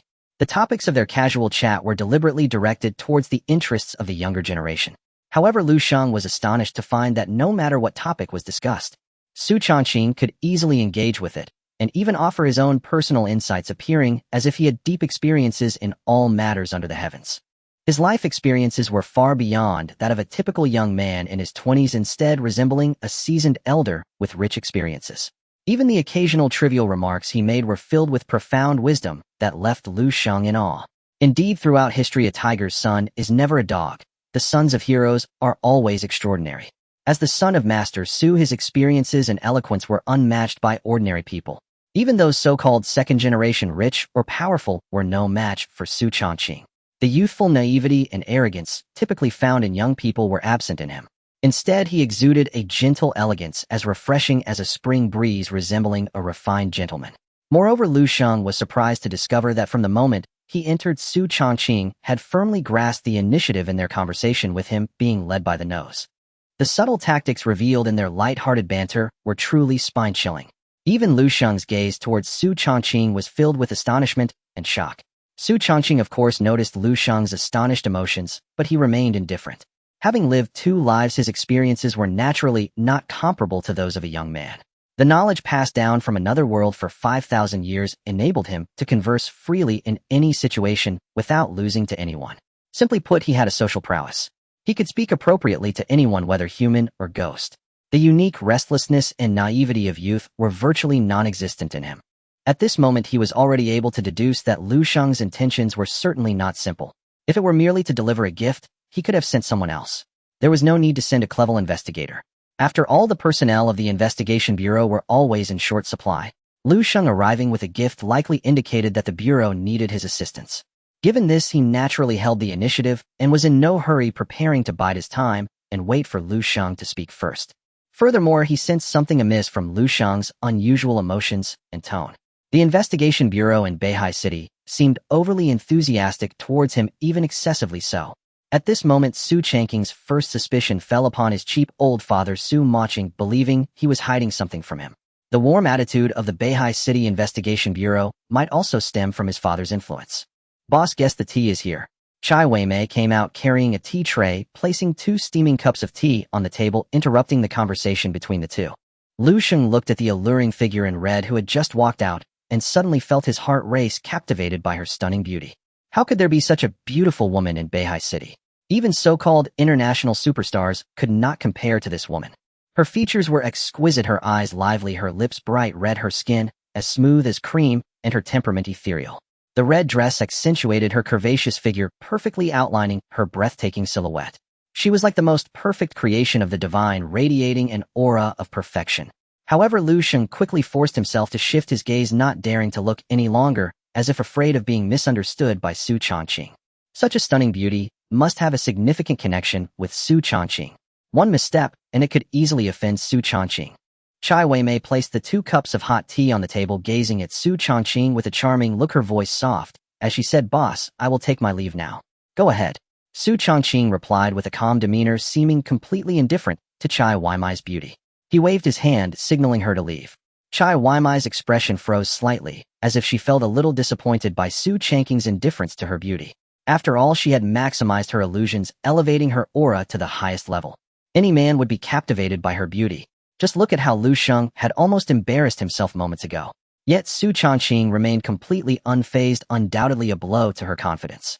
Xu Changqing paid no mind to Chai Weimei's little thoughts. He was even accustomed to it. For him, Chai Weimei was quite useful. She was responsible for his daily life, akin to a personal maid. She also searched for anomalies, providing information on weird occurrences. Additionally, she served as his assistant in dealing with the anomalies. Some minor quirks were naturally permissible, merely adjustments to daily life. Moreover, compared to before when Chai Weimei had attempted to seduce him at night, this incident was nothing more than Furthermore, compared to other erratic and violent personalities, Chai Weimei's quirky nature was already a significant improvement. "Investigator Lu, please have some tea." Sure." Lu Sheng's expression momentarily blanked before he quickly regained his composure, suppressing the unusual emotions within. At that moment, he also noticed Chai Weimei's strange behavior. After all, he was a clever investigator. Even though he was a physical awakening, his mental strength was far beyond the ordinary. How could he be distracted by a woman's beauty? Unless the other party was also a powerful awakener. He tentatively asked Master Xu, "Who was that just now?" "The new employee at the office, also an awakener, currently responsible for my daily life." Xu Changqing replied nonchalantly. Chai Weimei, being his employee and possessing strange powers, couldn't be concealed indefinitely. Thus it was necessary to transition from the shadows to the light. Moreover, the identity of an awakener could also mask Chai Weimei's true nature. Lu Sheng suddenly understood, and then his expression became solemn. "Master Xu, to be frank, I have come here on behalf of the Beihai City Investigation Bureau to make a request to you." Are you aware of the recent Sea Dragon King incident in Beihai City? There have been unknown anomalies causing severe casualties among fishermen. Every day, there are fishermen's corpses floating on the sea skinned. Currently, the entire coastal industry of Beihai City is at a standstill, unable to fish, teetering on the brink of collapse. The important economic pillar of Beihai City is under threat. The Investigation Bureau has dispatched 3 clever investigators leading 5 combat teams to handle this, but they have yielded no results and have been led around without any progress. This time, the Beihai City Investigation Bureau hopes you can intervene to help resolve this anomaly. The Sea Dragon King incident has had a profound impact on Beihai City. Not only did it cause panic and despair among the populace, but it also led to a partial collapse of the economic system in Beihai City. As a coastal city, Beihai City relies heavily on the seafood industry for exports. Now fishermen are suffering heavy casualties and deaths, leaving no one daring to venture out to sea for fishing. The large quantities of seafood piled up in the coastal port warehouses are facing an inability to sell, leading to the onset of decay. In response, the Beihai City Investigation Bureau has taken this matter very seriously. They dispatched 3 clever investigators along with several combat teams, yet their efforts have proven futile. No gains whatsoever. Fishermen are dying silently, and the incidents of them being skinned have not ceased, but rather intensified. The Investigation Bureau had considered sending stronger investigators to the coastal port to handle the situation, yet they found themselves lacking in resources. During this time, although ordinary bizarre incidents have significantly decreased due to Xu Changqing's violent actions, more troublesome and terrifying entities have emerged. Among them are several rule-type anomalies, including an old lady selling wontons on the street, the elusive bus no. 204, and the eerie ghost street appearing at night. Faced with these terrifying presences, the Beihai City Investigation Bureau has dispatched most of their main awakened forces. They aim to suppress the situation and prevent it from spreading. Additionally, the earlier reports from Xu Changqing regarding the anomalous organization behind Mu Kuei have also drawn considerable attention from the Investigation Bureau. Compared to these major incidents, the bizarre occurrences at the coastal port seem rather trivial. However, even so, the coastal port incidents must be resolved quickly. Thus, the upper echelons of the Beihai City Investigation Bureau immediately thought of the prominent figure Xu Changqing. Ultimately, it was decided by the head of the Beihai City Investigation Bureau, Chen Beishuan, to commission Xu Changqing to partake in the Sea Dragon King incident at the coastal port. Naturally, Lu Sheng was responsible for conveying the message. Xu Changqing did not refuse the commission from the Beihai City Investigation Bureau. Instead, after clarifying some details, he readily agreed. After all, it was just a commission, or it didn't matter who the client was. Moreover, the Beihai City Investigation Bureau is quite affluent. The commission fee would definitely not be meager. Seeing Xu Changqing agree so readily, Lu Sheng's smile brightened significantly. With Xu Changqing's involvement, the chances of resolving the Sea Dragon King incident at the coastal port have certainly increased. Based on prior intelligence, Xu Changqing's true combat strength is undoubtedly above sea level. There is even a slight possibility that he is at B level. Furthermore, he is a special type of awakened being possessing unknown awakening abilities, making his methods unfathomable. Basically, no one has ever seen him exert his full strength. Therefore, Lu Sheng is extremely confident in Xu Changqing at this moment. Since Master Xu has agreed, this matter is naturally settled. The Investigation Bureau's special vehicle will come to pick you up tomorrow. Well, then I shall take my leave. Investigator Lu, let me see you off. Watching the Investigation Bureau's vehicle drive away, Xu Changqing's smile suddenly faded, his eyes flickering as a faint smile curled at the corner of his lips. Interesting, the Beihai City Investigation Bureau actually chose to commission an outsider to participate in the bizarre incident. It seems their situation is quite dire, lacking combat strength, necessitating external assistance. Under normal circumstances, the Investigation Bureau, as an official organization of Yin country, rarely invites external assistance to handle bizarre incidents. It appears now that most of the Bureau's top combatants are likely held up by some special bizarre events. Historically, it is rare for official organizations to request assistance from informal civilian groups. After all, this would undoubtedly be a slap in their own face. Suddenly, a wave of violet fragrance wafted into the nostrils. A figure in red quietly approached. Tresses of inky hair brushed across his face, cascading onto his chest, the skin as smooth as jade pressed closely against him, bringing a fiery sensation.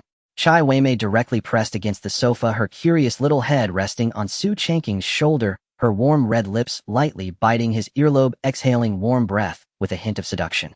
Boss, are you hungry? Would you like to eat something? Or I could take care of you below. Xu Changqing, however, remained unfazed, his expression calm as still water. Stop fooling around. I have a task for you. Go to the coastal port tonight and see if there are any of your kind. If they're small fry, just take them out. If they're too strong, then don't act. He had long since become immune to Chai Weimai's seductive antics, even finding them quite normal. Since being subdued by him, this red-clad wraith seemed to have a vendetta. She has been subtly using seductive methods to see him embarrass himself. Xu Changqing always treated this with indifference, simply ignoring it. Ultimately, it is because Chai Weimai is a ghostly wraith lacking a physical form. Could he really execute a powerful strike against thin air? Sudden advances, striking straight at the heart. Chai Weimai's beautiful face suddenly stiffened, clearly annoyed by Xu Changqing's disregard for her beauty. Moreover, he always assigns her tasks. She muttered incessantly about greedy capitalists only knowing how to gain, without giving, doing work, without pay, not firm enough, heartless, and little rascal. Tianhai Group. President Yun, my son has caused you some disturbances earlier. As his father, I hope to earn your forgiveness. I heard that President Yun is collecting rare metals and precious medicines. I happen to have collected a piece of extraterrestrial iron 10 years ago, which is quite valuable, and I would like to present it to you as a gift of apology. Lin Hou wore a sinister smile on his face as he pushed a glass-cased object forward. Inside was a silver meteorite the size of a fist. Yun Ruox's indifferent gaze fell upon the faintly glowing silver meteorite on the table, her expression suddenly frozen. Such a large meteorite is undoubtedly of incomparable value. If sold to some collectors, it could fetch a handsome price. At this moment, Xu Changqing also needed some rare. This item is indeed quite suitable. For a moment, she felt conflicted, Lin Hou presenting such a heavy gift likely intended to settle previous grievances. So would she dare to accept it? Just as Yun Ruoxi hesitated, a flicker of bloodlight surged within the silver meteorite, as if it were a living thing. The night was hazy. A cloaked figure wearing a mask moved through the shadows like a specter, leaving behind a fleeting trace as it arrived at a secluded corner. The cloaked figure halted, gazing ahead at an approaching old man with white hair, dressed in a long robe. With a low voice laced with amusement, he remarked, "Interesting, in Beihai City, a third-tier city of Yin country, there exists a powerhouse like you.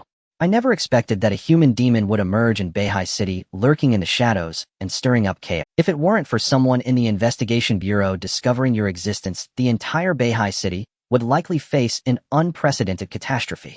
The creature at the center street, on the verge of breaking through to Brank, was arranged by you, wasn't it? Besides that, many strange incidents during this time are also closely related to this monster of yours. When did you and the strange organization behind you set your sights on Beihai City? The tall, thin old man in a gray robe with a youthful face and white hair, a rosy complexion, and sharp eyes looked at the cloaked, masked figure before him and spoke with a calm, yet menacing tone.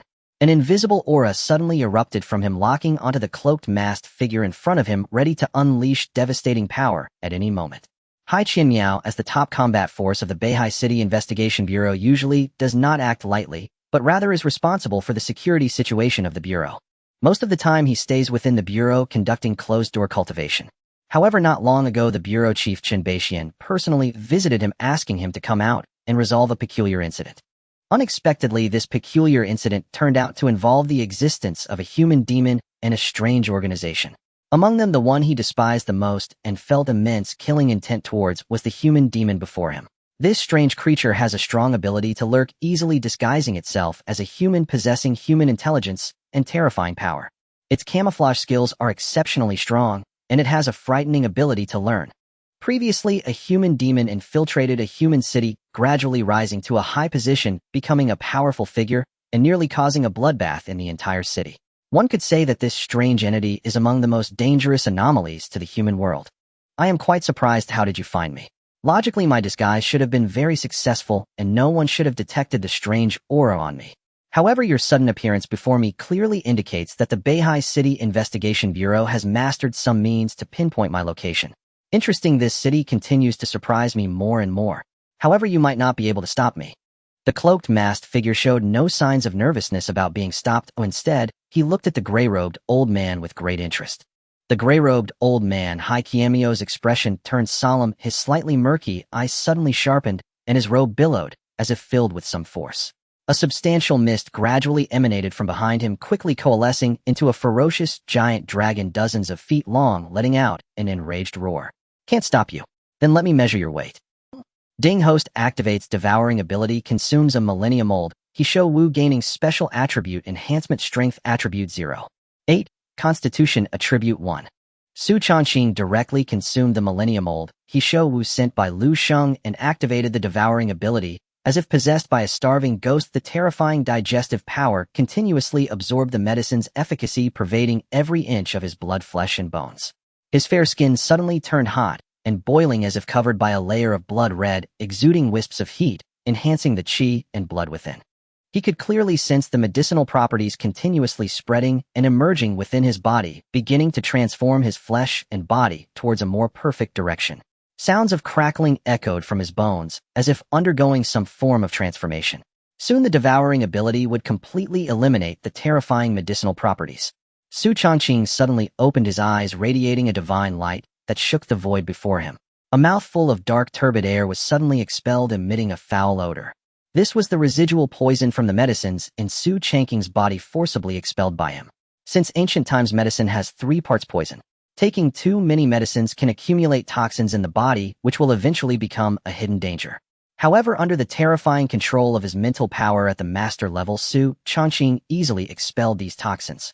Suddenly, wisps of chi and blood erupted from his body, transforming into pillars of blood smoke, bursting with dazzling brilliance, enveloped in scorching blood flames. At this moment, he resembled a massive furnace erupting with intense heat, completely covered in blood-red light. The foul air in the atmosphere was instantly incinerated by the terrifying heat, leaving no trace behind. Chi and blood like a pillar, smoke rising like a wolf, body like a furnace, exorcising evil. The foundation of the martial arts master advanced further. Xu Changqing's face revealed a hint of astonishment, sensing the surging chi and blood within him, and could not help but feel exhilarated, a smile creeping at the corner of his mouth. Upon entering the realm of martial arts masters, his already extraordinary chi and blood could combine with his mental power, unleashing terrifying might capable of killing ghosts and devouring souls. Now, through the constant consumption of various millennium-old medicines, his chi and blood has reached a terrifying level. Currently, ordinary vengeful spirits would likely be killed by his terrifying chi and blood before they even approached him, turning to ashes. If Xu Changqing fully activated his chi and blood, he could unleash blood chi, like pillars erupting with smoke and flames, transforming his body into a scorching furnace, radiating malevolence capable of inflicting massive damage on ghostly anomalies. Indeed, the devouring ability has immense benefits for martial arts cultivation, truly a divine. The blockade sealed off the entire port, preventing anyone from approaching. What should have been a pitch-black port was now illuminated as if it were daytime by countless searchlights. Fully armed teams constantly patrolled the area, checking the situation. The moment any anomaly appeared, they would be met with dozens of guns aimed at them, ready to pull the trigger and unleash terrifying ammunition. A tense and uneasy atmosphere enveloped the entire port. Since the rumors of the Sea Dragon King's wrath emerged, fishermen mysteriously disappeared every dawn. The sea surface of the port also bore several skinned corpses. No matter what the investigation bureau did, they were still unable to stop this from happening. The unknown anomaly lurking in the shadows had not even revealed a single trace. A graceful figure in red floated in the void, suddenly radiating waves of illusion, concealing her presence, continuously circling around the entire coastal port. During this time, whether it was the patrolling soldiers or the gathered fishermen, even the 3 clever investigators responsible for this peculiar incident from the investigation bureau did not detect her presence. The terrifying illusion of the red-clad, vengeful spirit was displayed vividly at this moment.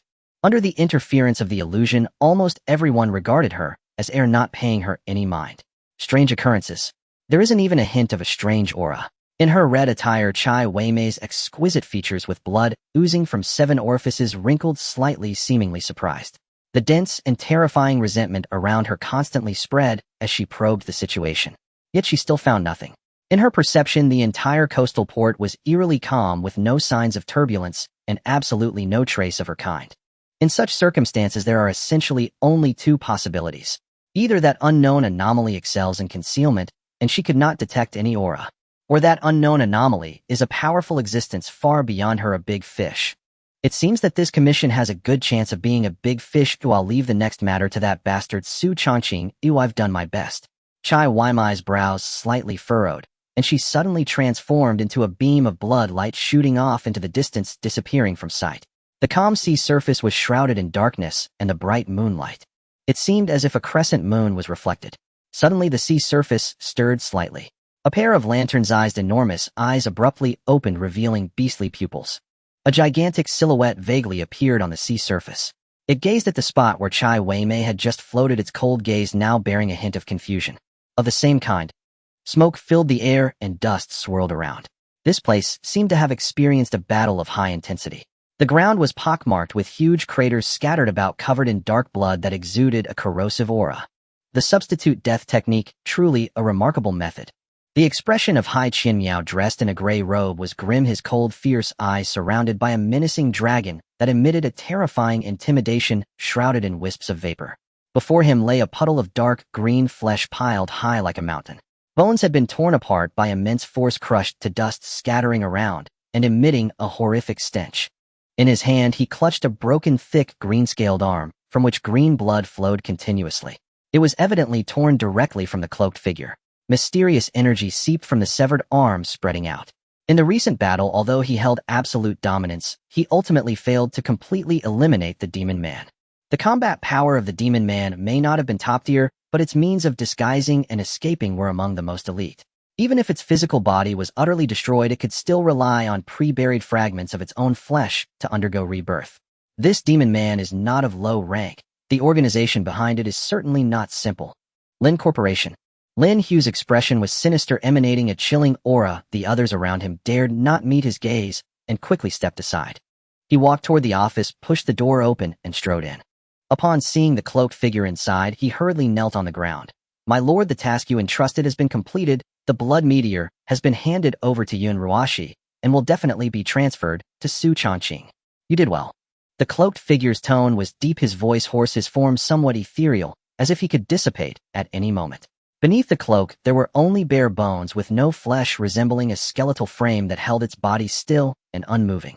Tiny flesh buds grew from the gaps in the bones, with wisps of mysterious energy infusing them, accelerating the growth of the flesh buds, repairing the damage from the recent battle, and restoring its physical form. Hai Qianmiao, as the top powerhouse of the Beihai City Investigation Bureau, was also its foundational strength. His combat power could be described as terrifying to the extreme. Average-level anomalies were no match for him. The recent confrontation was nothing short of thrilling. Had it not been for its status as a high-level demon man with preliminary immortal characteristics capable of achieving flesh rebirth, it might not have escaped his pursuit. Kneeling on the ground, Lin Hu's face was filled with excitement and trembling, his gaze furtively glancing at the anomalous figure before him, tinged with greed. "My lord, the situation is. This is your reward." A bloody flesh bud radiating warmth was blood splattered onto his face, bringing a sensation of both warmth and cold. The flesh bud fell to the ground, still intertwining and merging, slowly expanding, as if it were alive. It was indeed the flesh and blood of the Demon Man. Lin Hu looked at the writhing flesh bud before him, his eyes suddenly turning a blood-red hue filled with greed, as if he had seen the most precious treasure. He quickly grabbed the flesh bud and shoved it into his mouth, chewing frantically, feeling the sensation of the flesh bud bursting in his mouth. A wave of intoxicating pleasure surged through his heart. Lin Hu's face displayed a look of ecstasy, his sinister features relaxing at this moment. Wrinkles began to smooth out, signs of aging quickly repairing, and strands of silver hair transformed back into deep black locks. At this moment, he seemed to have instantly become 10 years younger. "Ha ha ha, immortality, immortality, this is what I desire." Lin Hu's face was filled with ecstatic exhilaration, appearing almost mad as he waved his arms recklessly, overturning things around him. Suddenly, an unusual drowsiness washed over him. He became dazed and directly fainted, collapsing onto the ground. His face, which had been continuously rejuvenating, suddenly revealed an anomaly, as if fissures were tearing apart, exposing numerous eyes that blinked incessantly, seemingly examining the surroundings. As the myriad of eyes gazed upon Lin Hu's body, a hint of disdain and mockery emerged. A mere human dared to rely on devouring anomalous flesh to seek rebirth. Indeed, humans are a greedy and insatiable existence. However, if it were not so, how could they be manipulated? Greed is the original sin. Humans' greed is more terrifying than any evil. The cloaked figure turned to look at Lin Hu, behind him, a smirk playing on his lips. A mere ordinary person dares to conspire with a tiger to make a deal with it. Are you even qualified? Soon the plan is progressing perfectly. This city is destined to become an anomalous domain, becoming the sustenance for my evolution, merging with me. Before that, all who dare to obstruct must die. Its crimson eyes gazed at the crescent moon. A scent of madness and bloodthirst wafted through the air. "Boss, I have thoroughly investigated the coastal port and found no trace of anomalous energy. That anomaly is likely a big fish. To evade my sensing ability, it must at least be a level existence. However, for the boss, it is certainly an insignificant character. Chai Weimai's face was alluringly beautiful, her delicate hands gently kneading Xu Changqing's shoulder, her face adorned with a flattering smile. Her skin was like creamy jade, her fingertips gliding over his strong physique, gently kneading, relaxing the muscles, and easing the mood. Her massage technique was absolutely top-notch. Wisps of mysterious energy enveloped Xu Changqing's skin, alternating between warmth and cold, providing an extraordinarily pleasurable experience. Xu Changqing closed his eyes in enjoyment, his expression calm, softly acknowledging with a hum, indicating he understood. After that he fell silent. Silently relishing the ultimate enjoyment of the moment, he said little.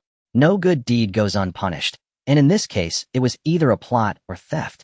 Usually she had never been this attentive. She even specially massaged him, using mysterious energy, to create a bittersweet special experience. Watching Xu Changqing, who remained silent, and appeared to be enjoying himself, Chai Weimai's face momentarily froze, suddenly feeling a bit frustrated. She hadn't expected him to be so self-satisfied. In such a situation, should he not take the initiative to inquire about the employee's conditions and thoughts? For example, the long-discussed salary issue. This shameless bastard. Upon thinking of this, a hint of malicious amusement suddenly appeared on Chai Weimai's face. Hiss! Xu Changqing suddenly opened his eyes wide, gasping in surprise. This little enchantress. How dare she seize his weakness? Ouch, go easy. What does a crimson-robed, vengeful spirit need with human money? Of course I needed to spend. Don't you pay for goods? You, my unscrupulous boss. You've made me work non-stop without ever compensating me. Under the pressure of having his leverage exposed, Xu Changqing finally addressed Chai Weimai's question about salary hidden. Though he remained baffled, what possible use could a crimson-robed, vengeful spirit have for money? Did she actually intend to go shopping? Heaven help us. When had an anomaly ever spent money on purchases? Surely it should simply seize what it needed, by force. Yet Chai Weimai was not only the sole employee of the Xu clan demon subduing agency, but also Xu Changqing's personal secretary and private aide. In the end, he offered her a modest monthly salary of 200,000 yuan, securing in return her coquettish flattery, a marked shift in attitude, and a delicate fragrant kiss. Simultaneously, this resolved the matter of his compromised leverage. After casually dismissing Chai Weimai, Xu Changqing turned his gaze directly to the system's latest special mission. Anomalous scenario detected. Activating special mission. Special mission Shadow of the Deep Sea. Synopsis: an unknown anomaly has appeared at the coastal harbor of Beihai City, slaughtering fishermen and spreading terror, with intent to incite child sacrifice. The host must swiftly identify its true form and eliminate it. Reward: random 1 upgrade to anomaly ability tier. Accept this mission. Another special. Without hesitation, Xu Changqing accepted. After all, he had already been commissioned by the Beihai City Investigation Bureau to investigate and resolve this very incident at the harbor. Now he stood to earn double rewards. Shadow of the Deep Sea. This anomaly is clearly no ordinary threat. I wonder how many anomaly points, or perhaps even a new anomaly ability, it will yield. A flash of ferocity ignited in Xu Changqing's eyes, and behind him the faint towering silhouette of a savage tiger shimmered into view. Night draped the world in soft obscurity. The moon hung luminous and serene. Floodlights bathed the coastal harbor in blinding brilliance. Daylight bright, casting almost no shadow. Teams from the Investigation Bureau patrolled the perimeter, weapons drawn, vigilant and precise. Their focus centered especially on the fishermen's clustered dwellings. 3 figures clad in official Investigation Bureau uniforms now stood openly upon the harbor's shoreline, gazing silently at the placid, undisturbed sea. Tomorrow Master Xiao Su arrives to take charge of this anomalous case. We'll be assisting him, though whether he can truly resolve it remains uncertain. A handsome man with sharp, defiant eyes spoke with deliberate sarcasm. He was Luo Yang, a Class C investigator of the Beihai City Investigation Bureau, awakened with the fire element ability, flame-bodied form, granting him formidable combat prowess against anomalies. He was also one of the Bureau's rising stars. Since time immemorial, an awakener's personality has subtly shifted under the influence of their awakened power. His power, the most explosively volatile of all fire elements, had naturally kindled a temperament as fierce and quick to ignite. Clearly, he resented the Bureau's high command for appointing an outsider to assume full command of the operation. Luo Yang, cease your snide remarks. The Bureau's leadership possesses foresight far beyond your... Moreover, Master Xiao Su's strength may well reach Class C, and he belongs to the rarest and most potent category, Special Awakened. In raw combat capability alone, few within the Beihai City Investigation Bureau could surpass him, and the leadership spared no expense to secure his cooperation. Sherpan, a towering broad-shouldered giant, whose bulging muscles and stern visage commanded authority, spoke in a deep, resonant voice. We failed to resolve this crisis ourselves, and the Bureau simply cannot spare another elite operative. Seeking external aid was inevitable. Never forget our mandate safeguarding the peace of Yin State and protecting civilians from rampant anomalies. So long as the threat is eliminated, all means are justified. On matters of principle, set aside personal sentiment, lest I show no mercy. Luo Yang responded with a cold snort and fell silent. Though his fiery nature lent him volatility, he was no fool. His resistance towards Xu Changqing stemmed precisely from resentment over an outsider's sudden appointment to supreme command, compelling them all to obey his orders. Hence his tone carried that unmistakable edge of irony. Yet the Bureau's leadership would not entrust this crisis to Xu Changqing unless they held profound confidence in his ability to resolve it. And so despite his discontent, he remained silent. Sure Pan paid no mind to Luo Yang's inner turmoil. Instead, he turned to a poised, icy figure beside him and said, his voice steady and deep. Xiang, I hear it was Master Xiao Su who rescued you from that abandoned building. That is true, yet we have yet to meet in person. Tang Xiang stood tall and elegant, her striking features framed by cool composure. Her form was sculpted flawlessly beneath a sleek, form-fitting leather suit. A subtle complexity flickered in her frosty gaze. She remembered Xu Changqing vividly, the man who had pulled her from the ruins of that derelict structure. Though the rescue had been commissioned by her younger sister Tang Yuyan, at a price far lower than standard market rate, this favor weighed heavily upon her. Night swiftly receded. A radiant sunbeam pierced the heavens, brilliant golden dispelling darkness as it spilled across the earth. The pervasive tension and dread gripping the coastal harbor began to dissolve with the dawn. Fishermen gathered en masse suddenly erupted into jubilant cries, as if celebrating the simple, staggering miracle of having survived another day. For weeks they had been forcibly confined to a single warehouse, living in perpetual fear, numb and hollow, terrified of being seized and flayed by the Sea Dragon King. Each morning others vanished without trace, leaving behind only flayed corpses drifting lifelessly upon the waves. Many never woke after falling asleep at night. Such invisible, suffocating terror was enough to shatter any mind. Today, however, they had endured. They had witnessed the light of a second sunrise. The Investigation Bureau's combat teams assigned to guard the fishermen exhaled deeply in relief, visibly stirred by the infectious wave of elation. Tang Xiang, Sure Pan, and Luo Yang stood together along the harbor's edge, watching the sea all through the night, until the sound of jubilant cheers rose behind them, prompting shared sighs of relief. It seems the anomaly did not strike last night. For the first time in weeks, that is genuinely good news. Next, we await Master Xiao Zu's arrival. Before the three could fully relax, the fishermen's triumphant cries abruptly ceased, silenced as if every throat had been seized. A collective pall fell over the harbor. Tang Xiang, Sure Pan, and Luo Yang instantly paled, instinct screaming danger, just as blood-curdling screams tore through the air. The Sea Dragon King has struck again. At the harbor, several corpses stripped of their skin hung from the lookout tower. Their faces faintly displayed the pain and despair they experienced before death, contorted in agony, their eyes filled with hopelessness and a plea for mercy. Scarlet blood and yellow adipose tissue congealed together, dripping down to the ground, splattering droplets of blood that emitted a foul odor. Countless flies and mosquitoes buzzed around, as if they had found a delectable feast, clinging to the corpses, incessantly feeding and gnawing at the flesh, indulging in a gorging. Soon they began to lay eggs on the corpses, placing their offspring in this granary. Meanwhile, the flag at the top of the lookout tower had long vanished, replaced by tattered pieces of human skin flapping in the wind. The facial skin of the human hides still retained an expression of fear and despair, as if they could hardly believe they had become the next victims. Below the lookout tower, several terrifying blood-red characters appeared crookedly before the eyes of the onlookers. You are all going to die. All of you will die. These dark red blood characters were scribbled chaotically, emanating a strong sense of resentment that sent chills down the spine. It's the Chui Chi couple. Their child was sacrificed to the Sea Dragon King on the first day by that bastard Haigo. Now they too.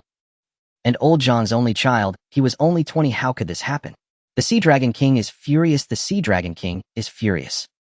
Can't the Investigation Bureau protect us? Should we follow the previous method and sacrifice children?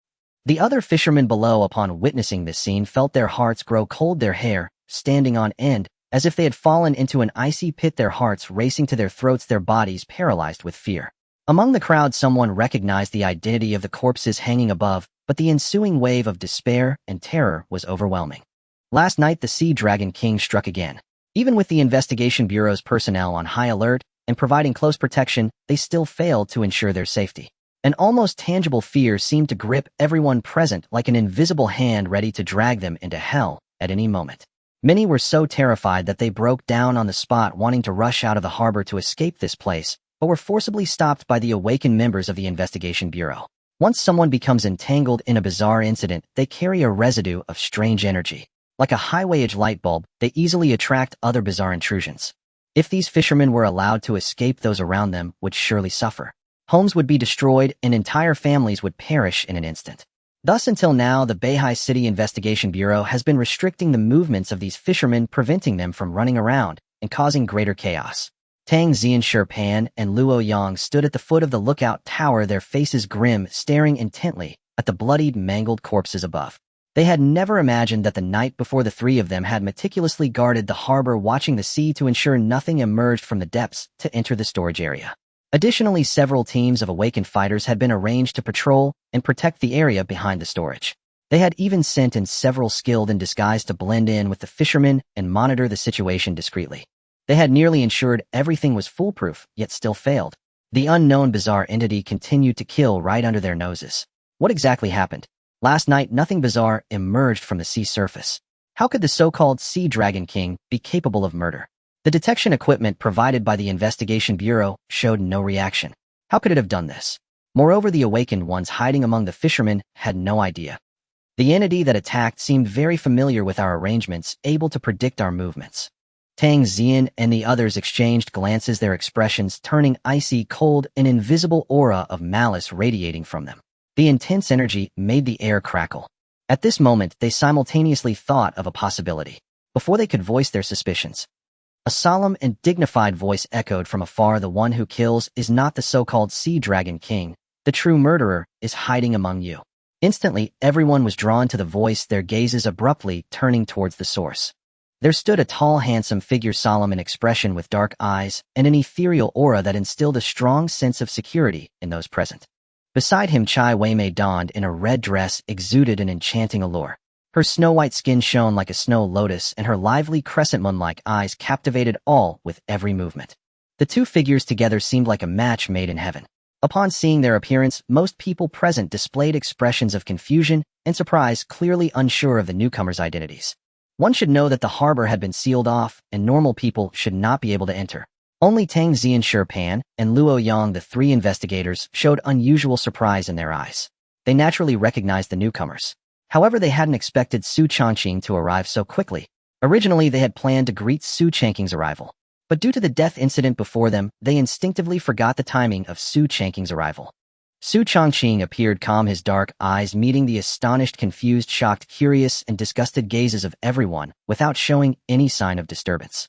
At this moment, he also had not anticipated that upon arriving at the harbor a grand gift would be presented to him.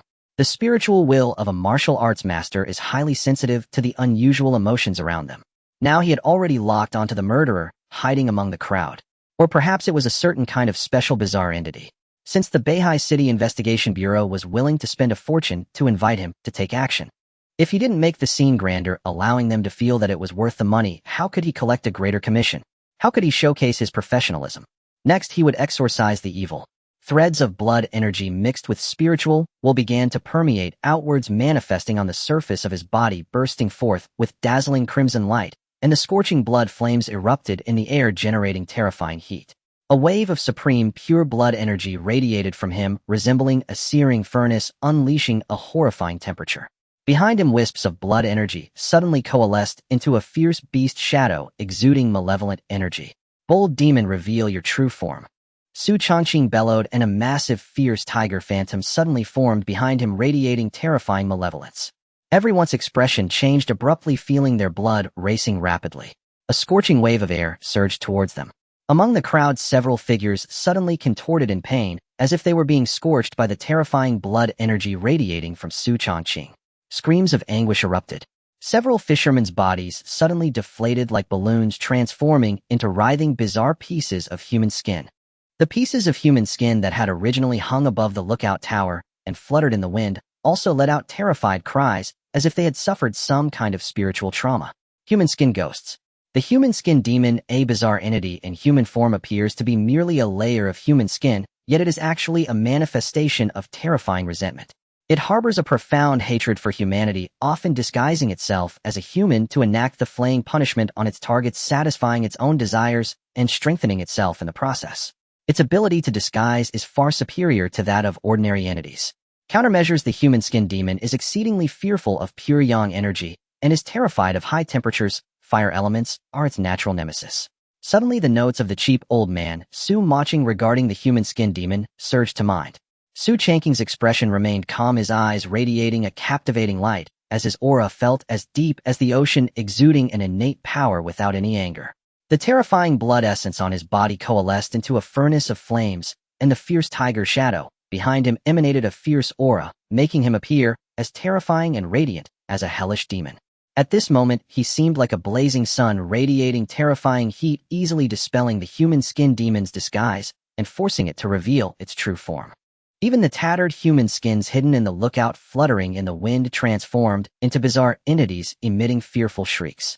Everyone present suddenly changed their expressions, filled with extreme terror. Tang Xianshirpan and Luo Yang were equally shocked by the scene before them. They could never have imagined that the fishermen they had been protecting were hiding such bizarre entities as the humans. No wonder, despite their vigilant defenses, they could not prevent the fishermen from mysteriously disappearing in the dead of night, falling victim to the flaying death. Because the real bizarre entities had already infiltrated their ranks. Moreover, the levels of these human skin demons were not low. They had actually reached level C. There are bizarre entities. Someone suddenly screamed in terror from the crowd. The fishermen who were originally gathered together now emitted fearful cries and hurriedly ran to the sides, afraid to approach the human skin demons. They never dreamed that their daily companions were actually bizarre entities disguised under human skin. At this moment, they were terrified by the scene before them, frantically trying to push their way out. Fearful of being caught and flayed by the human skin demons behind them, the nearby combat team was also shaken by the fleeing fishermen, becoming hesitant and tense, fearing a sneak attack from the human skin demons. At this moment, the human skin demons were equally shaken by Xu Changqing's terrifying aura, letting out piercing shrieks. Everyone present suddenly felt dizzy and disoriented. The human skin demon, which caused the chaos, did not hesitate to prepare to flee, showing no signs of attachment. Not far away, the dazzling figure akin to a demon god struck fear deep within them. All investigators must ensure the safety of ordinary people. These few human skin demons will be left to us. Shirpan's robust figure let out a roar, suppressing the surrounding fearful sounds. His skin suddenly became covered in stone, transforming him into a towering stone giant. Sea-level elemental ability, earthly body. At this moment, Luo Yang and Tang Xian also acted decisively, activating their awakened abilities and unleashing terrifying elemental power, preparing to take action. Although the situation arose suddenly now that the hidden bizarre entities had revealed themselves, it was time to strike hard and eliminate them. However, before the three could act against the human skin demons, the fierce tiger shadow behind Xu Changqing suddenly displayed a ferocious intensity, losing its previous languid demeanor. As if disturbed by the human skin demon's shrieks, a deafening tiger roar erupted, carrying the menace to intimidate all beasts. The several human skin demons seemed to encounter their natural enemies, letting out fearful cries as their bodies were engulfed by blood flames, burning to ashes. Puff, puff, puff, puff. Ding, the host has killed a level bizarre entity, human skin demon, gaining 13 bizarre points. Ding, the host has killed a level bizarre entity, human skin demon, gaining 14 bizarre points. Ding, the host has killed a level bizarre entity, human skin demon, gaining 12 bizarre points. Ding, the host has killed a level bizarre entity, human skin demon, gaining 14 bizarre points. In an instant, several human skin demons were instantaneously killed. They transformed into bizarre points, becoming nourishment for Xu Changqing. The previously chaotic scene suddenly fell silent. Everyone was astonished, staring in shock at the scene before them, feeling an overwhelming disbelief. To ordinary people, the terrifying bizarre entities were effortlessly wiped out by Xu Changqing akin. Even Tang Xianshirpan and Luo Yang were dumbfounded, staring at Xu Changqing with wide eyes, unsure how to react. Even though they had previously anticipated Xu Changqing's terrifying combat power, it still did not compare to the shock they felt at this moment. The fierce tiger shadow seemed to treat the killing of the human skin demons as a trivial matter. It lowered its head and rubbed against Xu Changqing's shoulder, displaying a playful demeanor that evoked an unprecedented sense of absurdity among everyone present. Seeing this scene, Chai Weimei could not help but swallow, her eyes filled with curiosity, wanting to reach out and touch it. The fierce tiger shadow glanced at Chai Weimei and suddenly smiled, quickly retracting her delicate hand. I can't provoke it. I can't provoke it. The fierce tiger shadow disregarded Chai Weimei and suddenly transformed into a beam of blood light, injecting itself into Xu Changqing. As a product of Xu Changqing's spirit and blood essence manifesting after he became a martial arts master, the intimidation and lethality it brought was undoubtedly shocking. It was almost a terrifying monster condensed from Xu Changqing's inner, beastly nature. Xu Changqing ignored Chai Weimei's small actions and revealed a gentle and refined smile to the astonished crowd.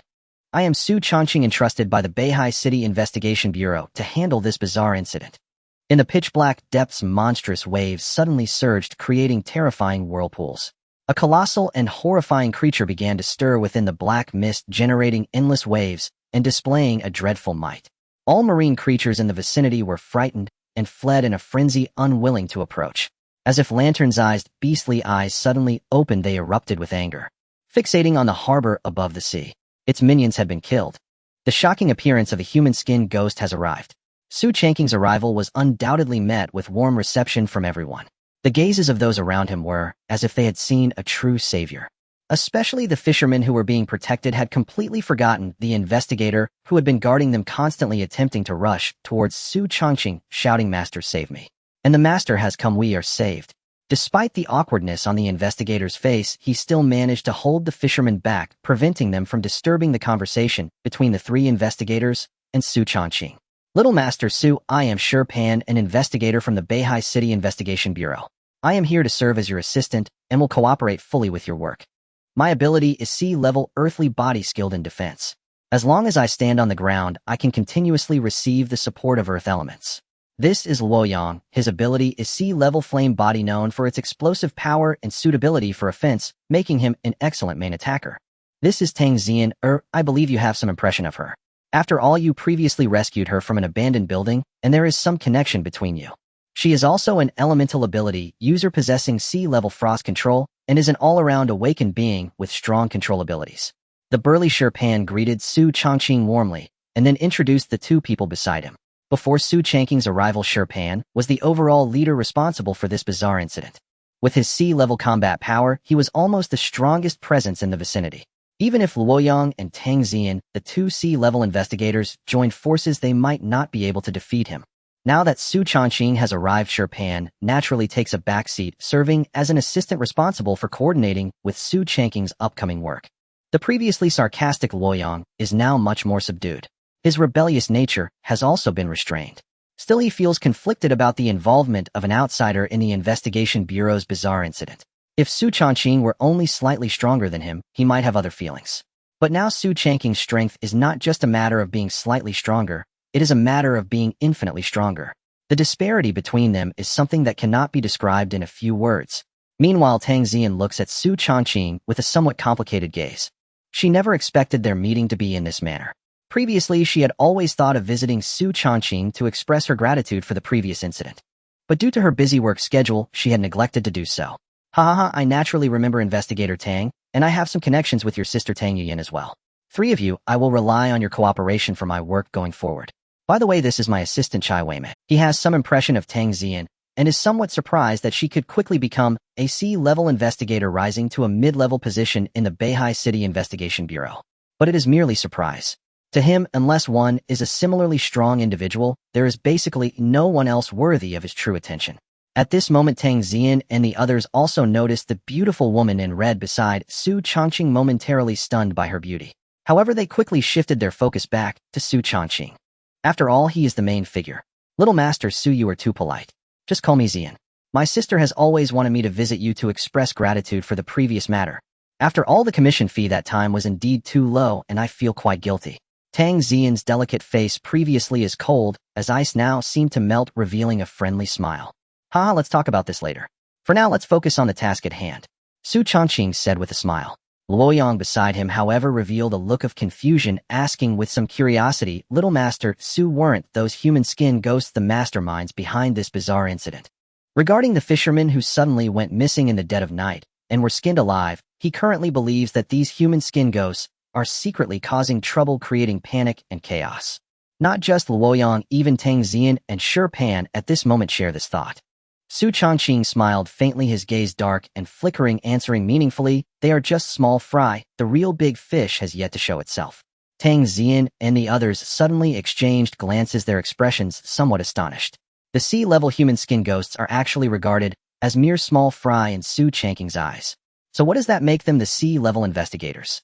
Although they know Xu Changqing means no harm, they cannot help but feel a wave of complex emotions.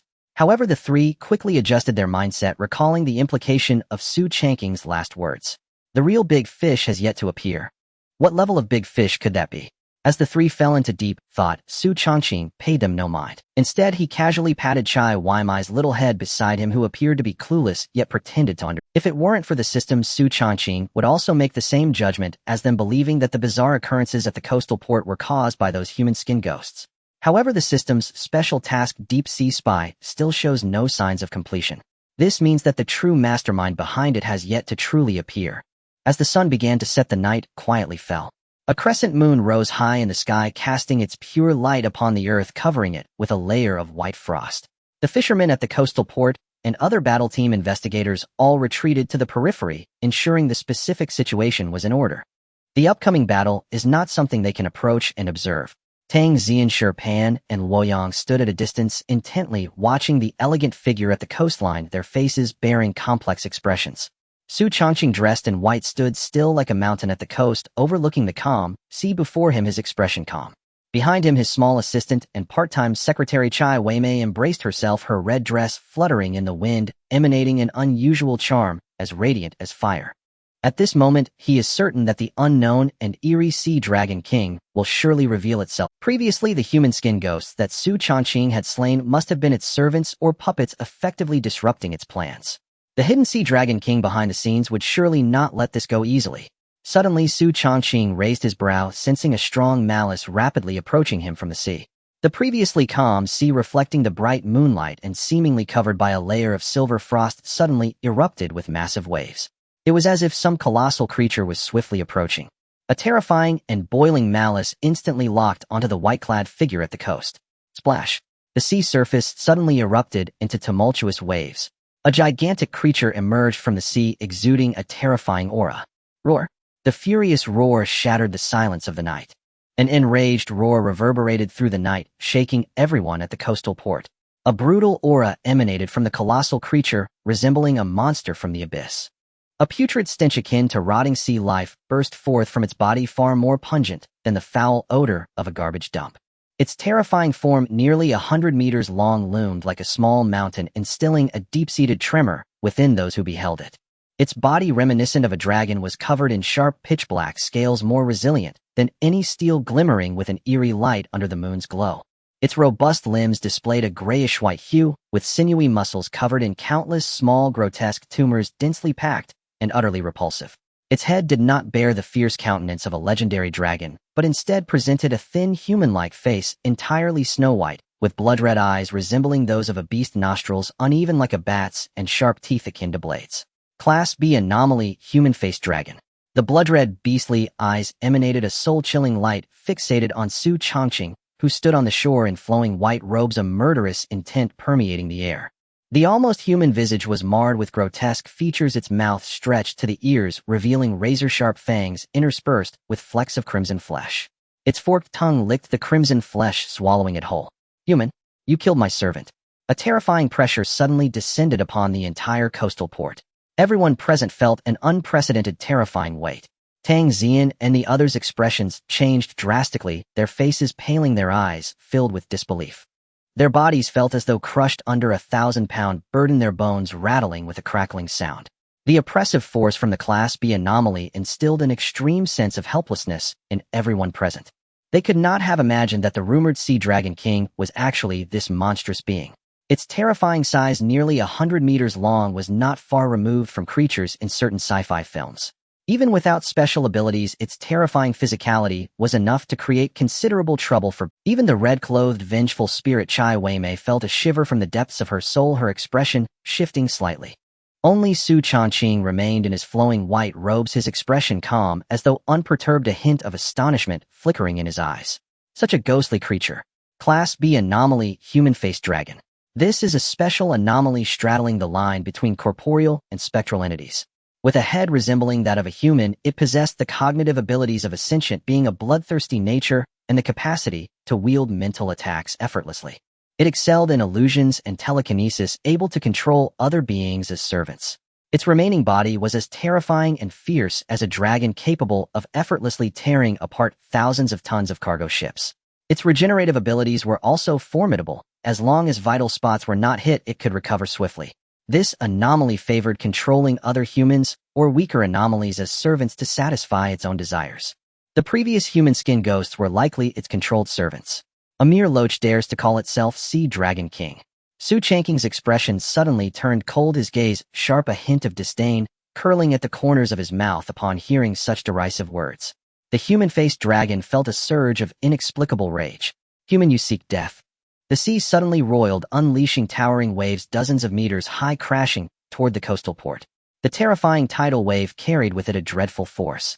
Should it crash down, it would likely destroy all vessels and structures at the port. 9 nether ghost eyes. Xu Changqing's black and white eyes suddenly erupted with abyssal light, enveloped in a terrifying pressure, as if consuming everything in darkness. A figure clad in tattered robes, wielding a slender scythe with an indistinct face, the 9 nether ghost gods suddenly materialized behind Xu Changqing. An aura of death from the realm of 9 nether pervaded the air. The previously mocking expression of the human-faced dragon shifted slightly, as if sensing the terrifying threat emanating from Xu Changqing. Before it could react, it found itself under the gaze of the 9 nether ghost gods' eyes. It felt as though an invisible scythe of death had struck its mind. A heart-wrenching roar suddenly echoed across the coastal port. The human-faced dragon's beastly eyes erupted, splattering dark green blood, its body thrashing about like an enraged dragon. The oppressive force that had engulfed the entire coastal port was abruptly shattered by the human-faced dragon's wretched scream. The gathered monstrous waves seemed to lose their power, dissipating into nothingness. Tang Xian and the others stared in disbelief at the scene before them, dumbfounded. They never expected that the previously dominating and terrifying anomaly, the human-faced dragon, would now appear like a stray dog howling in madness, looking utterly defeated. This undoubtedly instilled in them an unprecedented sense of confidence. Master Xu truly lived up to his reputation. Just as they thought Xu Changqing would display his superb and intricate demon-slaying techniques, next the scene that followed left the three of them feeling an absurd shock, their faces showing disbelief. Even Chai Weimei was left in shock, her red lips slightly parted, her face a picture of disbelief. "What are you barking at, dog?" Xu Changqing's roar resonated through the port, his figure suddenly transforming into a black flash, charging toward the human-faced dragon. Partially transformed into straw, his fair right arm instantaneously morphed into black straw, rapidly expanding and growing larger. It transformed into a menacing mace nearly 10 meters long. Steel-like flesh covered it, gleaming with a chilling aura. The human-faced dragon's beastly eyes had just been repaired by its terrifying regenerative powers, regaining its sight, its mental agony slightly alleviated. It then beheld a terrifying mace, robust with protruding spikes, tearing through the air, producing a deafening crackling sound and sparking with brilliant light. Thunderous 8 trigrams. Oh. The human-faced dragon's face was struck heated by the thick, sharp iron mace, its flesh deforming grotesquely as dark green blood splattered, its sharp teeth instantly shattering, with blood flying from its mouth. Bang! The 100-meter terrifying body of the human-faced dragon, accompanied by its heart-wrenching scream, was sent flying from the sea, hurtling toward the coastal port. Boom!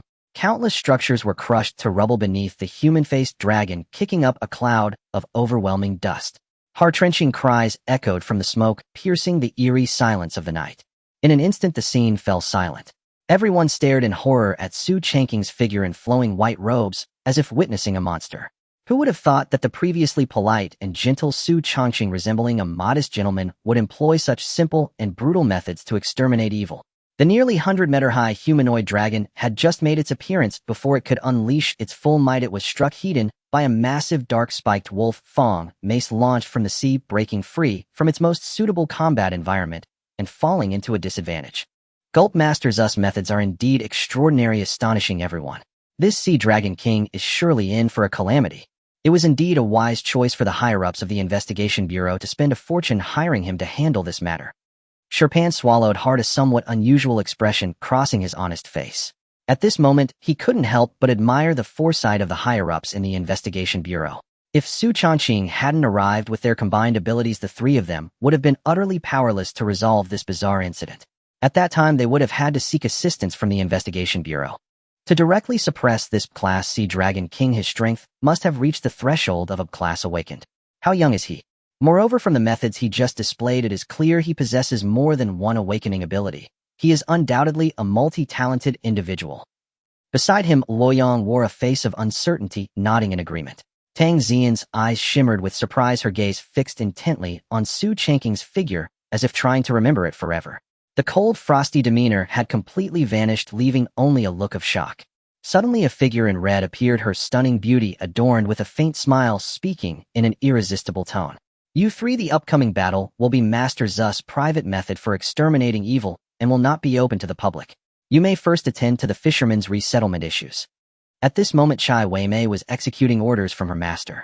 The boss initiating the cleanup operation. Xu Changqing's strange methods could be partially revealed, allowing others to know of his strength, but he would not disclose everything.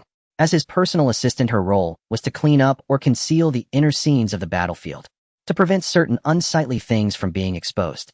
Suddenly a fierce wind roared, thunder cried out, and a dense fog appeared out of nowhere. It covered everything on the battlefield behind them.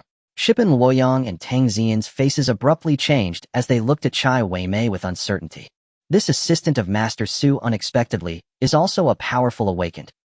The battlefield. Amidst the swirling dust, the screams of the humanoid dragon continued unabated, clearly indicating that the recent thunderous 8 trigrams had inflicted significant harm on it. Xu Changqing leisurely walked towards the warehouse ruins covered in dust, as if utterly disregarding the humanoid dragon. Suddenly, the screams abruptly ceased. Rip! The swirling dust was suddenly torn apart. Scaly, vicious claws slashed through the air, aiming directly at Xu Changqing's figure. With a piercing sound of air being cut, it seemed intent on shredding him into pieces. Mediocre acting. Xu Changqing shook his head slightly, appearing to look down upon the humanoid dragon's disguise. Threads of death energy suddenly spread out, casting a curse upon the humanoid dragon. Severed limbs. Xu Changqing's expression remained emotionless as his palm like a blade severed his right arm. Rip! The incoming vicious claws hadn't even approached Xu Changqing's position before they suddenly snapped off at the roots, splattering dark green blood with a strong odor of decay corroding the ground into numerous pits. Bang! A claw as large as a small yacht crashed into the ground. It caused a tremor and created a sizable pit. Roar! A painful and mournful scream suddenly erupted from the swirling dust. The surrounding dust and fog were suddenly blown away, revealing the massive form of the humanoid dragon. The sharp, distorted human face was marred with a huge, bloody cavity, flesh hanging out, emanating a horrifying stench that made one nauseous. Its incisors were all shattered, its lips torn apart, and its tongue reduced to mush. The dragon's body had a severed right limb, exposing its stark, white bones, blood and flesh mingling, blood flowing. You monster! The humanoid dragon's crimson, beastly eyes gazed at Xu Changqing as the severed right arm transformed into countless straws, reassembling and returning to its original state, its expression turning extremely grim. Such terrifying regenerative abilities rivaled those of fearsome corporeal anomalies. Even so, its regenerative power is likely not even close. Human, as long as you don't kill. Before the humanoid dragon could finish its stiff threat, it witnessed Xu Changqing's head suddenly severed at the roots, caught in his hands. Executioner's block. The humanoid dragon's face turned pale with fear before it could react. The death energy within it suddenly surged, casting a death curse upon it. Fivefold damage rebound struck it. Rip! The humanoid dragon suddenly felt a heat in its throat, instinctively wanting to scream. But its throat had already been severed, leaving it unable to make a sound. Its entire head was suddenly cleaved as though by divine blades, its bones also severed in two, blood and flesh blurred, stark, white bones exposed, dark green blood spraying out like a fountain. Only thin strands of the dragon's skin clung desperately to prevent the entire head from falling, while threads of flesh continuously surged from the gap, attempting to repair the severed injury. But it was like pouring water into a sieve, far from sufficient for complete restoration. It could only barely maintain the head from completely falling off. Xu Changqing controlled his arms to reattach the severed head. The thin strands of straw intertwined and fused, completely restored to their original state. Looking at the humanoid dragon, which was still desperately holding on, showing a face of pleading despair, he couldn't help but exclaim, "What a terrifying monster!" Even with a severed head, it could still manage to survive. The humanoid dragon's vitality was indeed astonishing. It truly deserved to be called a monster. Of course, at this moment, Xu Changqing subconsciously overlooked his own terrifying physique, which was even more formidable than the monster's. After all, he was just an ordinary human, not comparable to those grotesque, fearsome anomalies. Let me Go. Please. You. The humanoid dragon at this moment had lost all the overwhelming arrogance it displayed upon its entrance, replaced by fear and pleading. At this moment, it could feel that this human before it was like a devil toying with it. It hadn't even unleashed its true strength. This undoubtedly filled it with utter despair. This monster. It was not human at all. Xu Changqing's expression revealed a hint of surprise. It was his first time witnessing a monster begging for mercy, which was indeed quite novel. Since that is the case, he didn't mind giving it a chance. Pick up your hand. Xu Changqing's face remained indifferent, his tone icy.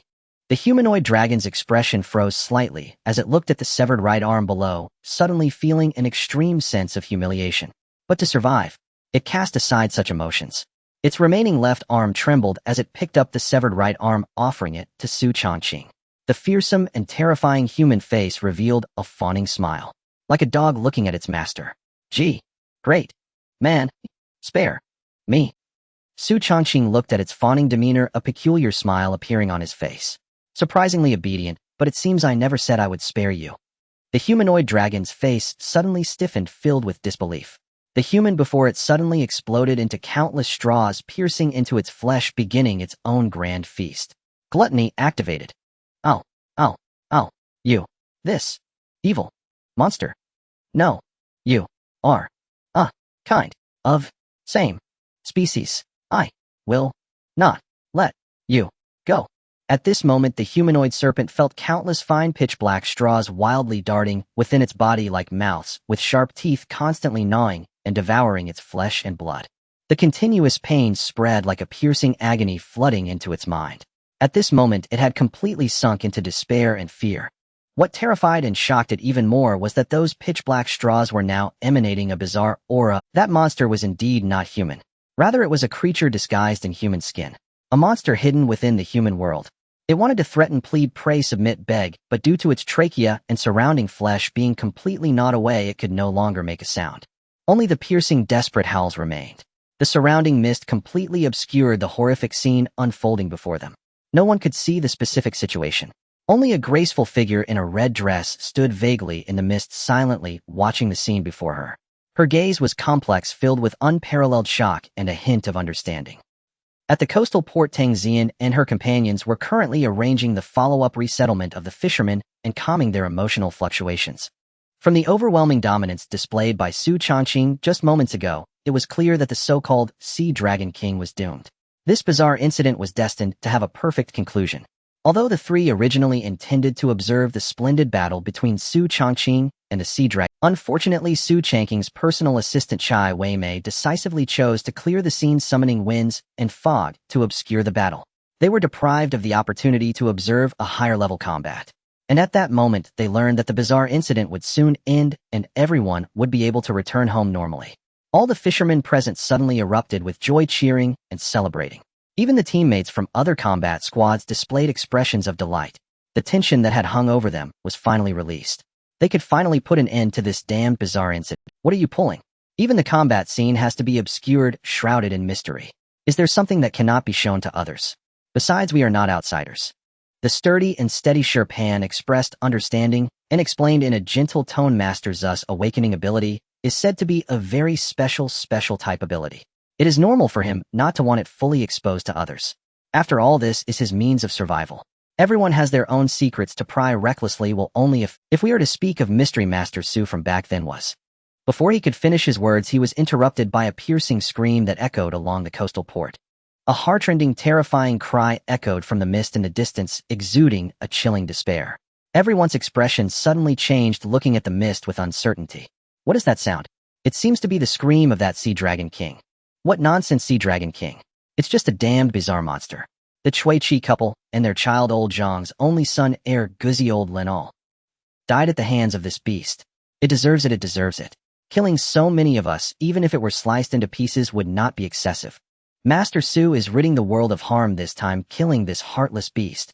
The fishermen present were filled with outrage, their eyes gleaming with ferocity, cursing loudly, as if venting the fear and madness they had felt for a time. In this bizarre world, ordinary people are undoubtedly the most bottom-tier and weakest existence. In the face of the bizarre, they are like lambs without claws, subject to humiliation and slaughter at will. If it weren't for some humans awakening special abilities to arm themselves and retaliate with fangs, this world would have long been dominated by the bizarre. Xu Changqing silently watched the scene before him, seemingly deeply moved. That Sea Dragon King is surely doomed. The follow-up resettlement work will be arranged by the police, and we must return to the investigation bureau. Xu Changqing and Luoyang, you two go back to the investigation bureau first. I will stay behind to assist Master Su.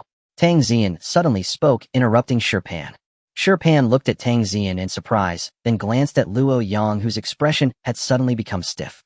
He showed a hint of contemplation, but did not refuse. All right, if that's the case, then I will leave the next matters to you. Luoyang and I will return to report to Director Chun. Soon the fishermen present were taken away by the arriving police to ensure their resettlement. The two investigation officers, Xu Changqing and Luoyang, also returned to the investigation bureau to report, leaving Tang Xian alone at the coastal port. Strands of tangible bizarre energy suddenly spread from her body, covering her eyes and filled with blood veins. A bloody puppet figure emerged from the depths of her gaze. Ha ha ha, that humanoid monster has miscalculated. The pets it left behind have now been slaughtered. I wonder how furious it will be when it finds out about this, ha ha ha. Xu Changqing. Interesting. In the midst of the mist, the massive body of the humanoid serpent had already vanished without a trace, not even leaving bone fragments behind. In its place were wildly dancing pitch-black straws, exuding a terrifying aura of death, madly devouring everything around. Suddenly, the strands of pitch-black straws seemed to receive some kind of command, quickly condensing, merging, and restoring to the form of Xu Changqing. Ding, the host activated the Devour ability, consuming humanoid serpent, gaining special attribute enhancement, strength attribute 2. Constitution attribute 5. Ding, the host killed grade bizarre humanoid serpent, beginning to randomly draw one bizarre ability. Level ability acquired, mirror space. Mirror space level, the host can consume their physical strength to create a mirror space out of thin air for teleportation. The specific displacement space depends on the physical strength consumed. When someone stands in front of the mirror and murmurs the host's name, the host will receive a slight sensation. Mirror space. A look of surprise suddenly appeared on Xu Changqing's face. He had actually drawn a displacement ability. Moreover, when someone murmurs his name in front of the mirror, he can also receive a response. It is somewhat interesting. It is somewhat similar to a special and eerie ability like Bloody Mary. Meanwhile, the system's prompt sound rang again. Special task completed. Deep Sea Spy Shadow rewards 9 Nether Ghost Eye ability level 1. 9 Nether Ghost Eye level 9 Nether Ghost Eye Sea level 9 Nether Ghost Eye Sea level. Originating from the ghostly true eyes of the 9 Nether realm, it possesses infinite power, capable of peering into yin and yang, probing the 8 trigrams, breaking illusions, determining feng shui, and shaking the underworld. It has a coercive effect that can forcibly break all disguises and illusions, and the spectral shadow can wield a sickle to slay the target's soul. This time, the randomly drawn Eerie ability was the special ability of the 9 Nether Ghost Eye. It is not the best, but certainly not the worst. At least it saved a significant amount of Eerie points. Furthermore, the ability of the 9 Nether Ghost Eye had just been vividly demonstrated, easily shattering the eyes of the face-sucking mantis and impacting its mind, completely destroying its illusions and mental powers. Otherwise, the face-sucking mantis might have been able to withstand a few more strikes from Xu Changqing, resulting in a more tragic fate. Now the 9 Nether Ghost Eye had further advanced to sea level, providing Xu Changqing with a powerful trump card when dealing with certain special Eerie points. Suddenly, he glanced back at a dazed figure in red hidden in the mist, a mischievous smile appearing at the corner of his mouth, and he instinctively used the mirror space. The air around him suddenly manifested a rectangular mirror space, and then it seemed to shatter under some force. Crack! Xu Changqing's figure was swallowed by the shattered mirror and instantly vanished. Hidden in the mist, Chai Weimai's face turned crimson, her eyes filled with shock and trepidation, her body slightly trembling, as if she had seen something terrifying. Compared to the terrifying scene of Xu Changqing devouring the face-sucking mantis, just now the shock she felt when he returned to his human form was even more terrifying. Because when Xu Changqing had exploded into a sky full of straw, his clothes had naturally burst apart, and when he returned to his human form, his clothes had completely vanished without a trace. As a result, Chai Weimei once again witnessed a magnificent and robust physique that suddenly made her gasp in cold air, somewhat frightened and at a loss. Although she was already a ghost now, logically speaking, she shouldn't be feeling fear. But she was a female ghost. It was her first time seeing such a grand and sturdy physique, and she was somewhat shocked and frightened. What made Chai Weimei find it even more unbelievable was that Xu Changqing's physique seemed even more robust compared to the last time he revealed it after slaying Mu Kuei. Could it be that this thing evolves? Just when she was getting lost in thought and her gaze was dazed, she suddenly noticed that Xu Changqing had vanished from sight. Before she could react, she suddenly felt a terrifying blood aura like a fiery furnace appearing beside her. It made her ghostly body tremble slightly, and her illusions were almost shattered. "What are you thinking?" Xu Changqing looked at Chai Weimei, who was like a little rabbit bumping around her face, flushed with a playful expression. "Nothing, boss. Could you please restrain your aura? My illusion is about to be broken." Chai Weimei's face was flushed, her body trembling continuously, her gaze somewhat dazed, as if she were frightened by Xu Changqing in front of her. The fluctuations of her illusion were trembling continuously, almost torn apart by the terrifying blood aura emanating from Xu Changqing. Xu Changqing's brows suddenly furrowed slightly, and then he realized that after devouring the face-sucking mantis, his physical attributes had surged to a terrifying level. The blood and chi within him were boiling like a volcano containing terrifying energy. Any ordinary ghostly entity that got close to him would likely be instantly incinerated to ashes. Thinking of this, Xu Changqing forcibly controlled the boiling blood and chi to quickly settle down. The formidable mental strength and control brought by being a martial arts master allowed the terrifying blood aura within him, which was like a bursting furnace, to completely dissipate and return to normal. Looking at Chai Weimei's pale face still in shock, Xu Changqing lost interest in playing around. He casually took out his clothes from the spatial ring and put them back on. Covering his robust and enticing physique, he said, "The entrusted event is over, it's time to wrap." Xu Changqing brushed off non-existent dust from his clothes, his tone calm, and walked toward the exit with a tiger-like stride. Chai Weimei quickly adjusted her emotions and followed him, still wearing a flushed expression and a distracted look. "Did you see everything that just happened?" "Yes, I saw it all." "What are your thoughts?" "A lot. It's frightening." What did you see?" Xu Changqing paused, looking at Chai Weimei, who was absent-mindedly bumping into him, and delivered a chop to her head. He was asking about her feelings regarding the transformation scene of the cursed Scarecrow devouring the face-sucking mantis, but Chai Weimei simply responded like this. "Ouch, that hurts." Chai Weimei hurriedly covered her small head, her face contorted in pain.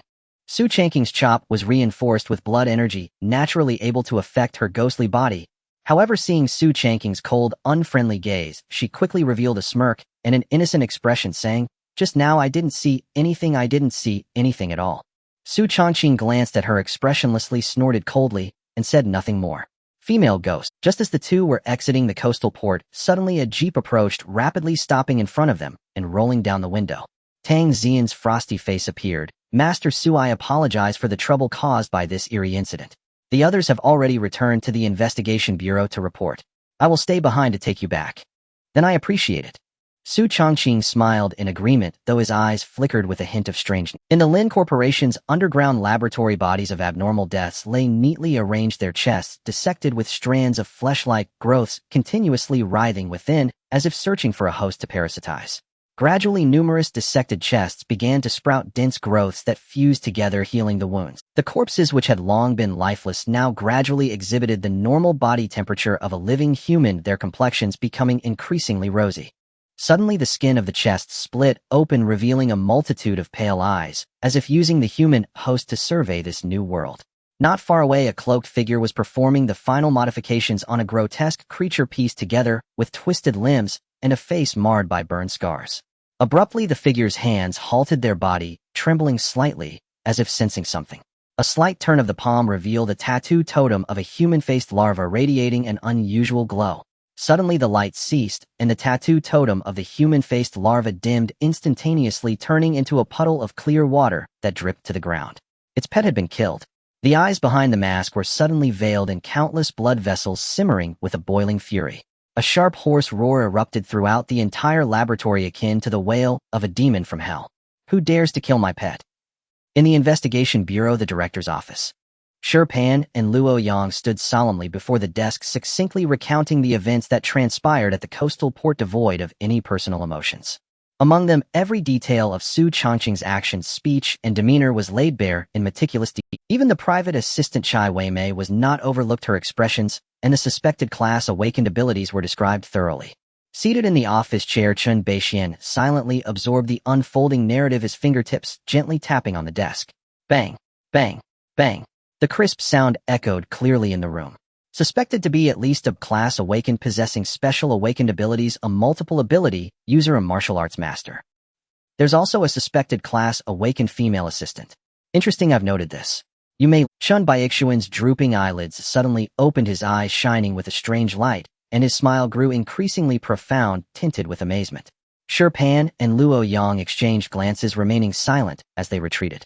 After they left, Chun Baixiuan's gaze fell upon all the materials concerning Xu Changqing on the desk, his eyes becoming ever more bright and profound. It was as if he was astonished by the terrifying potential of his talent. Indeed, a tiger's son cannot be a dog. Master Zu's descendant will certainly not be an ordinary person possessing such potential at a young age.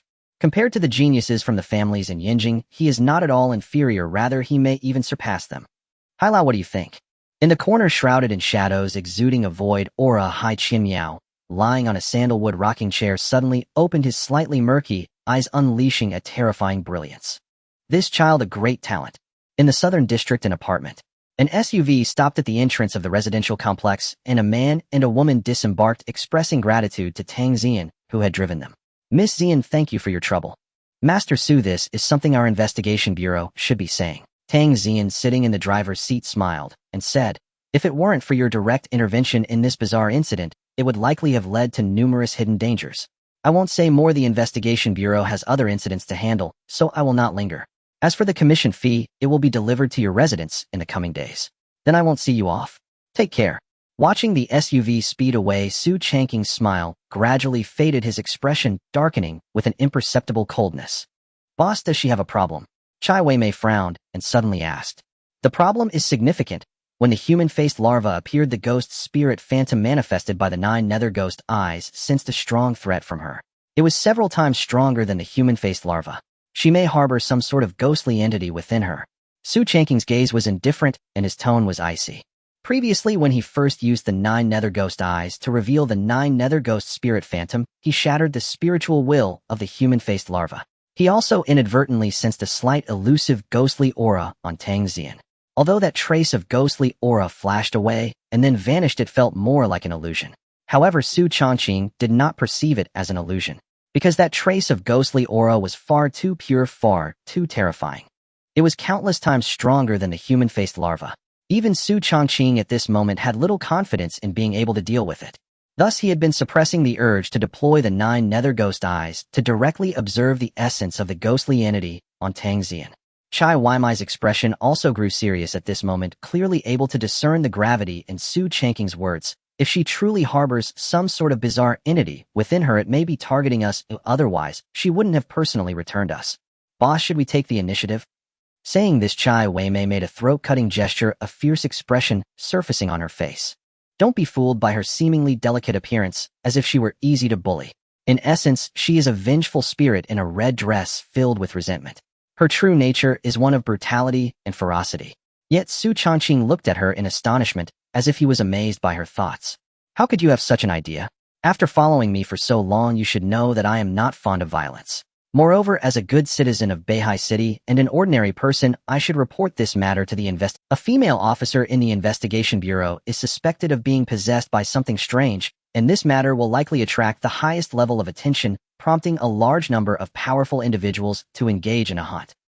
Upon hearing Xu Changqing's dark and shameless words, Chai Weimei was slightly taken aback, her fierce demeanor momentarily faltering. Then she silently mourned for the strange entity within Tang Xian. No matter the purpose of that unknown entity lurking within her, it could be said that upon encountering Xu Changqing, its journey has reached its end. Once Xu Changqing secretly reports to the investigation bureau, it will face an onslaught and manhunt from countless powerful individuals. Whether it can die with dignity remains a question. Boss, you're so bad, but I like it so much. The night was hazy.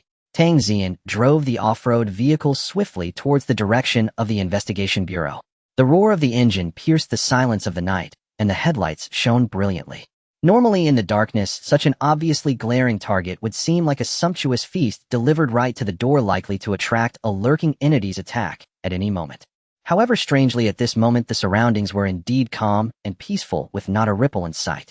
Not even a shadow of an odd entity could be seen.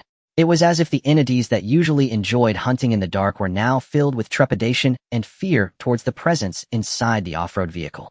As the off-road vehicle sped along, the reflected shadow contours resembled writhing claw-like vines waving around and exuding a terrifying aura of blood. Suddenly, a ghastly figure with only half a head slowly emerged from the intersection ahead, its shattered brain matter exposed, standing dazedly in front of the off-road vehicle, as if it feared nothing. Tang Xian frowned slightly, instinctively wanting to accelerate and crash through, but after sensing a peculiar aura emanating from the ghoul, she decisively stepped on the brakes. Screech! The tires sparked against the ground. The unpleasant smell of burning rubber filled the air. The off-road vehicle skidded, carrying a terrifying momentum. The vehicle crashed directly into the ghoul, which had only half a head, slamming it against the wall of the alleyway, metal-piercing flesh cutting off countless chunks of meat. Tang Xian, expressionless, stepped on the gas again, the vehicle's side pressing against the ghoul's mangled body as it scraped along the wall, as if engaged in some twisted game. The wall at the alley's entrance was dragged out, leaving behind a bloody human-shaped streak smeared with bits of minced flesh. The ghoul, which originally had only half a head, suddenly had its bones shattered, blood and flesh mingling, and the dried brain matter along with what remained of its brain was violently flung away by the sudden impact. At this moment, it resembled a prehistoric beast being ground against the ground with no chance to resist, only able to endure in silence. Screech! After dragging for more than 10 meters, Tang Xian, her face like ice, pressed the brakes. The dismembered ghoul now hung with only half a head in front of the vehicle's window. Below the head, only a long spine remained, floating like a lonely scorpion. The rest of the flesh and bones had already splattered all over the ground behind. The window rolled down. In the depths of Tang Xian's eyes, a bloodied puppet suddenly surged forth, laughing maniacally, threads of red energy pulsating from within. Her voice turned mechanical and dull, resembling a marionette. "What do you want from me? Who did this?" The ghoul's hollow eye sockets emitted a green light, its teeth clanking. The raspy, furious voice of the cloaked figure emerged from its mouth. Clearly at this moment, the dismembered ghoul was being controlled by the cloaked figure. Tang Xian's cold smile became more pronounced, and the bloodied puppet laughed wildly, as if it had witnessed a great joke. "Hee hee, you demon, look at you today, you must have suffered a great loss. You originally intended to use the human-faced monster to attract the Investigation Bureau's attention, but ended up being slaughtered instead. Puppet, do not forget our mission. We are like grasshoppers on the same string. If one side encounters trouble, the other won't fare well either. You don't want the Investigation Bureau to know of your existence, right?" The dismembered ghoul's mouth uttered a threat from the demon. Tang Xian's expression darkened suddenly, a terrifying red glow surged from within her, as if she was ready to strike at any moment. In this bizarre world, deceit and treachery, the weak preying upon the strong, and mutual harm had become a blatant, unspoken rule. A minor disagreement could lead to a battle for life and death. However, Tang Xian displayed signs of struggle, yet she was clearly aware of the demon's tenacity. In the end, she still dissipated the red glow around her and slowly uttered a name: Xu Changqing. The next day, the Beihai City Investigation Bureau was clearly very attentive to Xu Changqing, or perhaps they specifically wanted to establish good relations. In just one night, Lu Sheng visited with the previously agreed commission fee for the delivery. "Master Su, this is the commission fee the Investigation Bureau is paying you for your assistance, this time totaling 3,000-year-old herbs, 1 ginseng, 1 reishi mushroom, and 1 isho wu." Lu Sheng's expression held a hint of barely perceptible flattery as he pushed 3 wooden boxes in front of Xu Changqing. Xu Changqing was not polite and opened the boxes decisively. Suddenly, a rich herbal fragrance filled the entire room. His eyes brightened slightly, clearly recognizing that the age of these herbs was quite impressive. The one with the highest age was the 1,000-year-old reishi, which was at least 1,200 years old. Although the 1,000-year-old ginseng and isho wu were slightly inferior, they were still excellent treasures. The Beihai City Investigation Bureau is indeed wealthy. Rare 1,000-year-old herbs are casually offered. Xu Changqing remarked with a hint of emotion. If Master Su is interested in joining the Investigation Bureau, herbs of this level. Lu Sheng's eyes lit up slightly, clearly noticing Xu Changqing's interest and trying to persuade him. However, Xu Changqing waved his hand, directly interrupting Lu Sheng's next words. "Lu Sheng, let's not discuss this. I currently have no intention of joining any faction. Undoubtedly, joining the Investigation Bureau would be the most optimal choice, the easiest way to grow stronger. However, it also meant endless constraints. Enjoying the benefits of the Investigation Bureau means you must pay with your life. If you encounter an entity that you cannot withstand, and the higher-ups demand you sacrifice yourself for the country, what will you do? If you face unpredictable, insurmountable dangers, you might easily escape, but there are still companions from the Investigation Bureau around you. What will you do? Once you choose to join the Investigation Bureau, it means layers of shackles will be placed upon you, making it impossible to disobey the orders from the system." Xu Changqing couldn't accept such a situation. He was neither a self-sacrificing good person nor a wicked person without morals. He was just an ordinary person who wished to live freely and comfortably. No shackles should be placed upon him. His heart was carefree, and he was determined to see how wonderful this world filled with oddities could be. He wanted to witness the heights of this world and how solitary they could be. As for other matters, he had no desire to be involved. After all, he was just a selfish, ordinary person. Lu Sheng's face displayed a hint of regret and gloom. Clearly, he felt regretful that Xu Changqing was unwilling to join the Beihai City Investigation Bureau. This was a top-tier power. If Xu Changqing could join, perhaps he could even pull in the Xu master behind him. At that time, the Beihai City Investigation Bureau would truly reap immense benefits. But before Lu Sheng's regretful expression could recover, Xu Changqing's next words made his expression change drastically, his eyes bulging with disbelief. Although I currently have no plans to join the Investigation Bureau, I do have some important intelligence to provide. Clever female investigator Tang Xian from Beihai City Investigation Bureau is suspected to be under the control of an entity. I sensed a terrifying aura from her, preliminarily judged to be B level. Lu Sheng arrived swiftly and departed just as quickly. The matters spoken by Xu Changqing were truly too shocking, making him feel a sense of terror. A certain investigator from the Investigation Bureau was suspected of being controlled by a powerful and strange entity, which was undoubtedly a complete scandal and an unprecedented hidden danger. Lu Sheng had indeed considered the possibility that Xu Changqing was speaking nonsense, or even maliciously slandering. However, the likelihood of this was far too low, almost negligible. After all, Xu Changqing had no need to take such a significant risk to lie. Fabricating rumors out of thin air and framing an investigator would undoubtedly provoke the official organization of the Beihai City Investigation Bureau. At that time, even if he were a class awakened one, he would face sanctions from the official Beihai City Investigation Bureau.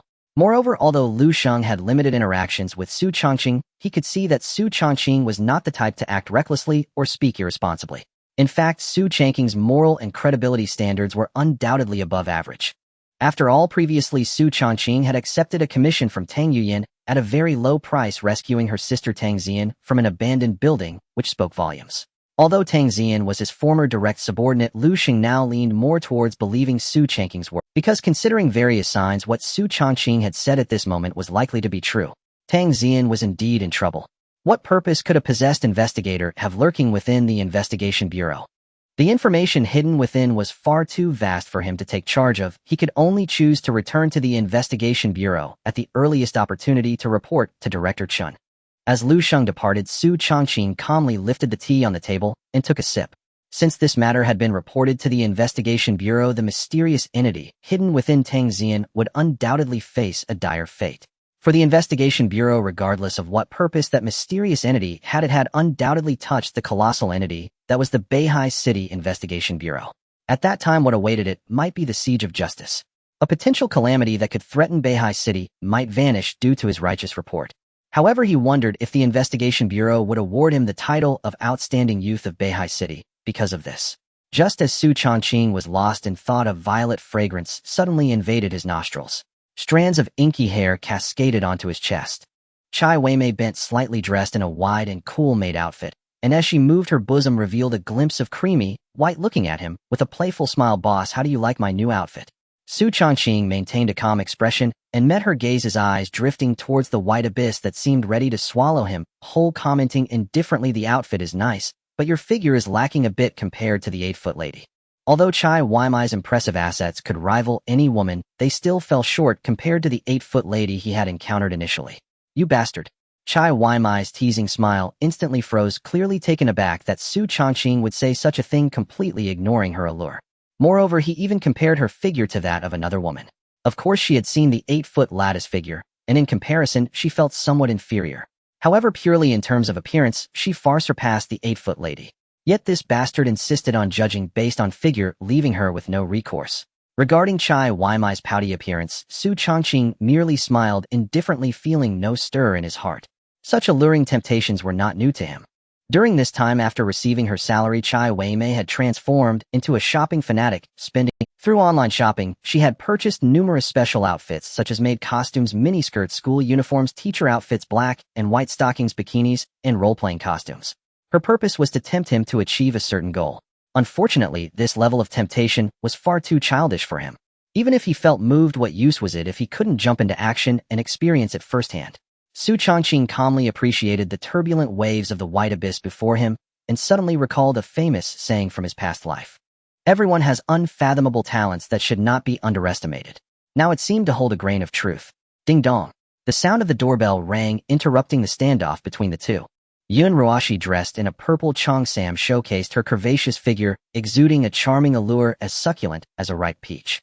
Clearly, she had dressed meticulously to highlight her advantages. Behind her, two robust female bodyguards carried two oversized leather cases. Inside were the precious herbs and special metals she had spent a fortune collecting for Xu Changqing during this time. She had thoroughly experienced the influence of Xu Changqing's name and was completely captivated. Even though her pure love for Xu Changqing was minimal, she was even more enamored with the sense of security and power he provided. In this world, a man with extraordinary power undoubtedly captivates people. She was not one of those women who were blinded by love. She was more rational and inclined towards the pursuit of benefits. Thus, she was determined to do her utmost to accomplish the tasks assigned by Xu Changqing. Moreover, deep down she harbored some unusual thoughts. That was to firmly establish the rumors that she was Xu Changqing's lover. Even further, she was extremely confident in her beauty and had maintained her virginity, which was definitely a significant advantage. In contrast to this indulgent society, she still upheld her own standards and purity. I can prepare everything he needs. I will definitely be a standard virtuous wife and a great help to him. Since ancient times, virtuous wives and good mothers have been the preferred standards for men. Moreover, even if he has special requests, I can certainly fulfill them. Additionally, during this time, I have not heard any news about other women around Xu Changqing. This means I still have a significant chance. Yun Ruashi secretly encouraged herself, as if boosting her own confidence. Creak. The large door opened. Yun Ruaxi's previously confident expression suddenly changed, her pupils contracting as waves of emotion surged. Because a woman whose beauty was no less than hers, and even surpassed her in temperament, dressed in a cool-made outfit, was looking at her with a playful expression. It was as if she could see through her heart. The living room. Changqing, the medicinal materials currently available on the market can only reach a maximum age of 800 years. There are hardly any signs of those over 800 years old. I spent 2 billion to specifically acquire 5 old ginseng plants aged 800 years, as well as 20 spirit mushrooms aged 500 years. In addition, regarding the special metals you mentioned, I managed to source nano-titanium alloy specifically used for aerospace materials, and mo-lin metal, which is used for manufacturing aircraft carriers, amounting to over 100 pounds combined. Yun Ruashi was seriously and professionally introducing the contents of the 2 boxes placed on the table. One box contained neatly arranged medicinal materials that emitted an enticing fragrance. The other box, however, displayed a mountain of 2 types of special metals. One metal was silver in color, reflecting the surroundings, radiating an icy aura. This was the nano-titanium alloy specifically used for aerospace materials. The other special metal was completely black, devoid of any luster, as if it could absorb the surrounding light, evoking a peculiar sense of eeriness. This was the mo-lin metal used for manufacturing aircraft carriers. Compared to gathering medicinal materials, Yun Ruashi had put in considerable effort to obtain these 2 special metals.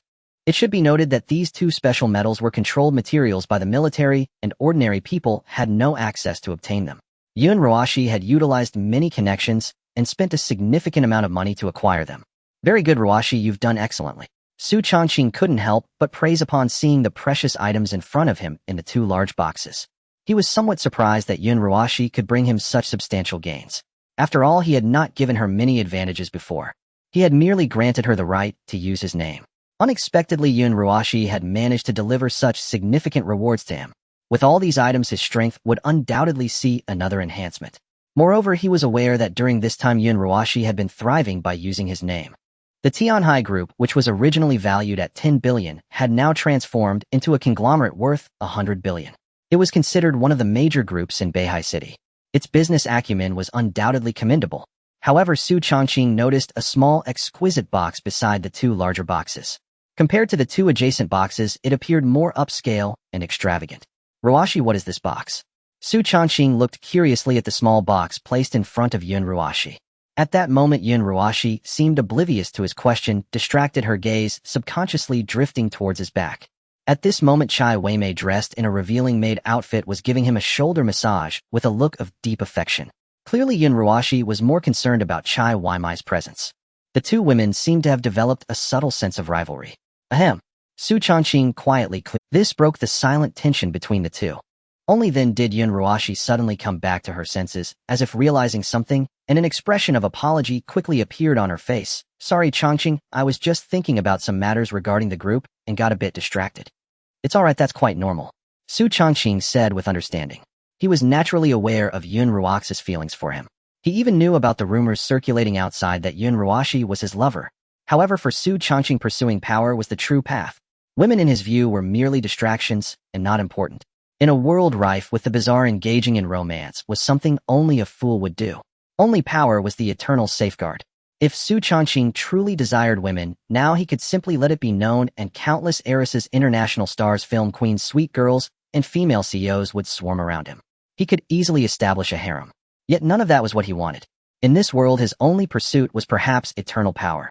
Chai Weimei, as a mutated, red-clothed, vengeful spirit, possessed great potential and could serve as an asset. Xu Changqing naturally had no qualms about keeping her close, even allowing some leniency. Yun Ruashi, with her attributes as a businesswoman and CEO, could prepare all the material needs for him and enhance his strength, thus also earning some of his protection. His mindset was straightforward. Anyone who could bring him benefits was a friend, a companion. Regarding the subtle rivalry between Yun Ruashi and Chai Weimei, he would not intervene as long as they did not cross any lines. Thinking of this, Xu Changqing couldn't help but feel a bit emotional. Indeed, excellent men always attract madness from other women. He truly was a sinner. Changqing, this item is something I have specifically prepared for you during this time. It is a piece of silver meteorite from beyond the heavens. I have consulted several experts to evaluate this meteorite's special material. It is far more resilient than ordinary special metals and possesses a degree of flexibility and moldability. Yun Ruashi opened the small box, revealing a fist-sized silver meteorite before Xu Changqing. The silver meteorite. Xu Changqing's eyes suddenly brightened. He grabbed it to examine, only to find its weight astonishing. Appearing only fist-sized, it actually weighed nearly 100 pounds. This undoubtedly surprised him. He tightened his grip, slightly, his muscles bulging as he exerted a mere 3 points of strength to test its resilience. Given Xu Changqing's terrifying strength, even 3 points of pressure could crush a large car into pieces. However, such a terrifying force merely left a faint imprint on the silver meteorite. The resilience of this silver meteorite exceeded his expectations. Its value was undoubtedly beyond ordinary imagination. If utilized with devouring, it could yield considerable benefits. Yun Ruashi watched as Xu Changqing seemed enamored with it. At this moment, she felt a surge of confidence and joy in her heart. She also understood that her previous choice was correct. Originally, Lin Hou had brought this item as compensation, hoping to express his apologies to Yun Ruashi for his deceased son Lin Tianxiu. Yun Ruashi hesitated for a long time, but ultimately chose to agree. She knew that all her current power came from Xu Changqing. Naturally, she had to place Xu Changqing's requests at the highest priority. Her private grievances could, therefore she agreed to the reconciliation and obtained this silver meteorite. Now Xu Changqing's delighted expression undoubtedly indicated that her choice was correct. Suddenly, Yun Ruashi noticed Xu Changqing's smile freeze, his gaze turning cold and piercing with a hint of a bloodthirsty smile at the corner of his mouth. A sense of ominous premonition surfaced in her heart. Could there be a problem with this meteorite? At this moment, within Xu Changqing's powerful martial arts master's spiritual perception, he sensed a minuscule and strange aura lurking at the core of the silver meteorite. Although this strange aura seemed concealed to someone with Xu Changqing's powerful spirit and keen perception, it was far too obvious. Interesting, someone actually plotted against me. Isn't it better just to live well, eh? Ignoring the astonished gazes of those around him, Xu Changqing's right hand, gripping the silver meteorite, suddenly erupted with terrifying blood energy, turning crimson as his muscles bulged and veins throbbed, causing the temperature around him to rise as if he were inside a steam furnace. The silver meteorite quickly melted and deformed under his terrifying heat and grip, resembling a piece of silver-colored putty. Yun Ruashi stared in astonishment at the scene before her, unaware of what Xu Changqing was doing, merely captivated by the extraordinary spectacle. It is important to note that this silver meteorite had been specially appraised by someone known for its terrifying toughness, far stronger than ordinary special metals by dozens of times. Even trying to melt or reshape it would require several days in a furnace just to manage it barely. Yet at this moment, Xu Changqing accomplished it effortlessly, astounding everyone. The two female bodyguards behind exchanged glances, their faces filled with shock.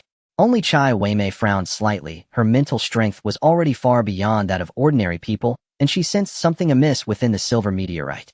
Something strange. Suddenly, a furry bud hidden deep within the core of the silver meteorite opened a pair of bean-sized eyes, emitting a painful howl. Clearly frightened by the rising temperature, the furry skin on its body had already developed burnt areas. If it stayed any longer, it would likely be turned to ashes by the terrifying heat. Whoosh! A furry figure surged out from the silver meteorite, transforming into an afterimage in an attempt to flee. Roar! A sudden tiger's roar echoed out of nowhere. The air vibrated violently. The furry afterimage was directly stunned by the terrifying sound wave. Puff! It exploded. Threads of eerie energy infused into Xu Changqing's body. The system's notification sound rang out. Ding host has killed Clevel Anomaly Soul-Sucking Worm, gained 8 Anomaly Points Soul-Sucking Worm. Xu Changqing's expression remained calm, yet the depths of his eyes were icy cold. This weird entity, tiny in size, specialized in transformation and disguise, often hiding on certain objects, waiting for the chance to find a human host.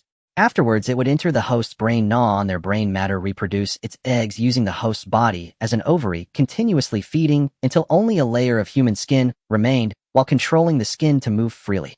If its skin were to be cut open, one would see what should be bloody muscle tissue transformed into wriggling furry budworms, replacing the function of muscle tissue. Where did you get this silver meteorite from? Xu Changqing asked Yun Ruashi with an indifferent gaze as he knew this matter had nothing to do with Yun Ruashi. She was merely a channel for the mastermind behind the scenes who sought to harm him. As for those who secretly plotted against him, Xu Changqing would not allow them to continue living regardless of their— no matter what kind of identity they had, they were doomed. No one could save them. Not even the Heavenly King would suffice. At this moment, Yun Ruaxi's expression was as grim as it could be. She had witnessed the previous scene clearly. There was indeed something else inside that silver meteorite. Undoubtedly, she was being used as a pawn. Lin Hou, chairman of the Lin family group, gave me this silver meteorite. Yun Ruashi hurriedly explained the origins of the silver meteorite and her grievances with Lin Tianxiong. Xu Changqing raised an eyebrow slightly. He was unclear about Lin Tianxiong. However, he still retained some impression of the Lin Tianxiong mentioned by Yun Ruashi. After all, this was a rich second generation who had been disguised as an anomaly and killed by him. But why would Lin Tianxiong come after him? Could it be that he guessed he was the one who killed his son, seeking revenge in turn? Xu Changqing's mind raced, trying to deduce the final outcome. However, after a few moments, he stopped overthinking. What was the point of thinking too much? He would directly find the parties involved, break their limbs, and slowly interrogate them. Only then would he know what happened. By then he could conveniently kill their entire family as retribution. Wait for me for half an hour. After half an hour, it'll take you to kill. Xu Changqing grabbed everything on the table and headed towards his room. The few people behind exchanged glances and fell into a dead silence, sensing the ruthlessness and fierce violence hidden within Xu Changqing's seemingly casual words. Like a murderous tiger enraged. In the room, Xu Changqing's lips curved almost to his ears, his icy sharp teeth continuously gnawing and devouring the herbs and metals beginning to absorb and digest. Ding host activated devouring ability, devoured silver meteorite, gained special attribute enhancement strength 1. 2 Constitution 1. 5. Ding host activated devouring ability, devoured millennium spiritual mushroom, gained special attribute enhancement strength 0. 5 Constitution 1. Ding host activated devouring ability, devoured millennium ginseng, gained special attribute enhancement strength 0. For Constitution 0. 8. Ding host activated devouring ability, devoured 800-year-old mountain ginseng x5, gained special attribute enhancement strength 0. 8 Constitution 0. 9. Ding host activated devouring ability, devoured nano titanium alloy, and MO Lin metal, gained special attribute enhancement strength 1 Constitution 1. 2. Ding host activated devouring ability, devoured 500-year-old spiritual mushroom X20, gained special attribute enhancement. In the investigation bureau in the director's office, Lu Shang was currently standing at his desk, head lowered, not daring to look directly at the man before him. At this moment, he had reported to Chun Beixian everything Xu Changqing had informed him without alteration. However, what followed was the bone-chilling coldness that almost solidified the air, and the piercing, murderous aura. Oh, so there's been a ghost in the house all along, and it takes someone to remind me to notice. Good. This is truly excellent. Chun Beixian set his gaze deep and his tone haunting. The Archive Institute. This is a subordinate department under the North Sea City Investigation Bureau. All reports and cases related to the supernatural are sealed and stored here. Since the establishment of North Sea City, all supernatural events that have occurred have been meticulously recorded within. Anyone wishing to review past terrifying incidents can generally find what they seek. However, it is evident that the Archive Institute is not accessible to ordinary investigators. Only those who have attained the rank of investigator can possess the initial permissions to enter and browse certain materials. At this moment, there are very few people in the Archive Institute, merely a handful of investigators who have come to research methods to deal with the supernatural. Alternatively, they may be enriching their understanding of the characteristics and abilities of the supernatural to ensure their future safety. In a corner, Tang Xian is currently flipping through the catalog of supernatural events resolved by the Investigation Bureau over the years, with books piled before her like a small mountain, all neatly arranged. Rustle, rustle. The sound of pages turning fills the air. Tang Xian furrows her brow, her expression tinged with impatience as she rapidly flips through the contents, as if searching for something. Suddenly, the sound of approaching footsteps makes her instinctively put down the book and look towards the newcomer, her face showing a hint of surprise. Investigator Liu Sheng, is there something you need? Director Chen wants you to come over. He wishes to hear the report from the previous coastal port incident. Liu Sheng says with a gentle smile, his demeanor calm and composed. All right, I'll head over right away. Tang Xian trusts Liu Sheng implicitly. Putting down the book, she follows Liu Sheng's lead toward Director Chen's office. She has only met Chun Beishuan, the head of the North Sea City Investigation Bureau, once. When she was promoted to Clevel Investigator, it was Chun Beishuan who personally awarded her the investigator's uniform and credentials, followed by a brief conversation filled with friendly inquiries. His warm demeanor left her somewhat flattered, and as a result, Tang Xian has a rather profound impression of. As they walk, the two happen to pass through a secluded garden within the Investigation Bureau. Just as they are about to walk past, Liu Sheng suddenly halts. Investigator Liu Sheng, why aren't we moving? Tang Xian looks at Liu Sheng in surprise. But the perplexing question dies on her lips. Tap, tap, tap. Shadows clad in black begin to emerge from the garden, their expressions cold, eyes sharp, exuding a silent sense of oppression. Each person is dressed in an investigator's uniform, emanating a terrifying aura. None are below Clevel. The leading figure, an elderly man in a gray robe, instills a deep sense of dread in Tang Xian. In that moment, Tang Xian feels as if she has become a prey trapped in a cage, surrounded on all sides. If she still did not realize that her true identity had been discovered, she would indeed be a fool. Her expression darkens instantly, her eyes turn blood red, exuding a fierce and wild aura as crimson threads begin to coil around her. How did you know my true identity? My innate talent should not be easily discernible. Previously, no one could see that I had issues. No, the only one who could know my true identity is the demon man. That scoundrel actually sold me out. Ha ha ha, I knew that scoundrel was untrustworthy. If he wants to kill me, let him try. Looking at the ominous aura surrounding Tang Xian, whose ferocity resembles that of a demon, the expressions of everyone present grow increasingly cold, their eyes filled with anger. They let the supernatural infiltrate their own stronghold, and yet they remain unaware. If it weren't for someone's warning, the consequences would be unimaginable. Lin Group. This is a well-known large enterprise in North Sea City with a market value reaching hundreds of billions. It specializes in high-tech industries and biopharmaceutical experiments. It has even ventured into real estate, having previously owned the famous Lin Hotel. It is indeed a prestigious name. However, due to the emergence of the starving ghost, the Lin Hotel was declared sealed by the Investigation Bureau, resulting in significant losses. Even so, the Lin Group remains a formidable presence in North Sea City, its substantial funds making it impossible to overlook. At this moment, several figures stand outside, gazing at the towering building before them, seemingly assessing something. Suddenly, a fierce wind sweeps through, bringing a cloud of mist. The mist envelopes the entire Lin Group, obscuring the situation within. The swirling fog is, of course, the handiwork of Chai Weimei. Her illusionary talent and its application even leave Xu Changqing in awe. It is truly a versatile ability. There is nothing she cannot achieve that others cannot imagine. The mist created by her illusion not only surrounds the Lin Group, but also causes passers-by to subconsciously overlook its existence. Even if someone unwittingly approaches the mist-enshrouded Lin Group, they will instinctively walk in another direction. This conveniently facilitates their upcoming slaughter. Xu Changqing and the others calmly walk through the entrance of the Lin Group, heading inside. The security personnel also subconsciously overlook their presence. However, as soon as the three enter the lobby, they are met with an extremely pungent stench and decay. The lobby, which should have been elegantly decorated, now exudes a corrupt atmosphere, filled with a terrifying foul odor. Welcome, esteemed guests. Do you have an appointment? A receptionist clad in a tight-fitting uniform, her face stiff and eyes hollow, mechanically inquires. She is surrounded by wisps of black mist emanating a sharp, foul stench. The other visiting guests and receptionists, as well as employees at this moment, also exude the same decay. Each person's gaze is vacant, as if they have lost their luster. At this moment, everyone present seems to have halted their conversations and work their hollow eyes staring blankly at Xu Changqing and the others. An invisible pressure suddenly envelopes the three of them. Yun Roashi looks at the bizarre scene before her feeling a chill run down her spine. However, upon seeing Xu Changqing beside her still calm and composed with a confident and handsome face, she cannot help but feel a sense of reassurance. Indeed, Lin Hou is up to something. His group is on the verge of becoming a supernatural domain. What is the investigation bureau doing? How could they not notice anything amiss? Xu Changqing's eyes darken, his tone grave. The terrifying aura from the Nine Nether Realm gradually permeates from within him.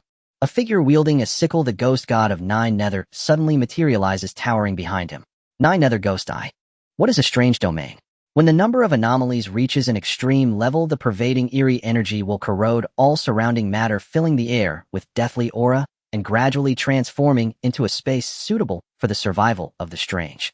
Within the strange domain, the power of all anomalies will be significantly enhanced, becoming stronger, and their growth rate will accelerate as well. If a normal person stays in the strange domain for an extended period, they too will be invaded by the eerie energy, gradually transforming into a mindless monster. The Lin Corporation before us can be described as a strange den that has corroded all normal individuals, reducing them to mere puppet monsters. If given time to continue corroding and evolving, it is highly likely that they will completely devolve into true anomalies. Moreover, the strange domain that has not yet fully formed will also come to fruition. At that time, it is even possible that some terrifying entities will emerge, such as rule-type anomalies that adhere strictly to their own rules without regard for anything else. Fortunately, I encountered this today. Otherwise, once the strange domain truly forms, it would likely spread rapidly, wreaking havoc across Beihai City. You are lucky. I originally intended to cause trouble for Lin Hou, but since I have encountered you, I will send you on your way as well. Xu Changqing's eyes flickered slightly, emanating a glimmer of dark light. The Nine Nether Ghost god behind him suddenly raised the scythe in his hand, and the tattered cloak billowed as if caught in an unseen wind. Beneath the shadow of the cloak, a pitch-black face revealed a pair of eyes glowing with purple light. The air around him was thick with the deathly aura of the Nine Nether Realm rapidly coalescing. The terrifying deathly aura instantly caused the faces of all puppet monsters in the hall to reflect signs of fear. Ow! Ow! Ow! Ow! The puppet monsters draped in human skin began to emit piercing howls, as if conveying some message to seek assistance. The decayed stench emanating from the walls and floors surged with wisps of eerie energy. At this moment, it was as if all the eerie energy in the towering buildings of the corporation had been disturbed and was frantically converging. Then it formed a tidal wave-like abyssal black mist sweeping towards Xu Changqing and his companions, intent on devouring the intruders. Faced with such a terrifying offensive, Yun Ruox's complexion turned pale, yet she still held back her fear. Out of the corner of her eye, she glanced at the still smiling Chai Weimei beside her. The two locked eyes and instinctively turned to look at Xu Changqing, realizing that only he could possibly contend with this horrific abyssal black mist. Cut! Xu Changqing uttered. The Nine Nether Ghost god behind him, with eyes suddenly aglow, raised the razor-sharp scythe and slashed down with immense force, carrying an endless deathly aura. Rip! The scythe forcefully tore through the abyssal black mist that obscured the sky. In an instant, the black mist churned and roiled, filled with howls of ghosts and cries of anguish.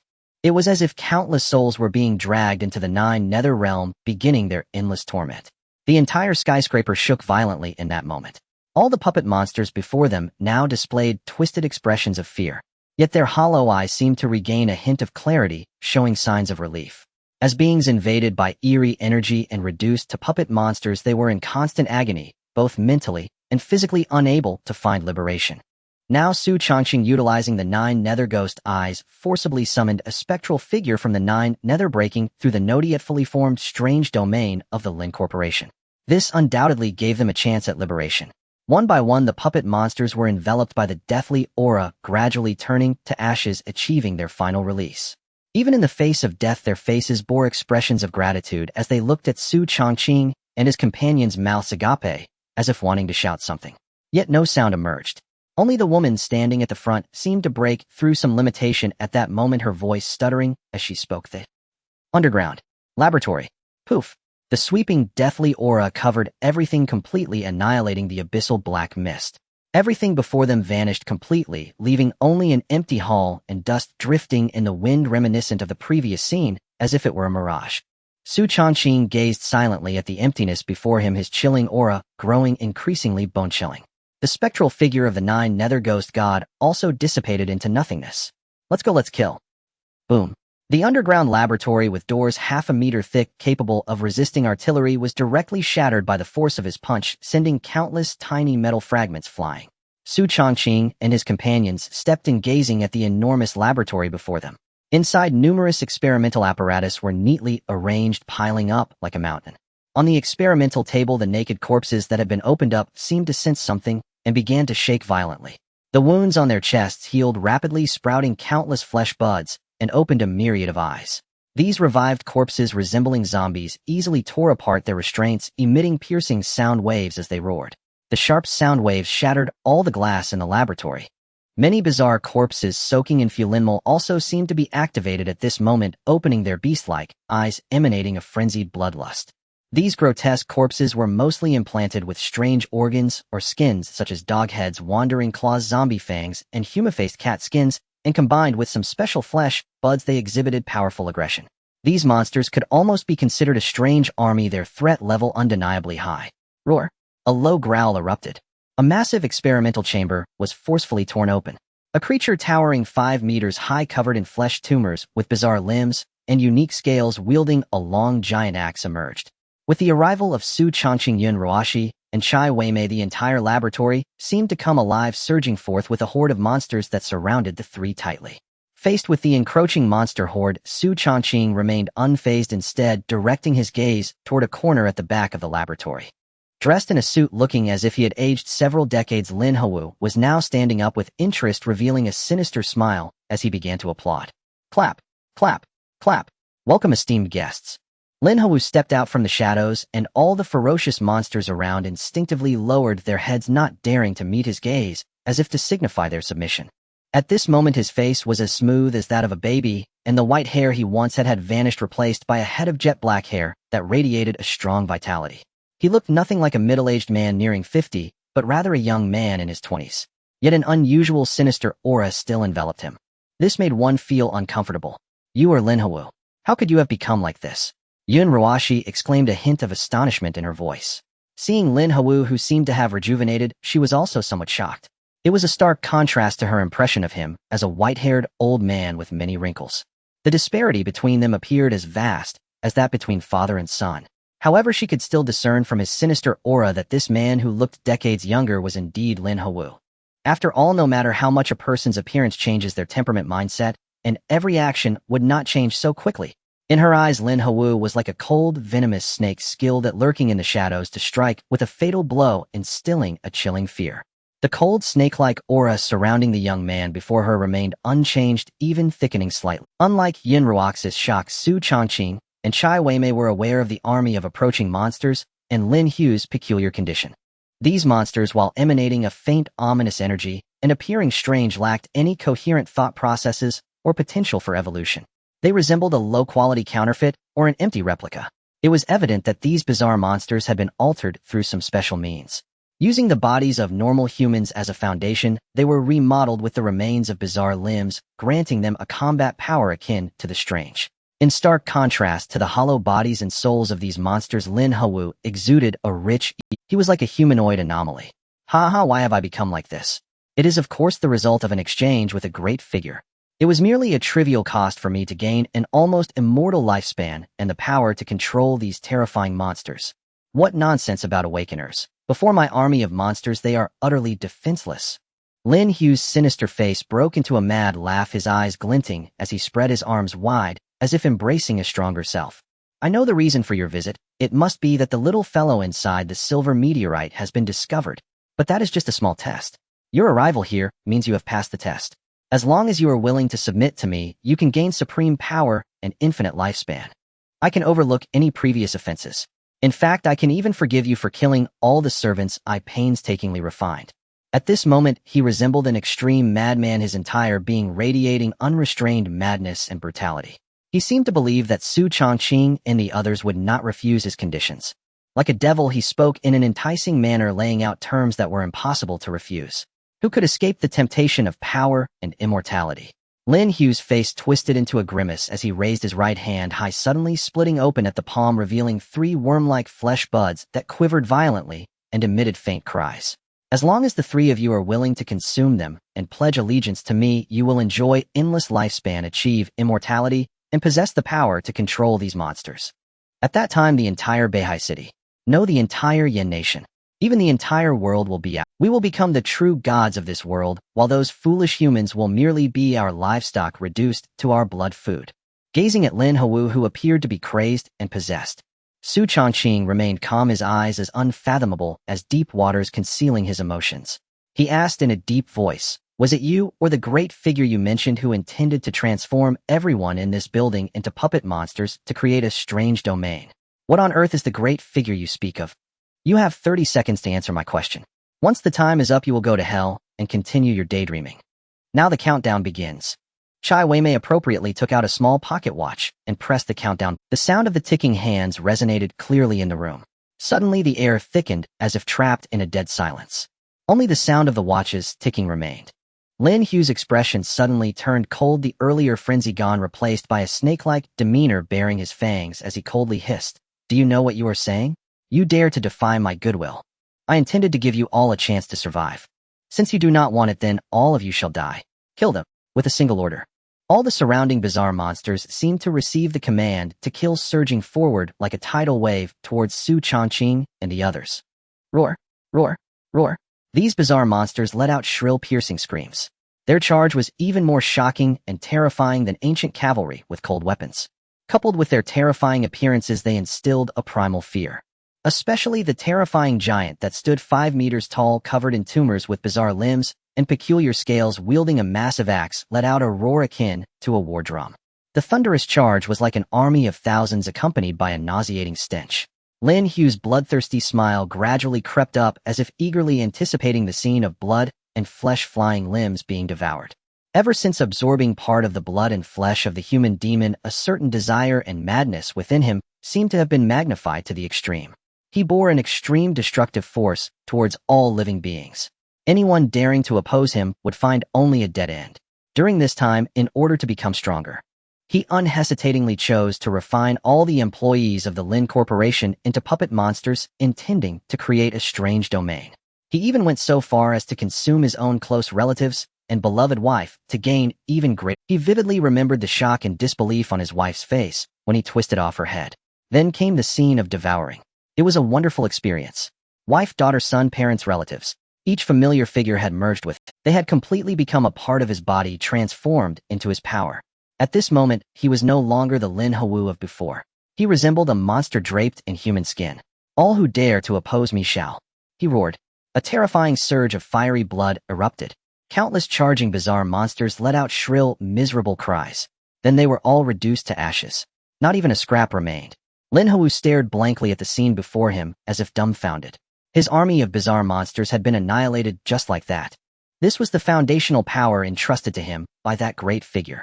Lin Hu's face, once filled with madness, was now utterly dazed, staring blankly at Xu Changqing in white, who appeared calm, as if he had easily crushed a swarm of ants.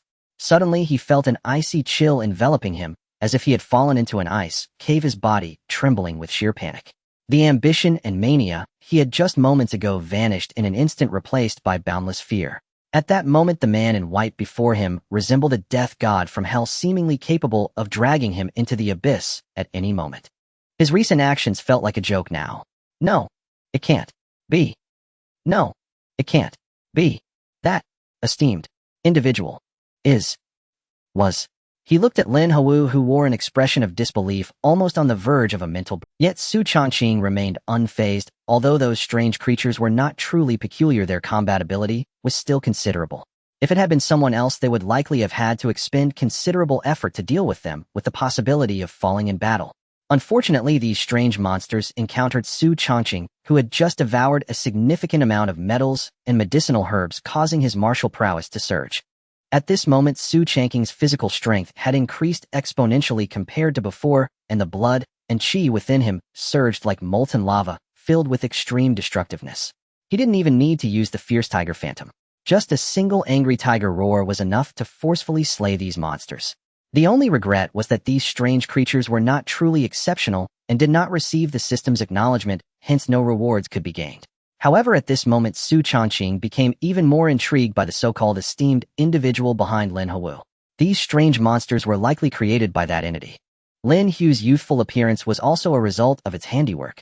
Previously, the silver meteorite scent was surely not without its involvement. In contrast, Lin Hu's existence resembled that of a brainless puppet merely placed in front to deal with others. The knowledge he possessed was likely quite limited. The ticking of the pocket watch was exceptionally clear in the laboratory, echoing like a death knell. The atmosphere in the room suddenly became tense, as if the air itself had solidified. Suddenly, the movement of the pocket watch's hands and Chai Weimai's grasp halted, completely falling into silence. Time's up. Stubborn and obstinate. Xu Changqing's gaze deepened as he spoke softly. Lin Hu's expression changed drastically, a terrifying sense of dread washing over him. Before him, a scene resembling shattered glass suddenly appeared. Xu Changqing's white-clad figure materialized in front of him, slowly extending his palm. A white jade hand like a shadow that obscured the sun radiated tendrils of blood flame, dazzlingly brilliant, tearing through the air as it descended upon his head. The terrifying pressure akin to heavenly wrath made Lin Hu's flesh and blood tremble, violently threatening to burst apart at any moment. Lin Hou desperately wanted to scream, to say something, but no sound emerged, as if something had severed his throat. His skull shattered, blood and flesh flying everywhere. His eyeballs exploded in midair, and his brain was incinerated by the terrifying heat of the blood flame. The horrific shockwave sent the white spine flying. The remaining headless corpse still exhibited the last flickers of physiological response. Instinctively reaching for his head, he found nothing but emptiness. Thud! The headless corpse collapsed to the ground, blood flowing from the severed neck, gradually forming a pool. The two women behind watched the bloody and violent scene before them without any sign of panic. Instead, they appeared quite calm, clearly possessing extraordinary psychological resilience. Xu Changqing's gaze flickered, a ghostly light shimmering as he looked at the headless corpse beneath him, lifting his foot without mercy and forcefully stomping down. Bang! Blood and flesh scattered, bones shattered. The headless corpse's chest was crushed inwards, ribs protruding, bones piercing through flesh as the heart was impaled by the flying shards. A piercing scream erupted. A fat, fleshy worm was crushed beneath his foot, its grotesque mandibles letting out a chilling wail. Its smooth skin was covered with countless eyes, constantly spinning, enough to drive someone with trypophobia insane. Introduce yourself, what are you? Xu Changqing looked down at the writhing, struggling, multi-eyed flesh worm beneath his foot. Pressing down slightly, he crushed several spinning eyeballs. Green, foul-smelling liquid splattered out. Xu Changqing, you killed two of my pets and destroyed the carefully prepared puppet, furthermore ruining my plans of many years. I won't let you off easily. I will tear your flesh apart, break your bones, and consume you piece by piece. That day will not be far off. The writhing, multi-eyed worm let out a hysterical scream. Its constantly spinning eyeballs were filled with bloodshot veins, staring at him intently, as if trying to memorize him. It could not have imagined that it had merely stepped out for a matter only to have its home raided by Xu Changqing. Not only had the carefully prepared puppet Lin Hou been killed, but the painstakingly modified army of strange creatures had also been wiped out. More importantly, the strange domain it had been preparing for a long time was also dismantled by Xu Changqing, rendered utterly futile. This was supposed to be the crucial point to turn the entire Beihai city into a strange domain. Xu Changqing's eyes flickered, thoughts racing, and suddenly a look of realization appeared on his face. A human demon. Back when he killed Mu Kuei, he had realized that there was a strange organization behind it, even implicating a human demon. Later, when he slew the human-faced flood dragon, it had also issued a threat similar to Mu Kuei's before dying, indicating that someone would seek revenge for them. Clearly, the human-faced flood dragon was also the work of the human demon. Everything happening now in the Lin Corporation was orchestrated in the shadows by this human demon. And the multi-eyed flesh worm beneath him was likely a part of the blood and flesh organization transformed by the human demon. Considering this, Xu Changqing had practically insulted it beyond measure. Their enmity had likely escalated significantly. Previously, Xu Changqing learned from Lu Sheng that the Beihai City Investigation Bureau had once attempted to ambush and eliminate this human demon. However, it had managed to slip away like a golden cicada, shedding its shell, escaping smoothly. This meant that this human demon was not only extraordinarily cunning, but also possessed a formidable survival ability. Once targeted, it would bring considerable trouble. Xu Changqing, you will soon regret this. I will not let you off easily. Even if you obliterate this part of my flesh, you cannot harm my true body. At that time, I will watch you cry out in despair. The multi-eyed flesh worm beneath his feet issued a furious roar, as if venting its inner fury. Xu Changqing looked expressionlessly at the chattering worm beneath him, his arm hidden in his sleeve, suddenly transforming into a pitch-black straw. The invisible death energy quietly wrapped around the multi-eyed flesh worm, cursing it. Suddenly it felt as if it bore a weight of 10,000 pounds, crushed into a pulp by the terrifying blood flame, burning completely to ashes. Chattering so much, truly verbose. In a certain warehouse, the human demon, cloaked and masked with blood-red eyes, instantly sensed the demise of the multi-eyed flesh worm and lost contact. Before it could express its anger towards Xu Changqing's provocation, wisps of death energy silently enveloped its body, casting a curse upon it. Its chest exploded in an instant. Flesh and bones flew apart. The intense pain caused the human demon's eyes to fill with bloodshot veins. It let out a roar like that of a hellish demon. Xu Changqing. Huff, huff, huff. The sounds of breathing like that of a wild beast. The human demon had blood-red eyes, and the expression beneath the mask was twisted to an extreme, with sharp teeth tightly clenched, producing a crack sound, as if suppressing its inner fury. The cloak on its body had already been torn to shreds, and a massive hole had been blasted in its chest, as if it had been struck directly by a large cannonball. Ribs protruded outward, piercing through flesh and blood, while fragments of organs splattered everywhere. Not far away, a half-beating dark green heart still displayed its tenacious vitality. Even after sustaining such a terrifying injury, the human demon showed no signs of death. Instead, the ruptured chest rapidly spread dense granulation tissue, quickly repairing and regrowing the shattered organs and bones. It soon healed, returning to its original form. As a high-level special entity, it possessed the immortal trait indicating its troublesome nature. Even the top experts from the Beihai City Investigation Bureau would find it extremely difficult to kill it, if not impossible. To some extent, it seemed to have the confidence to act wantonly and freely in Beihai City.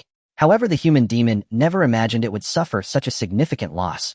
It allowed a small ghost to continuously disrupt its arrangements, and was even caught off guard by a special. This undoubtedly shattered its long-standing arrogance and distorted superiority complex that viewed humans as inferior beings.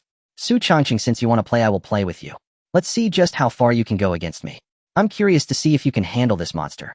The human demon had a twisted expression, its blood-red eyes fixated on the bizarre patterns etched into the ground, with a hint of madness, bloodlust, and a faint trace of dread in its gaze. The eerie pattern carved from countless fresh human blood gradually coalesced into a blurred, blood-colored phantom resembling the manifestation of some entity. Surrounding the bizarre pattern were 5 grotesque human heads, their expressions one of despair, with blood flowing from their 7 orifices arranged in the positions of the 5 elements, 8 trigrams. Flickering red candles were placed atop the heads, igniting wisps of ghostly flames. Suddenly, a chilling and terrifying black wind swept through. As the ghostly flames atop the 5 heads extinguished, the light in the warehouse vanished. The eerie pattern on the ground also disappeared, as if it had been completely dissipated. Yet on the ground there appeared a red veil soaked in blood. A tinkling bell-like laughter accompanied its emergence. Gazing at the red veil and the sound of laughter, the human demon instantly revealed a surprised smile, clearly indicating that its soul-summoning method had succeeded. However, before its twisted smile could fully surface, it abruptly stiffened. The surrounding chilling wind suddenly surged, spinning like a vortex, rapidly enveloping the entire warehouse. A wave of terrifying resentment erupted from the red veil.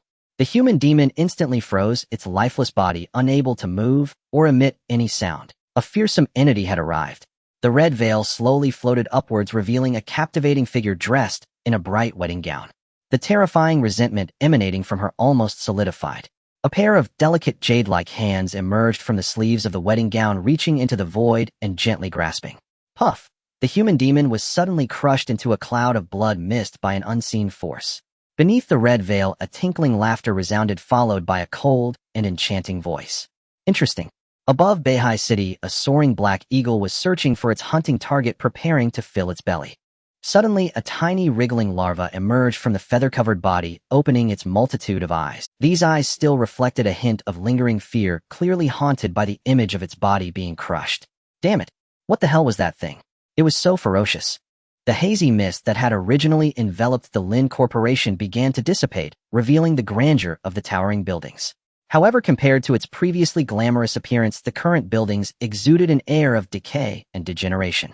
They looked as if they had been abandoned for decades. Under the deliberate inducement of the human demon, the Lin Corporation had already been permeated by eerie energy, rotting and decaying, resembling a hollow shell gnawed by insects. Initially, the almost completed Eerie domain had a concealing effect, allowing the already decayed exterior of the Lin Corporation to maintain a glamorous appearance. But once Xu Changqing broke through the half-finished Eerie domain, it could no longer be concealed. At this moment, the Lin Corporation would likely experience a catastrophic collapse within a few years, leading to total destruction. Meanwhile, passers-by had begun to notice the strange situation at the Lin Corporation and started to discuss it among themselves. Xu Changqing, along with two beautiful women, had already left the Lin Corporation in a car, and along the way he reported to the police, notifying them to send the investigation bureau to handle the follow-up. Sitting in the car, Xu Changqing was currently resting with his eyes closed, paying no attention to the two beauties beside him, as if he were deep in thought. This trip to the Lin Corporation was not only about dealing with Lin Hou, but also about uncovering that a human demon had been lurking in the shadows. It could barely be considered complete. As for the intense threat posed by the human demon, Xu Changqing, if he didn't encounter it, that would be fine. If he did encounter it, who knows who would kill whom? Just a human demon, it wasn't enough to make him feel apprehensive. However, although Xu Changqing did not fear the retaliation of the demon of humanity, it did not mean that those around him were equally unafraid.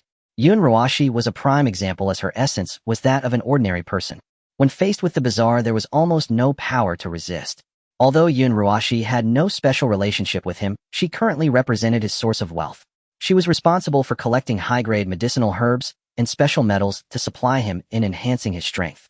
She performed this task exceedingly well, which made him quite satisfied. Naturally, Xu Changqing would not allow anyone to harm her. However, he could not possibly protect her around the clock, for that would be absurd. At the same time, it also blurred the lines of his priorities. Even if Yun Ruashi were immensely important, it was impossible for Xu Changqing to reach such a level of devotion. However, he quickly thought of a solution. Mirror space. This bizarre ability possessed characteristics similar to instant teleportation. Moreover, when someone whispered his name in front of the mirror, it allowed him to have a slight sense of awareness. Undoubtedly, it served as a special distress signal. Thinking of this, Xu Changqing looked at the accumulated points of anomaly during this time. Anomaly point 76, neither too many nor too few. However, enhancing the 3C level main abilities Cursed Scarecrow 9, Nether Ghost Eyes Gluttony would likely be quite challenging. These three abilities generally started at over 100 anomaly points, although it was enough to enhance the Clevel ability Steel Bones. However, currently the priority of mirror space was significantly higher. System strengthen mirror space. Ding 15 anomaly points deducted, starting to strengthen the bizarre ability mirror space. D-level mirror space. D-level ding 45 anomaly points deducted, starting to strengthen the bizarre ability mirror space. D-level mirror space. C-level mirror space. C-level the host can consume physical strength to create a mirror space out of thin air for teleportation with a specific range depending on the physical strength consumed. It can temporarily create a mirror space to hide within depending on consumption. When someone stands in front of the mirror and whispers the host's name, the host will gain special awareness, allowing them to determine the target's specific location in some circumstances. Xu Changqing looked at the latest effect of mirror space, and his eyes brightened. Not only did it add a hiding effect within mirror space, but it also enhanced the final characteristics. As long as someone whispers his name in front of the mirror, they can gain special awareness, determine the location, and understand some circumstances.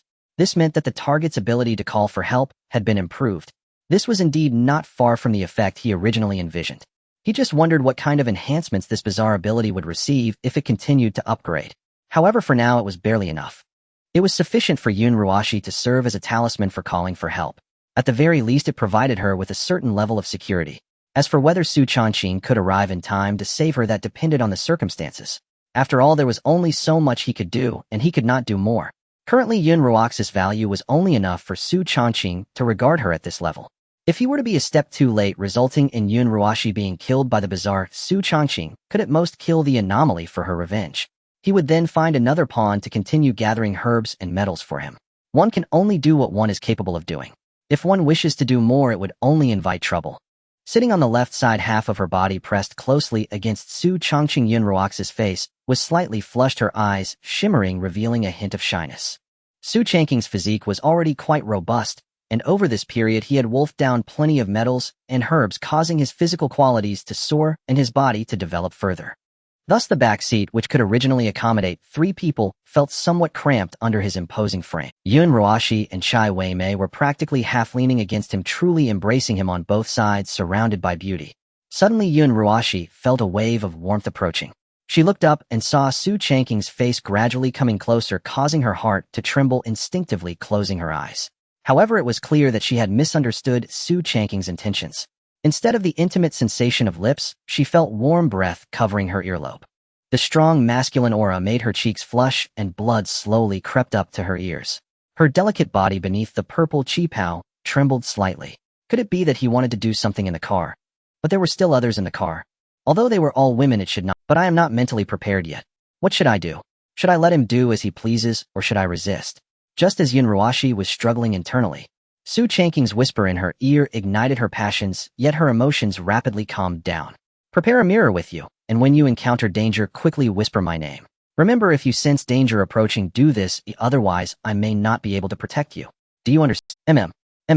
Yunruashi obediently nodded, showing no trace of the cold and proud demeanor of a corporate CEO.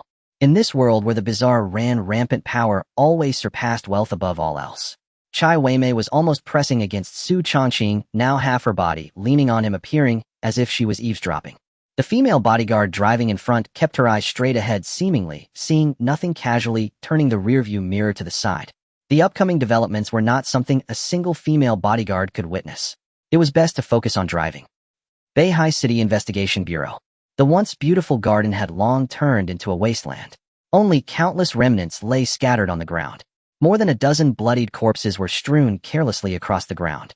At this moment, everyone present had an extremely grim expression. Hai Qinyan, wearing a gray robe, looked serious, his gaze sharp, exuding an aura as deep as the sea, terrifyingly potent. Puppet doll. It turns out to be that kind of ghostly thing. No wonder it could secretly control Tang Xian to infiltrate the investigation bureau without being detected. Moreover, it also secretly manipulated others in the investigation bureau, refining them into puppets. Although we inflicted severe damage this time, it still managed to escape, likely leading to endless troubles. However, in a sense, it also preemptively eliminated a significant hidden danger. If it weren't for discovering that Tang Xian had issues and taking action early, most of the people inside the investigation bureau could have been gradually corrupted and turned into puppets. A meticulously planned ambush surprisingly failed to eliminate its target. Instead, the target managed to escape, marking an utter defeat. However, who could have known that within Tang Xian's body the puppet doll had secretly refined some members of the investigation bureau into puppets? This was undoubtedly unexpected. Just as everyone was about to deliver a fatal blow to Tang Xian, she was on the verge of being severely injured. Several combat teams from the investigation bureau suddenly appeared, explosively unleashing their internal energy to forcibly cover Tang Xian's escape.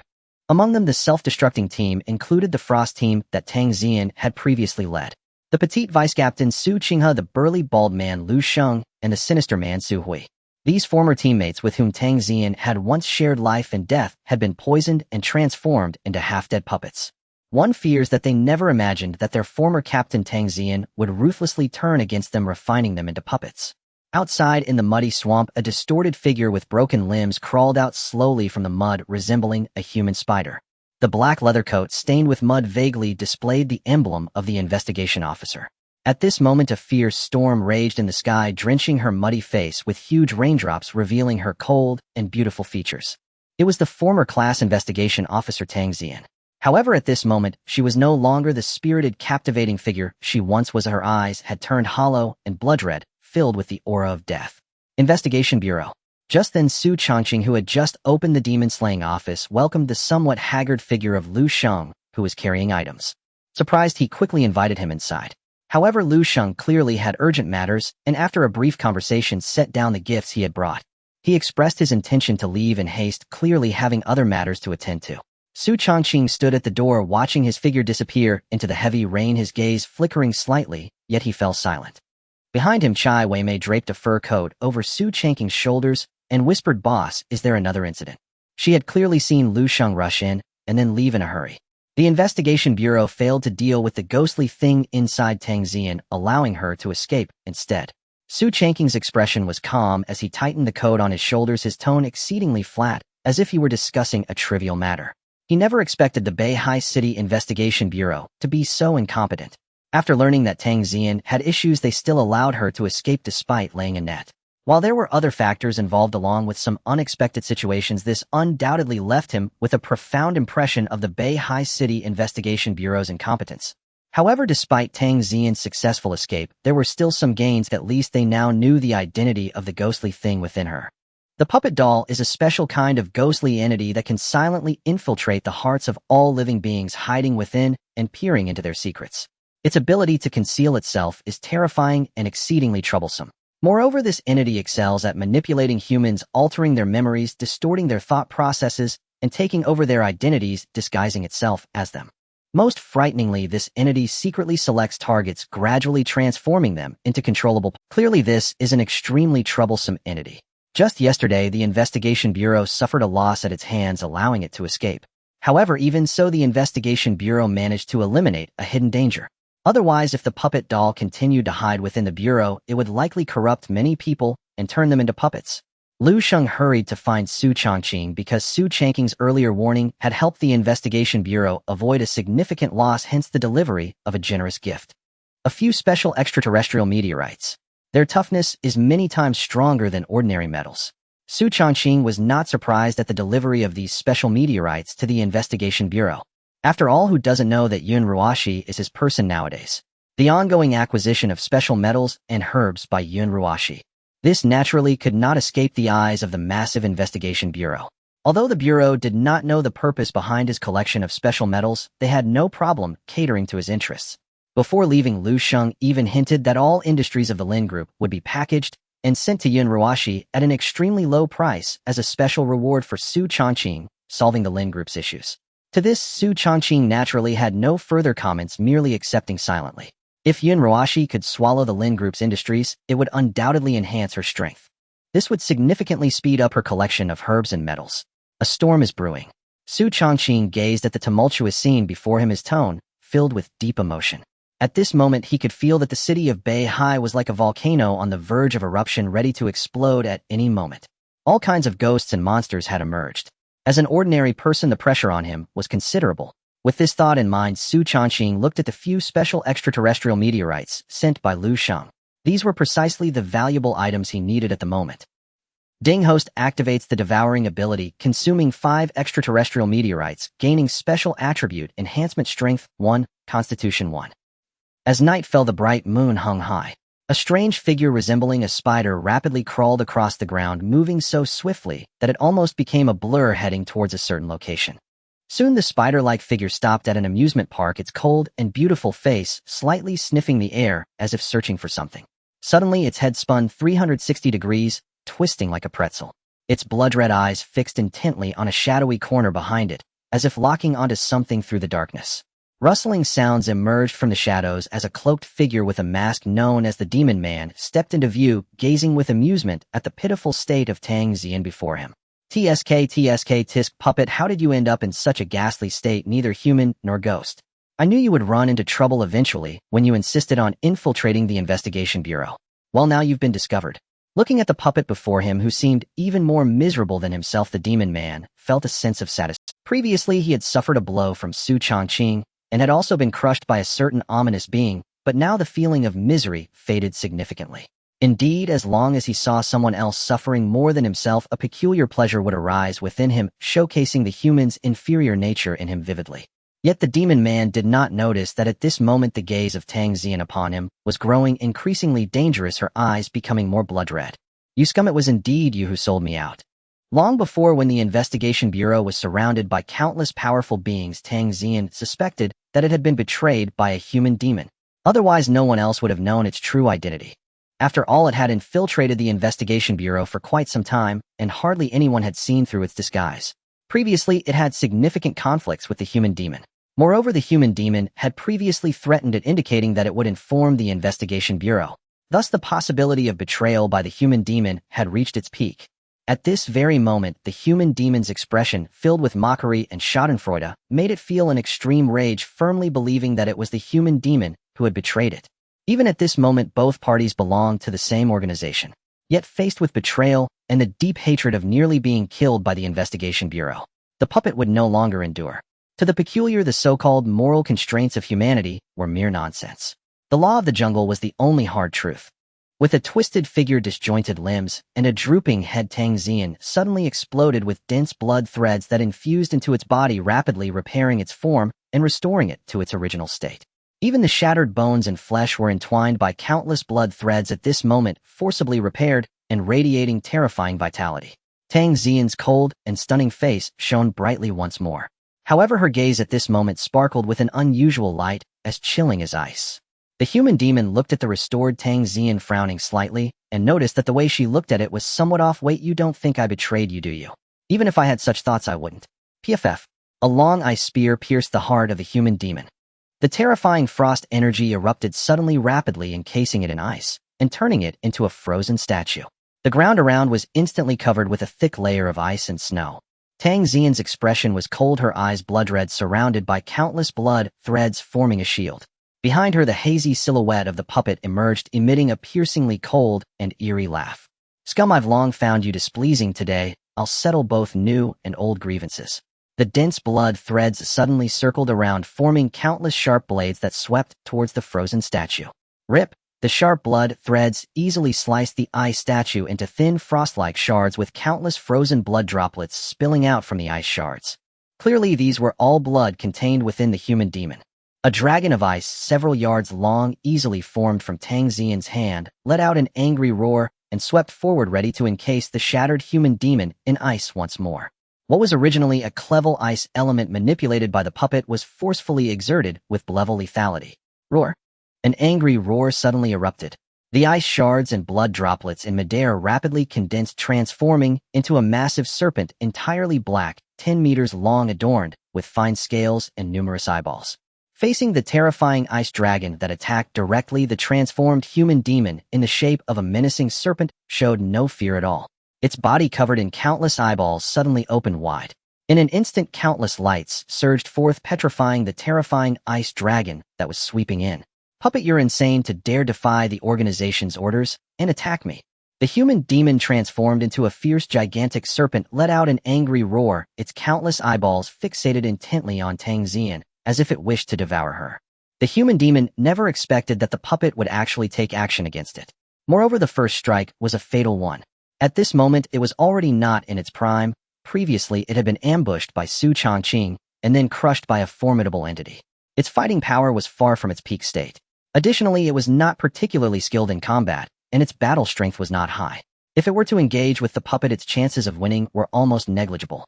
Fortunately, the puppet was also heavily injured and had not fully recovered, yet its combat power only at less than half of its peak. Both sides could be said to be evenly matched. Human demon, you dared to sell me to the investigation bureau. Today you shall die. Bastard, I said it wasn't me. The human demon's gaze turned cold at that moment, its tone stripped of the previous calm and patience. As a peculiar entity, it naturally had little patience and tolerance. With the support of its immortal body, it had never feared anyone, even those stronger than itself, as it could outlast them and wear them down. Now, even if it had to strike, it was unafraid. The momentum of both sides was nearly at its peak at that moment. At any moment, it could erupt. As two high-level peculiar entities, even though they were not adept at direct confrontation, the force they could unleash was beyond the imagination of normal people. Just as one human and one serpent were about to erupt in a fierce conflict. Ding, ding, ding. A distant spotlight suddenly illuminated the area, accompanied by the sound of a car horn interrupting their standoff.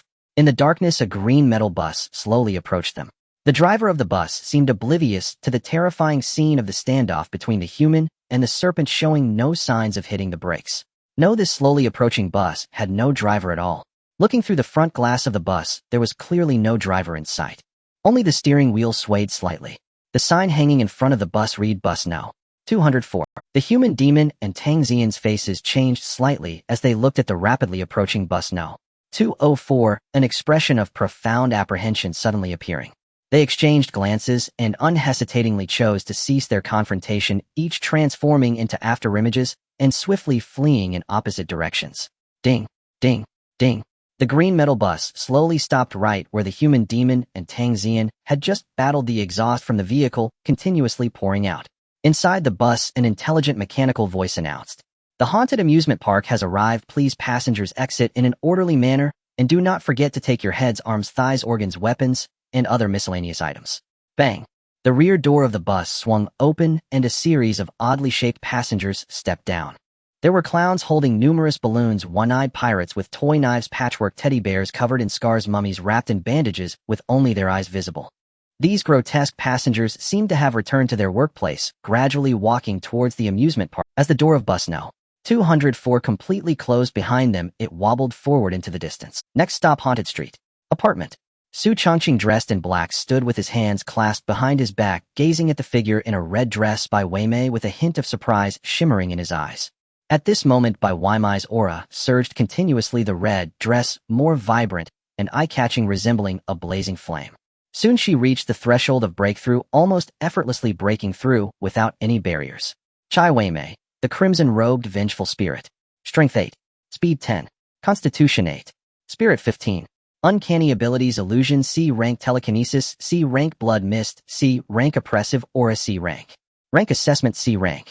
Profile: a mutated crimson-robed vengeful spirit, the innate sovereign among her kind, whose true power far surpasses her official rating.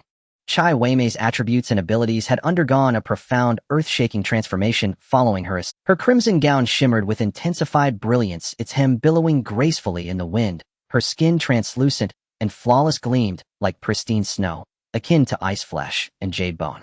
Her delicate porcelain-like face radiated even greater allure, ethereal, radiant, and imbued with an untouchable sacred aura. She was as if a fusion of succubus and seraph, irresistibly captivating.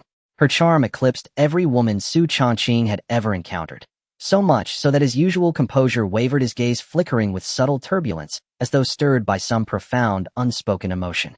Yet what struck Xu Changqing most was the sheer oppressive force emanating from Chai Weimei, more terrifying even than the brank, uncanny entity Facejiao, which he had faced before. Clearly, Chai Weimei's enhanced strength, combined with her extraordinary peerless aptitude for illusion, now rendered her capable of engaging brank, uncanny entities on equal footing.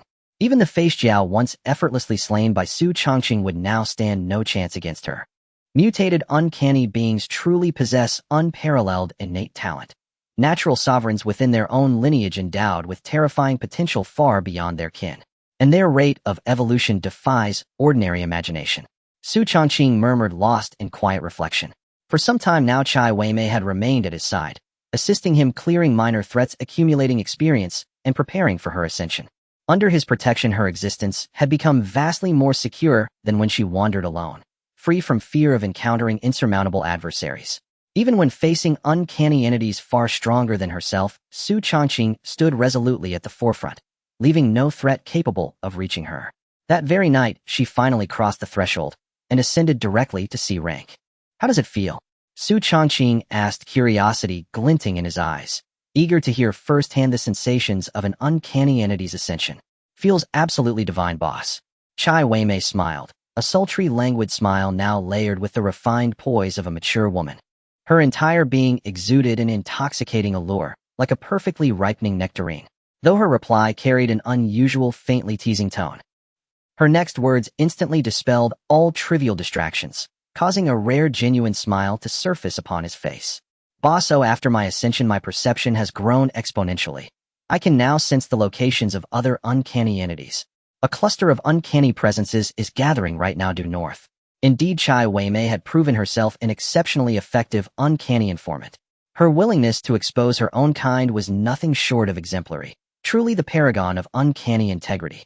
Xu Changqing half-joked that he ought to award her private commendations, best employee, most devoted secretary, sharpest and most capable assistant, along with special honors. Beihai City Police Station. Tang Yuyan, your elder sister Tang Zian is suspected of involvement in a major uncanny incident. The investigative bureau requires your immediate cooperation in this inquiry.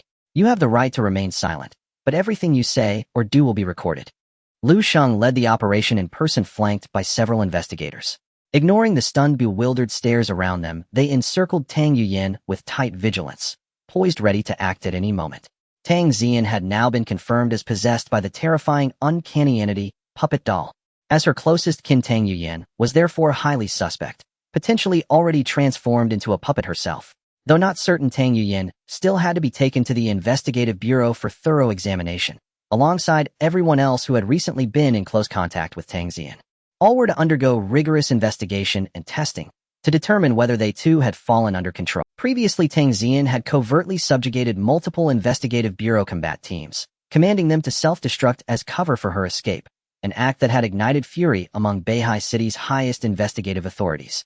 That a single uncanny entity could infiltrate an official awakened organization, corrode it from within, and seek to spread its influence was a humiliating blow to the Beihai City Investigative Bureau's prestige. Now, as Tang Xian's younger sister Tang Yuyin stood squarely at the epicenter of the storm, even her rank as Beihai City's police chief offered no protection in this moment. Just having changed into civilian clothes, Tang Yuyin stared in utter disbelief at Lu Sheng, the lead investigator, alongside Elder Yun and the others. For a moment, she was utterly at a loss. She had not yet grasped the Bureau's intent, yet swiftly zeroed in on the crux of the matter. Her elder sister Tang Xian was in grave danger. As someone deeply versed in classified affairs, Tang Yuyin understood the gravity and chose compliance over resistance. She surrendered quietly, only stipulating one condition: I'll accompany you, but I demand to know my sister's current whereabouts. As her sole surviving relative, I hold the right to be informed. We agree, provided you fully cooperate and ensure your own safety. The investigative bureau will take no adverse action against you. Lu Sheng replied coldly, his tone softening just slightly. Her willingness to submit greatly diminished the likelihood that she had already been turned into a puppet. In a shadowed corner, a cloaked, strikingly beautiful figure watched impassively as Tang Yuyin was handcuffed and forcibly escorted away by investigative bureau personnel. Her gaze was deep and still, as calm and unfathomable as ancient frozen water, utterly devoid of ripple or warmth. Yet for the briefest instant, her peripheral vision lingered upon the gray-robed elder seated inside the bureau's vehicle. The frost-laced spear coalescing in her hand dissolved into mist. Silently, she retreated backward, vanishing into the deeper shadows. The terrifying amusement park. Once Beihai City's most renowned amusement park, and a beloved destination for both locals and tourists alike, the park's founder was famed for his bold, innovative vision. Every ride and attraction revolved around horror and dread, many even modeled directly after infamous, uncanny archetypes. He crafted numerous original, spine-chilling attractions, until recently the park collapsed under sudden catastrophic financial strain, closing its gates forever, leaving behind only nostalgic echoes. At this moment, over a dozen figures clad in pajamas, moving stiffly blanketed as if entranced, shuffled toward the entrance of the terrifying amusement park, stepping slowly inward. It was as though they walked through the gates of hell itself, when suddenly a collective shudder ran through them. They jolted awake, startled, disoriented, fully conscious. Staring in disbelief at their surroundings, they instinctively screamed, shrill, raw cries of pure terror. Ah, ow, ow. A horror amusement park. A massacre like never before is now slowly unfolding. Help me. Help me. Is anyone there to save me? Who can save me? I would do anything. Everyone else is dead. Monsters. Monsters. They have come back to life. Hiding in the corner of the carousel, Chun Wenjie is trembling, her face pale, with shock, her body stained with dried blood, exuding a strong scent of blood. Her eyes are filled with fear and despair, as if she has witnessed something horrifying. As an ordinary female white-collar worker from Beihai City, her life is quite mundane, not much different from she clocks in and out of work, then kills time watching dramas and shopping. Everything seems ordinary, just like it is worth mentioning that her looks are decent, scoring around 80 points, making her a standard beauty. Unfortunately, at this moment, beauty offers no advantage against fear and despair. Just moments ago, she and a group of others inexplicably found themselves in this abandoned amusement park. Before anyone could react, suddenly a terrifying scene unfolded before their eyes. The terrifying statues around them began to revive one by one. There was a terrifying clown holding countless head balloons. There was Jack the Ripper dressed in black leather wielding a long, narrow pair of scissors. There was a mummy wrapped in bandages silently slithering across the ground. There was a teddy bear stitched all over, covered in scars. There was a one-eyed pirate dressed as a barbaric pirate, holding a toy knife. There was a woman with a mouth stretched to her ears, exposing sharp teeth. All the people who had mindlessly wandered into the amusement park were suddenly preyed upon by the strange. A portly middle-aged man had his head decapitated by Jack the Ripper and was dismembered. A screaming woman was beheaded, becoming the head balloon of the terrifying clown. A student-dressed young man was dragged into the shadows by the teddy bear, letting out a piercing scream. A woman dressed provocatively was wrapped in countless bandages, turning into a mummy. Death descended upon them almost instantaneously. The remaining survivors crazily hid, fled, and screamed in terror. They hoped to escape this amusement park. Yet the revived horrors seemed to engage in a mocking hunt. They did not rush to hunt the others. Instead, they slowly followed, beginning their killing spree. Chun Wenjie has now been hiding in the shadows of the carousel for half an hour. But this brief half hour felt as long as several hours. In that half hour, she heard the desperate screams of more than 4 people. Clearly 4 more people had died at the hands of those resurrected monsters. Chun Wenjie trembled, hugging her shoulders, trying to warm herself and ease her shaking body. She had thought about calling for help, but in her pajamas, she had no communication device, only her black silk pajamas, which were utterly useless. Suddenly, a hurried footstep caught Chun Wenjie's attention. Looking up through the cover of the carousel, she saw a man ragged and holding a wooden stick, fleeing in panic. It was as if some ghostly thing was chasing him. Chun Wenjie's heart tightened, her face changing color. Clearly the man with the wooden stick was being chased by a monster. At this moment, her hiding spot was directly in the man's path. At that moment, Chun Wenjie could only silently pray that the man would not approach her hiding spot. If the strange monster behind him followed, she would surely be in danger. Don't come closer. Don't come closer. Please don't come near. Please don't come closer. Amitba. Sanqing above. Jade Emperor. Jesus protect me. Oh omnipotent Lord. She desperately clung to her beliefs, hoping to stop the man from approaching, urging him to escape elsewhere. However, sometimes things do not go as wished. The man, ragged and holding a wooden stick, suddenly spotted the carousel, and his eyes lit up. Clearly he had also seen a good hiding spot and hurried his pace. Chun Wenjie's face turned ashen, her body trembling, feeling icy cold, fearing the strange monster behind the man would be drawn in. Thud, thud, thud. The man with the wooden stick, panting heavily, filled with delight at finding a way out, rushed towards the nearby carousel, preparing to hide inside and escape from the pursuing monster. At that moment, he had no strength left to run. He needed a place to hide. Otherwise, he was afraid he might collapse from exhaustion.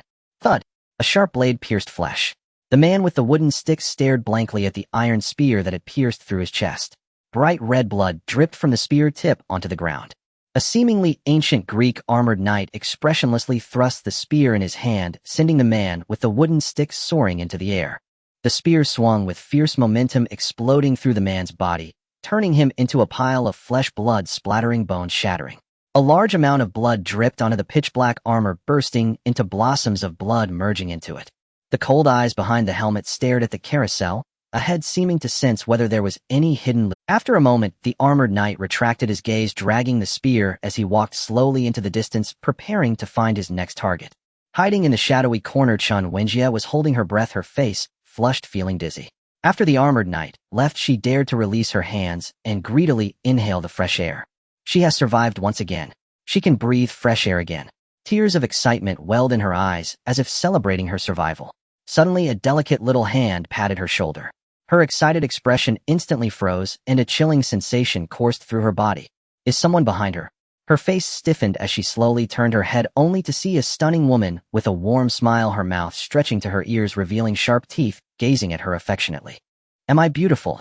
While a bloody and cruel hunt for the living is unfolding inside the horror amusement, a mist gradually enveloped the amusement park, as if isolating it from the outside world. The other strange beings inside the amusement park were unaware that an even more brutal and insane presence had begun to enter. What is happening? How could there be fog? This is bad. If this continues, we won't be able to see the direction at all. Damn it, under these circumstances our chances of escape are almost zero. Bastard, could it be the work of some eerie creature designed to restrict our escape? Ow, ow. At that moment, ordinary people hiding in various corners of the amusement park looked at the fog gradually enveloping the entire area, suddenly showing expressions of despair. The fog floating in the sky resembled a giant, bloodthirsty mouth swallowing the entire terrifying amusement park and cutting off its connection to the outside world. At this moment, they couldn't see any specific direction through the shroud of fog. This meant they had lost the ability to discern direction like a blind person. They could only strive to survive in this horror amusement park filled with bizarre monsters dancing with the strange to seek a glimmer of hope. What added to their despair was that the fog at this moment was likely a terrifying creation within the amusement park meant to satiate the twisted enjoyment of hunting them.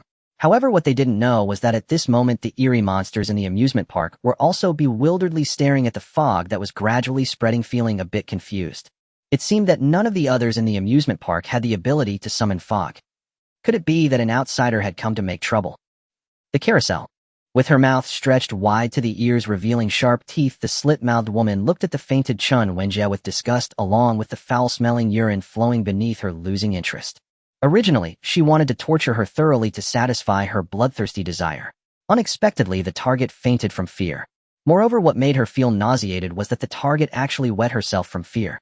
It was like biting into a beloved delicacy and finding it spoiled. She felt a surge of anger. Looking at the fainted Chun Wenjie beneath her, the slit-mouthed woman's fierce gaze flickered, as if contemplating whether to act. At this moment, she wanted to satisfy her desire for slaughter, but didn't want to dirty her hands. If it were something like a zombie, a wandering corpse, a ghost, or a blood demon, or others that have no brains and only crave for slaughter. Chun Wenjie was already dead. Unfortunately, she encountered the slit-mouthed woman. Though the slit-mouthed woman was a vicious creature, she possessed a semblance of human intelligence and feminine instincts, instinctively resisting actions she disliked. "You're lucky," the slit-mouthed woman said coldly, ultimately choosing not to strike and prepared to refrain from action. However, this did not mean that the fainted Chun Wenjie was safe, because when the slit-mouthed woman chose to, other eerie creatures would see Chun Wenjie as prey. Perhaps while she was unconscious, she would meet some ferocious entity that would devour her completely. If luck favored her, she might ascend to the heavens, directly sparing her from suffering. But if luck was against her, it would be a fate worse than death. Just as the slit-mouthed woman was feeling unlucky and preparing to seek her next target, she was suddenly captivated by the fog gradually spreading before her, her brows furrowing in confusion. How could it suddenly become foggy? However, the faint sound of footsteps and the vaguely approaching burly figure from the fog quickly made her dismiss her doubts. Another prey has come to the door, and it's a strong man.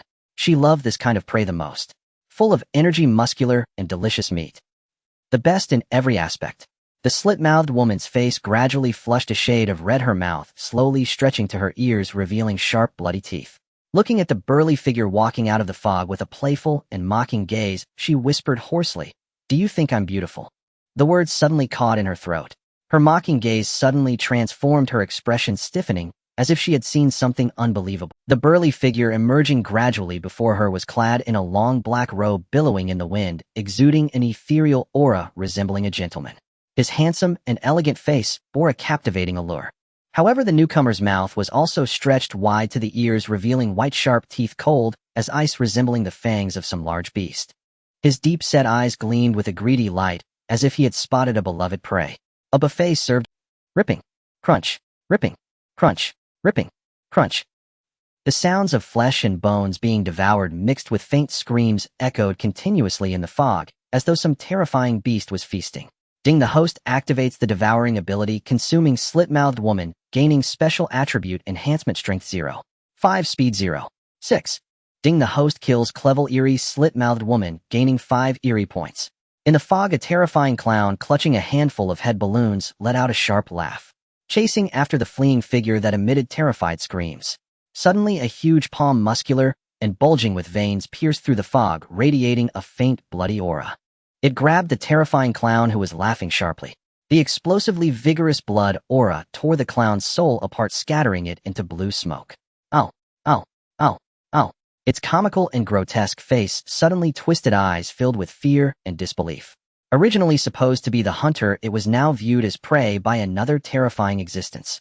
A pair of terrifying giant hands emanating a faint explosive blood aura dragged its body, compressing it into a mass of soul, stuffed into a mouth filled with sharp teeth. Crunch, crunch. Ding, the host activates the devouring ability, consuming clown, gaining special attribute enhancement mental 0. 8. Ding, the host kills clever eerie clown, gaining 6 eerie points. Under the fog, a terrifying beast was currently hunting relentlessly, as if entering a backyard running rampant. At this moment, the roles of hunter and prey in the terrifying amusement park began to reverse. The eerie creature that was originally supposed to be the hunter has now become prey, becoming the existence at the bottom of the food chain. Above the fog, a figure in a red dress was gazing down at the brutal slaughter, her eyes filled with a crazed obsession for bloodshed. "You eat meat, I drink soup." Step, step, step. The armored knight wielded a long spear, riding a warhorse forged of steel, constantly fleeing through the mist. They surged forward as if something was pursuing them from behind. Due to the interference of the fog, the surroundings became blurred, rendering it impossible to discern direction. At times, the steel warhorse spun in place or collided with amusement park structures. The armored knight began to exhibit anxiety, relentlessly spurring the warhorse beneath him, hoping to accelerate and break free from the constraints. With a mighty sweep of the long spear, he unleashed a shockwave that formed a hurricane. Bang! The mist ahead was blown back several meters, revealing the situation before him. However, the speed at which the mist spread far exceeded the armored knight's imagination. In an instant, it once again enveloped everything in front of him. Faced with what seemed like endless fog, even he could not help but feel a sense of despair. Just moments ago, he had clearly sensed the disappearance of several similar presences in the amusement park, as if they had been consumed by some terrifying entity. This undoubtedly instilled a deep-seated fear within him. What frightened the armored knight even more was that the surrounding mist seemed to have countless eyes watching him in the dark. Suddenly, a figure in a red dress emerged from the mist ahead, accompanied by a sound akin to silver bells ringing. A terrifying aura of resentment immediately permeated the surroundings. The armored knight and his warhorse suddenly emitted the sound of steel cracking under pressure, with cracks rapidly spreading out. Crack, crack, bang. The armored knight and the warhorse were directly crushed by the terrifying pressure, transforming into a wisp of dark, eerie energy. They floated toward the figure in red, absorbed entirely. The hem of Chai Wei Mai's red dress appeared even more resplendent, as if stained with blood. Not bad. A chilling scream echoed. Soon after, the sound of sharp teeth chewing followed. Crack, crack. Ding. The host activated the Devour ability, Devouring Basketball, Ghost, gaining a special attribute enhancement, mental attribute 0. 4. Ding. The host killed Crade, Anomaly Basketball, Ghost, gaining 4 anomaly points. Xu Changqing expressionlessly deactivated the Devour ability. A sensation of unprecedented comfort enveloped him, accompanied by the crackling of his bones. A terrifying aura of blood and mental power continuously mingled within him, brewing an even more formidable force. Behind him, a nearly 8-meter-tall phantom of a ferocious tiger emanating a terrifying explosive blood aura radiated a dreadful pressure, forcefully dispersing the surrounding mist, which dared not come close.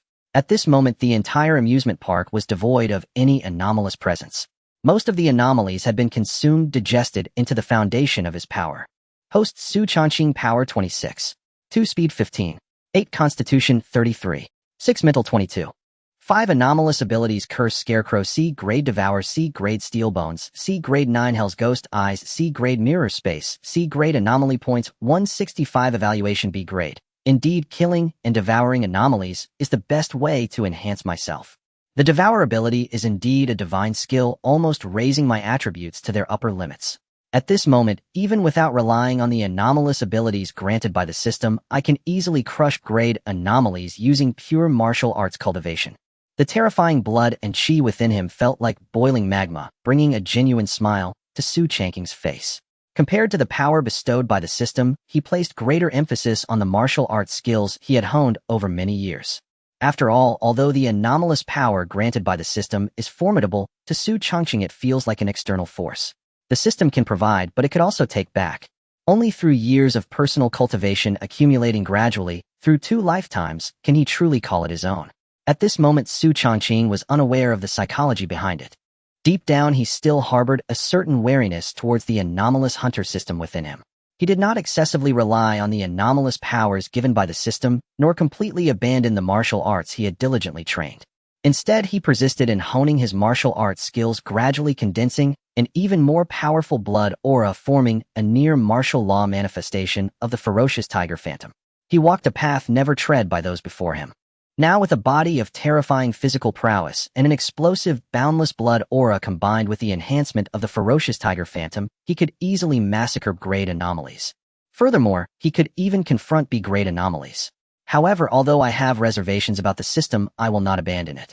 Holding a sharp blade and refusing to use it is the greatest folly. I will simultaneously strengthen my martial arts, fortify my physique, while enhancing my anomalous abilities and reinforcing my trump cards. Pursuing both paths together is the correct choice. I desire both fish and bear's paw. Xu Changqing's eyes suddenly glimmered with a fiery flame, a pure desire for power. System enhanced the Curse Scarecrow. Ding. 150 anomaly points deducted, starting to enhance the anomalous ability Curse Scarecrow, C grade Curse Scarecrow, B grade Curse Scarecrow, B grade. The host can freely transform into the Curse Scarecrow form, possessing characteristics of immortality, cursing, mimicry, enlargement, and devouring, and can acquire relevant items from targets to create Scarecrow dolls for long-range cursing. Alternatively, it can be used as a talisman to transfer the damage the target is about to receive. Ding. Host strength evaluation reaches B grade Scarecrow doll. Xu Changqing raised an eyebrow. He did not expect that the grade Curse Scarecrow would gain such an ability. The long-range cursing ability of the Scarecrow doll was easy to understand. As long as Xu Changqing could obtain any relevant items about a person, he could create a Scarecrow doll. Even from 1,000 miles away, he could curse the target. The talisman ability of the Scarecrow doll, however, had an entirely opposite effect, capable of transferring a single fatal injury to the target. Upon thinking of this, Xu Changqing couldn't help but glance at Chai Wei-mei, who was gradually approaching. This significant harvest was largely due to her efforts. It was just the right time to give her a gift.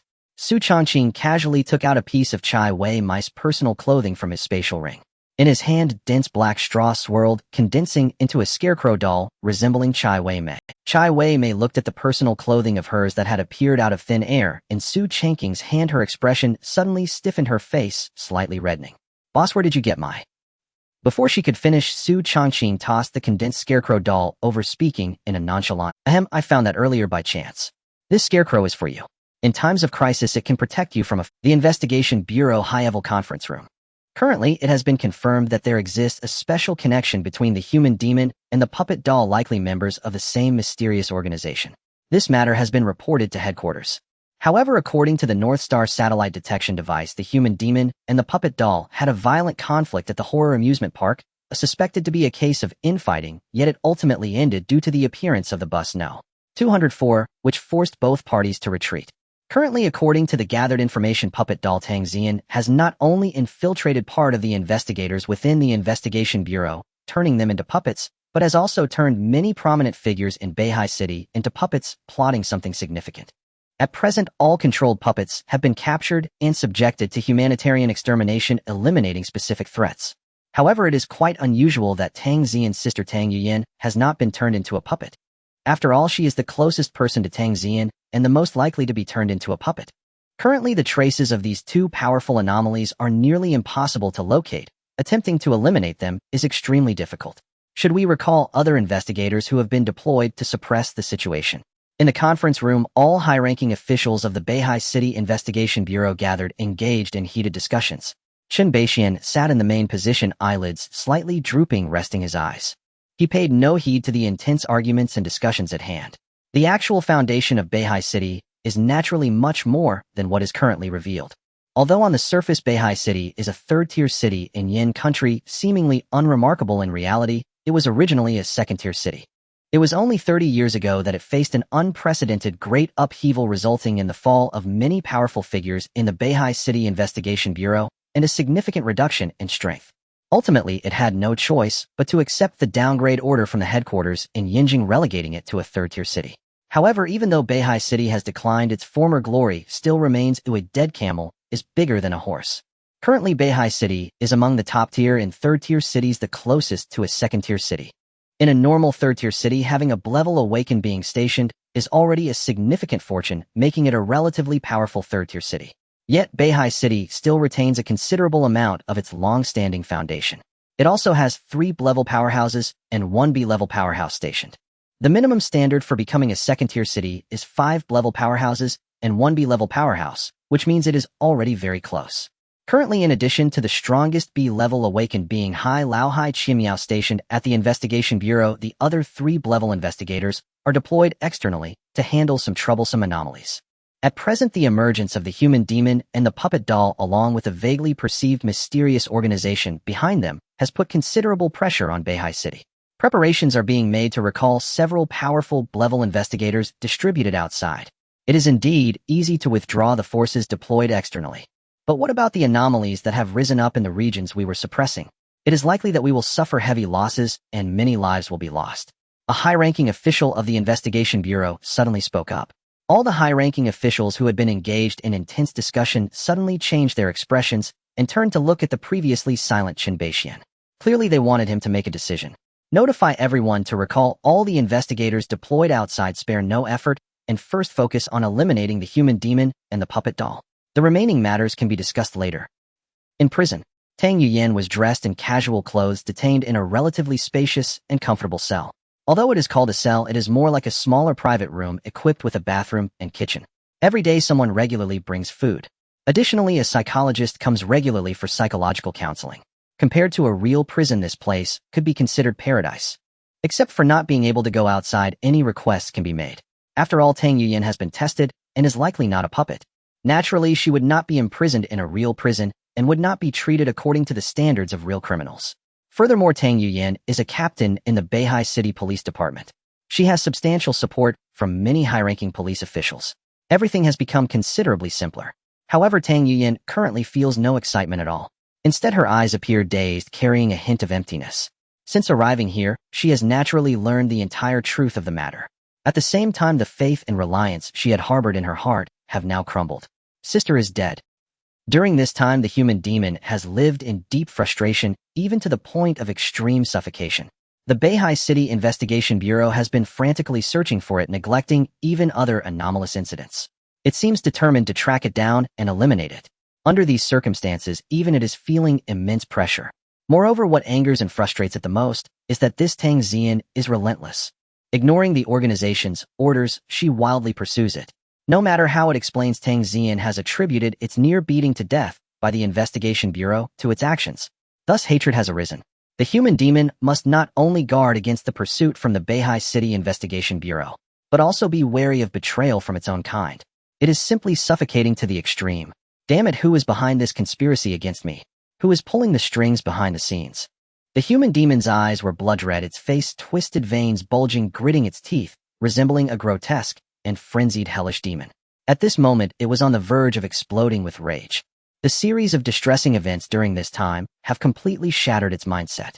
Not only have all its plans been disrupted and counted as failures, it has also endured several beatings, having been crushed by summoned ferocious entities.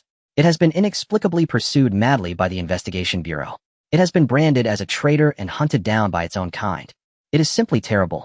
At this moment, it even feels that someone is conspiring against it from behind. Looking at the fierce visage reflected in the mirror before it along with its blood-red eyes, the human demon's mind raced, beginning to contemplate all the encounters during this period.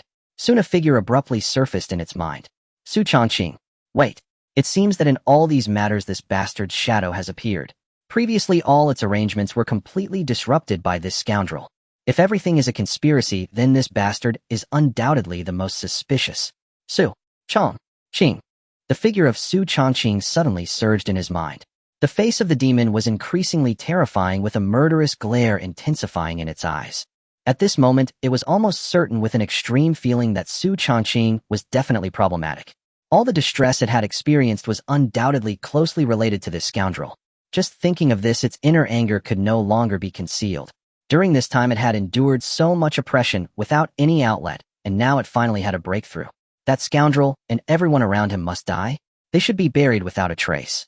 Lying in bed, Xu Changqing, in deep sleep, suddenly opened his eyes, which glimmered with a dark mystery. Whispers of low, frenzied howls continuously gathered in his ears, as if some beast was venting its inner fury. A peculiar sensation instantly enveloped his body, as if calling out to him. An invisible mirror suddenly formed before him, revealing a pitch-black, abandoned warehouse environment. The madly twisted figure of the demon was reflected. At this moment, Xu Changqing seemed to be in the mirror, clearly seeing the demon's grotesque, contorted face and bloodshot eyes. Xu Changqing's expression shifted through surprise, astonishment, curiosity, joy, and fury.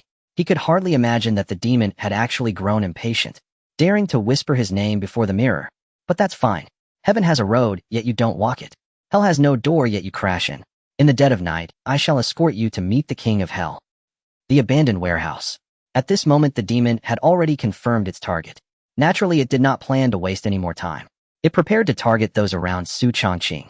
Xu Changqing is not weak. Even if I want to confront him directly, it would require considerable effort.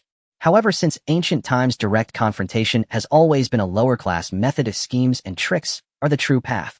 That little fellow reportedly has many women around him, which can be manipulated. The demon's face showed a cold smile, its gaze flickering, clearly having devised some plan. As a creature adept at schemes, unless absolutely necessary, it would never choose to engage others in direct combat.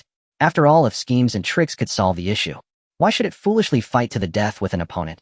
However, the demon did not notice that ripples were beginning to appear on the surface of the mirror behind it, like a stone thrown into a calm pond. A towering figure slowly stepped out from the mirror's space. The robust body rapidly expanded, muscles bulging and veins protruding, transforming into a pitch-black steel behemoth. The skin's surface emitted wisps of heat, enveloping its body like swirling mist. Almost materialized, terrifying blood aura was compressed beneath its skin without emitting any explosive pressure. Its steps were slow, appearing like a shadow behind the demon, with fierce eyes looking down at the small figure as if it had seen a lively pest. During this time, had this fellow been stirring up trouble in Beihai City? Suddenly, the demon, pondering its next plan, felt a chill run down its spine, an eerie sensation washing over it. as if being targeted by some terrifying beast. At this moment, it noticed a massive, imposing shadow appeared on the ground. It completely overshadowed its own shadow.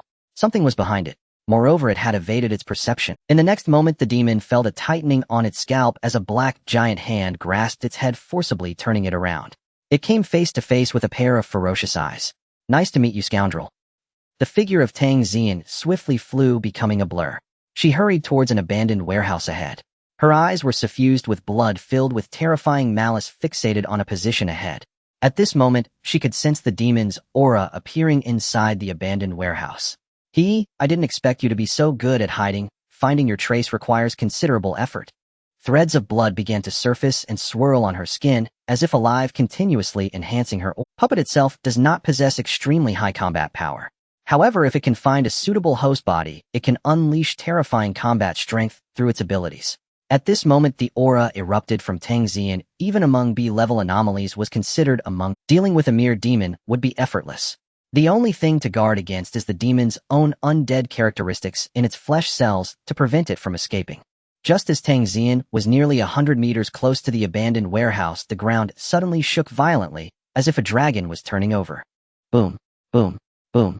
The abandoned warehouse ahead exploded, and the raging blood smoke burned all the metal to ashes, creating a terrifying heat that formed a blood-red smoke rising into the sky. A shrill scream instantly erupted from within the blood smoke. A grotesque giant snake measuring several dozen meters had its flesh below the head completely burned away, leaving only charred bones glowing red with fire, which soon turned to ashes drifting in the wind. Bang! The enormous grotesque snake head fell to the ground, rolling towards Tang Xian. It stopped right at her feet, no longer moving. The scorching, terrifying heat roasted the grotesque snake head, producing an unusual peppery aroma. Tang Xian stared blankly at the grotesque snake head before her, her expression suddenly shifting unpredictably. Because she could tell that the grotesque snake head before her was indeed the result of the demon's flesh transformation ability.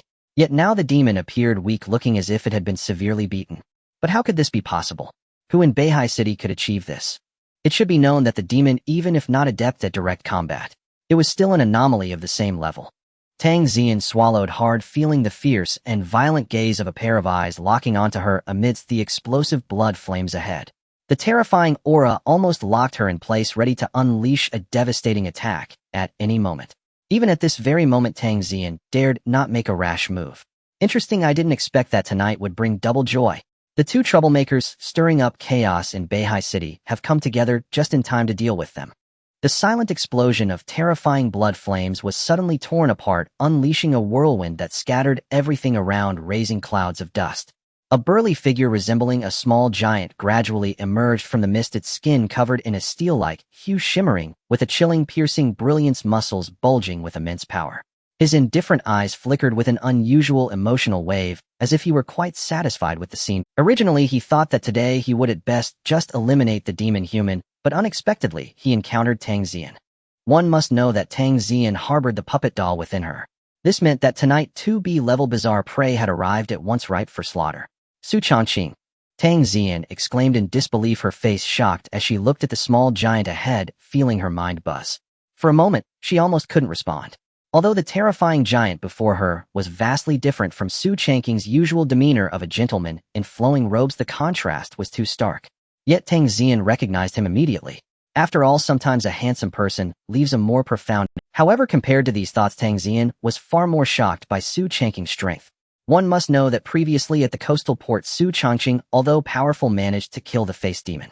But to Tang Xian, he was merely someone she could consider as a potential puppet candidate. However, the strength Xu Changqing exhibited now was beyond her imagination. The terrifying aura emanating from him made her feel a deep-rooted shiver. Now, how long has it been since Xu Changqing killed the face demon at the coastal port? How could he possibly have reached such a terrifying level in such a short time? Unless he had always been hiding his strength. But if that were the case, did it mean he had long known her true identity? Upon thinking of this, Tang Xian's expression suddenly changed unpredictably. Her gaze towards Xu Changqing was filled with a strong sense of wariness. At this moment, she also sensed something was off. This man before her was likely not simple. Puppet. Everything. Is this guy's doing? You are being investigated by the attack was also done by him. He already knew about your existence. Always manipulating everything from behind the scenes. I ended up killing each other like stray dogs. The sinister snake head on the ground intermittently spat human words, its entire body charred black, clearly having suffered unprecedented damage. Even its power to restore itself had been rendered useless. A demon-human known for its survival abilities and reputed to possess immortality had been reduced to such a state. One can imagine the extent of the damage it had endured. At this moment, the demon-human was utterly terrified by Xu Changqing. One must know that its concealment techniques were originally top-notch, making it difficult even for the Investigation Bureau to pinpoint its location. Yet Xu Changqing appeared silently and effortlessly. It was as if he had been monitoring it all along. At this moment, the demon-human began to think it was experiencing a trend of dehumanization. Recalling past experiences, it began to suspect whether when it and the puppet doll first arrived in Beihai City, Xu Changqing, this demon, had already set his sights on them. Otherwise, it was nearly impossible to explain why they had ended up in such a miserable state. Previously, all the painstaking arrangements it made in Beihai City were uprooted one by one, followed by being hunted by the Investigation Bureau and turning against the puppet doll, leading to a tragic fate. Just when it suspected that the mastermind might be Xu Changqing, it was directly struck by a sudden blow. Xu Changqing appeared out of nowhere and disabled it. If everything that happened before could still be considered coincidence, then when Xu Changqing truly appeared before it and pressed it to the ground, everything would turn into a fact. It and the puppet doll had likely long been targeted by this demon. This demon's cunning was simply compared to this demon who excelled at reading minds and using schemes, it was even more terrifying. This was a monster wearing human skin. At this moment, it was solely focused on escaping with no intention of continuing to battle. Demon-human, do you still have the strength to fight? Don't pretend to be dead, you old ghost. If you fall this easily, that would be truly laughable. If we join forces with our abilities complementing each other, we can kill this human, and there's a possibility. Once we kill this human, everything prior will vanish as if it never happened. Tang Xian's expression was solemn, her eyes crimson, blood threads wrapping around her body constantly, enhancing her internal aura, clearly preparing for a desperate battle. Now she understood that everything before was likely the work of Xu Changqing. The fact that she was hunted down by the Beihai City Investigation Bureau was undoubtedly orchestrated by Xu Changqing. On the contrary, the demon-human had become the scapegoat during this time. You actually want to team up with me, but if that's the case, let's see if we can kill him. However, the debt from before isn't easily wiped away. You owe me one. The almost expired sinister snake head on the ground suddenly let out a low, hoarse laugh. A mass of flesh buds spread continuously from its charred skin, like a swarm of insects quickly merging to restore itself. The ashes of the snake's body grew back, exuding chilling dark scales. A pitch-black, fierce giant snake over several dozen meters long suddenly materialized before them, emitting a piercing sharp roar radiating a terrifying pressure. Beside her, Tang Xian also began to weave blood threads into a set of close-fitting blood thread armor, with a blood-colored ice blade forming in her hand. The two formidable anomalies that had given the Investigation Bureau headaches chose at this moment to put aside their previous grudges to face the monster in human skin before them. Xu Changqing's expression was indifferent, his gaze calm, the corner of his mouth curving up in a hint of disdainful sneer, mere chickens and dogs not worth mentioning. Suddenly, a surging torrent of explosive blood energy emanated from his body, rapidly condensing into an 8-meter-tall, fierce tiger phantom. The shadow of the fierce tiger reemerged, its fur vividly alive, suffused with strands of blood energy. Two massive crimson tumors appeared on the hair at its shoulders, glaringly bright.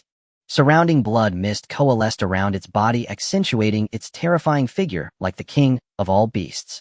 A fierce and violent aura surged from the fierce tiger, carrying the terrifying essence of annihilation. Its beastly eyes, as large as lanterns, gazed down upon the mortal world, surveying the distant human demon and Tang Xian from a position of superiority. A flicker of human-like disdain suddenly appeared. With a roar, the horrifying howl rippled through the air like waves in a furious sea. A stench-laden wind filled the air, enveloped in a tempest of blood and slaughter, unleashing a terrifying aura. It was akin to the furious roar of some ancient beast. Tang Xian's complexion suddenly turned pale, her body trembling violently, as if paralyzed by instinct. Even her previously unwavering spirit felt a shudder of fear. As a ghostly entity, she was inherently restrained by blood energy, yang energy, and other special energies, instilling a significant fear within her. Currently, Xu Changqing's spiritual will combined with his blood energy cultivation had coalesced into the shadow of the fierce tiger, a force designed to keep her in check. Even before the battle commenced, the current state of the puppet doll had plummeted into despair. Had it not been for her possession of Tang Xian's body, she would have already been scorched by the overwhelming murder. In contrast to Tang Xian's drastic change, the human demon seemed somewhat better, yet still showed no signs of joy. Even though it had transformed into a grotesque serpent of considerable size, through its fleshly transformation, it was still no less than the shadow of the fierce tiger. However, the pressure of its aura was vastly different.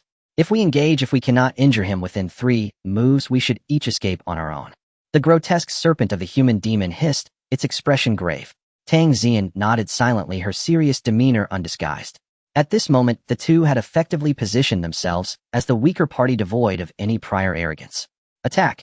The grotesque serpent suddenly burst forth like lightning, becoming an afterimage exuding a foul stench as it spat out dark green venom, charging towards Xu Changqing. The terrifying poison burned through the air with a sharp sound. This venom originated from the flesh of the human demon itself. It possessed a horrific corrosive effect on all living beings. A mere touch would burn the flesh to a putrid puddle of blood. Simultaneously, countless blood threads erupted like a barrage of bullets, their speed producing sonic booms resembling a relentless assault.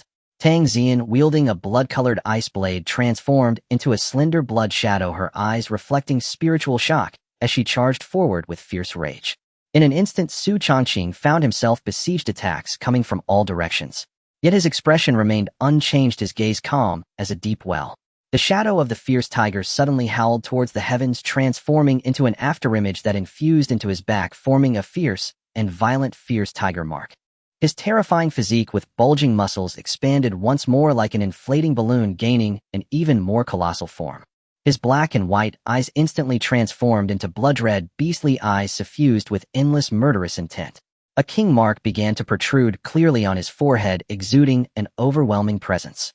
The teeth in his mouth gradually elongated and sharpened, becoming as fierce as those of an ancient saber-toothed tiger. His skin suddenly turned blood-red, exuding intense steam and blood mist that enveloped his form, creating a shell resembling scarlet bone armor adorned with protruding spikes. Martial arts fierce tiger form. Whoosh! The massive figure instantly vanished. It tore through the air at supersonic speed. The barrage of venom was effortlessly swept away by the terrifying whirlwind.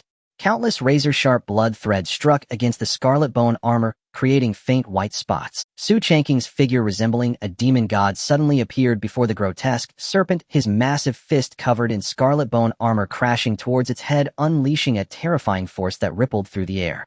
The horrific, murderous aura surged like relentless waves imbued with a strong, corrosive quality. The grotesque serpent's eyes filled with fear as it desperately sought to flee. Yet an invisible force locked onto it tightly.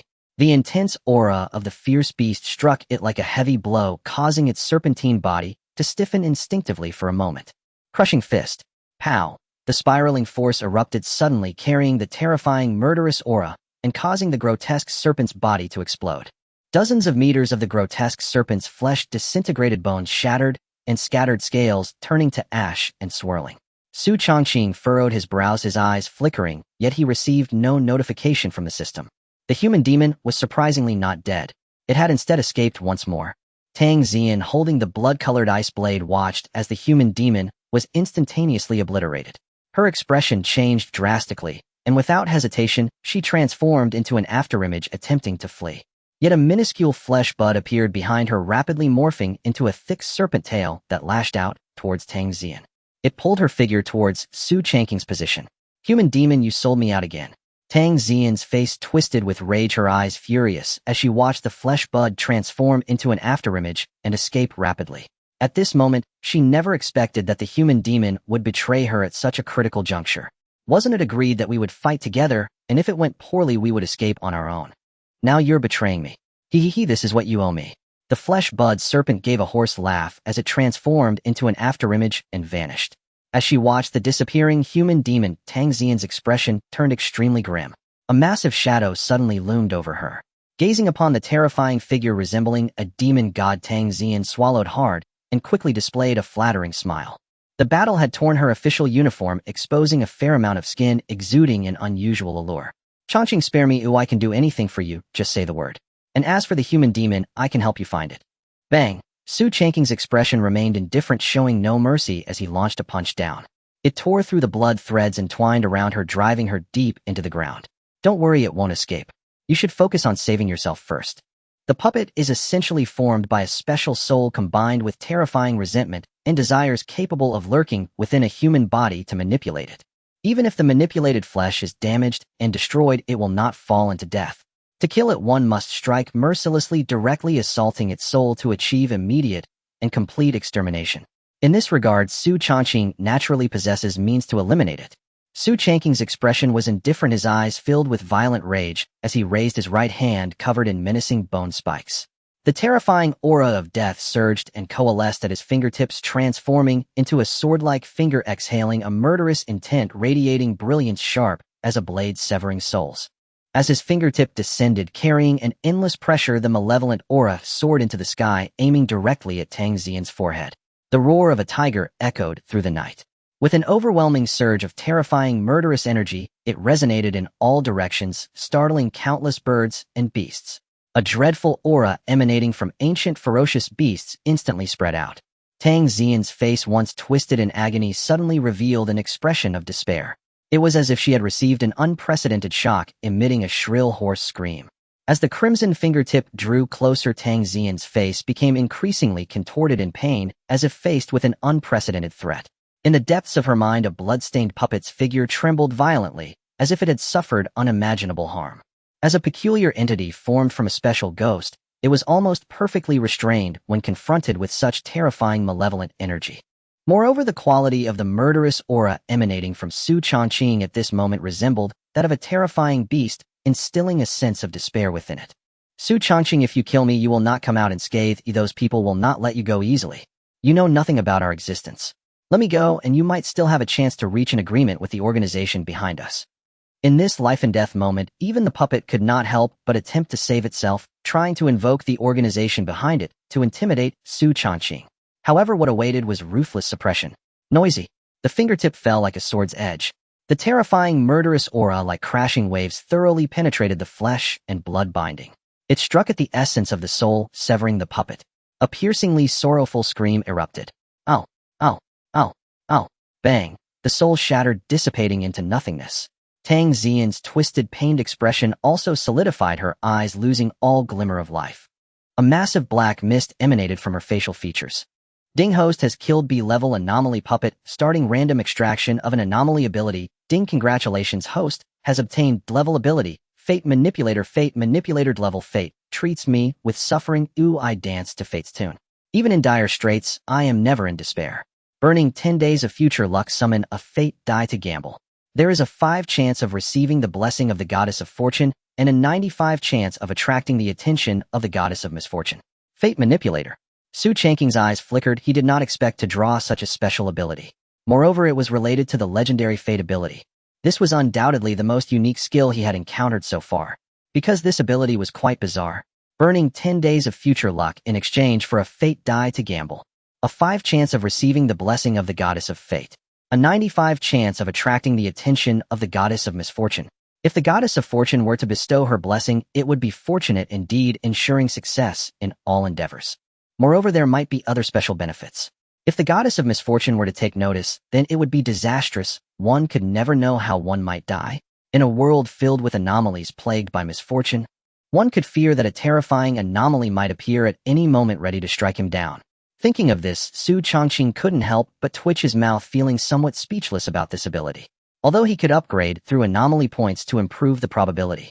However, he currently had very few anomaly points and could only choose to set it aside for the time being.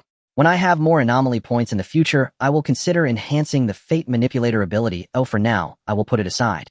Xu Changqing's face revealed an unusual expression. For him, the benefits of this ability were undoubtedly tempting, while the drawbacks were also evident. Moreover, this ability was so unique that the consumption of anomaly points would be substantial. It's time to deal with the human demon and see if I can collect some anomaly points or a new ability. Xu Changqing did not care at all about the human demon escaping crazily earlier, because long before he had locked onto its aura, no matter how far it ran, it would be useless. Xu Changqing could track its location at any time. He could even use the ability of the strawman to perform remote cursed attacks. However, due to the human demon possessing an exaggerated escape ability, it was no less than that of Orochimaru from a certain anime. Xu Changqing still decided to take matters into his own hands to personally eliminate it and reap the rewards. Just as he prepared to leave, his footsteps suddenly slowed. His gaze turned towards the corpse of Tang Xian behind him, revealing a hint of surprise. At this moment, Tang Xian resembled a sleeping beauty from a fairy tale, lying in a vast pit, as if she would never awaken. The warmth and breath from her body had utterly faded into deathly stillness. However, in Xu Changqing's current perception, a strand of special energy was gradually condensing on Tang Xian's corpse. Soon an ethereal and elusive female investigator's soul began to float above the corpse, her eyes dazed, her appearance cold and beautiful, with frost flakes cascading from her body, exuding an aura that kept others at bay. Xu Changqing looked at the soul before him with a complex expression, his face revealing a few shades of strangeness. The puppet actually did not devour your soul. Indeed, otherwise it could not utilize your ice element abilities. However, now your body has completely perished and your soul is beginning to manifest. Either you will drift away with the wind and vanish into ashes, or transform into an anomaly, becoming a being of another kind. At this moment, although Tang Xian still had a wisp of remnant soul remaining, she had essentially lost much of her former rationality. She could dissipate at any moment, or perhaps gain special benefits, and become an anomaly, turning into a being of another kind. However, in Xu Changqing's view, the likelihood of Tang Xian dissipating was much greater. The current situation was complex, and there were no conditions for her transformation into an anomaly. I promised to save you from the abandoned building, but instead brought out a puppet that occupied your shelf, failing to complete the task. Today I will return the favor, sending you to the Nine Nether, granting you a chance for reincarnation. Consider it fulfilling my promise to save your life back then, to prevent you from turning to ashes and having no chance of rebirth. Xu Changqing's gaze was sharp as he spoke decisively. Behind him, a figure draped in a tattered cloak, wielding a slender scythe, gradually materialized as a ghostly deity of the Nine Nether. The ghostly deity summoned by Xu Changqing was but a spectral projection from the Nine Abysses, not its true form, yet it still wielded fragments of terrifying authority and power. Sending Tang Xian's soul into the Nine Abysses to grant her rebirth was well within its capacity, ensuring at the very least that she would not simply dissipate into oblivion. Xu Changqing stood serene and impassive, gazing upon Tang Xian's lingering soul before lifting a hand in quiet command. From beneath his hood, the ghostly deity's eyes blazed with unearthly radiance. Ripples shimmered into existence before them. In one fluid motion, the deity raised its slender scythe high, then brought it down toward Tang Xian's soul. A maelstrom of deathly energy surged forth, drawn and unleashed by the scythe midair, Ryup, tearing a jagged fissure across the void. Within the rift stretched an endless, suffocating blackness. A monstrous suction erupted, instantly locking onto Tang Xian's hollow, dazed soul and drawing her inward, destined for reincarnation in the Nine Abysses. Tang Xian's soul stared blankly ahead, passively drawn into the rift, as though utterly unaware of the irreversible passage unfolding before her. Just as her form neared total absorption, her vacant gaze drifted, shifting deliberately towards Xu Changqing. Her lifeless eyes trembled faintly, like still water disturbed by the softest ripple, suddenly flickering with a fragile resurgence of consciousness. Their gazes met, silent, profound, charged with unspoken words. A complex storm crossed Tang Xian's striking features. Her crimson lips quivered slightly, as if straining to voice something urgent. Even in this final moment, her heart clung fiercely to her younger sister Tang Yuyan, who remained imprisoned in the investigative bureau's detention cells. She longed to speak, to beg Xu Changqing for mercy, for intervention, perhaps even for Tang Yuyan's release. Yet meeting his cold, unyielding eyes, the plea died unuttered upon her lips. That Xu Changqing had deigned to safeguard her soul's journey to the Nine Abysses was already an extraordinary grace. Any further demand would verge on greed. In the end, she did not voice that final desperate hope. Instead, her gaze softened, weighted with sorrow, resignation, and quiet gratitude, as she whispered, "Thank you. Thank you." Then the rift sealed shut. Her soul vanished entirely, erased from the mortal realm. Only her lifeless body remained lying motionless in the crater's depths. Xu Changqing watched the beautiful, lifeless form in the crater, his expression unmoved, untouched by pity or regret. He knew precisely what she had wished to say, yet what did it matter to him? His gaze swept distantly beyond the ruins, where reality fractured like shattered glass, swallowing him whole until he dissolved from sight. But as he departed, several lines of characters appeared, etched inexplicably upon the ground where he had stood. Figures materialized instantly across the battlefield, encircling the site. An intense energy surge, minimum B class, and at least two distinct sources. Two anomalous signatures. One human, yet somehow holding off two entities. Remarkable. Those are the signatures of the human demon and the puppet marionette. I've clashed with both. Their auras are unmistakable. Hasshaku-sama's Miao's expression shifted subtly, recognition flaring in his eyes. Beside him, the two brank investigators also stiffened, their faces paling. They hadn't anticipated this confrontation would involve both the human demon and the puppet marionette. 5 minutes earlier, the Beihai City Investigative Bureau's sensors had detected violent energy fluctuations here, indicating combat between a human and an anomaly. Yet according to the readings, the battle lasted less than a minute before ending abruptly, the terrifying energy signature fading just as swiftly. Thus, Hasshaku-sama had arrived with two recently reassigned brank investigators, and immediately locked eyes on Tang Xiang's corpse lying in the crater, their pupils contracting sharply. After all, Tang Xiang had been controlled by the puppet marionette, an entity of unspeakable dread. Her body lying here could only mean one thing: the puppet marionette was dead. Hasshaku-sama was struck hardest of all. Having personally fought the puppet marionette, he understood its horror better than anyone. To think someone had bested it left him humbled. Master Hai, there are words on the ground. A slender brank investigator pointed sharply, his sharp eyes catching the clear script etched into the earth. Hasshaku-sama and the other investigator turned at once. The puppet marionette is slain. The human demon will not survive past tonight. Tang Xiang's remains are entrusted to your care. Tang Yuyan, currently detained in your prison, bears no connection to this matter. All decisions rest with the investigative bureau. Xu Changqing. At the name, the three exchanged a long, silent glance, awe and reverence settling over them. A tiger bears no dog of a son. Master Su's descendant truly astounds us all.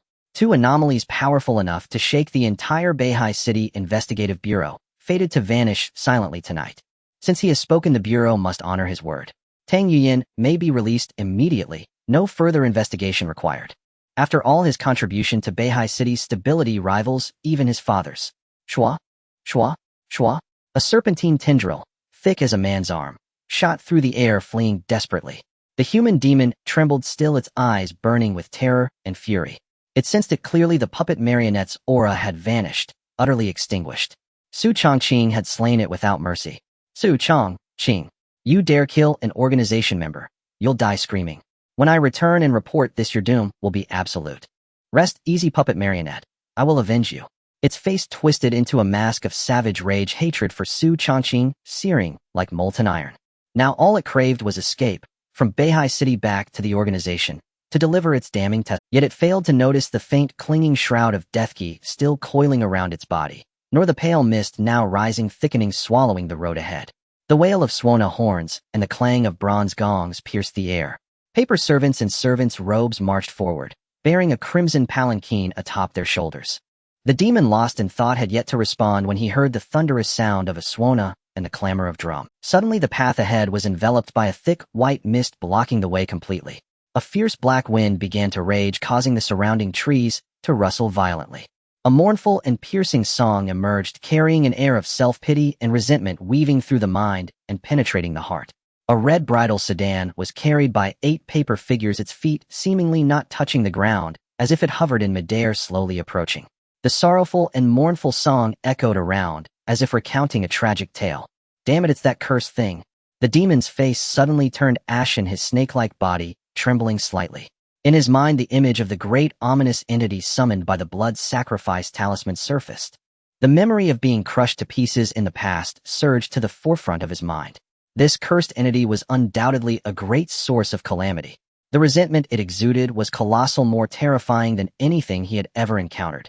The demon could never have imagined that his previous small blood sacrifice could summon this great Moreover, he had suffered an unwarranted disaster.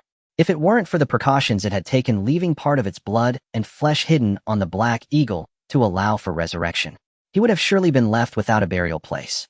Yet at this moment, he unexpectedly encountered her again. Damn it, what should I do?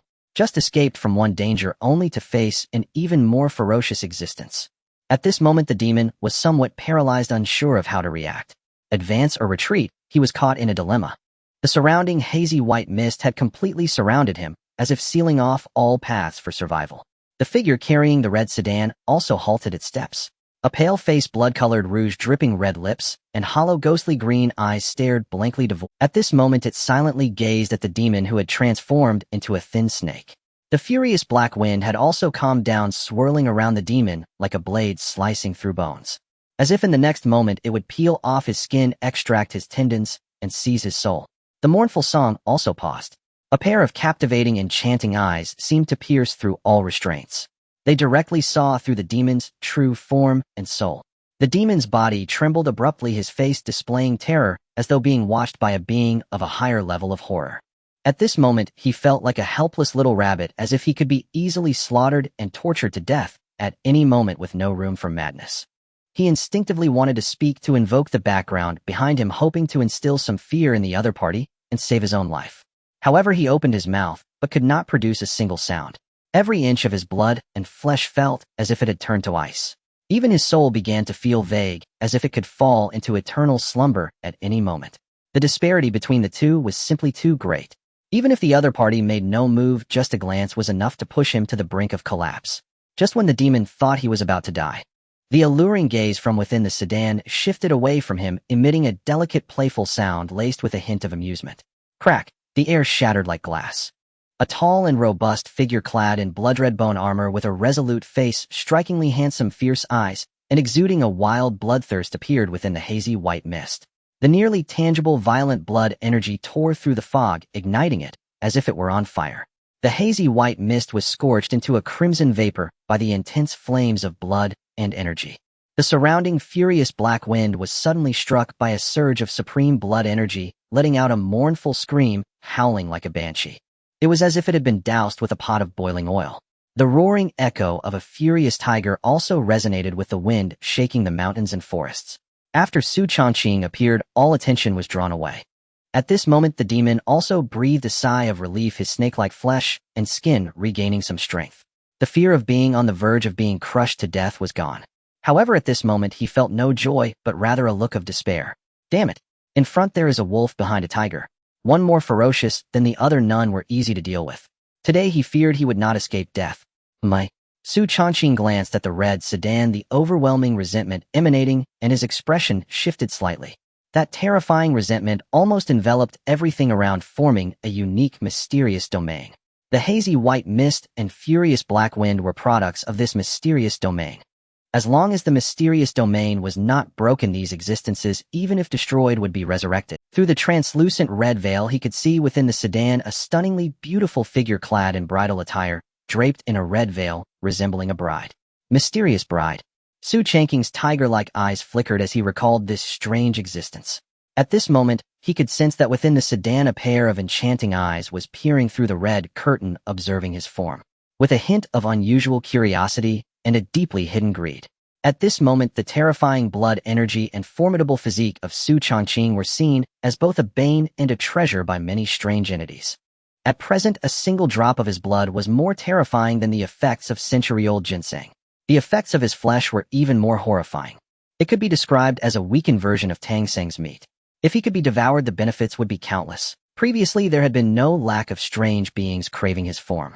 However, they were all crushed and obliterated, meeting a relatively dignified death. Yet the existence encountered at this moment was not one he could compare to before. Under the gaze of the mysterious bride, Xu Changqing felt an overwhelming pressure surge within him. The terrifying blood energy that was wildly spreading was forcibly pushed deep into his flesh, as if it were under unprecedented suppression. The overwhelming resentment, like a deep abyss or prison, continued to howl, causing his body to feel stiff. Xu Changqing's pupils constricted, and the blood-red bone armor on him began to show cracks. Not good, the momentum is suppressed. At least in a level mysterious bride. Or perhaps even higher. The fierce tiger tattoo on Xu Changqing's back suddenly radiated a brilliant light. Roar. The terrifying roar of a tiger resounded. The suppressed horrific blood energy surged violently at this moment. Without hesitation, Xu Changqing chose to burn his essence, blood forcibly breaking free from his constraints. Behind him, the phantom of the nine nether ghost god appeared, wielding a long scythe, exuding a deathly aura, and slashed towards the figure in the red sedan. Interesting. The red curtain was slightly lifted. A plump jade-like finger pointed through the air. Poof! The phantom of the nine nether ghost god instantly vanished like a bubble. The nine nether ghost god, who had shown off his power numerous times, was actually so easily extinguished.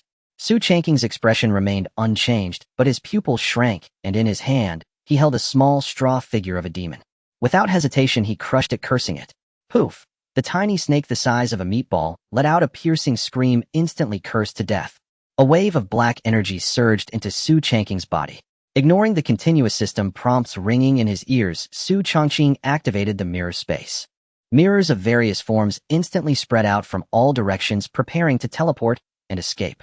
The existence before him was evidently not something he could contend with at present. Even if he went all out and used the cursed straw man, his chances of winning were still less than 1 in 10. Wanna run? The mysterious bride inside the sedan let out a laugh that seemed mocking.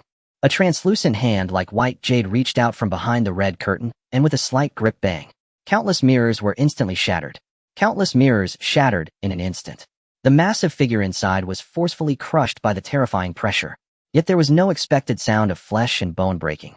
Xu Changqing's gigantic body instantly shattered, emitting wisps of black mist that transformed directly into a straw man. The straw man bore a striking resemblance to Xu Changqing, even achieving an uncanny likeness. The auras of both were indistinguishable. All the injuries just inflicted were withstood by the straw man before him. The exquisite face beneath the red veil of the mysterious bride suddenly displayed a hint of astonishment. It was as if the sudden scene before her had left her in shock. Then with a pop, the straw man instantly shattered. Along with it, the mirror space was ground to dust. A terrifying mark of death suddenly manifested on the translucent palm of the mysterious bride, beginning to unleash its power. A curse mark. Damage reflection. 500 counter damage. Boom! The translucent palm exploded, leaving only eerie white bones that shimmered with a terrifying and unsettling glow under the moonlight. At that moment, time seemed to come to a standstill. A surge of overwhelming resentment erupted from the sedan chair, tearing through the mist and shooting straight into the sky. In an instant, it covered the surrounding tens of miles, robbing it of life. Countless trees and creatures faded away into death, along with the nearby sedan chair and paper figures, as if they had never existed. The figure in the red wedding dress stood still, yet under the moonlight, there was no shadow. Raising her right hand, now only eerie white bones, it quickly restored to its original translucent form under the moonlight. What a disobedient little one. In Beihai City on the main street, a figure clad in tattered black robes emerged from the void like a reflection of shattered mirrors dissipating. Xu Changqing's expression turned serious. His deep-set eyes resembled bottomless black holes. Not just a level, it must be a level mysterious bride.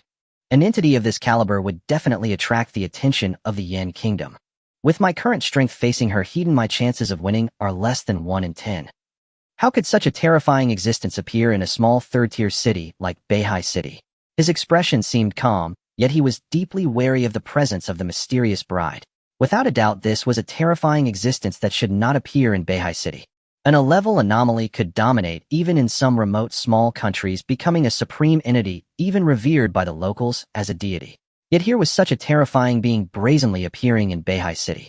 It was akin to a max-level boss monster suddenly appearing in a novice village. This was simply a recipe for disaster. Even previously, Xu Changqing had managed to withstand a fatal blow using the straw man. Then he used the mirror space to escape. Otherwise, he feared the consequences would be dire. This matter is beyond my control now. I can only let the Beihai City Investigation Bureau handle it. Although the Beihai City Investigation Bureau may not be able to handle her either. Yet as an official organization of the Yen Kingdom, once this matter is reported, it will surely attract attention. They would dispatch even stronger investigators to deal with it. With this thought, Xu Changqing recalled that he had yet to check the rewards from killing the human demon. Ding Host has killed level anomaly human demon, earning 248 anomaly points. Although he did not gain any new anomaly abilities, he had replenished a substantial amount of anomaly points. In this regard, Xu Changqing felt no dissatisfaction. Instead, he sighed in relief. Compared to gaining an initial form of an anomaly ability, the current anomaly points could elevate his strength to a new level, granting him more means. And having more means now was essential for survival. Life is precious. Xu Changqing's gaze shifted directly to all the anomaly abilities. Curse, Straw Man, Level Hunger, Clevel Steelbone, Clevel 9 Nether Ghost, Clevel Mirror Space, Clevel Fate, Manipulator, Level. Ultimately, Xu Changqing locked onto the Mirror Space escape ability. Even at this moment, he could enhance the Curse Straw Man to level, further boosting his combat power. But against the A-level Mysterious Bride, it would still be futile. At most, it would allow him to withstand a few more strikes. Beyond that, the other anomaly abilities were of little help in this situation. Only the Mirror Space anomaly ability could provide Xu Changqing with a stronger lifeline. Previously, he had successfully escaped from the Mysterious Bride. The ability of Mirror Space had played a significant role. No matter how strong one is facing, an even more formidable being would still lead to death. Only with sufficient means of survival could one continue to grow. At present, Xu Changqing lacked life-saving methods while he had plenty of offensive means. Previously, the activation speed of mirror space was insufficient. He vividly remembered the moment he was nearly crushed by the mysterious bride. If it had been any slower, he feared he would have been completely left behind. Ultimately, the clever mirror space was still too weak. It must be reinforced. System reinforce mirror space. Ding 70 anomaly points deducted beginning reinforcement of anomaly ability mirror space, clever mirror space, clever ding 140 anomaly points deducted beginning reinforcement of anomaly ability mirror space, clever mirror space level. Mirror space level B. The host can consume physical strength to create multiple mirror spaces out of thin air for teleportation and movement, and can carry others. Can temporarily create a mirror space to hide within, enhancing stealth capabilities. Can summon the mirror of sealing, forcibly sealing the target into the mirror world with effects depending on the strength of the target. When someone stands before the mirror and chants the host's name, the host will gain a special sense, allowing them to expend some physical and mental strength to forcibly descend beside the target. The mirror space has become the second-level bizarre ability achieved by Xu Changqing. Its effects have undergone earth-shattering changes. Previously, summoning the mirror for teleportation required preparation and time. Now he can easily summon the mirror space with just a thought. Its speed has increased by several dozen times. Moreover, the distance of teleportation has also expanded significantly, and the ability to carry others during teleportation has been added. Previously, when he went to hunt the demon, he did not bring Chai Weimei along, due to the limitations of the mirror space, which could not carry others. Now that limitation has been resolved. Furthermore, the special ability Sealing Realm has been added, allowing him to seal targets into the mirror world. The effect of the mirror space is no longer a simple displacement ability, it has also added control methods, greatly satisfying him. However, compared to everything else, Xu Changqing values the final characteristic even more. If someone chants his name before the mirror, he can forcibly descend beside the target. This ability is almost equivalent to a rule-based existence. If Xu Changqing encounters an insurmountable enemy, and someone chants his name in another country, doesn't that mean he can forcibly descend to another country to evade pursuit? The enemy couldn't possibly cross an entire country's distance to chase him down, right? Even if the enemy can cross the distance of a country, can they cross half a planet's distance? Xu Changqing is unsure whether the Blevel mirror space can achieve such terrifying distances. However, theoretically, this bizarre ability should be able to accomplish that. With the support of the mirror space, Xu Changqing now feels much more composed. Although he is still not a match for the bizarre bride at this moment. Yet when it comes to self-preservation, it would be quite difficult for the other party to kill him. However, accustomed to a stable life, Xu Changqing plans to return home first and take Chai Weimei away from Beihai City for a while. Before leaving, he will inform the Beihai City Investigation Bureau about the bizarre bride, so they can report to headquarters and send strong individuals to deal with this powerful anomaly. Although Xu Changqing currently does not fear the bizarre bride, he is still not her match. He needs time to develop. Once the bizarre bride is dealt with, he will naturally consider returning to Beihai City. With his current strength, going to other cities to continue hunting anomalies and increasing his strength will definitely not be a problem. Although choosing to leave at this time may affect his reputation. However, he has never been bound by illusory things. Reputation to him is merely fleeting. In this world where anomalies spread, being able to survive, grow stronger, and reach the peak is the greatest significance. In the apartment, Chai Weimei is unconscious, leaning against the sofa with blood threads around her flashing with unusual light, her aura fluctuating between strong and weak. Her delicate and pure face is filled with pain, contorted in agony, her teeth clenched, her body trembling, and the hem of her red dress fluttering slightly. On the sofa, a black cat yawns, seemingly indifferent to Chai Weimei's suffering below, instead elegantly licking its fur and grooming itself. Suddenly, the black cat stopped its actions, its eyes filled with a playful and peculiar glint as it gazed at a position in the air ahead. Whoosh! The air shattered. Xu Changqing's figure appeared in an instant. Having just teleported, Xu Changqing was immediately drawn to Chai Weimei, who lay on the ground in pain. At this moment, Chai Weimei's aura fluctuated violently, as if she had suffered unprecedented trauma. His expression suddenly changed. Immediately, an unnamed rage surged. Who dares to lay hands on his people? This is tantamount to digging at the head of the Tai Sui. Clearly, this is courting death. A terrifying, violent, murderous aura instantly filled the entire room, as if an awakened ferocious beast opened its furious eyes. At this moment, Xu Changqing's murderous aura was even more terrifying than when he faced the bizarre bride before. Previously, he had no intention of fighting, so he naturally did not unleash his strongest power and means. Now, with someone daring to touch his bottom line, Xu Changqing's anger was completely ignited. After all, even when beating a dog, one must look at its master. Let alone Chai Weimei, this living anomaly. Meow. A lazy meow suddenly attracted his attention. At this moment, Xu Changqing noticed that an unfamiliar black cat with dual-colored eyes had appeared. However, when he saw this black cat, he wore an expression of bewilderment and shock. Xiaomi. Xu Changqing, long time no see. The black cat licked its smooth and delicate fur, then lazily rolled over, resting its chin on its paw, speaking in a mature, charming voice. A playful expression emerged on its face. Meow, your angry expression is truly frightening. Xu Changqing looked at the black cat before him, quickly suppressing his astonishment. He was not unfamiliar with the black cat. In fact, he was very familiar, because this was his mother Yi Jinghan's pet that she had raised since childhood. According to the original Buddhist memories, he had a fairly good relationship with the black cat in his childhood. There were many incidents of petting the cat, tugging on its tail, stealing its food, and flying cats in the air. However, the black cat was very tolerant of his childhood antics, as if it had great tolerance for its future litter cleaning. Yet this seemingly ordinary black cat now stood before him, speaking human words in a mature voice. It was clear that it was also an anomaly. What shocked Xu Changqing even more was the terrifying power hidden within the black cat. It sent a chill down his spine. In terms of threat, this black cat was no less formidable than the A-level bizarre bride. Yet this terrifying existence was merely a pet raised by his mother Yi Jinghan since childhood. Previously, he suspected that his father Xu Changqing was not simple and could possibly be a hidden powerhouse. But now it seems that his mother Yi Jinghan is also not ordinary. And now this couple who roam around the world clearly remembered that there was a cub waiting to be fed in Beihai City, sending a cat back to check on things. Thinking of this, Xu Changqing turned his gaze to the side, where Chai Weimei lay unconscious, her face contorted in pain, and asked, "What have you done to her?" Meow, it's nothing much, I just noticed her impressive talent. She's actually a mutated red-clothed vengeful spirit, and with your connections I granted her a favor. The black cat lazily licked its fur as it spoke. However, the mature and alluring tone it emitted felt somewhat out of place. Little Changqing, your taste is quite good. This woman is indeed remarkable, a true gem. Xu Changqing ignored the teasing in its words and shifted his gaze away from Chai Weimei. Despite the black cat's lewd demeanor, it was actually a female cat without any tools for mischief, so there was no need to worry about other matters. Moreover, according to its statements, Chai Weimei was not in danger and stood to gain much, so there was no need for further concern. In contrast, he found himself more intrigued by the black cat's intentions. Did your mother send you? Xu Changqing raised an eyebrow, puzzled. As his mother, Yi Jinghan's pet, the black cat appearing here was most likely sent by her. However, the black cat shook its head, yawned, and directly denied. No, it was your scoundrel father who sent me to check on you. Though I'm not fond of him, since I can see you, little Changqing, ill, let it slide.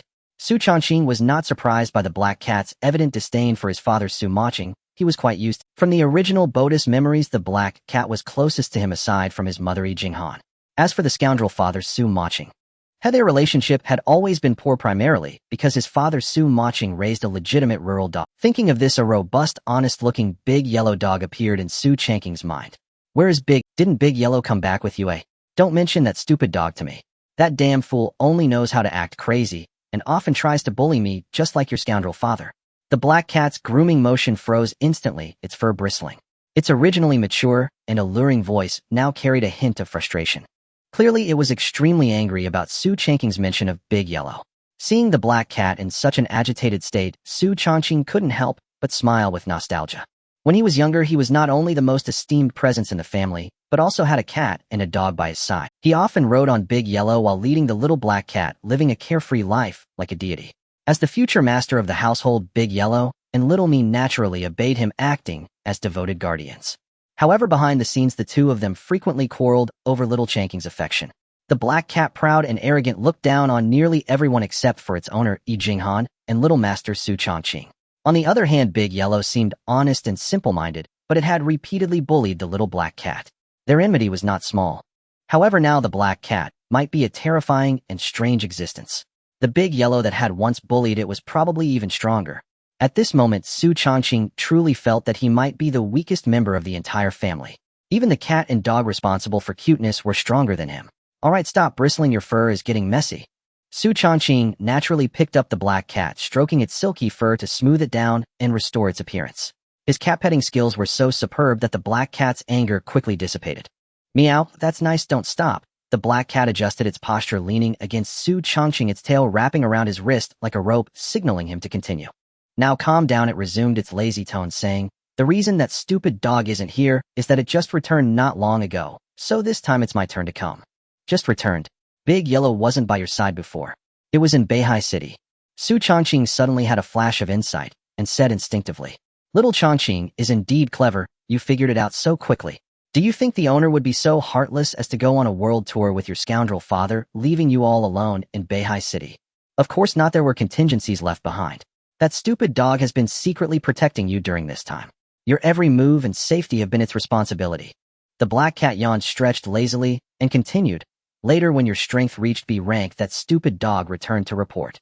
Xu Changqing's expression remained unchanged, but his eyes revealed a hint of emotion and understanding. He had suspected that his scoundrel father must have left contingencies, sending someone to protect him. He never expected that the one responsible for his protection would be Big Yellow. Thinking of this, Xu Changqing's gaze became serious as he looked at the black cat and asked, "What level has my father reached?" At this moment, he had a rough estimate of his scoundrel father's strength. However, he still needed to hear the black cat's response as confirmation.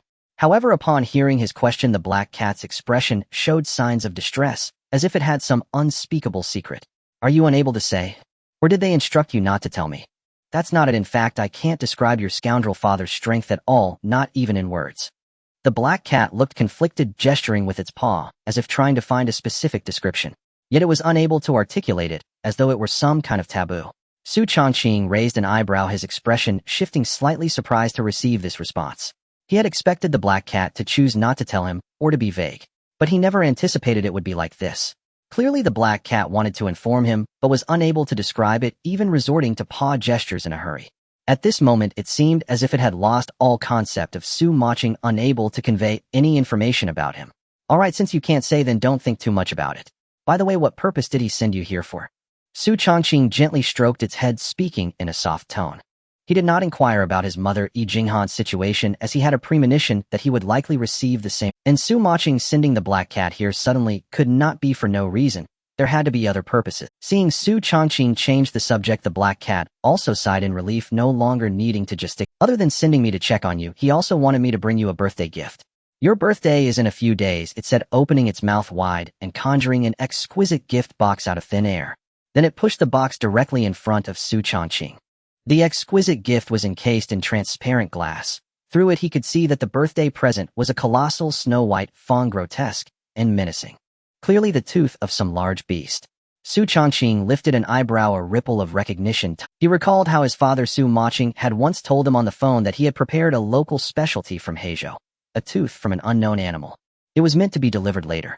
He had not expected Hasshaku-sama to bring it now, and that it would become his birthday. Fine razor-like serrations edged the great white fawn, clearly designed to slice through the flesh and bone. Though it seemed pristine, Xu Changqing sensed a potent stench of blood and an oppressive presence emanating from it. Within him, the Xionghu Shuiying trembled faintly, as if faced with a natural enemy. He frowned briefly, then relaxed. Something his frugal father would choose as a birthday gift was unlikely to be of ordinary origin. A system chime confirmed his suspicion. Detected special treasure, Wuolongya. Wuolongya, a dragon lich on the cusp of breaking into shrank, preparing a blood sacrifice to force its breakthrough, was casually slain. Its soul plucked, and its teeth and bones taken as trophies. This dragon fawn condensed vast, uncanny energy, and by special forging methods can unleash 3 A-level energy strikes. Xu Changqing's eyes brightened, a dazzling light flaring. He had never imagined his frugal father would send such a terrifying birthday present. A single fawn from a dragon lich on the verge of shrank had been wrought into a protective talisman capable of erupting in 3 great assaults. Undoubtedly, with this treasure in hand, Xu Changqing's dread of Gui Xinyang would be drastically reduced. He would have the confidence to confront her directly. Paired with the special ability Jingmian Kongjian Mirror Space, he would be balanced in offense and defense, imbued with a swagger that made him feel free to roam the world. Yet the Wuolongya could be used only 3 times, a fact that tempered some of Xu Changqing's excitement. External artifacts are fleeting, only one's own strength endures. In that instant, Xu Changqing revised his impression of his seemingly unreliable, roguish father Xu Changqing. In truth, his father's actions were precise and meticulous. He was certain that the troubles he now faced in Beihai City had been reported to Xu Changqing. That was why he had arranged for Hasshaku-sama to deliver this birthday gift so promptly.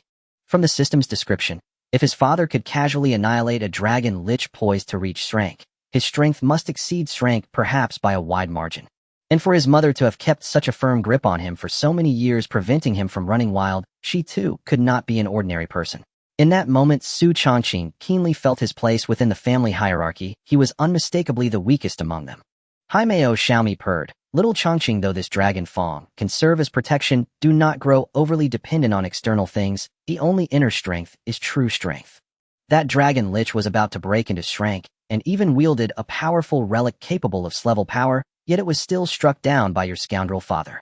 The black cat arched its back, stretched, licked its paw, and spoke with a meaning that hung in the air. Xu Changqing nodded silently, understanding. He fully agreed with Haimeo Xiaomi. The guishu he cultivated relied on the unceasing refinement, surpassing limits, forging an invincible momentum and an indomitable heart. He understood the consequences of depending on external aids. Once reliance took root, the inner conviction of invincibility would begin to falter. It could even begin to crumble. At first he had hoped to have Haimeo Xiaomi intervene against Gui Xinyan. That hope had now vanished like smoke. With all his own techniques, even without the Wuyo Longya's amplification, he could still stand against Gui Xinyan. Even if she proved superior, he would possess the means to survive. If he used the Wuyo Longya, he might not only fight, but possibly achieve a desperate reversal. There was no need to summon Haimeo Xiaomi. Haimeo Xiaomi said, "Now that the item has been delivered, I must leave the rest of the road. You must walk yourself. I hope that when we meet next, little Changqing, you will have truly grown." Haimeo Xiaomi's voice took on a mature, commanding timbre, laced with lazy allure. It patted gracefully before Xu Changqing and rubbed his cheek. "Want you stay a little longer?" he asked, stroking its head, his voice low. "I cannot. My master bade me to go and return swiftly. I cannot give you too much aid. A Kuanping must endure thorny trials to spread its wings across the 9 heavens and become a true divine beast. A young tiger must survive near-death ordeals and hardships to roar through the forests and become the sovereign of beasts, commanding heaven and earth. They have prepared the path for you. Now you must walk it yourself." With that, the black cat dissolved into a wisp of black smoke and vanished. Xu Changqing stared at the empty sofa in silence, his expression layered with mixed emotions. Clearly the black cat had seen his thoughts, but some constraint had prevented it from intervening. Childhood memories surfaced: riding dogs, walking cats, his parents at his side, the sweetest recollections of his former life. A faint smile touched his otherwise cold face. Suddenly he heard the black cat's soft whisper in his ear, "Little Changqing, if you face overwhelming danger, hide inside the jiangshi." Outside the apartment, a crimson wedding veil fluttered eerily in still air. Through the window glass, it watched the figure within. A greedy, insatiable gaze seemed to pierce everything, as if it could see Xu Changqing inside. But an odd-eyed black cat moving with a cat's measured gait blocked its way. The surrounding shadows warped as if possessed, twisted into grotesque, demonic shapes. Even the ambient light was swallowed by the darkness. "What do you intend to do to my little Changqing? Look at me straight in the eye, you cur." The black cat strode out with an elegant gait. The surrounding shadows twisted and grew more menacing, with each paw step forming tendrils that seemed to swallow light, obscuring all existence. Surging like a tumultuous wave, the distorted shadows continuously emerged around the black cat, as if bowing in submission to a master of darkness. A pair of heterochromatic eyes coldly confronted the red veil before them.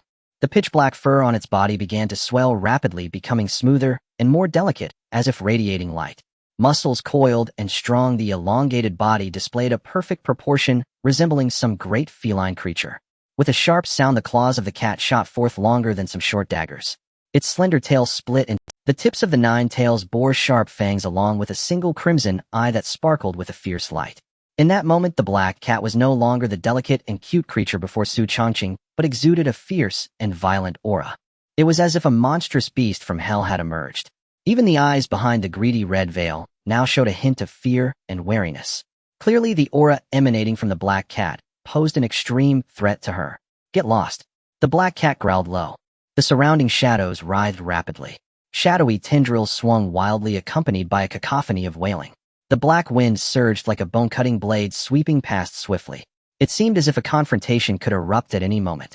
Suddenly, a gust of wind blew through, and the figure beneath the red hood vanished with it. Clearly, she had chosen to retreat. There was no intention to continue the fight. However, she left behind a ringing laugh. "You can't protect him from—" The black cat expressionlessly watched the disappearing figure, its 9 long tails thrashing, tearing through the air. Its complex eyes involuntarily drifted towards the direction of the apartment behind. Xu Changqing, the next move depends on you. I acted on my own to drive her back, which is already my limit. On the sofa, Xu Changqing appeared calm as he toyed with the lich dragon tooth in his hand. He casually took out a thin cord, threading it through a natural hole to use as a pendant. Hanging it around his neck, his gaze, dark and profound, seemed to pierce through everything, suffused with a surging and overwhelming alien tide. Suddenly, a crisp sound interrupted his thoughts, drawing his attention. At the corner, an oval cocoon half the height of a person, covered in blood-red stripes and mysterious glowing spots, trembled continuously, emitting the sound of a rapidly beating heart. It seemed to be nurturing a powerful life force. Had it successfully digested? Xu Changqing's gaze darkened like a deep abyss, gradually stirring with waves of anticipation. Earlier, the black cat Xiaomi had indicated that she provided some benefits to Chai Weimei to facilitate digestion. If she could fully digest it, it would surely bring about earth-shattering changes. As Chai Weimei now served as his personal assistant and close secretary, her growing strength would undoubtedly aid his future endeavors. Soon, the blood-striated cocoon began to show cracks, blooming with mysterious glimmers that enveloped every corner of the room. Crack! Like an eggshell breaking. A figure in a dazzling red dress, possessing an enchanting beauty and allure, emerged. Her curvaceous and nearly perfect figure stirred primal desires within, while her snow-white skin, illuminated by the red attire, was even more captivating. Her almond-shaped eyes seemed to speak, curving like a crescent moon filled with tender grace. The scent of violet wafted through the air, spreading continuously. Even at this moment, Xu Changqing's eyes revealed hints of amazement, as if captivated by the scene before. Yet in reality, his focus was fixated on Chai Weimei's astonishing attribute template. Red-robed vengeful spirit Chai Weimei, strength 12, speed 15, constitution 16, spirit 28, eerie abilities, illusion, B-grade telekinesis, B-grade blood, mist, B-grade pressure, B-grade evaluation, B-grade description, a mutated red-robed vengeful spirit, a natural ruler. Among her kind, her power far exceeds her evaluation. She had directly crossed from C-grade to B-grade. The gap between the two is not something that can be easily bridged. At this moment, Xu Changqing's face also showed signs of astonishment. He had no idea what kind of elixir the black cat had fed Chai Weimei to induce such a terrifying transformation. Recently, having crossed a significant realm, Chai Weimei slightly opened her eyelids, her eyes shimmering with a lingering satisfaction, as if savoring some special delicacy. Upon noticing Xu Changqing's fixed gaze, she leapt towards him excitedly, like an unleashed dog. "Boss, I missed you so much." In the investigation bureau, Beishuan, it has been confirmed that the demon and the puppet were both killed by Xu Changqing. The crisis and hidden danger in Beihai City have also been resolved. Undoubtedly, Xu Changqing's actions have made an outstanding contribution to the prosperity and stability of Beihai City, and we must express our appreciation and reward him accordingly.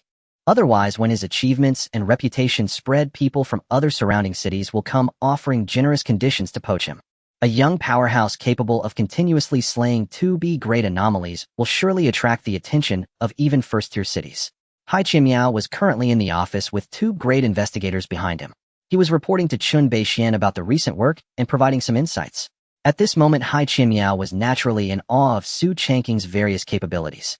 Though they had never met, just from the fact that Xu Changqing had resolved so many troubles for Beihai City, it was clear that he was extraordinary. With him around, the safety of Beihai City could be improved by several levels. Listening to Hai Lao's praises for Xu Changqing, Chun Baixian's smile grew more pronounced. His fingers, which had been tapping on the desk, also came to a halt. Rest assured, Hai Lao, Xu Changqing is a resident of Beihai City. His contributions will not go unnoticed by me as the head of the local investigation bureau. Naturally, I will not let any outsiders take advantage of this opportunity to poach Xu Changqing. I have already arranged for someone to invite him over. As Xu Changqing's reputation grows, it is likely to attract considerable attention. At that time, other cities' investigation bureaus may also harbor covetous intentions. They may offer generous conditions to lure Xu Changqing away to other cities. In the end, Beihai City will suffer the greatest loss. So, Xiaomi fed you the primordial essence of an rank anomalous entity, the nine-tailed fox spirit. That's why you've undergone such a miraculous transformation. Boss, that cat treated me so kindly.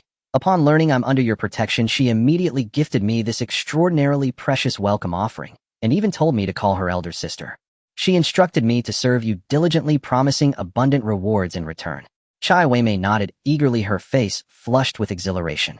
Her strength had surged inexplicably to B rank, and now she possessed an enigmatic black cat elder sister whose power ran unfathomably deep. It was nothing short of a miracle falling from the heavens. Yet she hadn't let fleeting fortune cloud her judgment. The black cat's extraordinary favor toward her stemmed overwhelmingly from the man standing before her. Clearly this man, who appeared human but whose true nature might be that of a terrifying anomaly, carried an exceptionally profound and mysterious background. At this thought, Chai Weimei's gaze upon him shimmered with newfound fascination. This wasn't some heartless boss at all. This was a golden pillar of fortune. Clutching it tightly meant lifelong security, absolute unshakable peace of mind. Xu Changqing remained oblivious to Chai Weimei's inner calculations, merely twitching his lips faintly in quiet exasperation. He hadn't expected Xiaomi to be so extravagantly generous. She'd casually bestowed upon Chai Weimei the primordial essence of an rank anomalous entity, the nine-tailed fox spirit. Had it been given to him instead, who knew how many anomaly points, or even what new anomalous ability it might have granted, or perhaps an entirely new anomalous ability. What Xu Changqing didn't yet know was this. That nine-tailed fox spirit had been encountered by Xiaomi en route to Beihai City. She'd effortlessly slain it, extracted its soul and essence, and intended it as his birthday gift. But upon arriving at the apartment, she'd first laid eyes on Chai Weimei, and mistaking her for his companion, promptly presented the essence as a welcoming token. Enough. What comes is fortune, what slips away is fate. Overthinking only invites sorrow. Chai Weimei has now reached B rank. Her utility to me is considerable. At the very least, I no longer need fear her holding me back. With her current capabilities, she can at least contend with the rank anomalies. Truly a reliable ally. Xu Changqing gently stroked her head, gazing at her blissfully guileless expression as silent thoughts rippled through his mind. Night blanketed the city, moonlight bathed the streets in silvery stillness. In a secluded alley corner stood a simple hand-pushed cart steaming with fragrant incense and redolent with the savory aroma of food. "Customer, your dumplings are ready. Please enjoy." The elderly woman, her eyes milky white and unervingly vacant, wore a chilling, crooked smile. Puff! A beauty serpent before her greedily swallowed the river Styx broth, only to explode violently under its overwhelming energy, its corporeal form dissolving into a vast cloud of eerie miasma that hung thick in the air. The serpent's spectral form had barely coalesced when a ladle scooped it up and plunged it into the boiling pot, its shrieks piercing and agonized, as it merged with the broth, enriching its flavor with haunting depth. The white-eyed crone drew a slow, deliberate breath and inhaled the dense miasma swirling about her. With each inhalation, the deep wrinkles etching her face softened, receding ever so slightly. Her ghastly visage now bore an almost euphoric serenity, as if she'd just consumed a supreme elixir of vitality. If only this could continue, my rule-bound power would soon advance further. I'd finally be able to hunt rank entities. Pity. Were it not for that aberrant Scarecrow disrupting things last time, this old woman would have begun hunting rank anomalies long ago. At the memory, her expression darkened instantly, her hatred for the Scarecrow seething palpable. That accursed wretch had ruined her decades' worth of painstakingly brewed river Styx broth. Otherwise, why would she remain stagnant at her current level of rule-bound power? She'd have advanced long ago and begun hunting rank anomalies without delay. Suddenly, she sensed a rapidly approaching anomalous presence, and her face broke into a benign, welcoming smile. Another prey had arrived, yet her expression swiftly soured as she detected something deeply amiss. The swiftly approaching red veil radiated feigned weakness, yet beneath lay an overwhelming tide of resentment and murderous aura. This was no prey, this was the predator. Her current rule-bound power stood utterly insufficient against such an ominous sovereign. Should it draw near, she risked repeating past disasters, suffering catastrophic losses, or worse, becoming its next meal. Damn it. First a mutated Scarecrow, now an ominous sovereign. Where in this wretched place do all these monsters keep coming from? The white-eyed crone's face twisted in dismay. She flung the ladle into the pot, seized the cart with both hands, and vigorously shook the bell hanging from its frame, her voice booming out in a loud, urgent cry. Closing up. By the time the red veil drew near the cart and the crone had vanished completely, dissolved into thin air like a mirage. Beneath the red veil, the ghastly bride, clad in resplendent bridal robes, revealed her true form. Her alabaster wrist lifted gracefully into the air and closed delicately around a lingering tendril of fading anomalous miasma. She fled swiftly indeed. Dawn had just broken. A rugged SUV halted before the apartment building. Lu Sheng, clad in tactical gear, leapt from the vehicle and strode briskly toward the apartment. He carried the official summons of Director Chun of the Beihai City Investigation Bureau. Master Xiao Su truly embodies youthful brilliance. Your renown already rivals that of Master Su himself in his prime. Director Chun is too kind. I prefer simply Changqing. Very well, Changqing. Please take a seat. This marks our first meeting. We've long wished to meet Beihai City's rising star, yet opportunity never arose. Today at last that wish is fulfilled. Chun Beixian beamed warmly, laughing heartily, devoid of any imposing authority, embodying instead the benevolent warmth of a venerable elder. Xu Changqing, observing the highest-ranking official of Beihai City before him, felt genuine astonishment. For Chun Beixian was unmistakably an ordinary human, not even attaining the lowest rank awakened status. Yet he commanded the entire official awakened organization of Beihai City, a position of immense authority rivaling that of a sovereign warlord. Chai Weimei stood quietly behind Xu Changqing, standing face-to-face with Beihai City's supreme authority. Her expression held quiet curiosity and subtle undulating awe. That a high-tier anomaly could enter the headquarters of the Beihai City Investigation Bureau and stand directly before its highest official was nothing short of unimaginable. None present could possibly fathom that following the earlier puppet doll incident, another high-level anomaly had now boldly walked through the gates of the Beihai City Investigation Bureau. Would anyone in the Beihai City Investigation Bureau discover the true identity of Chai Weimei? Xu Changqing was not worried at all. He hadn't even considered the question. Previously, the puppet doll managed to infiltrate the Beihai City Investigation Bureau without being detected, and it was only through his reminder that they were discovered. Now Chai Weimei's own concealment skills were several times stronger than that of the puppet doll. Even an A-level powerhouse might not be able to see through her illusion. Even Xu Changqing at this moment would need considerable effort to break her illusion, unlike before when he could do it effortlessly. With her current illusionist talent, as long as she didn't run around and encounter some terrifying entities, she could generally blend into human society without worry. At this moment, she resembled a devoted personal assistant standing behind him with an air of loyalty. Changqing, I have already been informed by Elder Hai about last night's events. You have consecutively slain 2 high-level anomalies, the human demon and the puppet doll, solving a significant hidden danger for Beihai City. This incident has truly shaken the entire investigation bureau. Nowadays, the strongest person in Beihai City is undoubtedly you. Compared to your father's reputation back in the day, you are hardly inferior. Chun Beixian said with a kind smile, observing Xu Changqing with admiration and appreciation. Xu Changqing was someone he had heard about long ago and was not unfamiliar with. Initially, he became aware of his existence solely because of the title Son of Master Xu. With the mysterious aura of his father surrounding him, he naturally attracted more attention. However, as Xu Changqing emerged time and again gaining fame in Beihai like a rising star, this situation gradually changed. Even he could no longer regard him merely as Master Xu's son. The title, Young Master Xu, was truly deserved, not simply flattery. His consecutive impressive achievements had allowed him to escape the shadow of his father's fame. Even at this moment, Chun Beixian couldn't help but feel a sense of admiration, wanting to recruit him into the investigation bureau. This time, your outstanding contribution to Beihai City will certainly not go unnoticed by me as the head of the investigation bureau. Previously, I knew you had a penchant for collecting rare herbs and special metals, and coincidentally, the industries under the investigation bureau include mining. In the Wood Spirit Valley, there is an iron essence mining site producing minerals that possess greater flexibility and resilience than ordinary metals. This special mining site has been sought after by the military, yet I have refrained from providing it. This time it will serve as a special reward for your slaying of the human demon and puppet doll last night. I hope you can continue to contribute to Beihai City. At this moment, Shen Beishuan, the head of the Beihai City Investigation Bureau, fully showcased what it meant to be wealthy and generous. With a single gesture, he gifted a mining site. Moreover, it was a special metal mine. It was something that even the military of Beihai City coveted.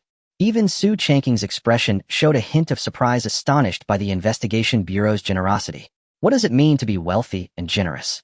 This is what it means to be wealthy and generous. They found it tacky to just give money. They directly gifted a mine instead. He was not unfamiliar with the special material iron essence. The 2 special military metals Yuan Ruashi had found for him were made primarily from iron essence combined with other materials.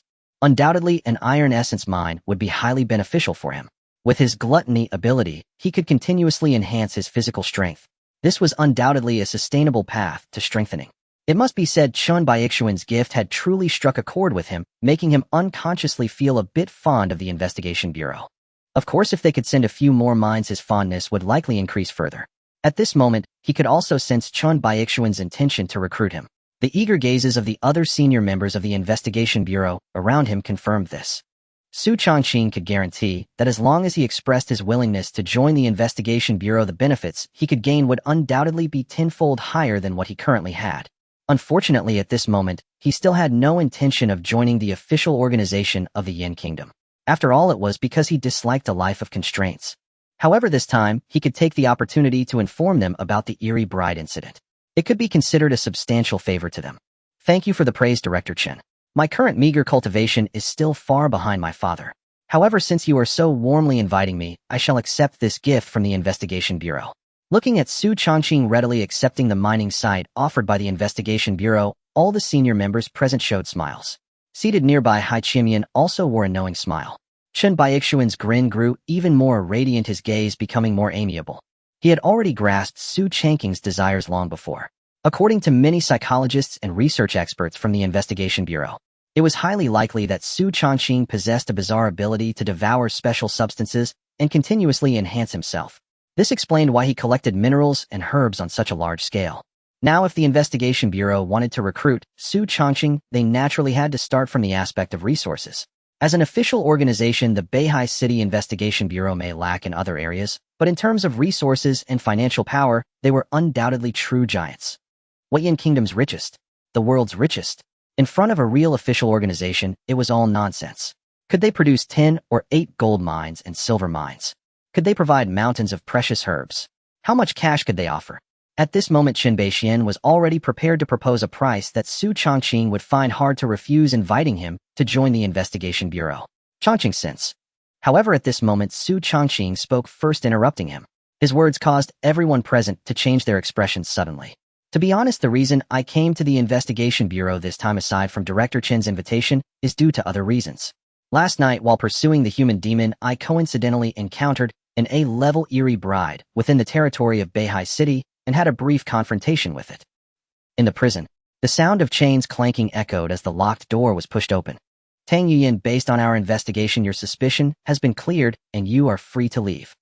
Tang Yuyan was blankly led out of the prison, seemingly still engulfed in some kind of pain. The elder Yin responsible for her release sighed, and ignoring the indifferent gazes around him, approached her and said softly, "Yuyan, I will take you to see your sister." Upon hearing this, a glimmer of extraordinary light suddenly appeared in Tang Yuyan's eyes, as if flashing with disbelief and uncertainty. Ultimately, it coalesced into a thread of last hope. Then she grasped the elder Yun's sleeve, resembling a soulless puppet, and was directly taken to a morgue. Inside the cold and chilling morgue, a tall and coldly beautiful corpse was placed in the center, with a slight frost forming on the garments. Her skin, already as white as snow, was now covered with a layer of true ice and snow. She looked like a slumbering ice beauty. However, unlike the ice beauty in fairy tales who could be revived, at this moment Tang Ziyin was clearly unable to awaken any longer. Her soul had been forcibly sent into the realm of the Nine Nether by Xu Changqing at great cost, awaiting the chance for reincarnation. Sister. Tang Yuyan's hope was utterly shattered as she stared at the corpse before her, despair etched on her face, murmuring to herself. Once in her eyes, her sister was almost omnipotent, regarded as a pillar of faith. Now, however, she had turned into a cold and lifeless corpse. The scene before her undoubtedly shattered her resilient will. Elder Yun watched Tang Yuyan's expression of despair and sorrow, and he sighed softly, speaking gently. "Yuyan, you only have 30 minutes to stay, and then you must leave. After tomorrow, your sister's corpse must be disposed of. Her body is riddled with too much eerie energy. If buried, the possibility of becoming something strange is too great. Alas, I will not disturb you any longer, allowing you sisters to have your final farewell." Tang Yuyan's expression remained dazed as she mindlessly grasped the icy wrist of the corpse before her, as if she had lost her soul. Elder Yun said little more, merely sighing silently as he walked out, leaving Tang Yuyan alone in the morgue for a final farewell with Tang Ziyan's lifeless body. Outside the morgue, fierce arguments erupted one after another. "Elder Yun, how can you allow a suspect to be inside with that corpse? If anything happens to her..." "Shut up, what suspect? Master Su has clearly stated that Tang Yuyan is innocent, and even Director Chun and other higher-ups agree. Lin Feng, do you still want to cling to this? Tang Ziyin is already dead. Her previous sins were all committed by the puppet man. You should not vent your hatred on others." Oh, my sister just died like that. The wretched Tang Ziyin turned my sister Xu Qing into a puppet. I watched helplessly as she self-destructed before my eyes, becoming a pile of flesh. Before she died, she still had a smile on her face. And then Lu Sheng Su Hui Chong Yu Lin Hong Tian Wei Lin Xiong. 48 vengeful souls are watching us from below. They did not die at the hands of enemies, but rather at the hands of their own kind. Elder Yun, even your son. Shut up. I will say this one last time: all sins were committed by that Eerie puppet man. Tang Ziyin was merely a puppet, she is already dead now. This matter ends here. I do not wish for you to involve your hatred against her sister Tang Yuyan. So my sister died in vain. I refuse to accept this, I will not let it go easily. The arguments gradually faded as if both sides had moved away into the distance, leaving Tang Yuyan alone in the morgue isolated with the deceased body.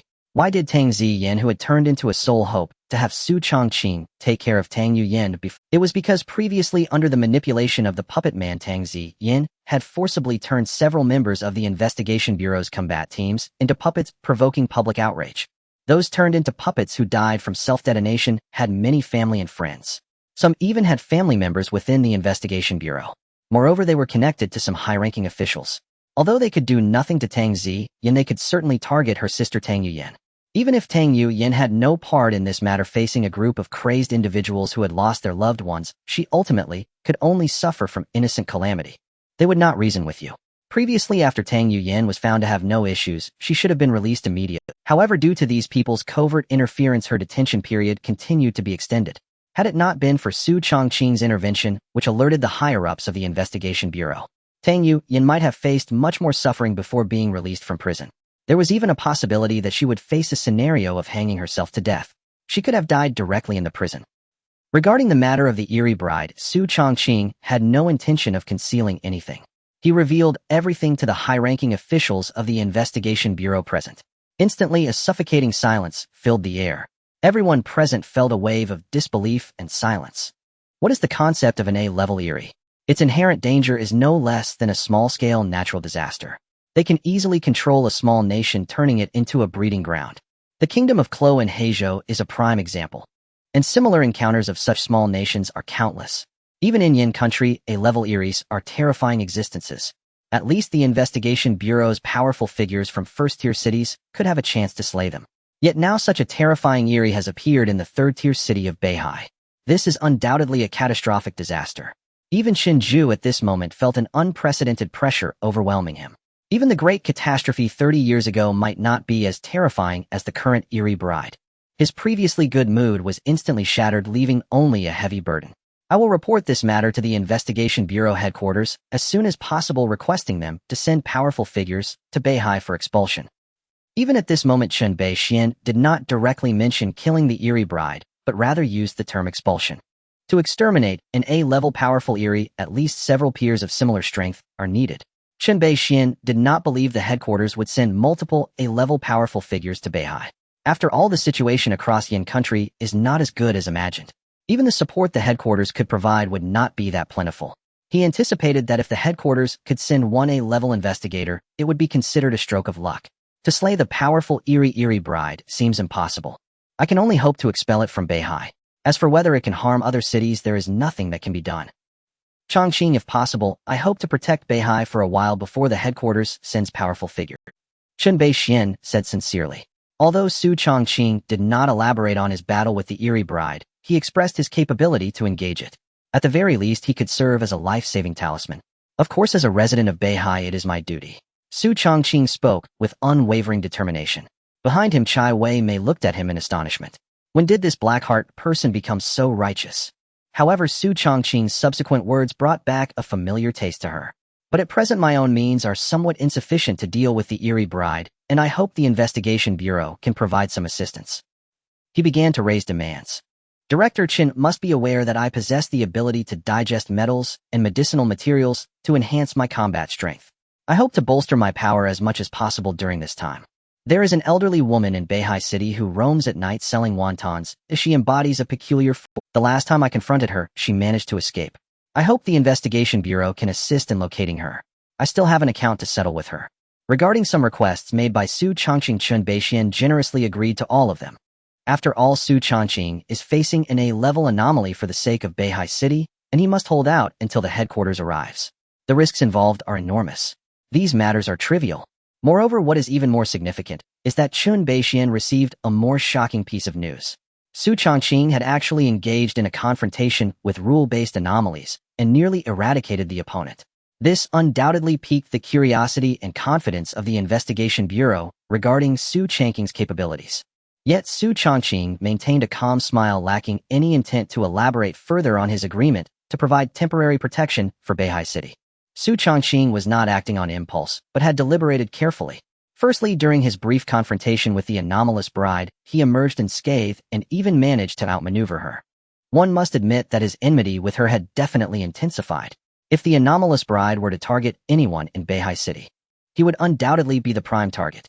Since that is the case, it would be better to agree directly, thus securing a substantial reward and assistance from the Investigation Bureau in locating the wanton-selling old lady. If he could completely devour this rule-based anomaly, Xu Changqing would undoubtedly undergo a tremendous transformation. This would be one of his greatest opportunities. During this time, he had been searching for the whereabouts of the rule-based anomaly. However, there had been no news at all, as if the opponent had been deliberately evading him. In that case, he could only enlist the help of the colossal Beihai City Investigation Bureau. Changqing, rest assured, I have already sent an urgent request for support to the headquarters in Yanjing. Within 3 days, a powerful individual will arrive in Beihai City. At that time, you will also witness the abilities of High-Level Awakened. Chen Beixian said with a gentle expression. At this moment, he realized that Xu Changqing had no intention of joining the Investigation Bureau, so he shifted to building rapport instead. With such a powerful presence overseeing Beihai City, its safety and order could even be compared to that of first-tier cities in Yan country. Then I shall await with anticipation. Xu Changqing responded with a smile. However, at this moment, he did not take Chen Baixian's words to heart. Rather, he felt somewhat dismissive, for the long silent system had once again issued a task. This indicated that an unexpected event had occurred. Special scene detected, initiating special task. Special task: Beihai Defense War Description. Beihai City is plunged into panic due to the emergence of a powerful A-level anomaly, prompting the local investigation bureau to request urgent support from headquarters. However, due to certain special circumstances, the arriving reinforcements cannot arrive as scheduled. Please ensure that the total death toll in Beihai City does not exceed 50 over the next week. Reward: Intermediate Lottery X1. Do you accept this task? Xu Changqing looked at the special task issued by the system and decisively accepted it without hesitation. Since he had agreed to protect the Beihai City Investigation Bureau, he would take on the system's task once more to reap dual rewards. Whether it was 1 sheep or 2, he intended to capture them both. He was increasingly looking forward to the impending storm. Let him see what malevolent entities might emerge.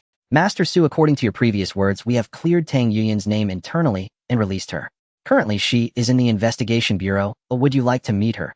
Hai Qianmiao gently brushed her sleeve, her tone filled with a sense of weariness. The others around her were also observing Xu Changqing's reaction. Their reactions were naturally to see if Xu Changqing had any special relationship with Tang Yuyan. Xu Changqing maintained a calm expression, showing no signs of change, and responded, there is no need for a meeting, as long as she is alive, that is enough. In the morgue, Tang Yuyan stared blankly, her face haggard as she looked at the corpse before her, seemingly on the brink of total collapse. Yet deep within her eyes, a profound calmness and madness emerged. How could she, a woman who became the police department's female chief, possibly be just a naive little girl? How could her mental defenses be so fragile? Long before she was imprisoned, she had sensed the intense malice directed at her from many within the Investigation Bureau, even the unabashed intent to kill. It was as if they aimed to attribute all of her sister Tang Xian's wrongdoings to her. Therefore, she chose to disguise herself, positioning herself as the weak one, presenting a facade of psychological collapse. This allowed many who sought to harm her to feel pity, enabling her to endure until now. Was it Xu Changqing who saved me? Her mind conjured the tall figure of Xu Changqing, stirring complex emotions within her. However, this sentiment was quickly severed as she returned to reality. I fear I cannot remain in Beihai City. There is too much animosity against me within the Investigation Bureau, and they will undoubtedly act against me in secret. I am just an ordinary person, utterly powerless to defend myself, and I will certainly die quietly. Yet facing the malice of a group of awakened, even if I wish to leave Beihai City directly, I will be detected. I cannot die, yet I cannot die. Although the puppet has perished, the organization behind it still exists. I must kill them all. Every anomaly involved must perish, and all those secretly targeting me must die. But sister, what should I do? Regardless of how deep Tang Yuyan's scheming was in her disguise, or how intense her urge for revenge was within it, could not change the fact that she was an ordinary person. Even at this moment, she could only wail like a defeated dog with no effect whatsoever. Looking at the corpse before her, Tang Yuyan felt for the first time how utterly useless she was. Even before her sister's corpse, she dared not easily reveal her true emotions. She had to continue her disguise, fearing that she might be secretly monitored. A tear fell from her face, splashing onto the cold arm. Suddenly, a chilling coldness emanated from the corpse before her. Before Tang Yuyan could react, she felt an extreme sense of nausea rise within her, as if something was lodged in her throat, making it nearly impossible to breathe. Her face suddenly flushed red, then turned a shade of purple. However, this bizarre situation came quickly and departed just as swiftly. Huff, huff, huff. Tang Yuyan felt she could breathe again. She collapsed atop her sister's corpse, gasping for breath, her body drenched in cold sweat. The surrounding chill kept assaulting her, as if it aimed to freeze her completely. Yet at this moment, she felt no trace of coldness. Instead, she felt a soothing sensation throughout her body. It was as if she was quite fond of this chill. Tendrils of cold air surged from her palms, quickly swirling around to form the embryonic shape of a snowstorm. A pair of strikingly contrasting black and white eyes suddenly reflected shock. Is this my sister's ability? At this moment, her emotions seemed to turn a corner, flooding her with excitement. She was left in a daze. Had she now become an awakened? Yet Tang Yuyan soon sensed something was amiss. Why was there a faint trace of what appeared to be blood mixed in with the frost she was controlling? It looked as strange as writhing blood vessels. It was night. Tang Yuyan had returned home and was now in a deep sleep. Although she had not suffered any physical torture during her prolonged detention by the investigation bureau, the immense psychological pressure was overwhelming. Moreover, she had to disguise herself, presenting a harmless facade to gain the sympathy of others and ensure her own safety, which was mentally exhausting. Furthermore, after recently awakening her ability, she felt as if her body had been drained of energy, as though she were enveloped in fatigue. In her dreams, Tang Yuyan felt as if she were plummeting into an abyss. The howling winds sent shivers down her spine, as though her flesh were being sliced by razor blades tearing through her bones. The relentless pain tormented her nerves, prompting her to let out a heart-wrenching scream that echoed throughout the abyss, resonating like the wails of countless vengeful spirits. No, I should be sleeping at home. This is fake. All of it is fake. This place is a dream. As long as I stay awake, I can be safe. The remnants of her rationality urged her to close her mouth, ceasing her piercing cries as she focused intently on breaking free from the dream and returning to reality. At that moment of extreme concentration, a surging wave of cold gathered on her skin, gradually forming a terrifying snowstorm that began to rampage, with blizzards of ice and snow converging into a massive storm. What should have been a blue and white snowstorm was instead tainted with strands of blood writhing, like countless blood vessels infused with an eerie, strange hue. Bang! The sound akin to bursting bubbles erupted. Tang Yuyan felt an instant sense of relief as the abyss around her vanished, leaving only the desolate darkness and an oppressive weight. She could feel the warmth of the blanket covering her, the gentle light of the moon illuminating her slightly, and the crisp ticking of the clocks secondhand in the room. Outside, the autumn cicadas chirped softly in the night. She sensed everything around her, yet she could not awaken. At that moment, she felt like a wandering spirit trapped in a lifeless body, unable to move. She instinctively tried to open her eyelids, but to no avail. Her heart was willing, yet her strength was lacking. Is it sleep paralysis? Could it be that something sinister is targeting me? Or is it that the people from the investigation bureau want to take the opportunity to kill me? Yeah. Tang Yuyan's heart raced as her thoughts spun wildly in the endless darkness, struggling to awaken. She had yet to complete her revenge and ensure that those deserving of death met their end. She could not die yet. All the monsters related to the puppet organization that caused her sister's death had to. She would leave no one alive who had once sought to kill her. Frantic thoughts surged once more, spreading through her like poison, causing her eyes to fill with bloodshot veins. Her face twisted in a grimace resembling a malevolent spirit. Suddenly, a sigh floated in the air, and a gentle chill brushed against her flesh. Tang Yuyan's frenzied thoughts suddenly cleared, akin to the return of her former rationality. Then a chime of silver bells rang out, causing her mind to sway as her eyelids grew heavier, as if they were in battle, soon closing completely. She then fell into a deep slumber. In the pitch-black space, a snow-white, ethereal figure emerged, exuding an extreme coldness, wrapped in icy garments, gliding forth like a snow fairy. With hands as white as snow, the figure caressed Tang Yuyan's face, her stunning visage bearing a hint of reluctance and silence. Yuyan, all I can do for you is this much. Do not remain in Beihai City any longer. This is not your place of belonging. Go north to that place. Before she could finish her words, the sound of a heartbeat suddenly echoed in the dark space, shaking violently, resonating throughout. A massive, grotesque heart covered in countless blood vessels continuously expelled numerous blood threads surrounding it. With each heartbeat, the surrounding darkness seemed to show signs of fracturing. It seemed on the verge of collapse at any moment. It emanated a terrifying aura, as if it originated from some unspeakable place. Swish! A pulsating blood vessel shot out, leaving a trail forcibly wrapping around the cold figure before her dragging it away. Your transaction has been completed. On the bed, Tang Yuyan, with her eyes tightly shut, bore an expression of pain, as if enduring some heart-wrenching torment. Sister. Tears streamed down, soaking the sheets. When dawn broke, as the investigation bureau prepared to dispose of Tang Xian's body, they discovered that her physical form had vanished without a trace. In an instant, the entire investigation bureau was shaken. They searched for her whereabouts, but found no trace. Simultaneously, Tang Yuyan also suddenly disappeared from Beihai City, leaving no sign. It was as if the two sisters had evaporated from the world overnight. Disappeared. Or were they killed? Currently, the investigation bureau needs me, and they wouldn't risk such a trivial matter. It shouldn't be one of their people acting out. After all, Tang Yuyan was under my protection, and if something happens, it would be like slapping me in the face. The higher-ups in the bureau wouldn't allow such a thing to happen. Even if some underlings had ideas, they would be stopped. Excluding all possibilities, it shouldn't have been man-made. If that's the case, then it's just unfortunate. Xu Changqing's eyes slowly closed, no longer paying attention.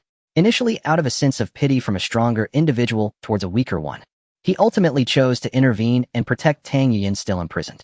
When meeting with the high-ranking officials of the Beihai City Investigation Bureau, he expressed his stance again in the face of their subtle probing. There's no need to meet you as long as you're alive. That's enough, seemingly indifferent words that in reality conveyed his position. Even though he and Tang Xian didn't have much of a special relationship. If someone were to die suddenly, it would be a slap in his face.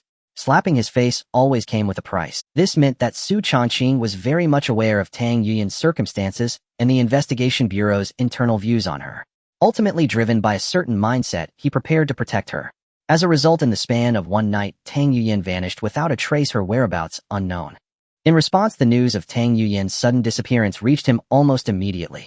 Even Hai Lao personally rushed over, stating that this incident was not man-made and had nothing to do with the Investigation Bureau. It was highly likely the work of something sinister. Hoping Xu Changqing could understand, Xu Changqing only paid brief attention to Tang Yuyan's disappearance before moving on. After all, they had only met a few times. Previously, he could only protect her life to a certain extent. He could not tether her to himself or be responsible for her safety at all times. At present, he had many matters on his hands. He was also responsible for the security of the entire Beihai City. Moreover, he had to guard against the cursed bride and other potential dangers. Naturally, he could not afford to devote too much attention to Tang Yuyan's existence. Furthermore, compared to Tang Yuyan, with whom he had a less intimate relationship, if Xu Changqing were to name a woman he truly valued, it would not be her. The woman who could bring him benefits, work efficiently, and understand how to get things done was Yun Ruashi. Previously, he had entrusted the iron essence mine gifted by the Investigation Bureau to Yun Ruashi for extraction and refinement into finished products. Currently, Yun Ruashi had taken over most of the resources of the Lin Group, and her Tianhai Group had significantly increased in strength, spanning multiple industries with substantial capital. In terms of mining and refining, she also had many professional teams and high-tech equipment. Surely he would soon obtain a large batch of iron essence finished products. At that time, it would enhance his own resources and strength. To this end, he even sent out Chai Weimei, who had been idling at home. She was tasked with supervising and ensuring Yun Ruaxi's safety, which also served as a break for her, so she wouldn't have to follow him closely and could act independently. Meanwhile, the supplies promised to him by the Investigation Bureau were arriving continuously. He was utilizing his gluttony ability to digest them incessantly. Crack, rip, crack, rip, crack, rip, accompanied by the sound of steel tearing and chewing. A warm flow continuously strengthened Xu Changqing's physical body. Ding Host activated gluttony ability, devouring nano-titanium alloy and black-scale metal, gaining special attribute enhancement strength attribute 0. 2. Physique attribute 0. 3. Ding Host activated gluttony ability, devouring composite alloy, gaining special attribute enhancement strength attribute 0. 2. Physique attribute 0. 2. Ding Host activated gluttony ability, devouring flame-melted gold, gaining special attribute enhancement strength attribute 0. 6. Physique attribute 0. 3. Host Xu Changqing strength 30. 2. Speed 15. 8. Physique 40. 6. Mental 22. 5. Anomalous abilities: Cursed Scarecrow, B level Gluttony, C level Steel Skeleton, C level 9 Nether Ghost, IC level Mirror Space, B level Fate Manipulator, D level Anomalous Points 53 rating, B level. Xu Changqing felt the surging power within him, raising an eyebrow in slight disbelief. Compared to previous enhancements, the current one was evidently lacking. Clearly, the level of the gluttony ability was too low and could no longer keep up with his pace. A C-level gluttony ability is somewhat insufficient and can no longer provide me with more enhancements. I must acquire some anomalous points to elevate it, otherwise the current level's enhancement has reached its limit. Currently, Xu Changqing's physical body and strength were terrifyingly formidable, with a rating that had reached. With AC-level gluttony, it was already difficult to offer him much more help. The enhancement of this anomalous ability needed to be addressed soon. However, the primary issue still lay with the anomalous points. In recent times, bizarre occurrences in Beihai City have begun to manifest with strange disappearances, and even the Investigation Bureau cannot uncover the specific reasons. Otherwise, one could consider continuing to hunt anomalies to accumulate anomalous points. A storm is brewing, beneath the seemingly calm city lies a hidden tide of chaos. Xu Changqing walked to the window, gazing at the pitch-black night outside. His eyes suddenly glimmered with a strange light, as if he were brewing something. Currently, Beihai City seemed to have returned to a stable and peaceful existence. There were no more anomalies disturbing it, no external threats. It was like a paradise. Yet despite this, Xu Changqing felt an unprecedented storm brewing. The vanishing anomalies, the silent cursed bride, the unpredictable terrifying crisis, the overdue reinforcements from the Beijing headquarters. Everything felt like the calm before a storm.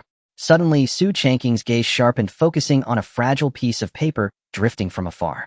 A hint of anomalous energy coalesced on the paper, guiding its direction. Ultimately, the paper flew before Xu Changqing, slowly descending and resting smoothly at the window. Xu Changqing raised an eyebrow and picked up the paper before him.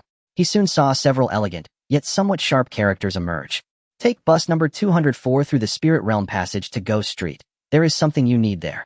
After a few breaths, the writing crumbled into powder and dissipated into the air. The paper in his hand also melted into liquid, dripping away. Xu Changqing's indifferent eyes now revealed a hint of strange color. The aura of Tang Xian, as she did not choose to reincarnate, but instead opted to become an anomaly.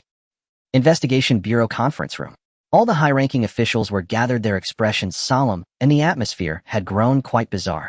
According to the latest information sent from the headquarters, the originally scheduled reinforcements will be delayed and cannot arrive as planned. A group known as the Underworld is preparing to launch a blood sacrifice on the Ghost Festival, opening the gates of the Nine Nether Realm, causing countless vengeful souls and anomalies to descend into this world. This matter is of utmost importance, hence the headquarters needs to address the existence of this anomalous organization first. The dispatched reinforcements will be delayed by several days. Oh, we hope we can hold on. The night was hazy with a gentle breeze rustling. A dilapidated green metal bus was wobbling its way from afar, preparing to approach a certain bus stop. At the bus stop, a tall and pure-looking female student with a backpack was intently reading a book in her hands, her face slightly flushed. She seemed quite shy about the content, but couldn't help but keep looking at it with her lips occasionally drooling. Under the dim, flickering lights, the cover of the book in her hands flashed by. On the cooking methods of humans, the cover of the book depicts a person whose limbs have been severed. Surrounding it are pots and pans filled with cooking spices reminiscent of the tools prepared for crafting a grand feast. The rapidly flipped pages reveal images of humans and animals being scalded, skinned, dismembered, and mutilated in gruesome ways. Red-braised, steamed, stir-fried, deep-fried, pot-stewed. Every special cooking technique is accounted for. There is even a method for making soup with freshly born infants, accompanied by various ingredients simmered slowly over a low flame. It is said that the flavor is indeed extraordinary. Especially during the soup-making process, the heart-wrenching cries of the infants in the pot can stimulate the taste buds of the diners. Watching the captivating cooking scenes in the book, the female student could hardly contain her drool. Her eyes radiated with a wave of greedy desire. Her fair and pure face appeared slightly twisted and mad, as if she were lost in some fantasy. The master chef of ghosts is indeed a true expert, capable of turning humans and animals into such a variety of dishes. It's simply miraculous, leaving one in awe. Just from the images, I already feel an overwhelming urge to capture a few humans or animals for experimentation. No, the situation in Beihai City is too special now. Killing indiscriminately could attract a hunt. Even if I have ideas, I must follow the main group. Soon the Zhongyuan festival is approaching. At that time, the lunatics of Ghost Street will lead the charge, and I will follow behind, waving flags and reaping the spoils. The female student, engrossed in her reading, was soon startled by the approaching bus 204, pulling her attention away from the book as she looked towards the bus drawing closer. She casually placed the book into her backpack behind her. The female student adjusted her posture and appearance, revealing her pure and adorable face once more.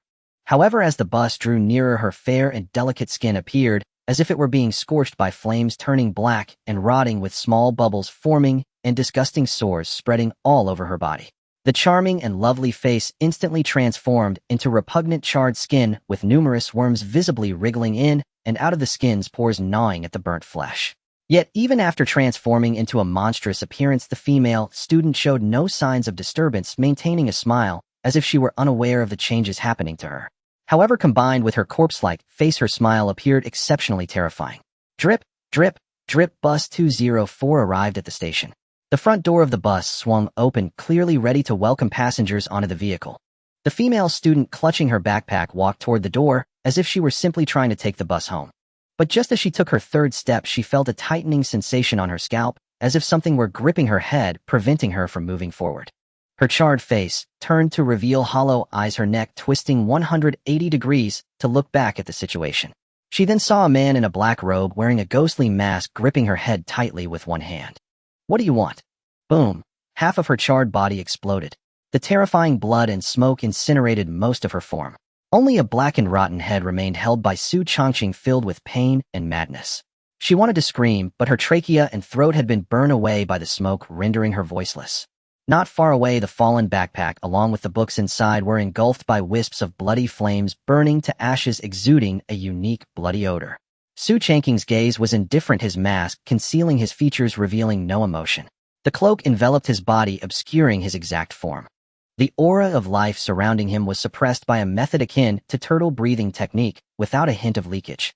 Looking at the halted bus 204 ahead, a strange glint flickered in his indifferent eyes. A rule-type anomaly. This was the second rule anomaly he had encountered. However, compared to the danger of the old lady selling wontons, the bus 204 before him was somewhat more special. According to the intelligence gathered by the Investigation Bureau, Bus 204 is a harmless rule-type anomaly that can be boarded by both humans and anomalies, taking them to their desired destinations. However, the boarding fee for Bus 204 is rather special. Living passengers must pay with 20 years of their lifespan as fare. Anomalies must pay a portion of their anomalous energy as fare, otherwise they will not receive the bus protection and will be treated as fare evaders. Other passengers on the bus can hunt down those who have not paid. Those who have paid the fare will receive the protection of Bus 204. No one may act against others within the bus confines. Otherwise, they will face punishment from the rules.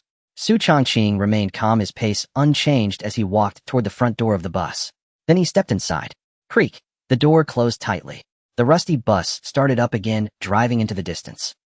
"Passengers boarding, please pay the fare promptly, or you will be regarded as fare evaders," the mechanical voice echoed throughout the bus.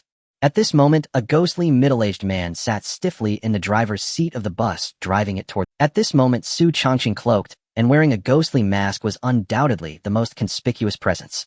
Strange, twisted figures within the bus were fixated on his silhouette.